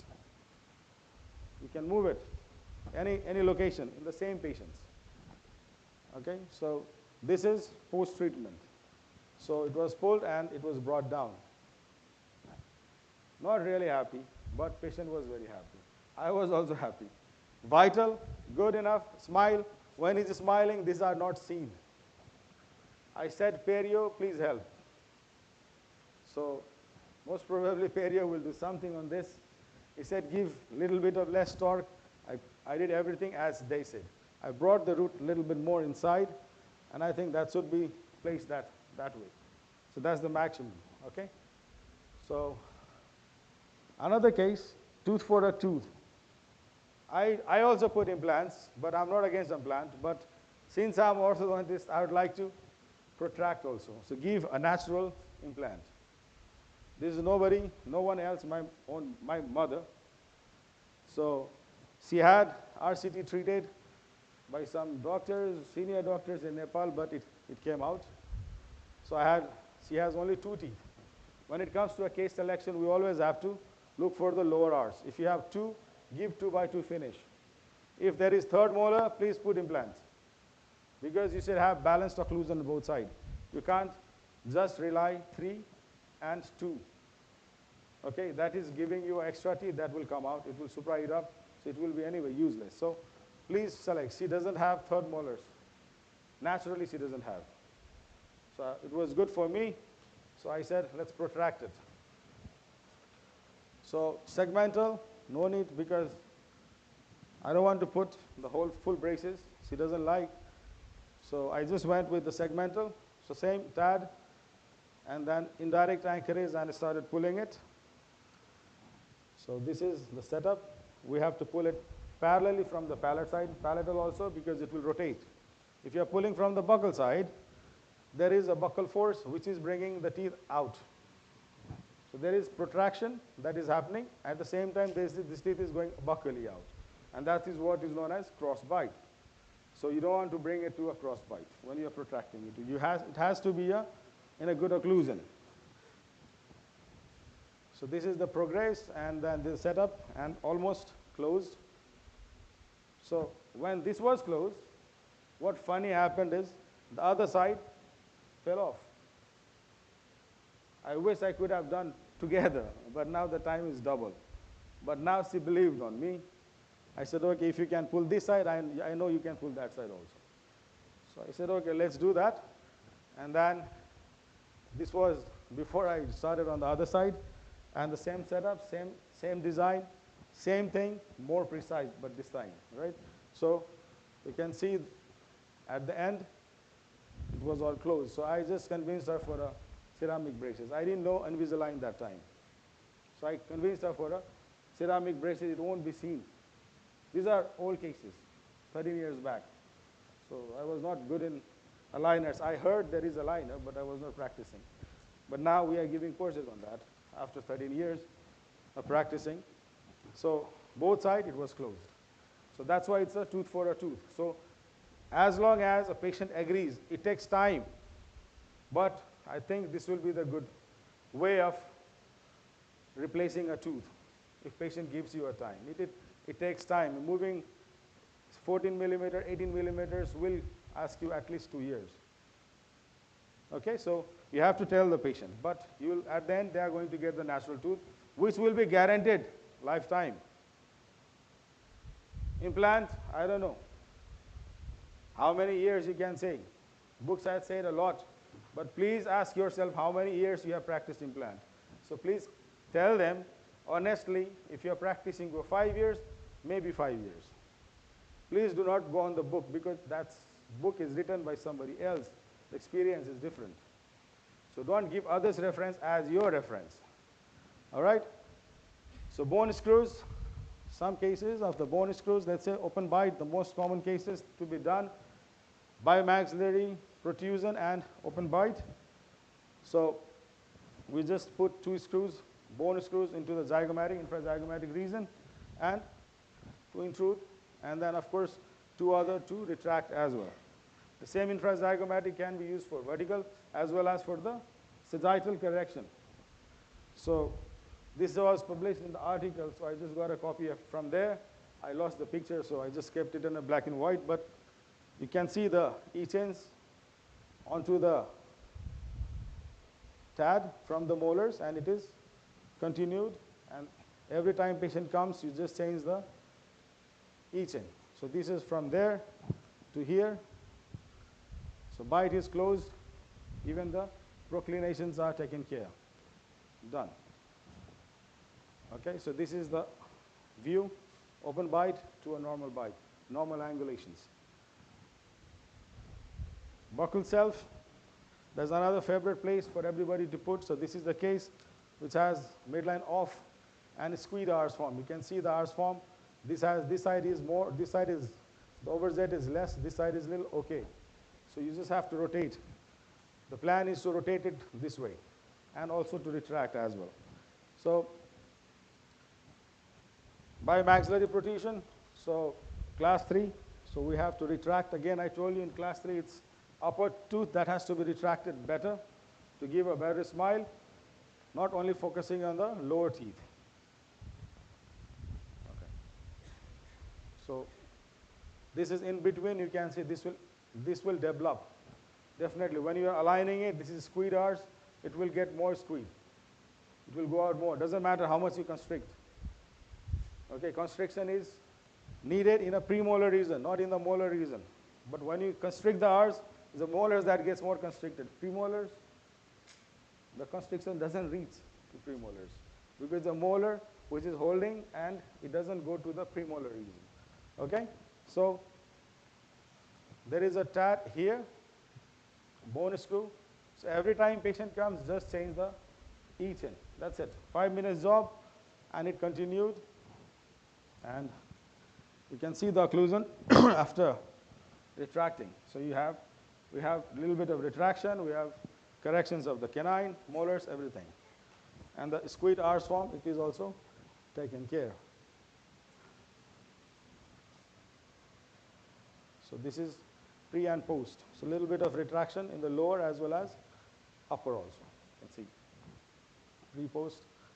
And this is where we have to look. There is a good change. There is distalization that has happened because we have utilized this space which was there. Instead of extracting premolar, we can always distalize, sorry. So that was done, okay? So my question is it difficult to put TAD to orthodontist? No, it's just putting like a screw on a wood. It's as easier as that, but what is the problem is applying a biomechanics. I'll tell you if there are some orthodontists or resident, TAD biomechanics are not same as your conventional biomechanics. Please take care. You are pulling a tooth with a teeth. But with the TAD, you are pulling a teeth with the bone. It's not the same story, please. Do you know TAD? Yes, I know how to put TAD. That's it. But I'm asking, do you know how to put a biomechanics with the TAD? That is what you have to learn as an orthodontist. So where all we can put TAD? Ask him. He's the best guy to tell you. Okay? So we can put anywhere. So let's move to the next paradigm, that is the aligner. So when we go to the aligner, right? Aligner with TADs, I'll just share some cases. So this is easy case for aligner if you have a little bit of open bite. But as the degree of difficulty progresses, like molar intrusion, molar upper distalization, if these are in demands and of course the extraction comes, that becomes very difficult. So that you have to deal with TADs. Aligner only can't take care of that. Invisalign, yes, but I'm talking about in-house aligners. In Nepal, we can't afford Invisalign lab charge. So we have to do in-house. All right? So some cases, this is a small case, almost aligned, but she has a little bit of gummy smile and the lower teeth are discolored because it's a deep bite. So I just want to correct it. So it's not a big issue. So with aligners, you can plan. I mean, intrusion, it's okay. They will intrude. The aligners are good in intrusion. But I don't want to wait for the aligner plastic to push it. I would go rather a little fast with the TAD. So just put TAD, 2 TADs with the same aligners with the buttons there, pull it up. And then you have another TAD which is retracting a little bit and giving a vertical. So whole arch kind of things, you know. So we lift. So whole arch impaction, sorry. Yeah, so kind of little bit of impaction, we can give that effect. And the mandible will come forward also, so we give that rotations. And you do a little bit of intrusion, and of course, laser. I practice laser as well, so it's easier for me. half. Little bit 2 millimeters of intrusion with TADs and other things. The rest 2 millimeters go with laser. So patient will have 4 millimeters. If the demand is 6 millimeters, please combine lower arch as well. When it comes to this one, to deep bite correction. So there was need of frenectomy. I did frenectomy, but I continued on 4 teeth. It's okay. Same charge, no extra charge. So this is 5 months, and this is pre-post. Little bit correction done. I wanted to give a little bit talk on this, but patient was okay because this is elder patient. She's okay with that.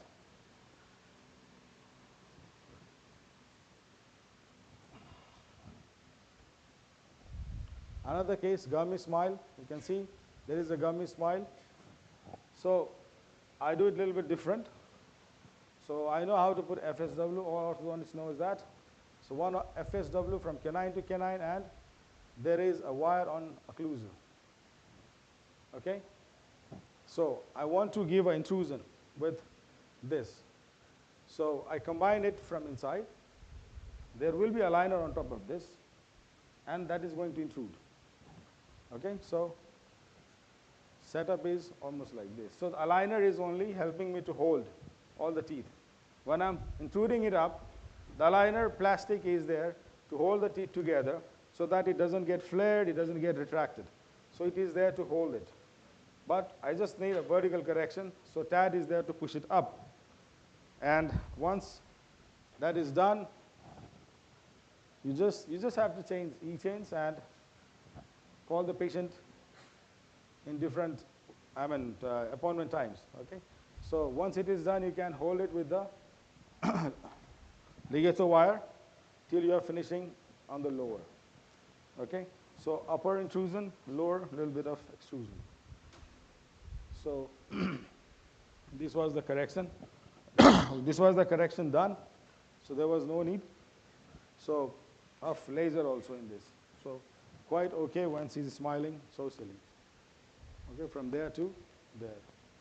Even the hair colors are changed when you do good. So I said better to go on black color from that blondie. Anyway, so high angle case. This is an open bite case. So as I said, 3 planes, all 3 planes problems are here. Moderate lower crowding, unbalanced occlusal relationship, vertical. It is moderate open bite, -3 millimeters. So the bite is right on the incisors. So she is not okay with the bite. Can she eat? Of course, she is eating. Not a big deal. But she needs braces for sure. And then this is pre-treatment X-ray. Class 2 Division 1, hyperdivergent skeletal deficit. There is a little bit of deficiency. So we are planning to expand it. So pre-treatment, soft tissue, retrusive lower lip and chin, long face with gummy smile. So plan was to expand maxillary arch dentally. That will be done with aligner plastics because aligners are very good at expanding. And then posterior molar intrusion, mild, and give a little bit of intrusion of the whole arch. That gives a little bit of counterclock rotation of the mandible. Because she is class 2, she has little, just her chin, if it rotates, will give her a better aesthetics. So to reduce upper and lower crowding by contact point stripping. Okay, so this is before. So here again, you can just put you can bond a wire, rectangular wire, flip the hook upside down and give a intrusion both sides. So that is going to intrude the posterior, and when the posteriors, you are intruding little bit of, when you are giving the posterior intrusion, there will be clockwise rotation, counterclock rotation of the mandible, and the aligners are expanding it. So altogether, aligner with TADs will give the bite settling. So this is how the bite was settled. Of course, non-extraction treatment. So you can see the bite, there is expansion already, the bites are there, but a little bit of extra intrusion, little bit, just for it to prevent the relapse later on. So this is pre and the post. So pre-post comparison, you can see the occlusion before and now. So from there to a good case. So you can see there is a little bit of retraction of the upper, a little bit only, not too much. When you expand, you get a space so that you can retract the anteriors.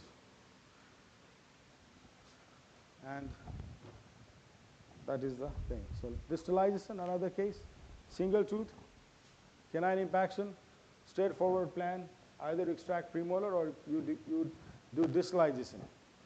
And then you can get a class 1 molar. So, but this case, we have to push it back. So we selected implant with aligners, okay, the TADs with aligners.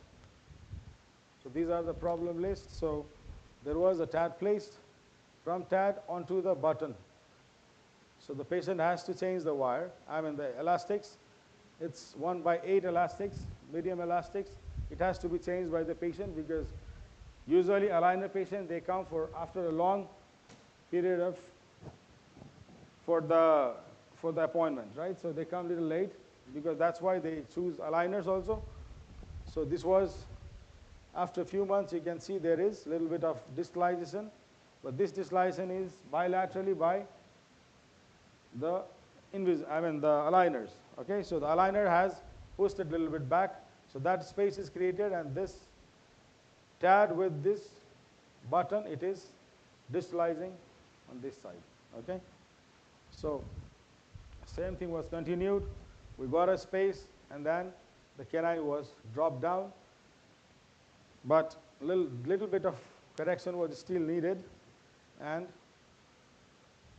molar got class 1, but canine was not yet into class 1, so we had to distalize it more a little bit, and it was continued, and this was done at the end. You can see it is already aligned. Okay, so you can combine aligners with TAD. Aligner will do one thing, TADs will do another thing. So together it will be a good way of doing it. So last case, it's an extraction case, biomaxillary protrusion. The most challenging this is the most challenging scenario because the reason is it is difficult to get a parallel retraction when it comes to retraction with aligners. So in that case, you can use TAD, which will help you to get a parallel retraction of the tooth. So TAD, that is orthodontic bone screws, may involve to be the gold standard for a patient who demands in-cospace aligner therapy for demanding malocclusion, which requires all 4 premolar extractions. So right now also there are a lot of people, they have converted themselves to use of TADs and aligner when it comes to extraction case. So that was a class 2 Bimax case. Let's see one. So this is the case. You can see there is hyperdiversion, rotated downward. This is proclined, upper and lower. So that needs to be retracted. So extraction of all 4 premolars. This is pre-treatment here. So what is the biomechanics? So there is a bulb, you can make it. You can just pop it out. It's a bulb attachment. You can put it on the, you can make it on the aligner, or you can put it on the teeth also, whatever you can do, right? So you can make it so that you can put elastics from there. So you can see the elastics from that attachment to the TAD. 2 TADs placed here, and this is pulled upward. And there is another elastics which is going from the TAD to the canine. So that is retracting. So when you retract, there is loss of torque, dumping of the incisors. So to prevent that, there is another TAD placed there. So if you look clinically, this is what it means, right? So from here you can intrude and then you can retract. So you are retracting by paralleling the root. The spaces are getting closed with parallel retraction, because if you don't lose the torque in the anterior, it is always a parallel retraction. So TAD is going to help you in this kind of cases. And discontinued, and then this was at the end. So the same thing was done, a little bit of class 2 to give a little bit of settling of this canine. the windows, things on this side. So give a class 2 elastics and then settle it, okay, into the occlusion. Okay, so this is pre, this is the post. Okay, you can do with braces, you can do with aligners, but one thing that remains common is the TAD, the implant, the orthodontic mini screw. So pre-post, from there to there. So this is with the X-rays, you can see the anteriors that has been retracted and uprighted already, and this is the superimposition where there is intrusion as well as the retraction that can be seen. Lower retraction only, no need of intruding the lowers, only the upper. I mean, it was not intruded, just to give a compensation. So this is 1 year retention, this is 4 year retention, okay, after the treatment. So what is the take-home message? Aligners with TAD is the future. Why? Aligners can well be integrated with the TAD anchorage to execute the broad range of malocclusion.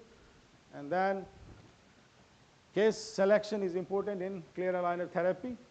We all know that, but most important is selection of auxiliary. That directs us precisely to achieve what we have planned, okay? And then there is a 3D studies of biomechanics that is needed to formulate robust clinical recommendations, because there are people working with TAD and aligners, but still there is a way, there are some deficiencies that will be covered. So aligner with TAD will be the future of the orthodontics.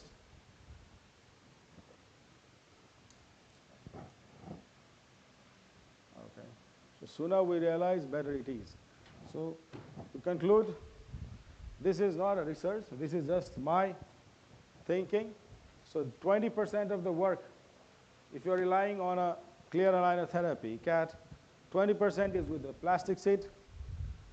If you add attachment, that will give you 40%, then you attach elastics, buttons, and power arms, that gives you 80%, 60% possibilities. Then you add a TAD, that will give you 80%. And 20% are yet to be known. So that's where we are working. Okay, so this is what is needed. And a knowledge on a CAT is very, very important for that. Okay, so these are some courses we provide in Nepal on clear aligner therapy, TADs, and we have some more courses on full mouth rehab, and then implant placement, both conventional and together with guided. So we are no more into conventional, we are onto guided. Open the flap, make a guide, drill it. Anybody can do it. So we give courses together with Dr. Puska. He's also with me all the time. We give courses. So these are a few shots where I'm teaching all those resident orthodontists and all the senior orthodontists also. So these are 2 platforms where we use IDEA and MSDS, that is our academy, my hospital, and this is my contact. Thank you.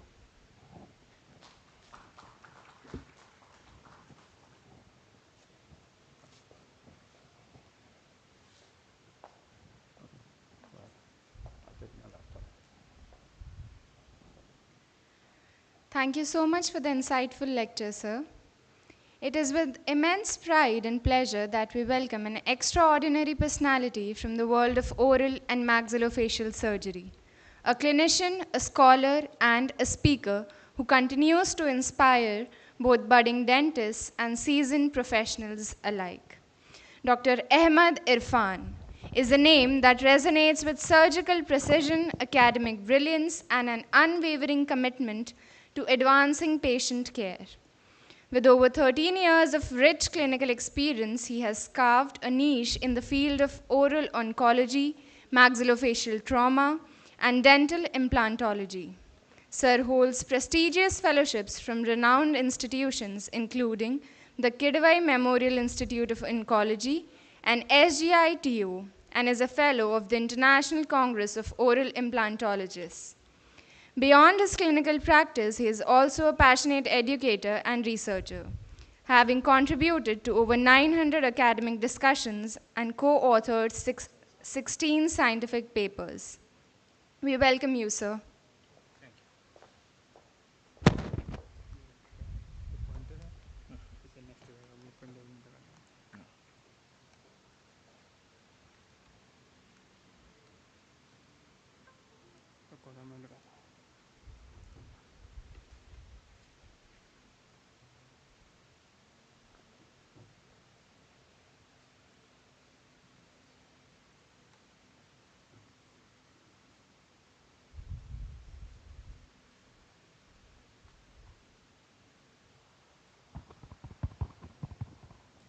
A very good evening.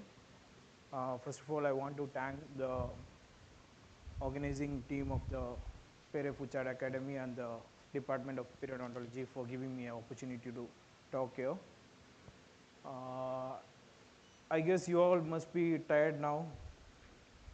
Are you all tired or you all are okay? Tired? No.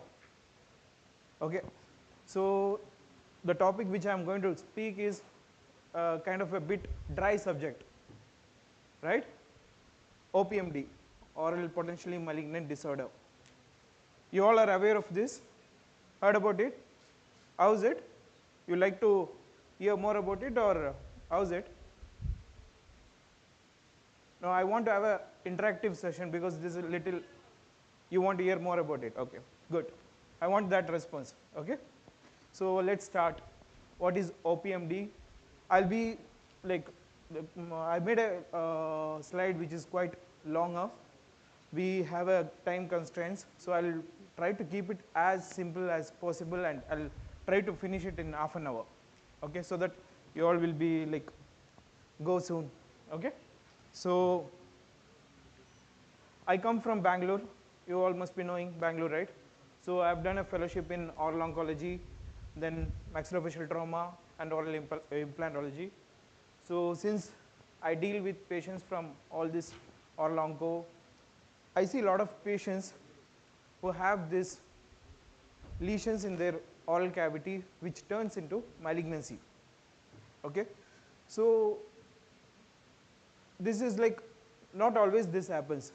Most of the time the patient comes with a established cancer, okay? They would have had a lesion earlier which somehow they missed it, or the person whom they have showed, they are not able to identify it and give a proper guidance, okay? See, I see a lot of patients like that whom we could have saved or prevented going from a lesion into a malignancy, okay? So my topic is all about how you identify those lesions. So I'll be talking on this content, objective of the lecture, definition, types of OPMD, clinical features, diagnosis, and main part is how you manage by a like medicinal and as well as surgical way. So by the end of this session, you all should be able to understand what OPMDs are, how you will be recognizing the common OPMDs like Leukoplakia, Lichen planus, oral submucous fibrosis, Erythroplakia, etc. Then identify key risk factors and signs of malignant transformation. How we'll like know what are the risk factors for getting a OPMD and how you can prevent those things. Then know when and how to do a biopsy for diagnosis. Then learn the medical and surgical treatment options available. Okay, so we all have read like the term pre-malignant lesion and condition, right? Oh, I don't know, like when I was doing my UG, BDS, what they taught was like pre-malignant lesion and pre-malignant condition. I don't know how you people are like now, whether the same or they do the term OPMD, oral potentially malignant disorder, because the term pre-malignant lesion and disorder is no longer valid. There are certain reasons, I'll be going for that, okay? So in the year 1978, the lesion and the condition term was coined by accepted by the World Health Organization, and in 2005, it was renamed as OPMD, oral potentially malignant disorders, okay? So what are those OPMDs? By definition, There are diverse group of condition, lesions or disorders of the oral mucosa that have a risk of malignant transformation into a oral squamous cell carcinoma. Simple. Okay. It can be a lesion. Lesion is a like it will be specified to a certain area, like in a buccal mucosa or in a tongue, anything. It will be specific to an area. It could be a lesion or a condition, like it could be a like a all condition, like disorder condition in the sense it is not like a specific area. The patient as a whole can undergo a malignancy. One of the example they used to say earlier was oral submucous fibrosis. So now that term is no more. So we use the word OPMD. So OPMDs are diverse group of condition, lesions or disorders of the oral mucosa that have a risk of malignant transformation into oral squamous cell carcinoma. So already I have explained this. Okay, why there is why don't we use the pre-malignant? So once we say the pre-malignant, the term simplify like the term says that it has to, the lesion has to go for a malignancy, pre-malignant.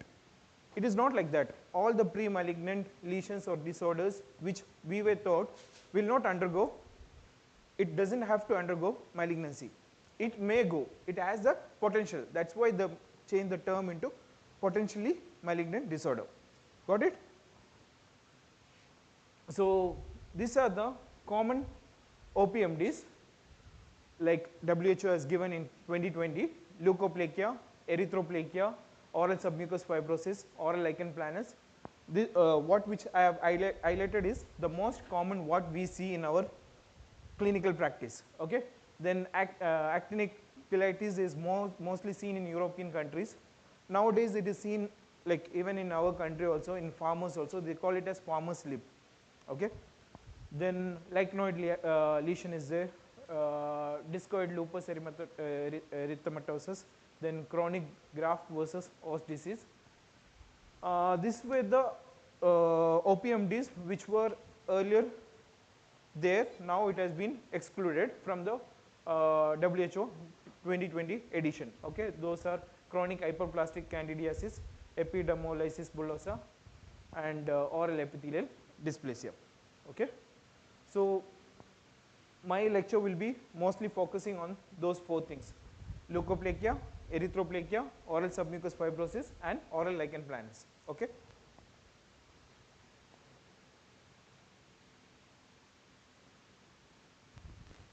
So what is the prevalence?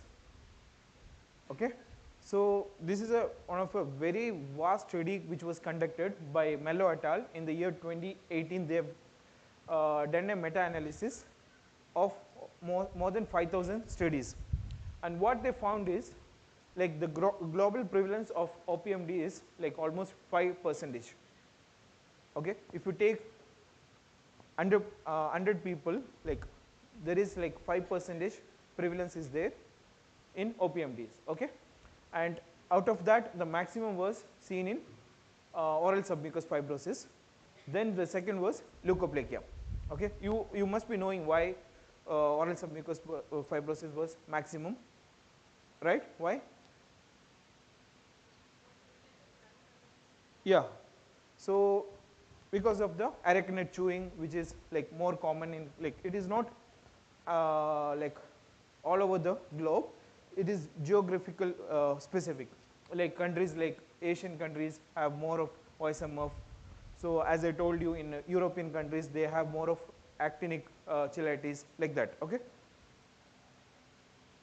So major risk factors for all these OPMDs are tobacco in the form of either smoke or smokeless, then arachnid, okay, and even the presence of some viruses also has found to be one of the reason for causative agent for OPMDs. So this picture represents two things. The outer things are the causative agent, the etiological things, and the inner thing is the various OPMDs, and what it leads is the oral cancer. Clear, right? So what exactly happens when there is a irritation or there is a etiology?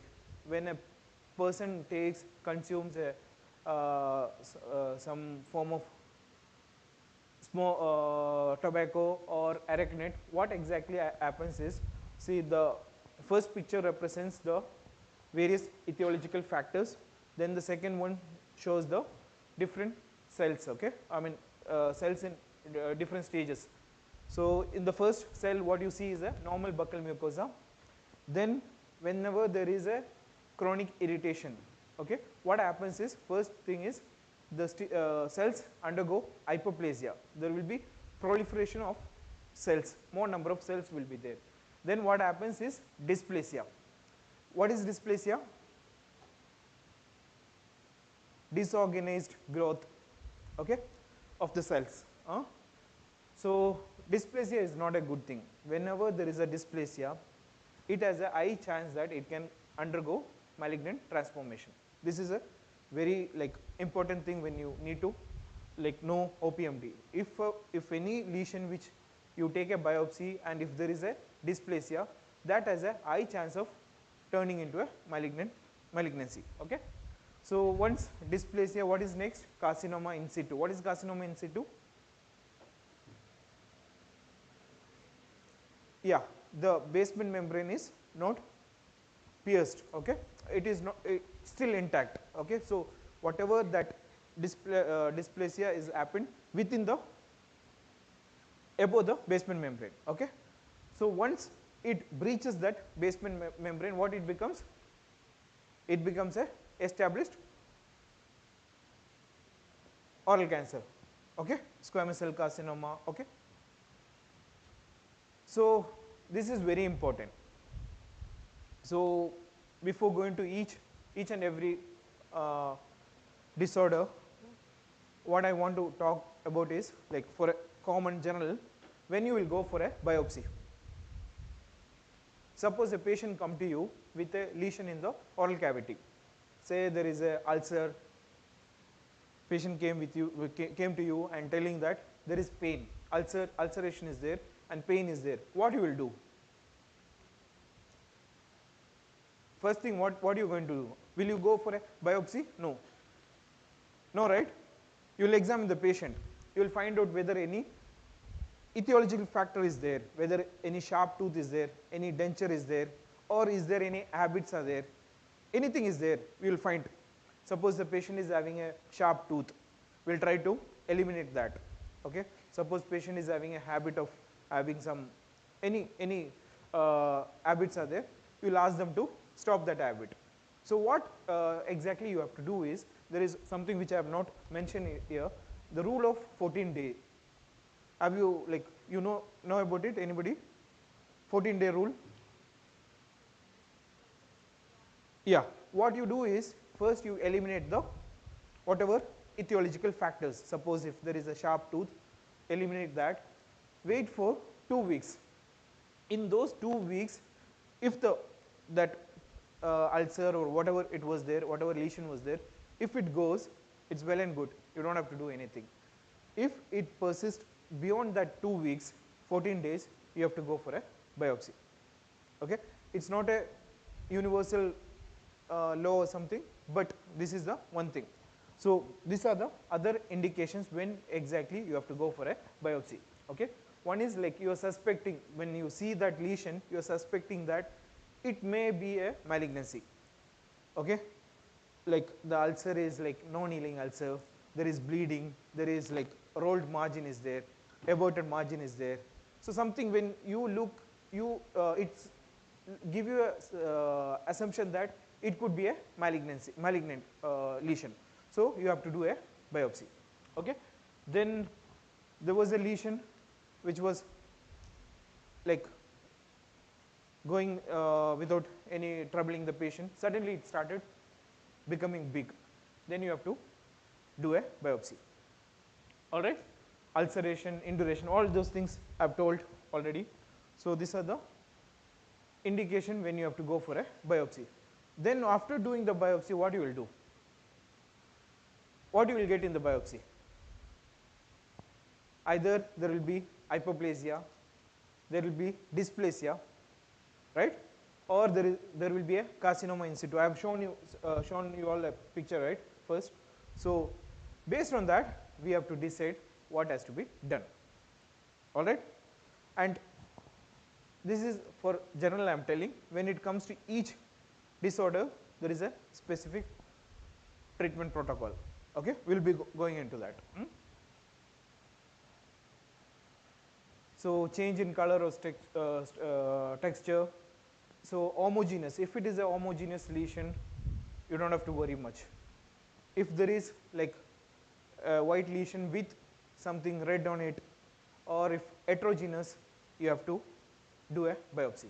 Okay, smooth to verrucous. If the lesion was smooth and it turns into verrucous, you have to do a biopsy. Okay, if it was white and then it turns into red, you have to do a biopsy. Okay.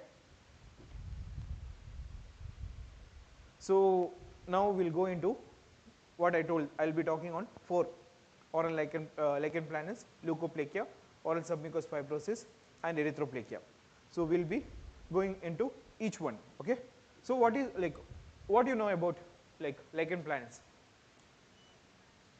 Huh? White patch. Okay. Where? Only in the buccal mucosa? Okay, anywhere in the oral cavity. It could be in the tongue, it could be in the buccal mucosa, even in the gingiva also. Okay.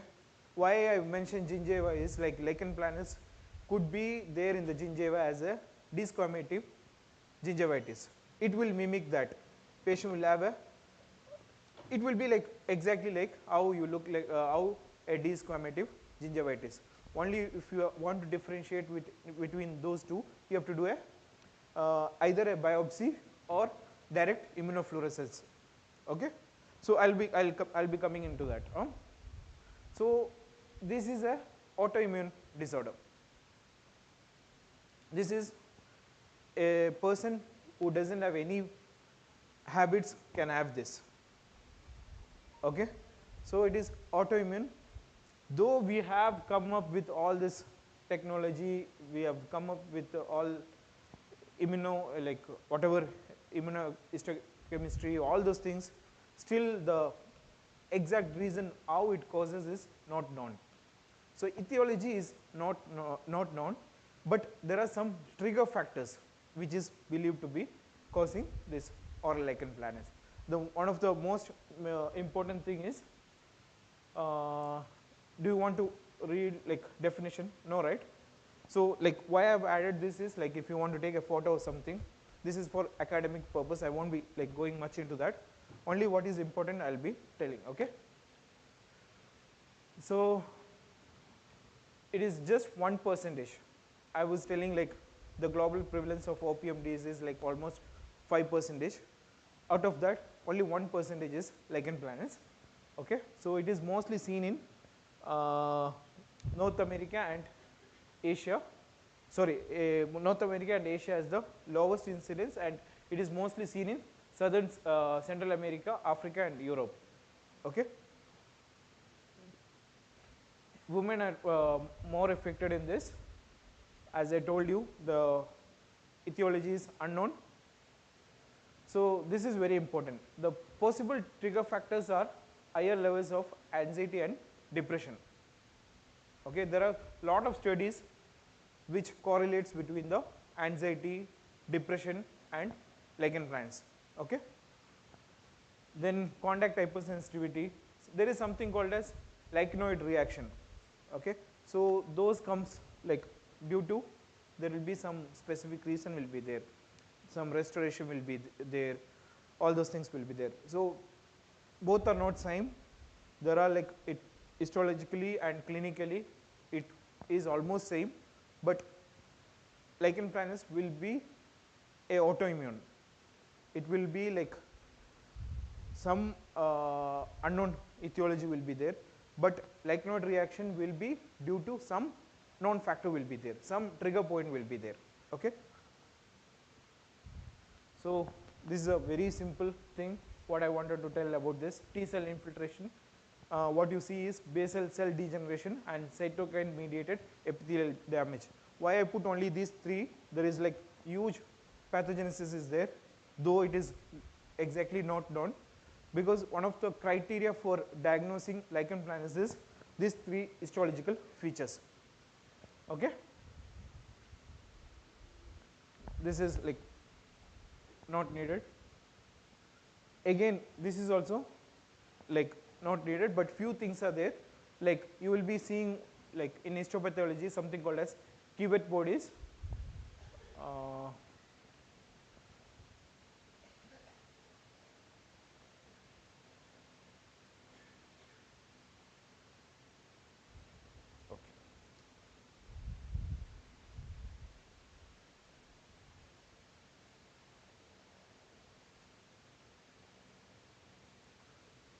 So coming to the types of lichen planus, it is a mucocutaneous disorder. Okay, it can affect the skin as well as the mucous membrane also. So it could be cutaneous lichen planus or mucosal lichen planus. So in mucosal lichen planus, we have got 6 different types. Okay, so they are like reticular, atrophic, erosive, plaque-like, papillar, bullous. So most what you see is a reticular type. Okay, see this is a very what you say classic lichen planus what you can get to see with a white lash kind of thing. It is called as Wickham's striae. Okay, and one more thing how you will identify other white lesions from lichen planus is lichen planus is mostly bilateral and it will be symmetrical. This is the one point which you can differentiate lichen planus from other lesions. This will be symmetrical and bilateral. Okay, this is a lesion in the buccal mucosa. Again another lesion in the buccal mucosa with little bit of erythematous thing. Okay, so this is also a type of lichen planus. This is on the tongue. Then erosive is there.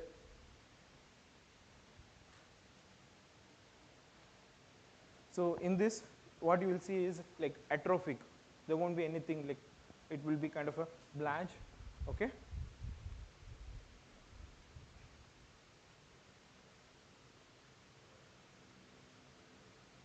so the most common lesion among lichen planus what you could see is the reticular type. Okay,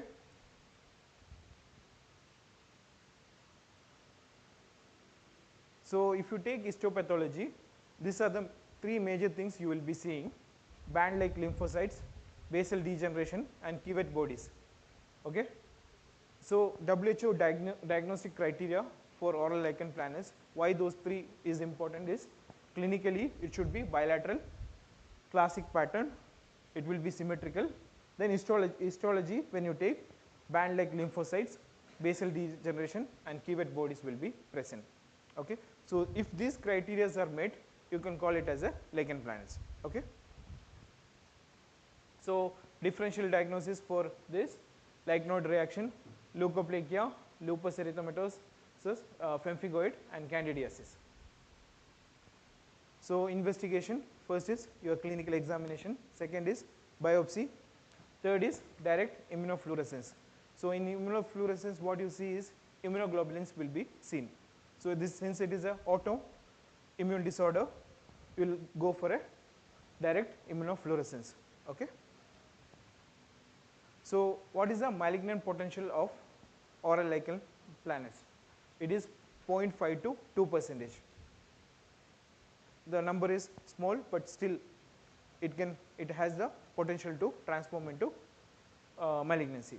Overall malignant potential for oral lichen planus is 1.4% by a study conducted by Leukoplakia et al. It is also a extensive study.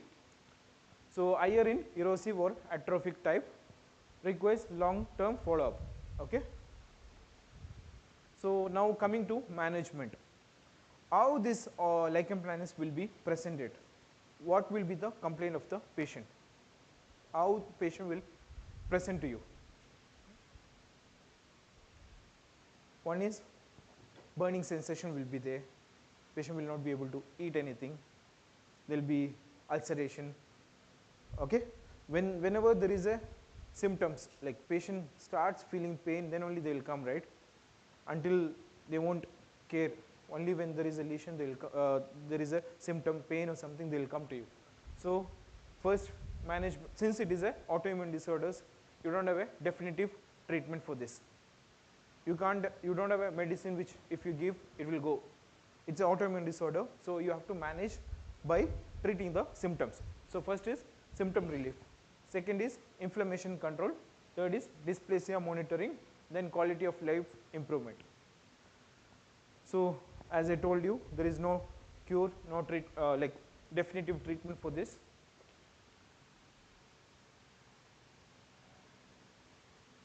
So different treatment modalities are drug therapy, surgery, then there is something called as PUVA. It is like a photosensitizing agent you will be applying, then you will be giving UV. So this is also having an immunomodulation. Okay? So these are the different treatment modalities. So this is very important. Okay? You don't get this thing everywhere. Okay? This is what I want to tell you. So if a patient comes to you with a mild to moderate symptoms, how you will treat that patient? So what you are going to give is, first is the topical regimen. Okay? Triamcinolone, you would have heard Kenacort. Very common, right? No? You have you heard about this triamcinolone? Okay? So we will give a triamcinolone acetate 0.1% cream ointment. You have to ask the patient to apply 2 to 3 times. After the meal, dry the wherever that area, apply. Don't eat anything for 30 minutes. Okay, that is one thing. Then fluocinolone, which is 0.5%. Again, that is also ointment which you have to apply 2 to 4 times a day after meal for 2 to 4 weeks. All right. Then another thing is betamethasone, that is 0.1% cream or ointment 2 times a day for 2 to 3 weeks. All these are steroids, right? What steroids will do? It has anti-inflammatory properties. It will reduce the inflammation so that the symptoms will be relieved. So are steroids good for a long term? No. So you have to assess the patient, how the lesion, whether it is reducing or not. So if it is reducing, reduce the dosage, because once it goes, there is it will always recur. There is a period of remission and recurrence in lichen planus. So how you treat is, you give this topical medicine, call the patient, see how it is responding. Then if it is improving, lower the dosage. Then if it is going again, lower the dosage, because you can't stop it also completely. You have to put the patient under even at least in a lower dosage. Okay. Then if it is moderate to severe, what you will do? You'll have to give a intralesional, wherever that lesion is there, local injection have to be given. Same triamcinolone, how much? 0.2 to 0.4 ml, 10 mg per ml. Suspension is used 3 to 4 times weekly or bi-weekly. All right, if the lesion is moderate to severe. Now severe to acute, what you will do?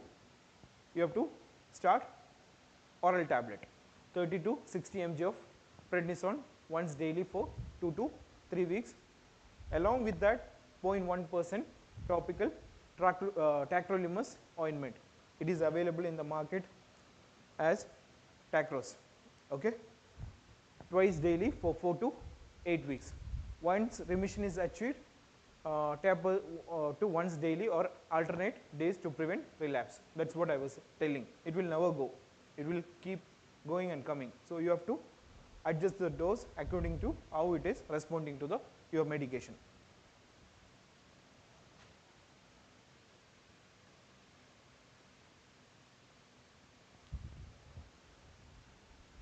So suppose if you do a biopsy and you see there is some dysplasia, what you can do is you can do excision of the lesion. Okay? Then cryotherapy is there, CO2 laser therapy is there, photochemotherapy, multiple things are there. So depends on how your biopsy histopathology says, what it says. If there is a dysplasia, you have to go for excisional biopsy. You have to remove the entire lesion. Still it can come back. All right. Now coming to oral leukoplakia. I think you will be all familiar, right? Leukoplakia, right? So what is leukoplakia? Again, white lesion which cannot be scraped off. It cannot be classified into any other diseases, any other disorder, and it will be associated with some etiology, some habits. Okay? So this is leukoplakia. It's a white plaque which cannot be scraped off, okay, and it cannot be classified into any other disease, and it will be always associated with some habits. So this is another one white patch in the floor of the mouth going into the ventral surface of the tongue. It's in the lateral surface of the tongue. Again, you can see, right, there is like very bright red color on the either side. So this is like, along with leukoplakia, you have erythroplakia also. This has got a very high chance of going into malignant transformation.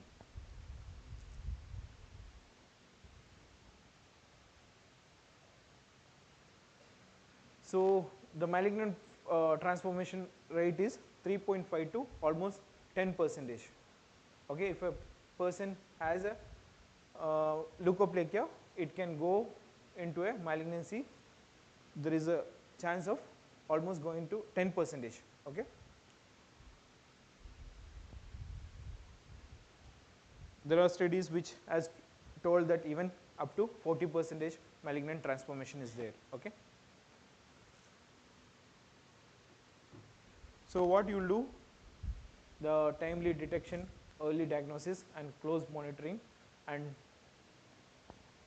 keep monitoring the patient. If needed, go for a biopsy. Okay. We have already explained when you will go for a biopsy.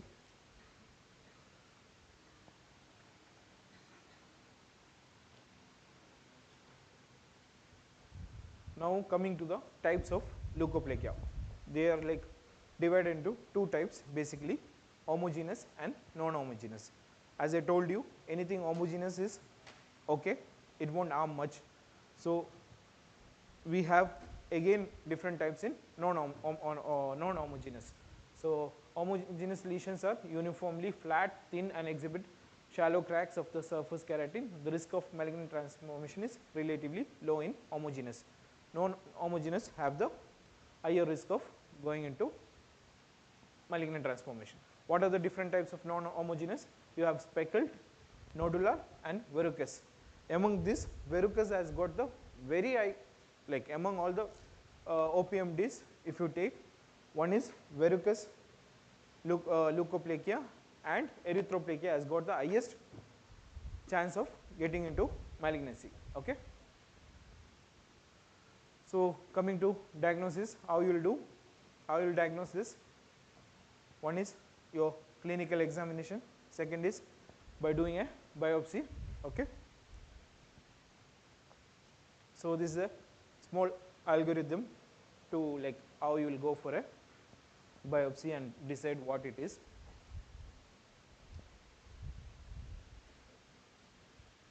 So following biopsy, if no other disorder is confirmed, the lesion is further characterized as leukoplakia with or without dysplasia. Okay. So you do a biopsy and you couldn't find like anything else, you will categorize it as a leukoplakia. So what you will see in a leukoplakia is whether there is dysplasia is there or not. If there is no dysplasia, you can just keep observing the patient, monitoring the patient. All right, every 3 months or 6 months you have to keep following up with the patient. If there is dysplasia, then you have to do something. Okay, so you have to go for a surgical excision, all those things you have to do. So there is staging also for the leukoplakia, which was given by WHO in the year 2002. So in that they have classified into 4 phases, depends on the how it is presented. So in phase 1, thin smooth leukoplakia, it has got better prognosis. In phase 2, it has got thick fissured. Okay, still the prognosis is good. It doesn't have the high chance of going into malignant transformation. Phase 3 and 4, there is a chance of going into malignant transformation. So in phase 3, there is something called as proliferative verrucous leukoplakia. So I was telling about that. It has got one of the highest chance of malignant transformation. Then in phase 4, erythroleukoplakia, it is even worse than the proliferative verrucous leukoplakia. Okay, so proliferative verrucous leukoplakia is an aggressive form of leukoplakia. There is like almost 50 to 50% chance that patient can go for malignant transformation. Okay, this is the example of proliferative verrucous leukoplakia. It is like, what is verrucous? What like? So this has got the, so whenever you see a lesion like this, you have to immediately do something. Okay, this has got the high tendency to undergo.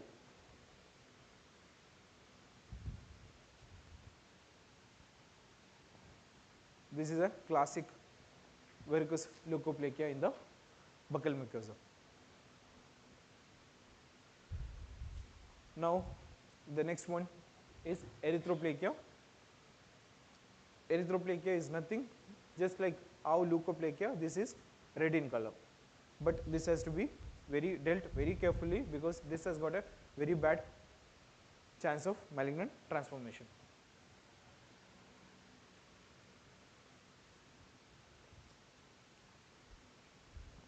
See, you can see in the buccal mucosa, very bright red color. Again in the tongue, along with white color. What is that white color in the tongue? What it could be? Anybody? Candidiasis, good. Okay, see, there is a growth kind of thing, right? It is like almost, if you do a biopsy, there will be some carcinoma in situ, or even malignancy. You will see some malignant cells also.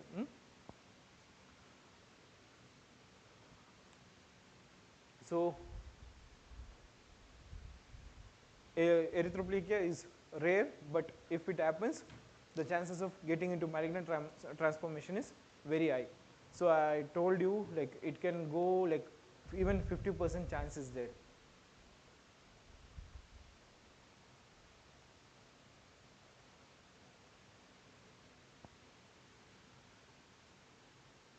So again, coming to the management and treatment of erythroplakia. So again, you will do the exclusion criteria, how you do for the leukoplakia. Then you will do the biopsy. If you can't reach to any other lesions, you will call, like, based on the appearance, we will call it as a erythroplakia. Okay.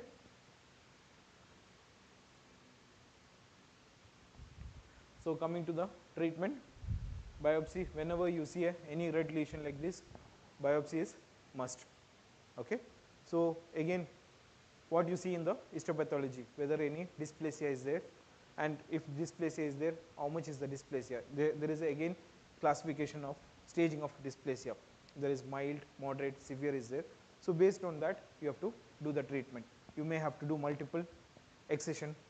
Okay. Once you do, again it may come back. You have to do again and again, because it has got a very high potential to undergo malignant transformation. Then coming to oral submucous fibrosis, this is one thing which everyone can diagnose easily, right? So the main culprit for this is the arachnid chewing, all right? So what happens in oral submucous fibrosis?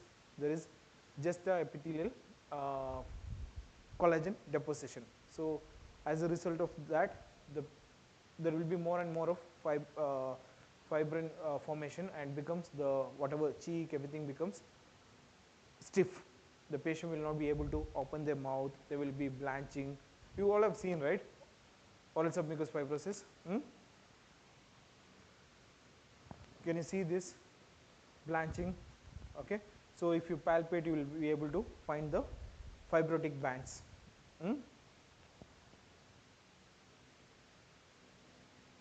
So it's a debilitating, progressive, irreversible collagen metabolic disorder induced by chronic chewing of arachnid and its commercial preparations, affecting the oral mucosa and occasionally the pharynx and the esophagus, leading to mucosal stiffness and functional morbidity, and has a potential risk of malignant transformation. So, you know the etiology, the arachnid, whatever they chew, that's the main culprit for this. 90% it is caused by this arachnid, and there is like 10% without even having arachnid. Okay, there are reports of oral submucous fibrosis without the use of any arachnid. So again, pathogenesis, all this fibrogenesis, all these things are there. I'm not going to it. So something called as aracholine, it's one of the component of the arachnid. That is the one which does this to the oral mucosa. Okay.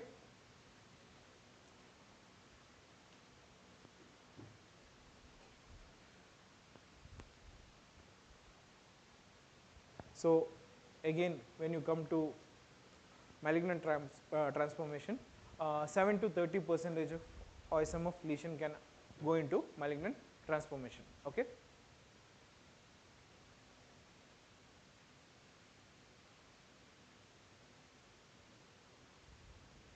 So there are some staging has been done. Okay. So this is given by Kanna and Dr. Neelam and Andrade. There are any surgeons over here? Maxillofacial surgeons? No? Okay. They must be knowing these people. They are like from our country. They are very quite famous. So they have done lot of studies on submucous fibrosis. So they have given a staging of oral submucous fibrosis.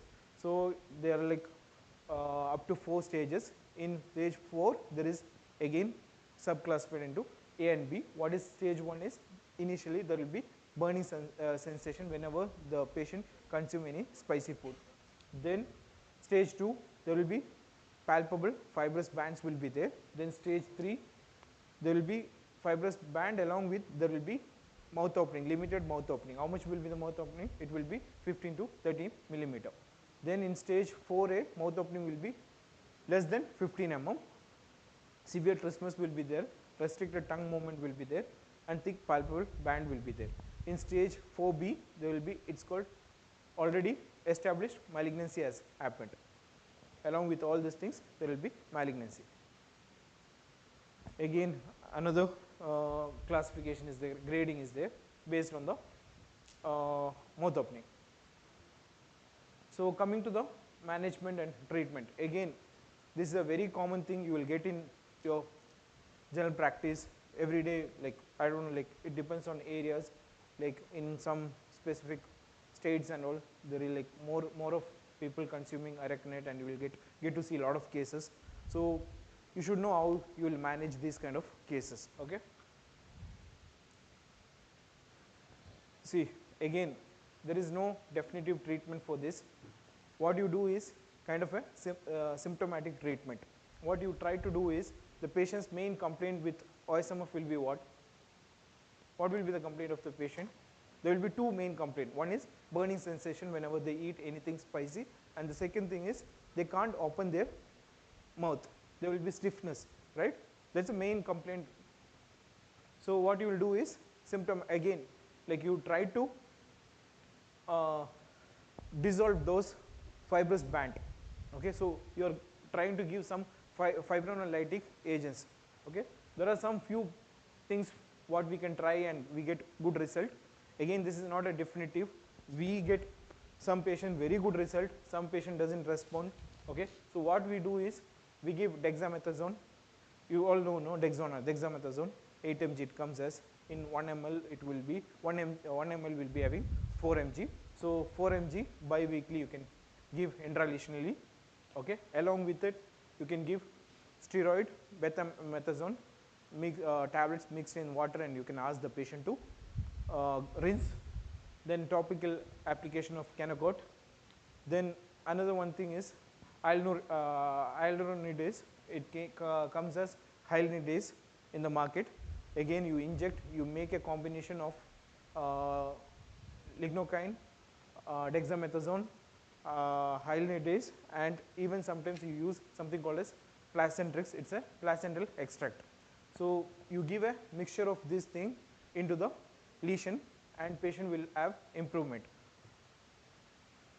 So this is something, again you can give levamisole tablet and dapsone. Levamisole is an anti-hemolytic and for the parasites you give, but it has also having immunomodulating effect.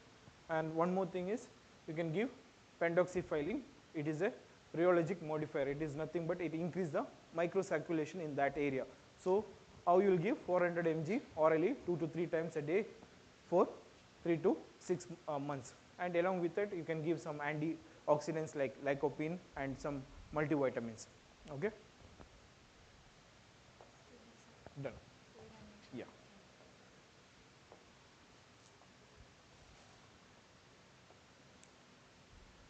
Then surgical, like if there is like nil mouth opening, or if it is minimal mouth opening, what you can go for is a surgical fibrotomy you can do along with coronarectomy and active physiotherapy. Okay. So despite advances in cancer therapeutics, the mortality rate of oral cancer is high, and understanding of the condition leading to oral cancer and their prevention can result in better outcome. The OPMDs are pre-malignant conditions that can transform into oral cancer in many cases if not detected and treated early. Therefore, an understanding of their identification, pathogenesis and prevention is of great importance. The worldwide prevalence of rate of OPMD is approximately 5%. Moreover, this estimated data varies significantly from country of study. They are responsible for a significant number of oral cancer cases worldwide. In epidemiological studies assessing the risk of OPMDs in India, it has been found that 80% of oral cancers were preceded by OPMDs. So if you detect OPMDs, you can prevent some amount of oral cancer. So whenever your patient comes, you see a patient, if there is a lesion, you try to understand what it is, try to reach a conclusion or diagnosis what it could be. Like if a biopsy is needed, do a biopsy. If like further treatment is required, do further treatment. Thank you.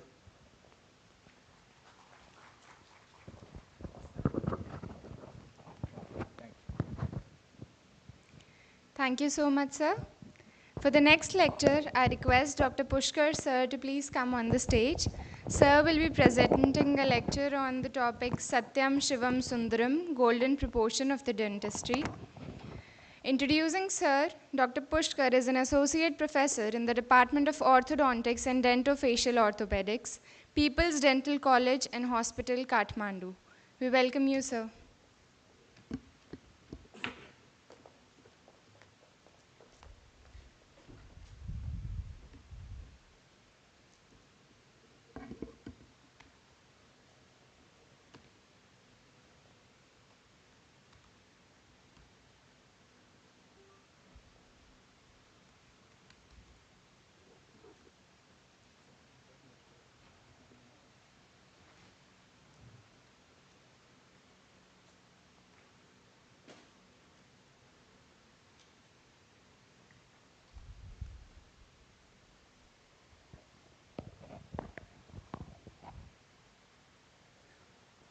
Okay.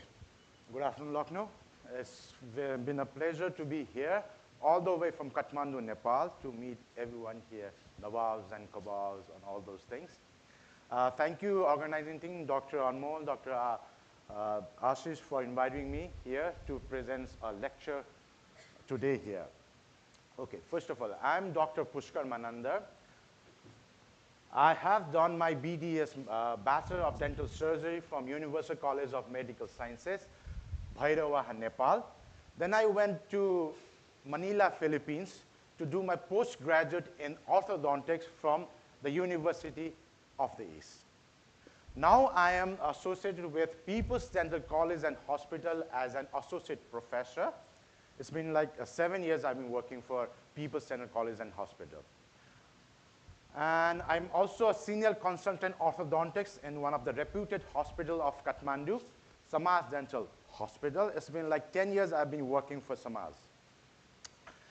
Then I have on my own practice. I'm a managing director for my private practice named as Confidential Care. It's in Kathmandu. Then I am the co-founder and design head for my aligner company. I have my own aligner company named as Beyond Braces Aligner Private Limited. And then I'm the founder coordinator along with Dr. Rajiv and a resource person for IDEA, International Dental Education Academy. We provide many courses through this platform. We have finished like about 3 to 4 aligner courses through this platform. We have many more to come. So I'm here today to talk about the Satyam Sivam Sundaram of my life, your life, basically everyone's life. So what's Satyam Sivam Sundaram? Well, Satyam translates to truth. Sivam translates to God, and Sundaram translates to beautiful. So we'll be talking about how truth, God, and beautiful can be related. So let's start with the Satyam, the truth of a number. So I'm going to talk about one of the nature's most fascinating and irrational number, known to be divine proportion. It's also called as golden ratio, and then it's golden mean, or it's also called as golden section. It's represented by phi, and the number is 1.61803. Remember this number, 1.61803. So before we go to the divine proportion number, I want to show you a series. And this series was named as Fibonacci series, and it was given by Filius Bonacci, alias known as Leonardo of Pisa. So now the series goes as 1, 2, 3, 5, 8, 13, 21, 34, 55, and so on and on. The interesting part about this series is the ratio between each consecutive numbers comes out to be somehow the same number. And this number is 1.61803. So to know about this series, you just have to know the simple mathematics. Okay? So how do we get the numbers? First, we start with 0 and 1. We add them up. So 0 plus 1 is 1. To get the second number, we add the resultant number and the last number we added. So resultant number was 1. The last number we added was again 1. So the next number would be 1 plus 1, 2. Okay, to get the next number, what we do? We add the resultant number to the last number we added. So resultant number would be 2, and the last number we added was 1. So 1 plus 2 would be 3. That's how we got the third number. For the fourth number, next number, we add 3, the resultant number. The last number we added, 2. So 2 plus 3 is 5. Now 5 plus 3 is 8. 8 plus 5, 13. 13 plus 8, 21, and so on, the series is formed. Like I said, the interesting part of this series is the ratio between each number, which comes out to be 1.61803. And this is our divine number, which I'm going to talk about in my lecture. So let's get this number into a diagrammatically way. Let's assume this is a square, which has the sides of 1 on each side. When we add one more square of the same side, what we get? 1 to the 2. Again, we add the same rectangle, square to what we get? 2 by 3 rectangle.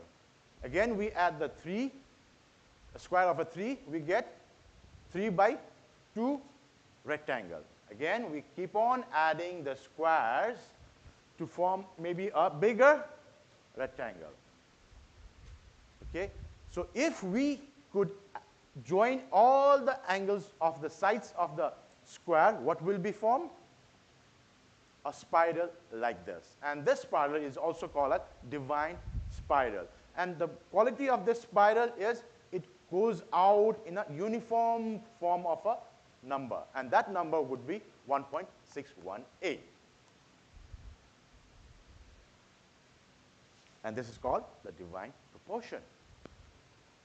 Now, in 300 BC, illustrator of Alexandria said, a line is said to have been cut in extreme and mean ratio when, as the whole line is to the greater segment, so is the greater to the lesser. Confused? Don't be. I'll explain this. So if you want to cut a line, let's say you want to cut a line AB into 2 parts such that they cut into a divine proportion at the point C. So what happens? The whole line is to the greater segment. Whole line is AB, and the greater segment is AC. So the ratio between these two would be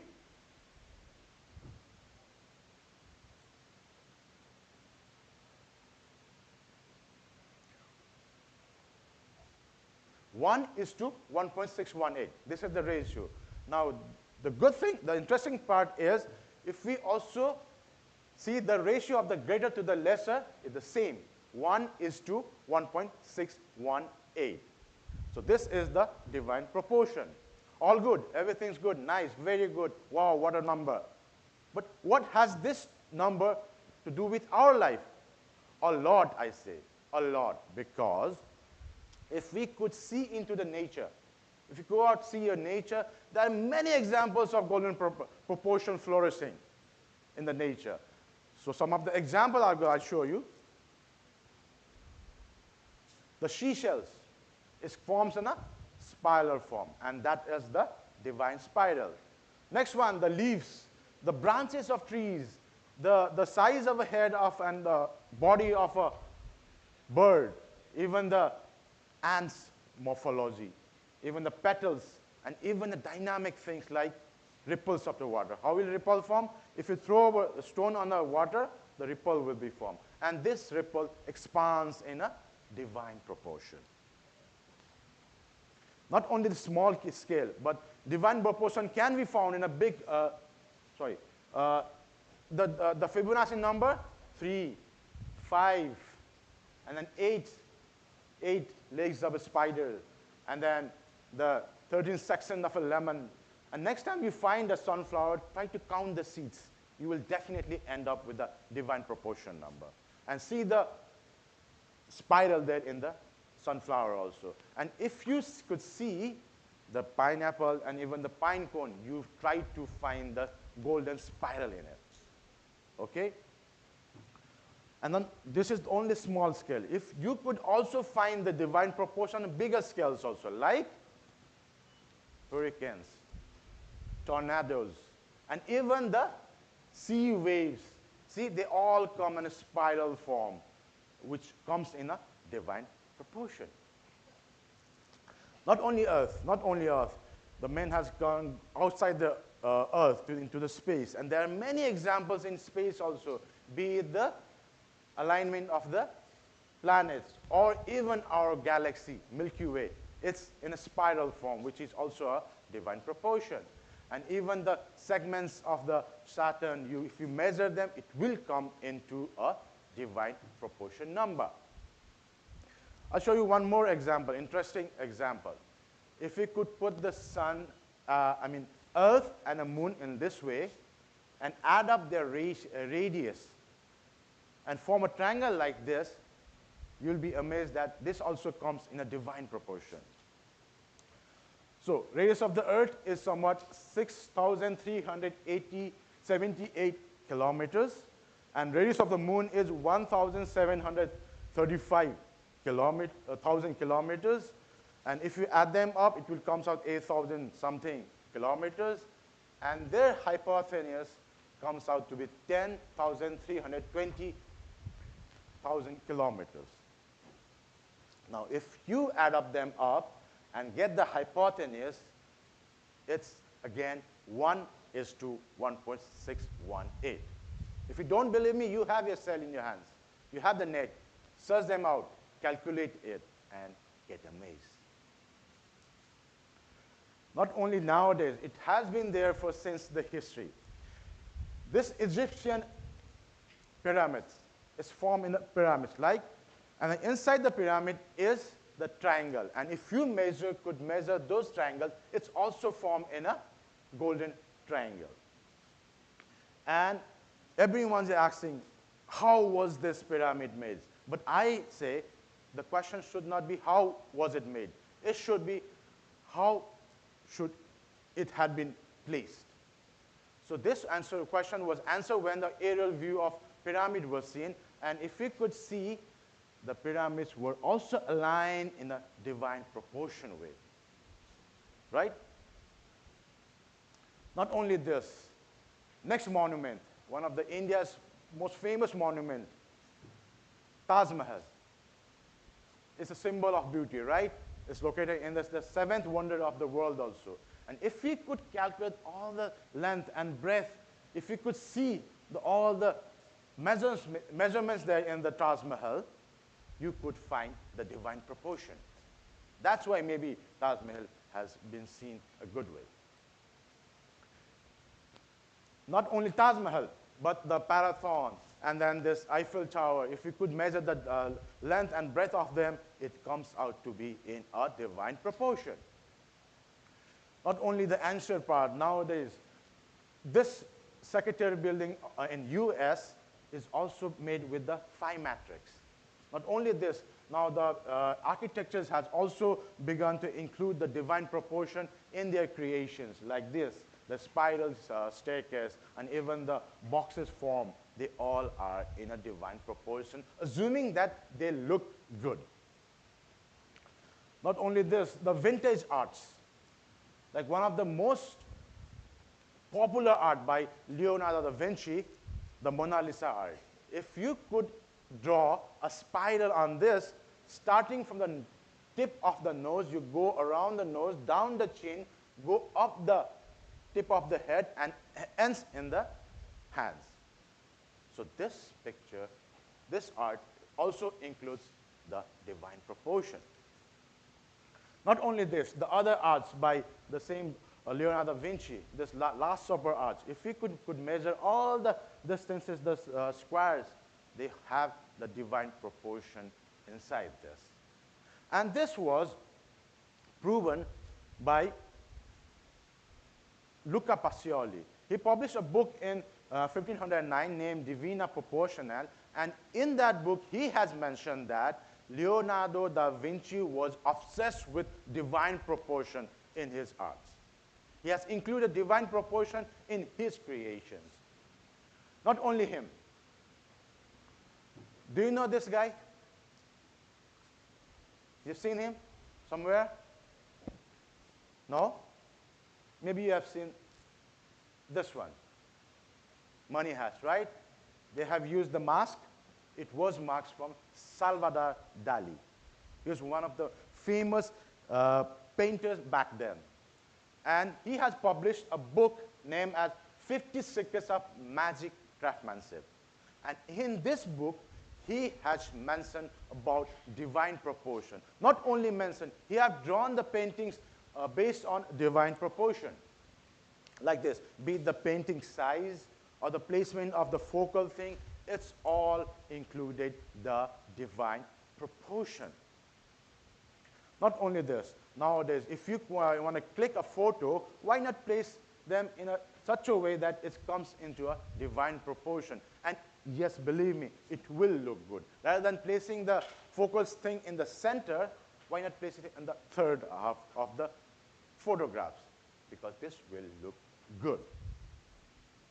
Now forget all this thing. I want you to look around you. Look around your things, the chairs, the tables, the windows, everything. They all are in divine proportion. The egg you ate this morning, the bottles you're carrying in your hands, they all have divine proportion included in them. Next time you eat broccoli, don't forget to see the spiral in it, the golden spiral. Okay? And because it has such an aesthetic value, people have started using them in their logos. The Mercedes-Benz logo, the Pepsi, even the Apple logo, it was made using divine proportion in it. I always wonder why National Geographic had that only rectangle thing. Now I know. This rectangle thing has the divine proportion. So it's used in commercial use also. Now, what if I say you can not only see the divine proportion, you can hear the divine proportion. And that too, the music created by, do you know these guys? Beethoven and then Mozart. They have included divine proportion in their music creation. Not only them. The modern band called Tool, in 2007, they have published a hit, Lateralis. It has also included divine proportion in that music also. Now, I want you to observe me carefully. So the length of this thing, from tip of the finger to this part, from this to this, 1 is to 1.618.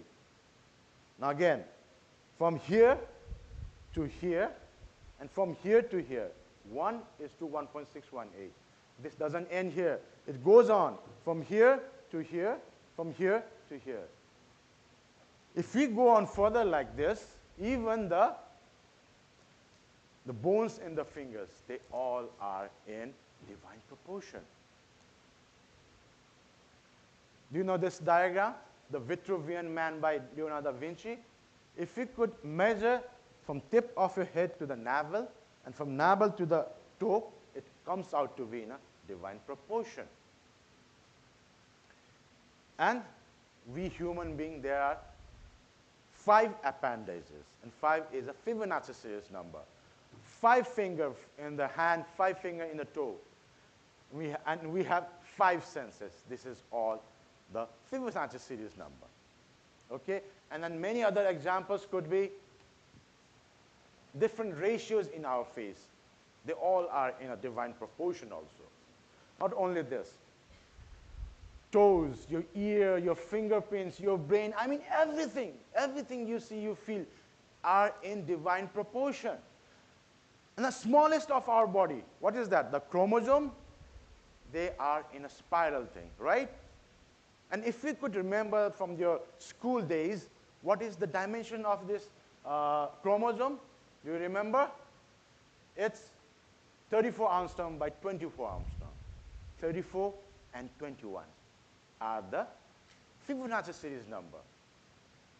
And what if I say our heart also beats in divine proportion? Because the ECG also can be divided into a divine proportion. Okay, this is all we have for the divine proportion. Now, let's go on to our next one. What was that? Shivam. Shivam means God. For everyone, God. Our job is our God. The job, what we do, is our job. So we all are dentists. So our job is dentistry. For me, orthodontics and dentofacial orthopedic is my job. Now, my query is, what if I join the truth, the satyam of divine proportion into my Shivam, God? Will I able to get a Sundaram result? That's the formula for this one. So Whitwalker said the golden section had particular aesthetic quality, and that anything composed in this proportion will be considered beautiful. And even Y. Jefferson said beautiful faces have an ideal facial proportion, and the ideal proportion is directly related to divine proportion. So if we could include divine proportion in our work, whether it be the teeth or be it the face, we could get a Sundaram result. So what did I do? I collected 60 lateral cephalograms of class 1 Nepalese cephalograms, and I began to measure 8 proportion on those lateral cephalograms. So what were the lateral cephalogram dimensions? It was corpus axis length, this one, to condylar axis length in the mandibular. Oh, I measured those things. Then I measured anterior cranial fossa SN to posterior cranial fossa length S to bastion. Then I measured basial or cranial anterior base to cranial center to articulare. Okay? Then again, I measured length of a hard palate, ANS to PNS, the posterior margin of the condyle neck, and point A to PNS, and to the depth of nasopharynx. Next one I measured was anterior length of Frankfurt plane, this one, to the PV to the glenoid fossa. And the last subset, what I measured was vertical height of point A to PM and to A to the Frankfurt plane, these two lengths.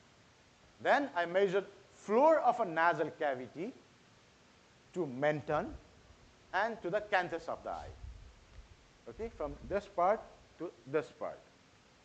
The last one I measured was height of a lower incisor tip from PM to distance of a incisor tip to point A. So basically lower third of the face.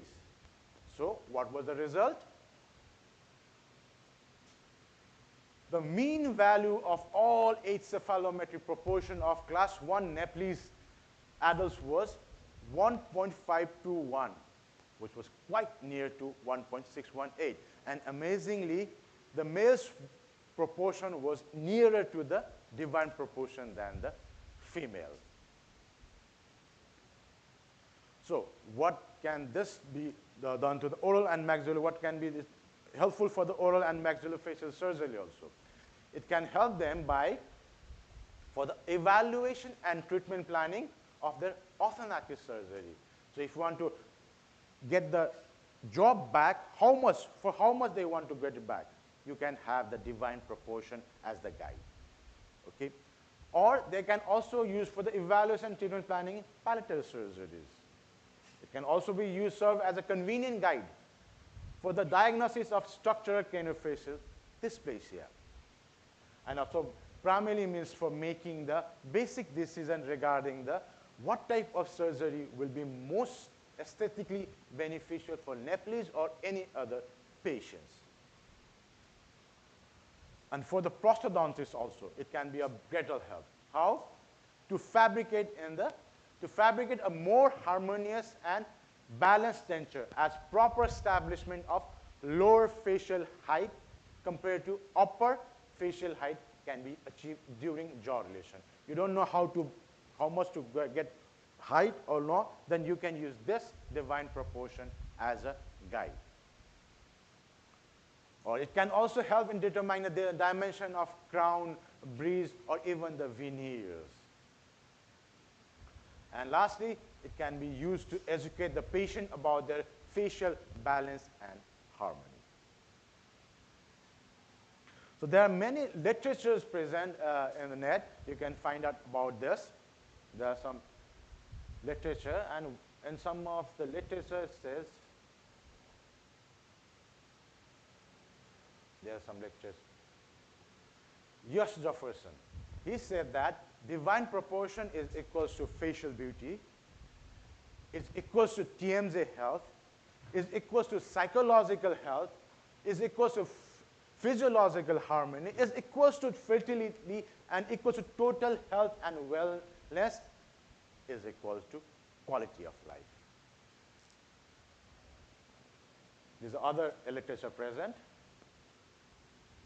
Now, I want to show you a case where we have included divine proportion to treat it, to make it more aesthetically beautiful. So this is a small example, case of a diastema. It's about what, 3 to 4 mm of diastema. What will you do? You'll go for veneers, you'll go for orthodontically treated, right? Those are the options. But what we did was, we want to put the crown such that it comes into a divine proportion with the laterals. If I put a crown on this central, what will happen? Big rabbit tooth will be formed, right? That won't look aesthetically good. So what we did was, we first cut it into these things, 4 incisors. We moved mesially such that the ratio of a centrals to the laterals comes out to be 1:1.618. So what we do, we did the ortho treatment for this one, this patient. We moved the teeth more mesially. We didn't close the gaps, but we moved mesially, and then sent it to the department of prosthodontists, and they did the veneering on this case. Now see the proportion of the laterals and the centrals. They are in divine proportion now, and it looks, obviously looks good. So we started with this one. We did the ortho. We moved the tooth mesially. Then we send it to the prosthodontic department for the veneering. Get a Sundaram result, including the Satyam in the Shiva. So basically, this is my. So these are my references. And next time you go out from this hall, I want you to look for the divine proportion. This thing had changed my way of seeing things. I think, I'm sure you also will go out, and the way you see the things will change instantly. And thank you. This is my son, this is my nephew, and it has nothing to do with divine proportion, only they are my divine. Thank you very much.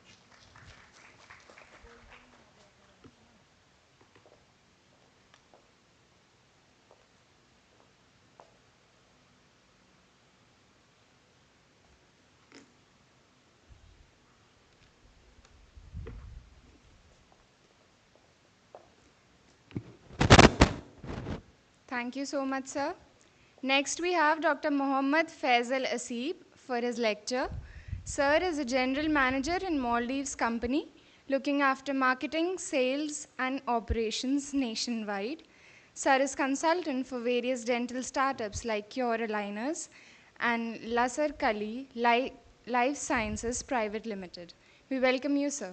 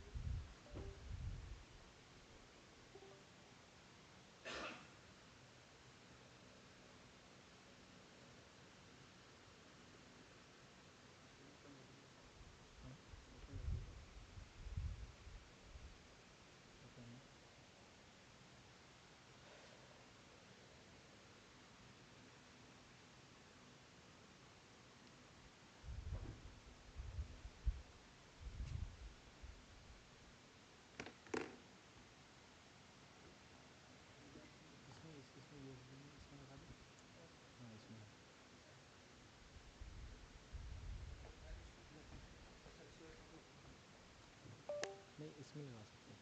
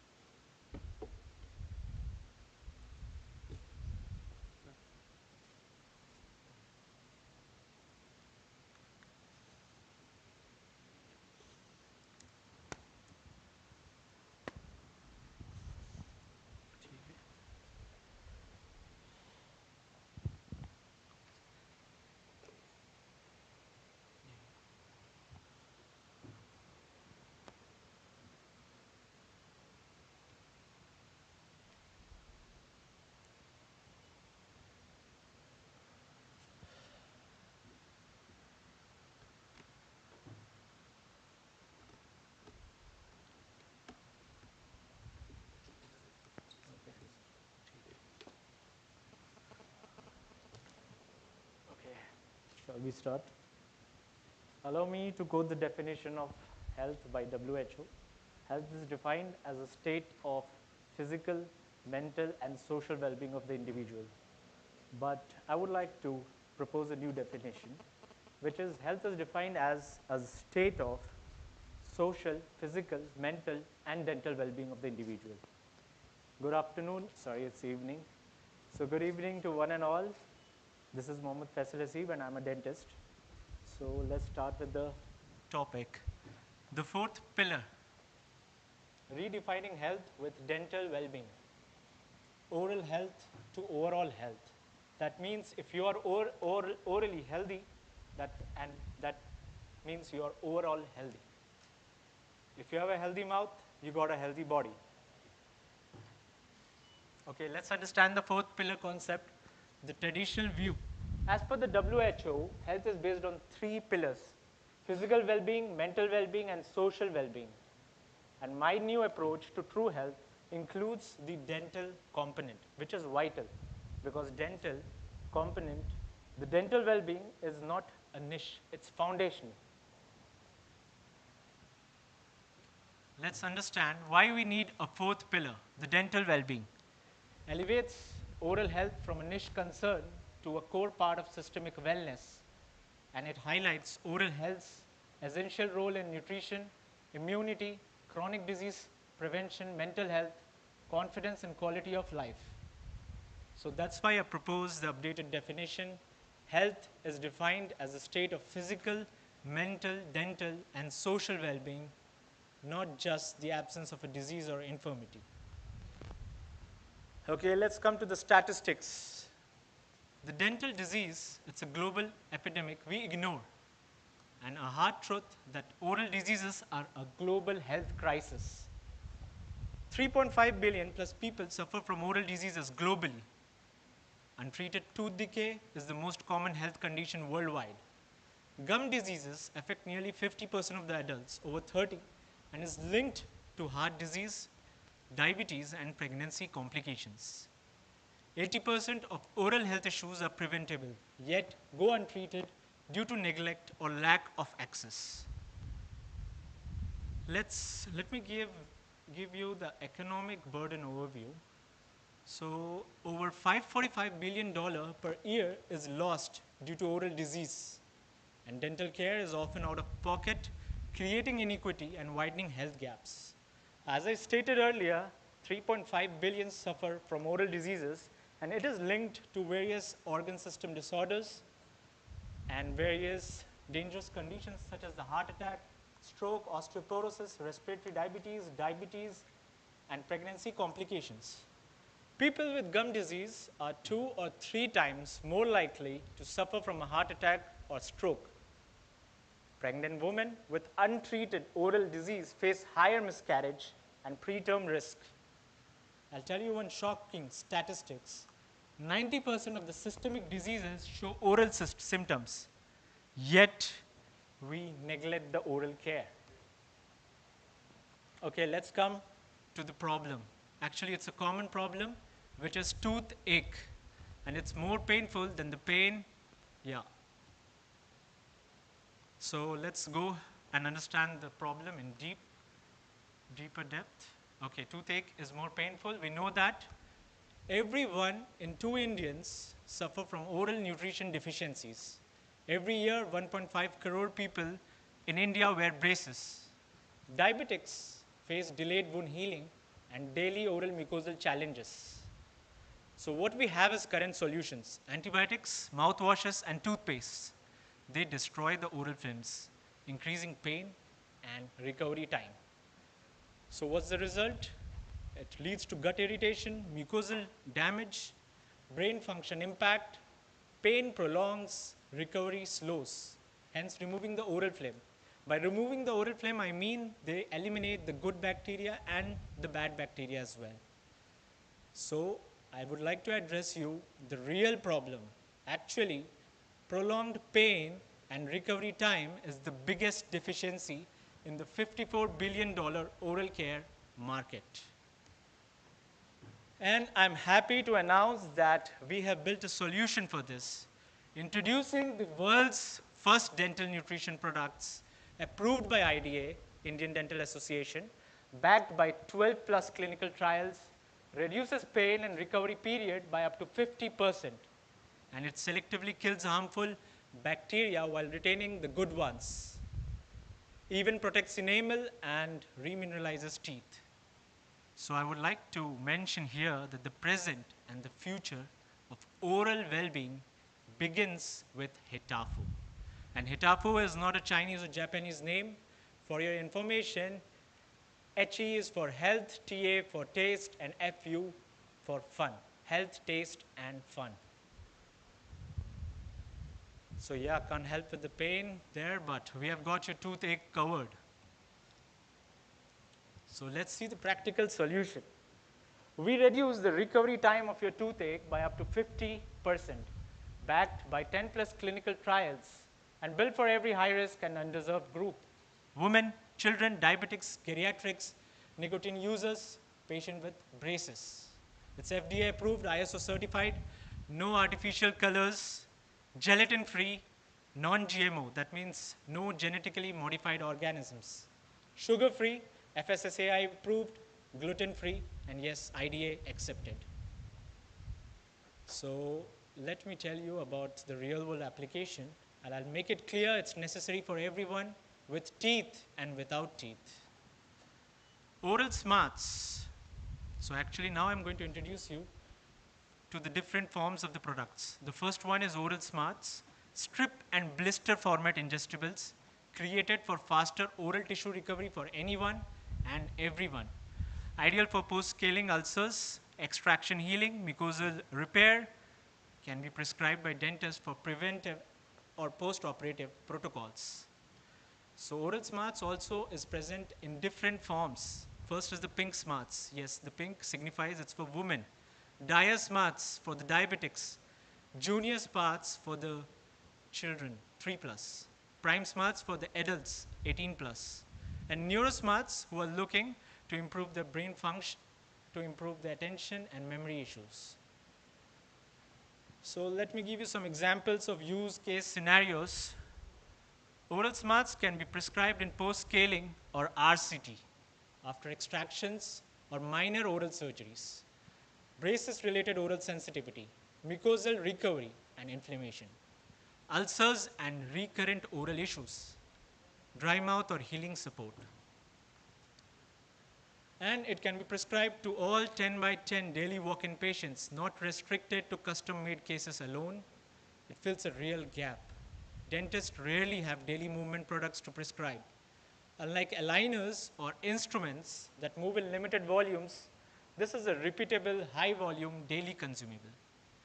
And volume potential increases through non-dental specialties too: general practitioners, gastro-specialists, endocrine specialists, etc.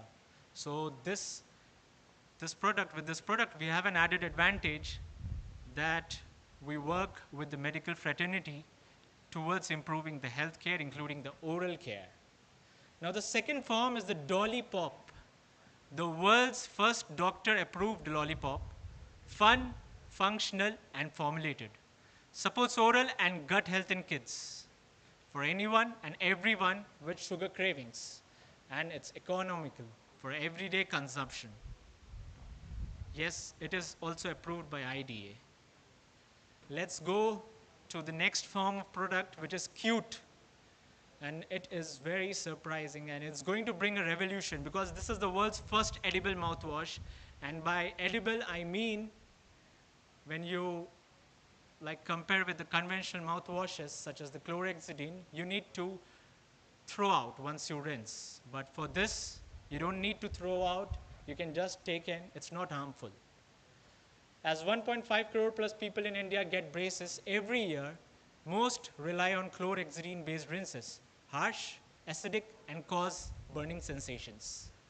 And this is the only alkaline mouthwash that helps in remineralization of teeth, having a pH of 7.62, while the others have acidic pH. Ideal for sensitive patients, oral inflammation, and post-surgery care. Some other forms are also available. NutriBits, NutriPan, and NutriFresh. It's like a daily use oral wellness supplement, safe and long-term, easy to consume, economical and accessible, and supports brand recall beyond clinics. The last form of this product is Gut G, clean your teeth and gut. It's an all-season probiotic-based fruit drink to strengthen the oral gut immunity. It builds the microbial balance from mouth to stomach, especially relevant for children, diabetics, and immunocompromised individuals. And you can use it every day. I would like to state here that this is necessary for everyone with teeth and without teeth. Let me give you an overview on differentiation and competitive advantage. So when we compare Hetafu with other conventional products such as the mouthwashes and gels, we see the core ingredients are natural sweeteners, bacillus coagulans, essential oils, while in case of conventional products, chlorhexidine, alcohol, antiseptics, synthetic chemicals. So Hetafu has an added advantage. When you see the mechanism of action, it is killing pathogens selectively and restoring the microbiome. That means it does not eliminates the good bacteria. While the other conventional products, it removes all kind of good and bad bacteria. And the third feature, which is speed of recovery, this is one of the feature where you can see in case of Hetafu, we have got 50% faster recovery via a recommended supportive dose. Like in case of extraction, if you're planning extraction, you can start it 3 days before the extraction, giving every day 1 tablet. That will increase the recovery even up to 70 to 85%. But in case of conventional products, we have delayed recovery and there are possible side effects. The next feature is the gut and mucosal tolerance. There's no burning or irritation.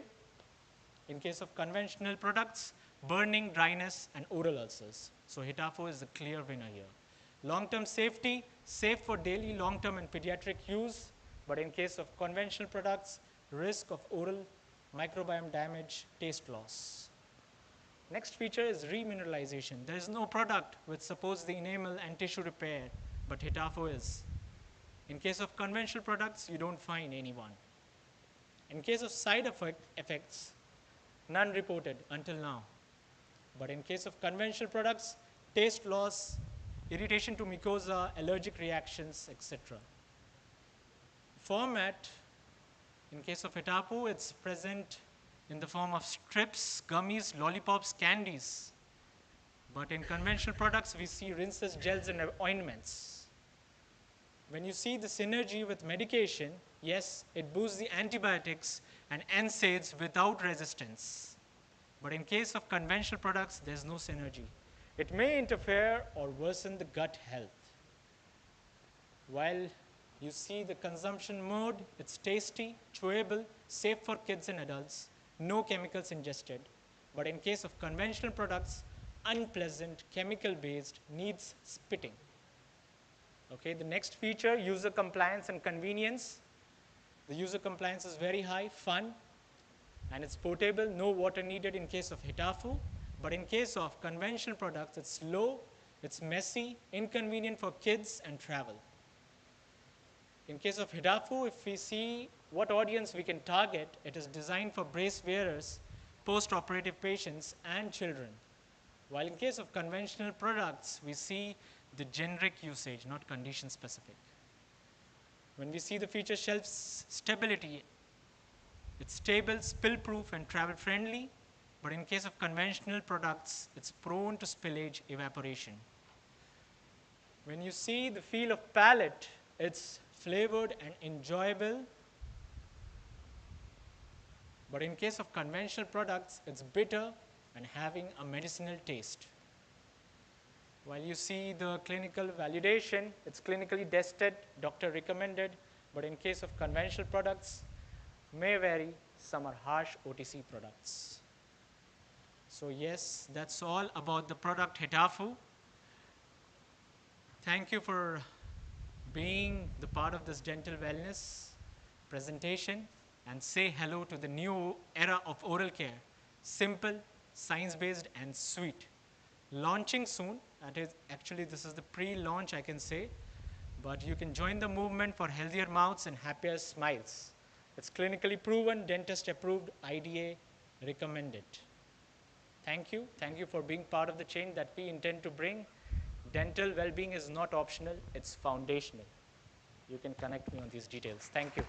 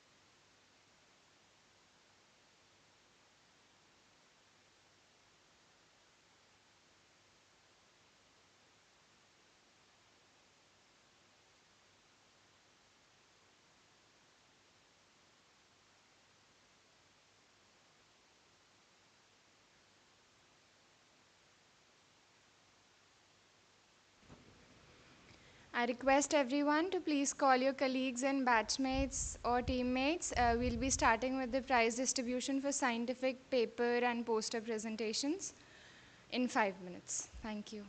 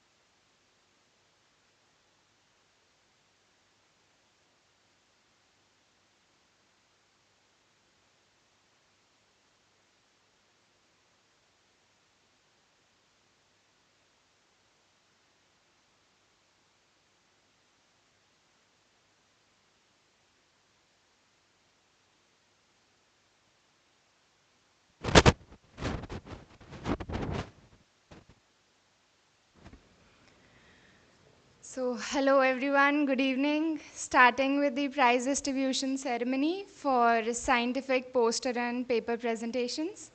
I request Dr. Anmol Bagaria ma'am and Dr. Rajiv Yadav sir to please, also Dr. Ashish Chandra sir to please come on the stage for the distribution, prize distribution.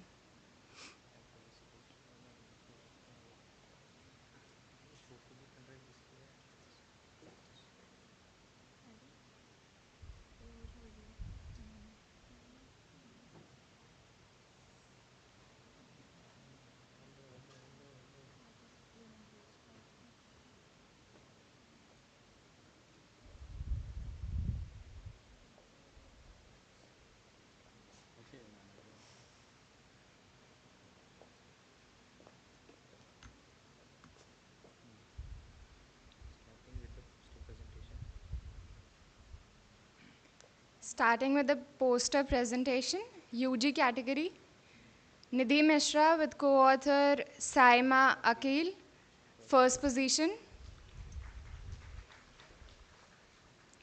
Yashvi Ranjan with co-author Vandana, second position.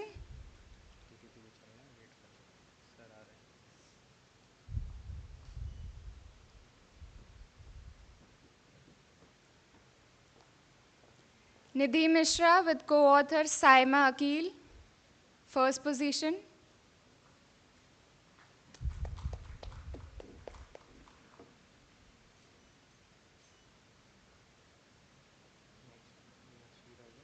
Yashvi Rajan and co-author Vandana, second position.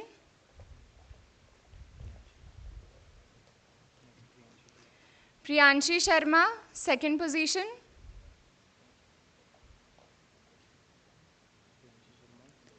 Priyanshi Sharma, second position. Kriti Goyal, second position.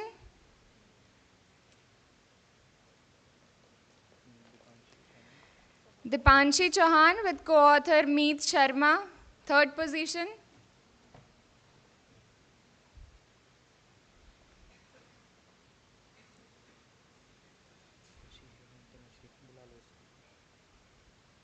Khushi Heda with co-author Tanushri, first position.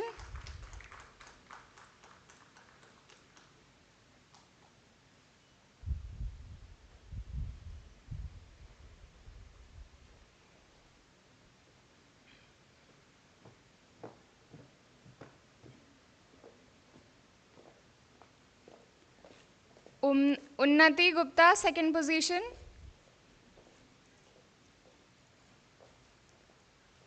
Unnati Gupta, second position.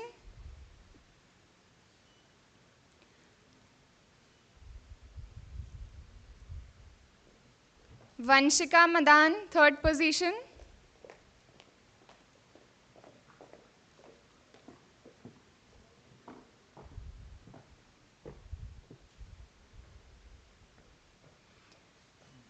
Dr. Vindrakshi, Dr. Soumya Singh, second position.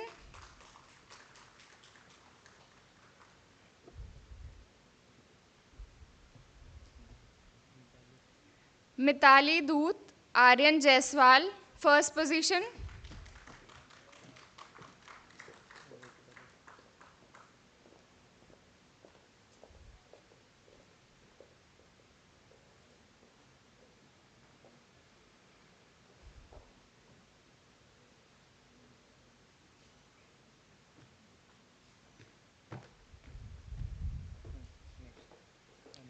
Anshika Saxena, Vaishnavi Mishra, first position.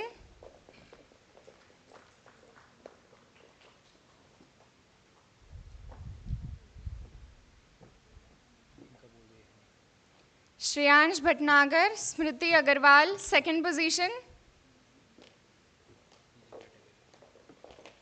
I request everyone to please give a big round of applause for the winners. Proceeding with the PG category, Dr. Vartika Srivastava, first position. Third position, sorry.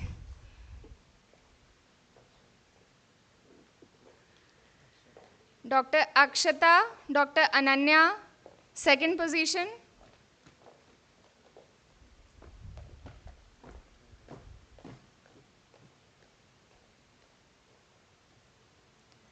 Dr. Vartika, third position.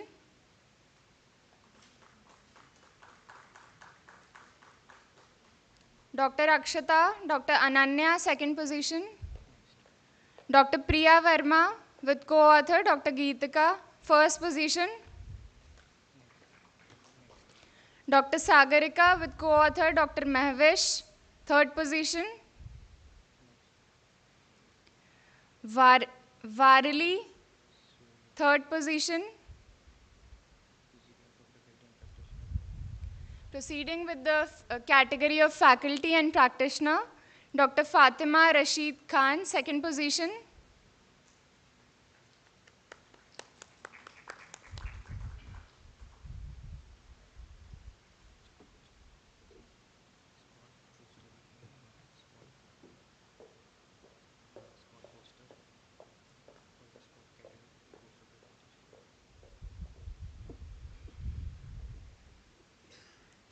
Now we'll proceed with the spot poster category.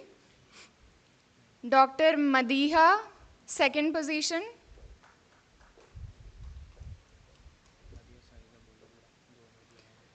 Dr. Madiha Saida, second position. Dr. Arshia Talwar, second position. Vaishnavi Singh, third position.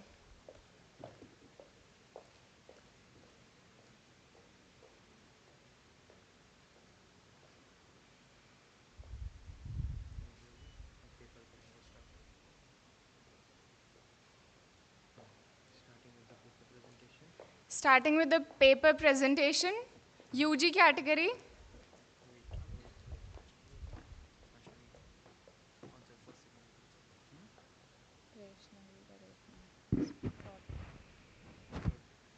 Vaishnavi Singh, third position.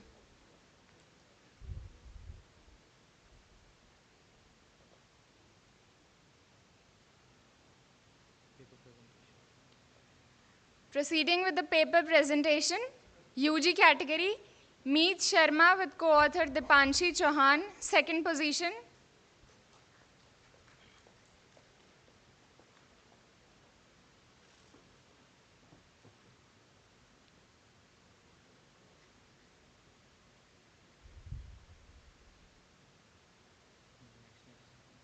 Nishit Bansal with co-author Rashi Sharma, first position.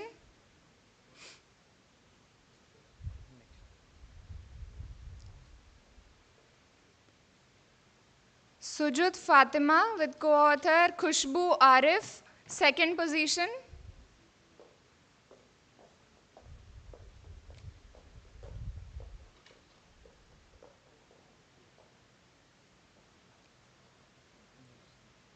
Parnika Jain with co-author Arushi Verma, first position.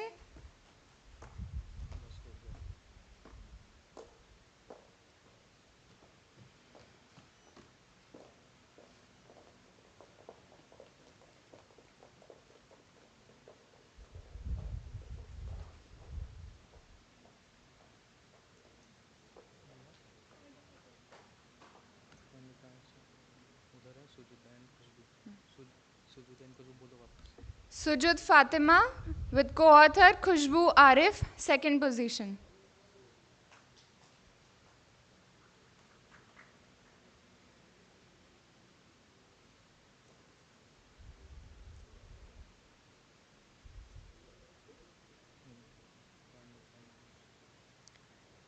Parnika Jain with co-author Arushi Verma, first position.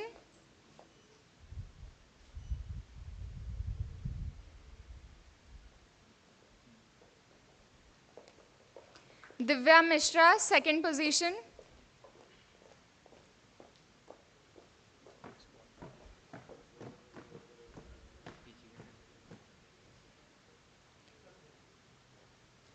Proceeding with the PG category, Verma Malti Sanjeev Kumar.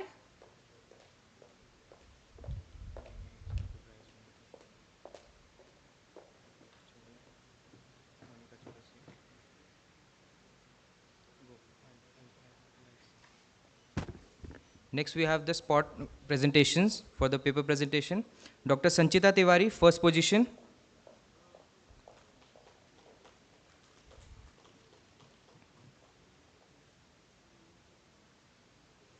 Dr. Monica Chaurasia, second position.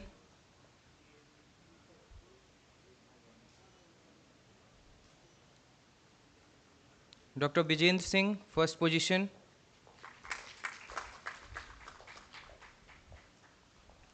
And Dr. Saloni Verma, second position.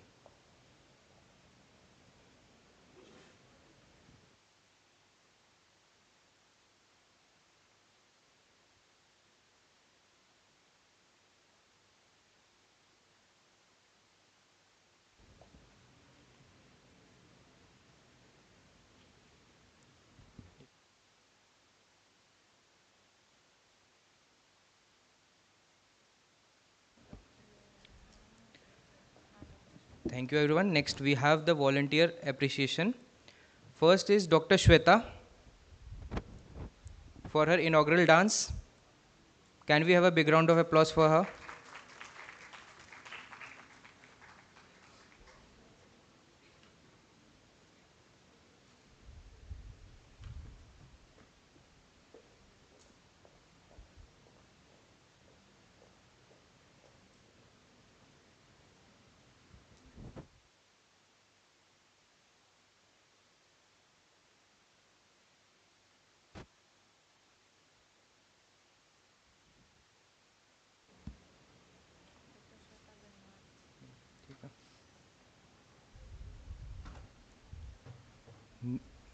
Meet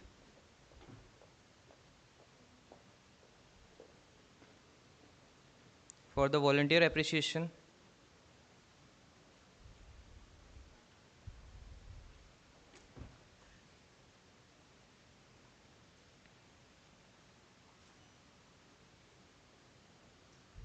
Dipanshi for the volunteer appreciation.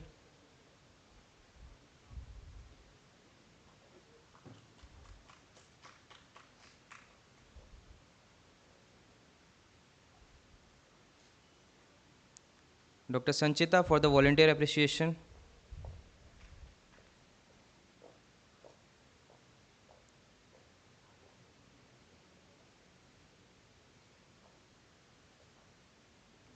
Dr. Nikhil for the volunteer appreciation.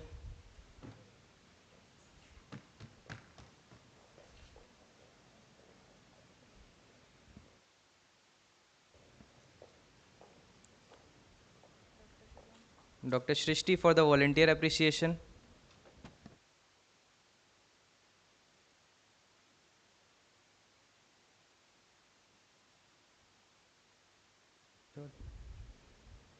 Dr. Uddesh for the volunteer appreciation.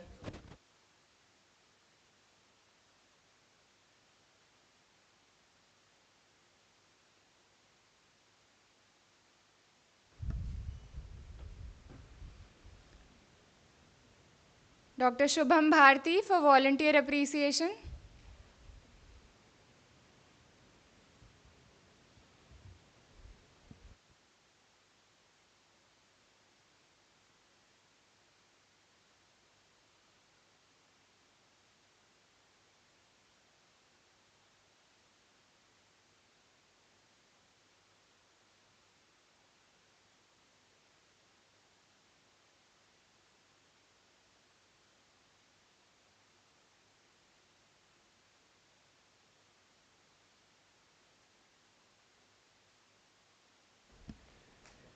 Dr. Uddesh for volunteer appreciation.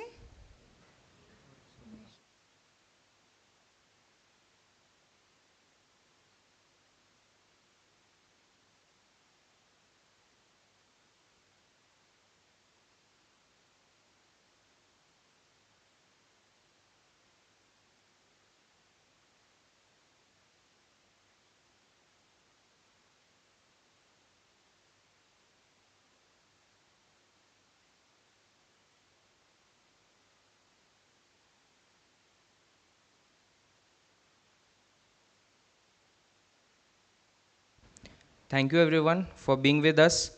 Hope you enjoyed.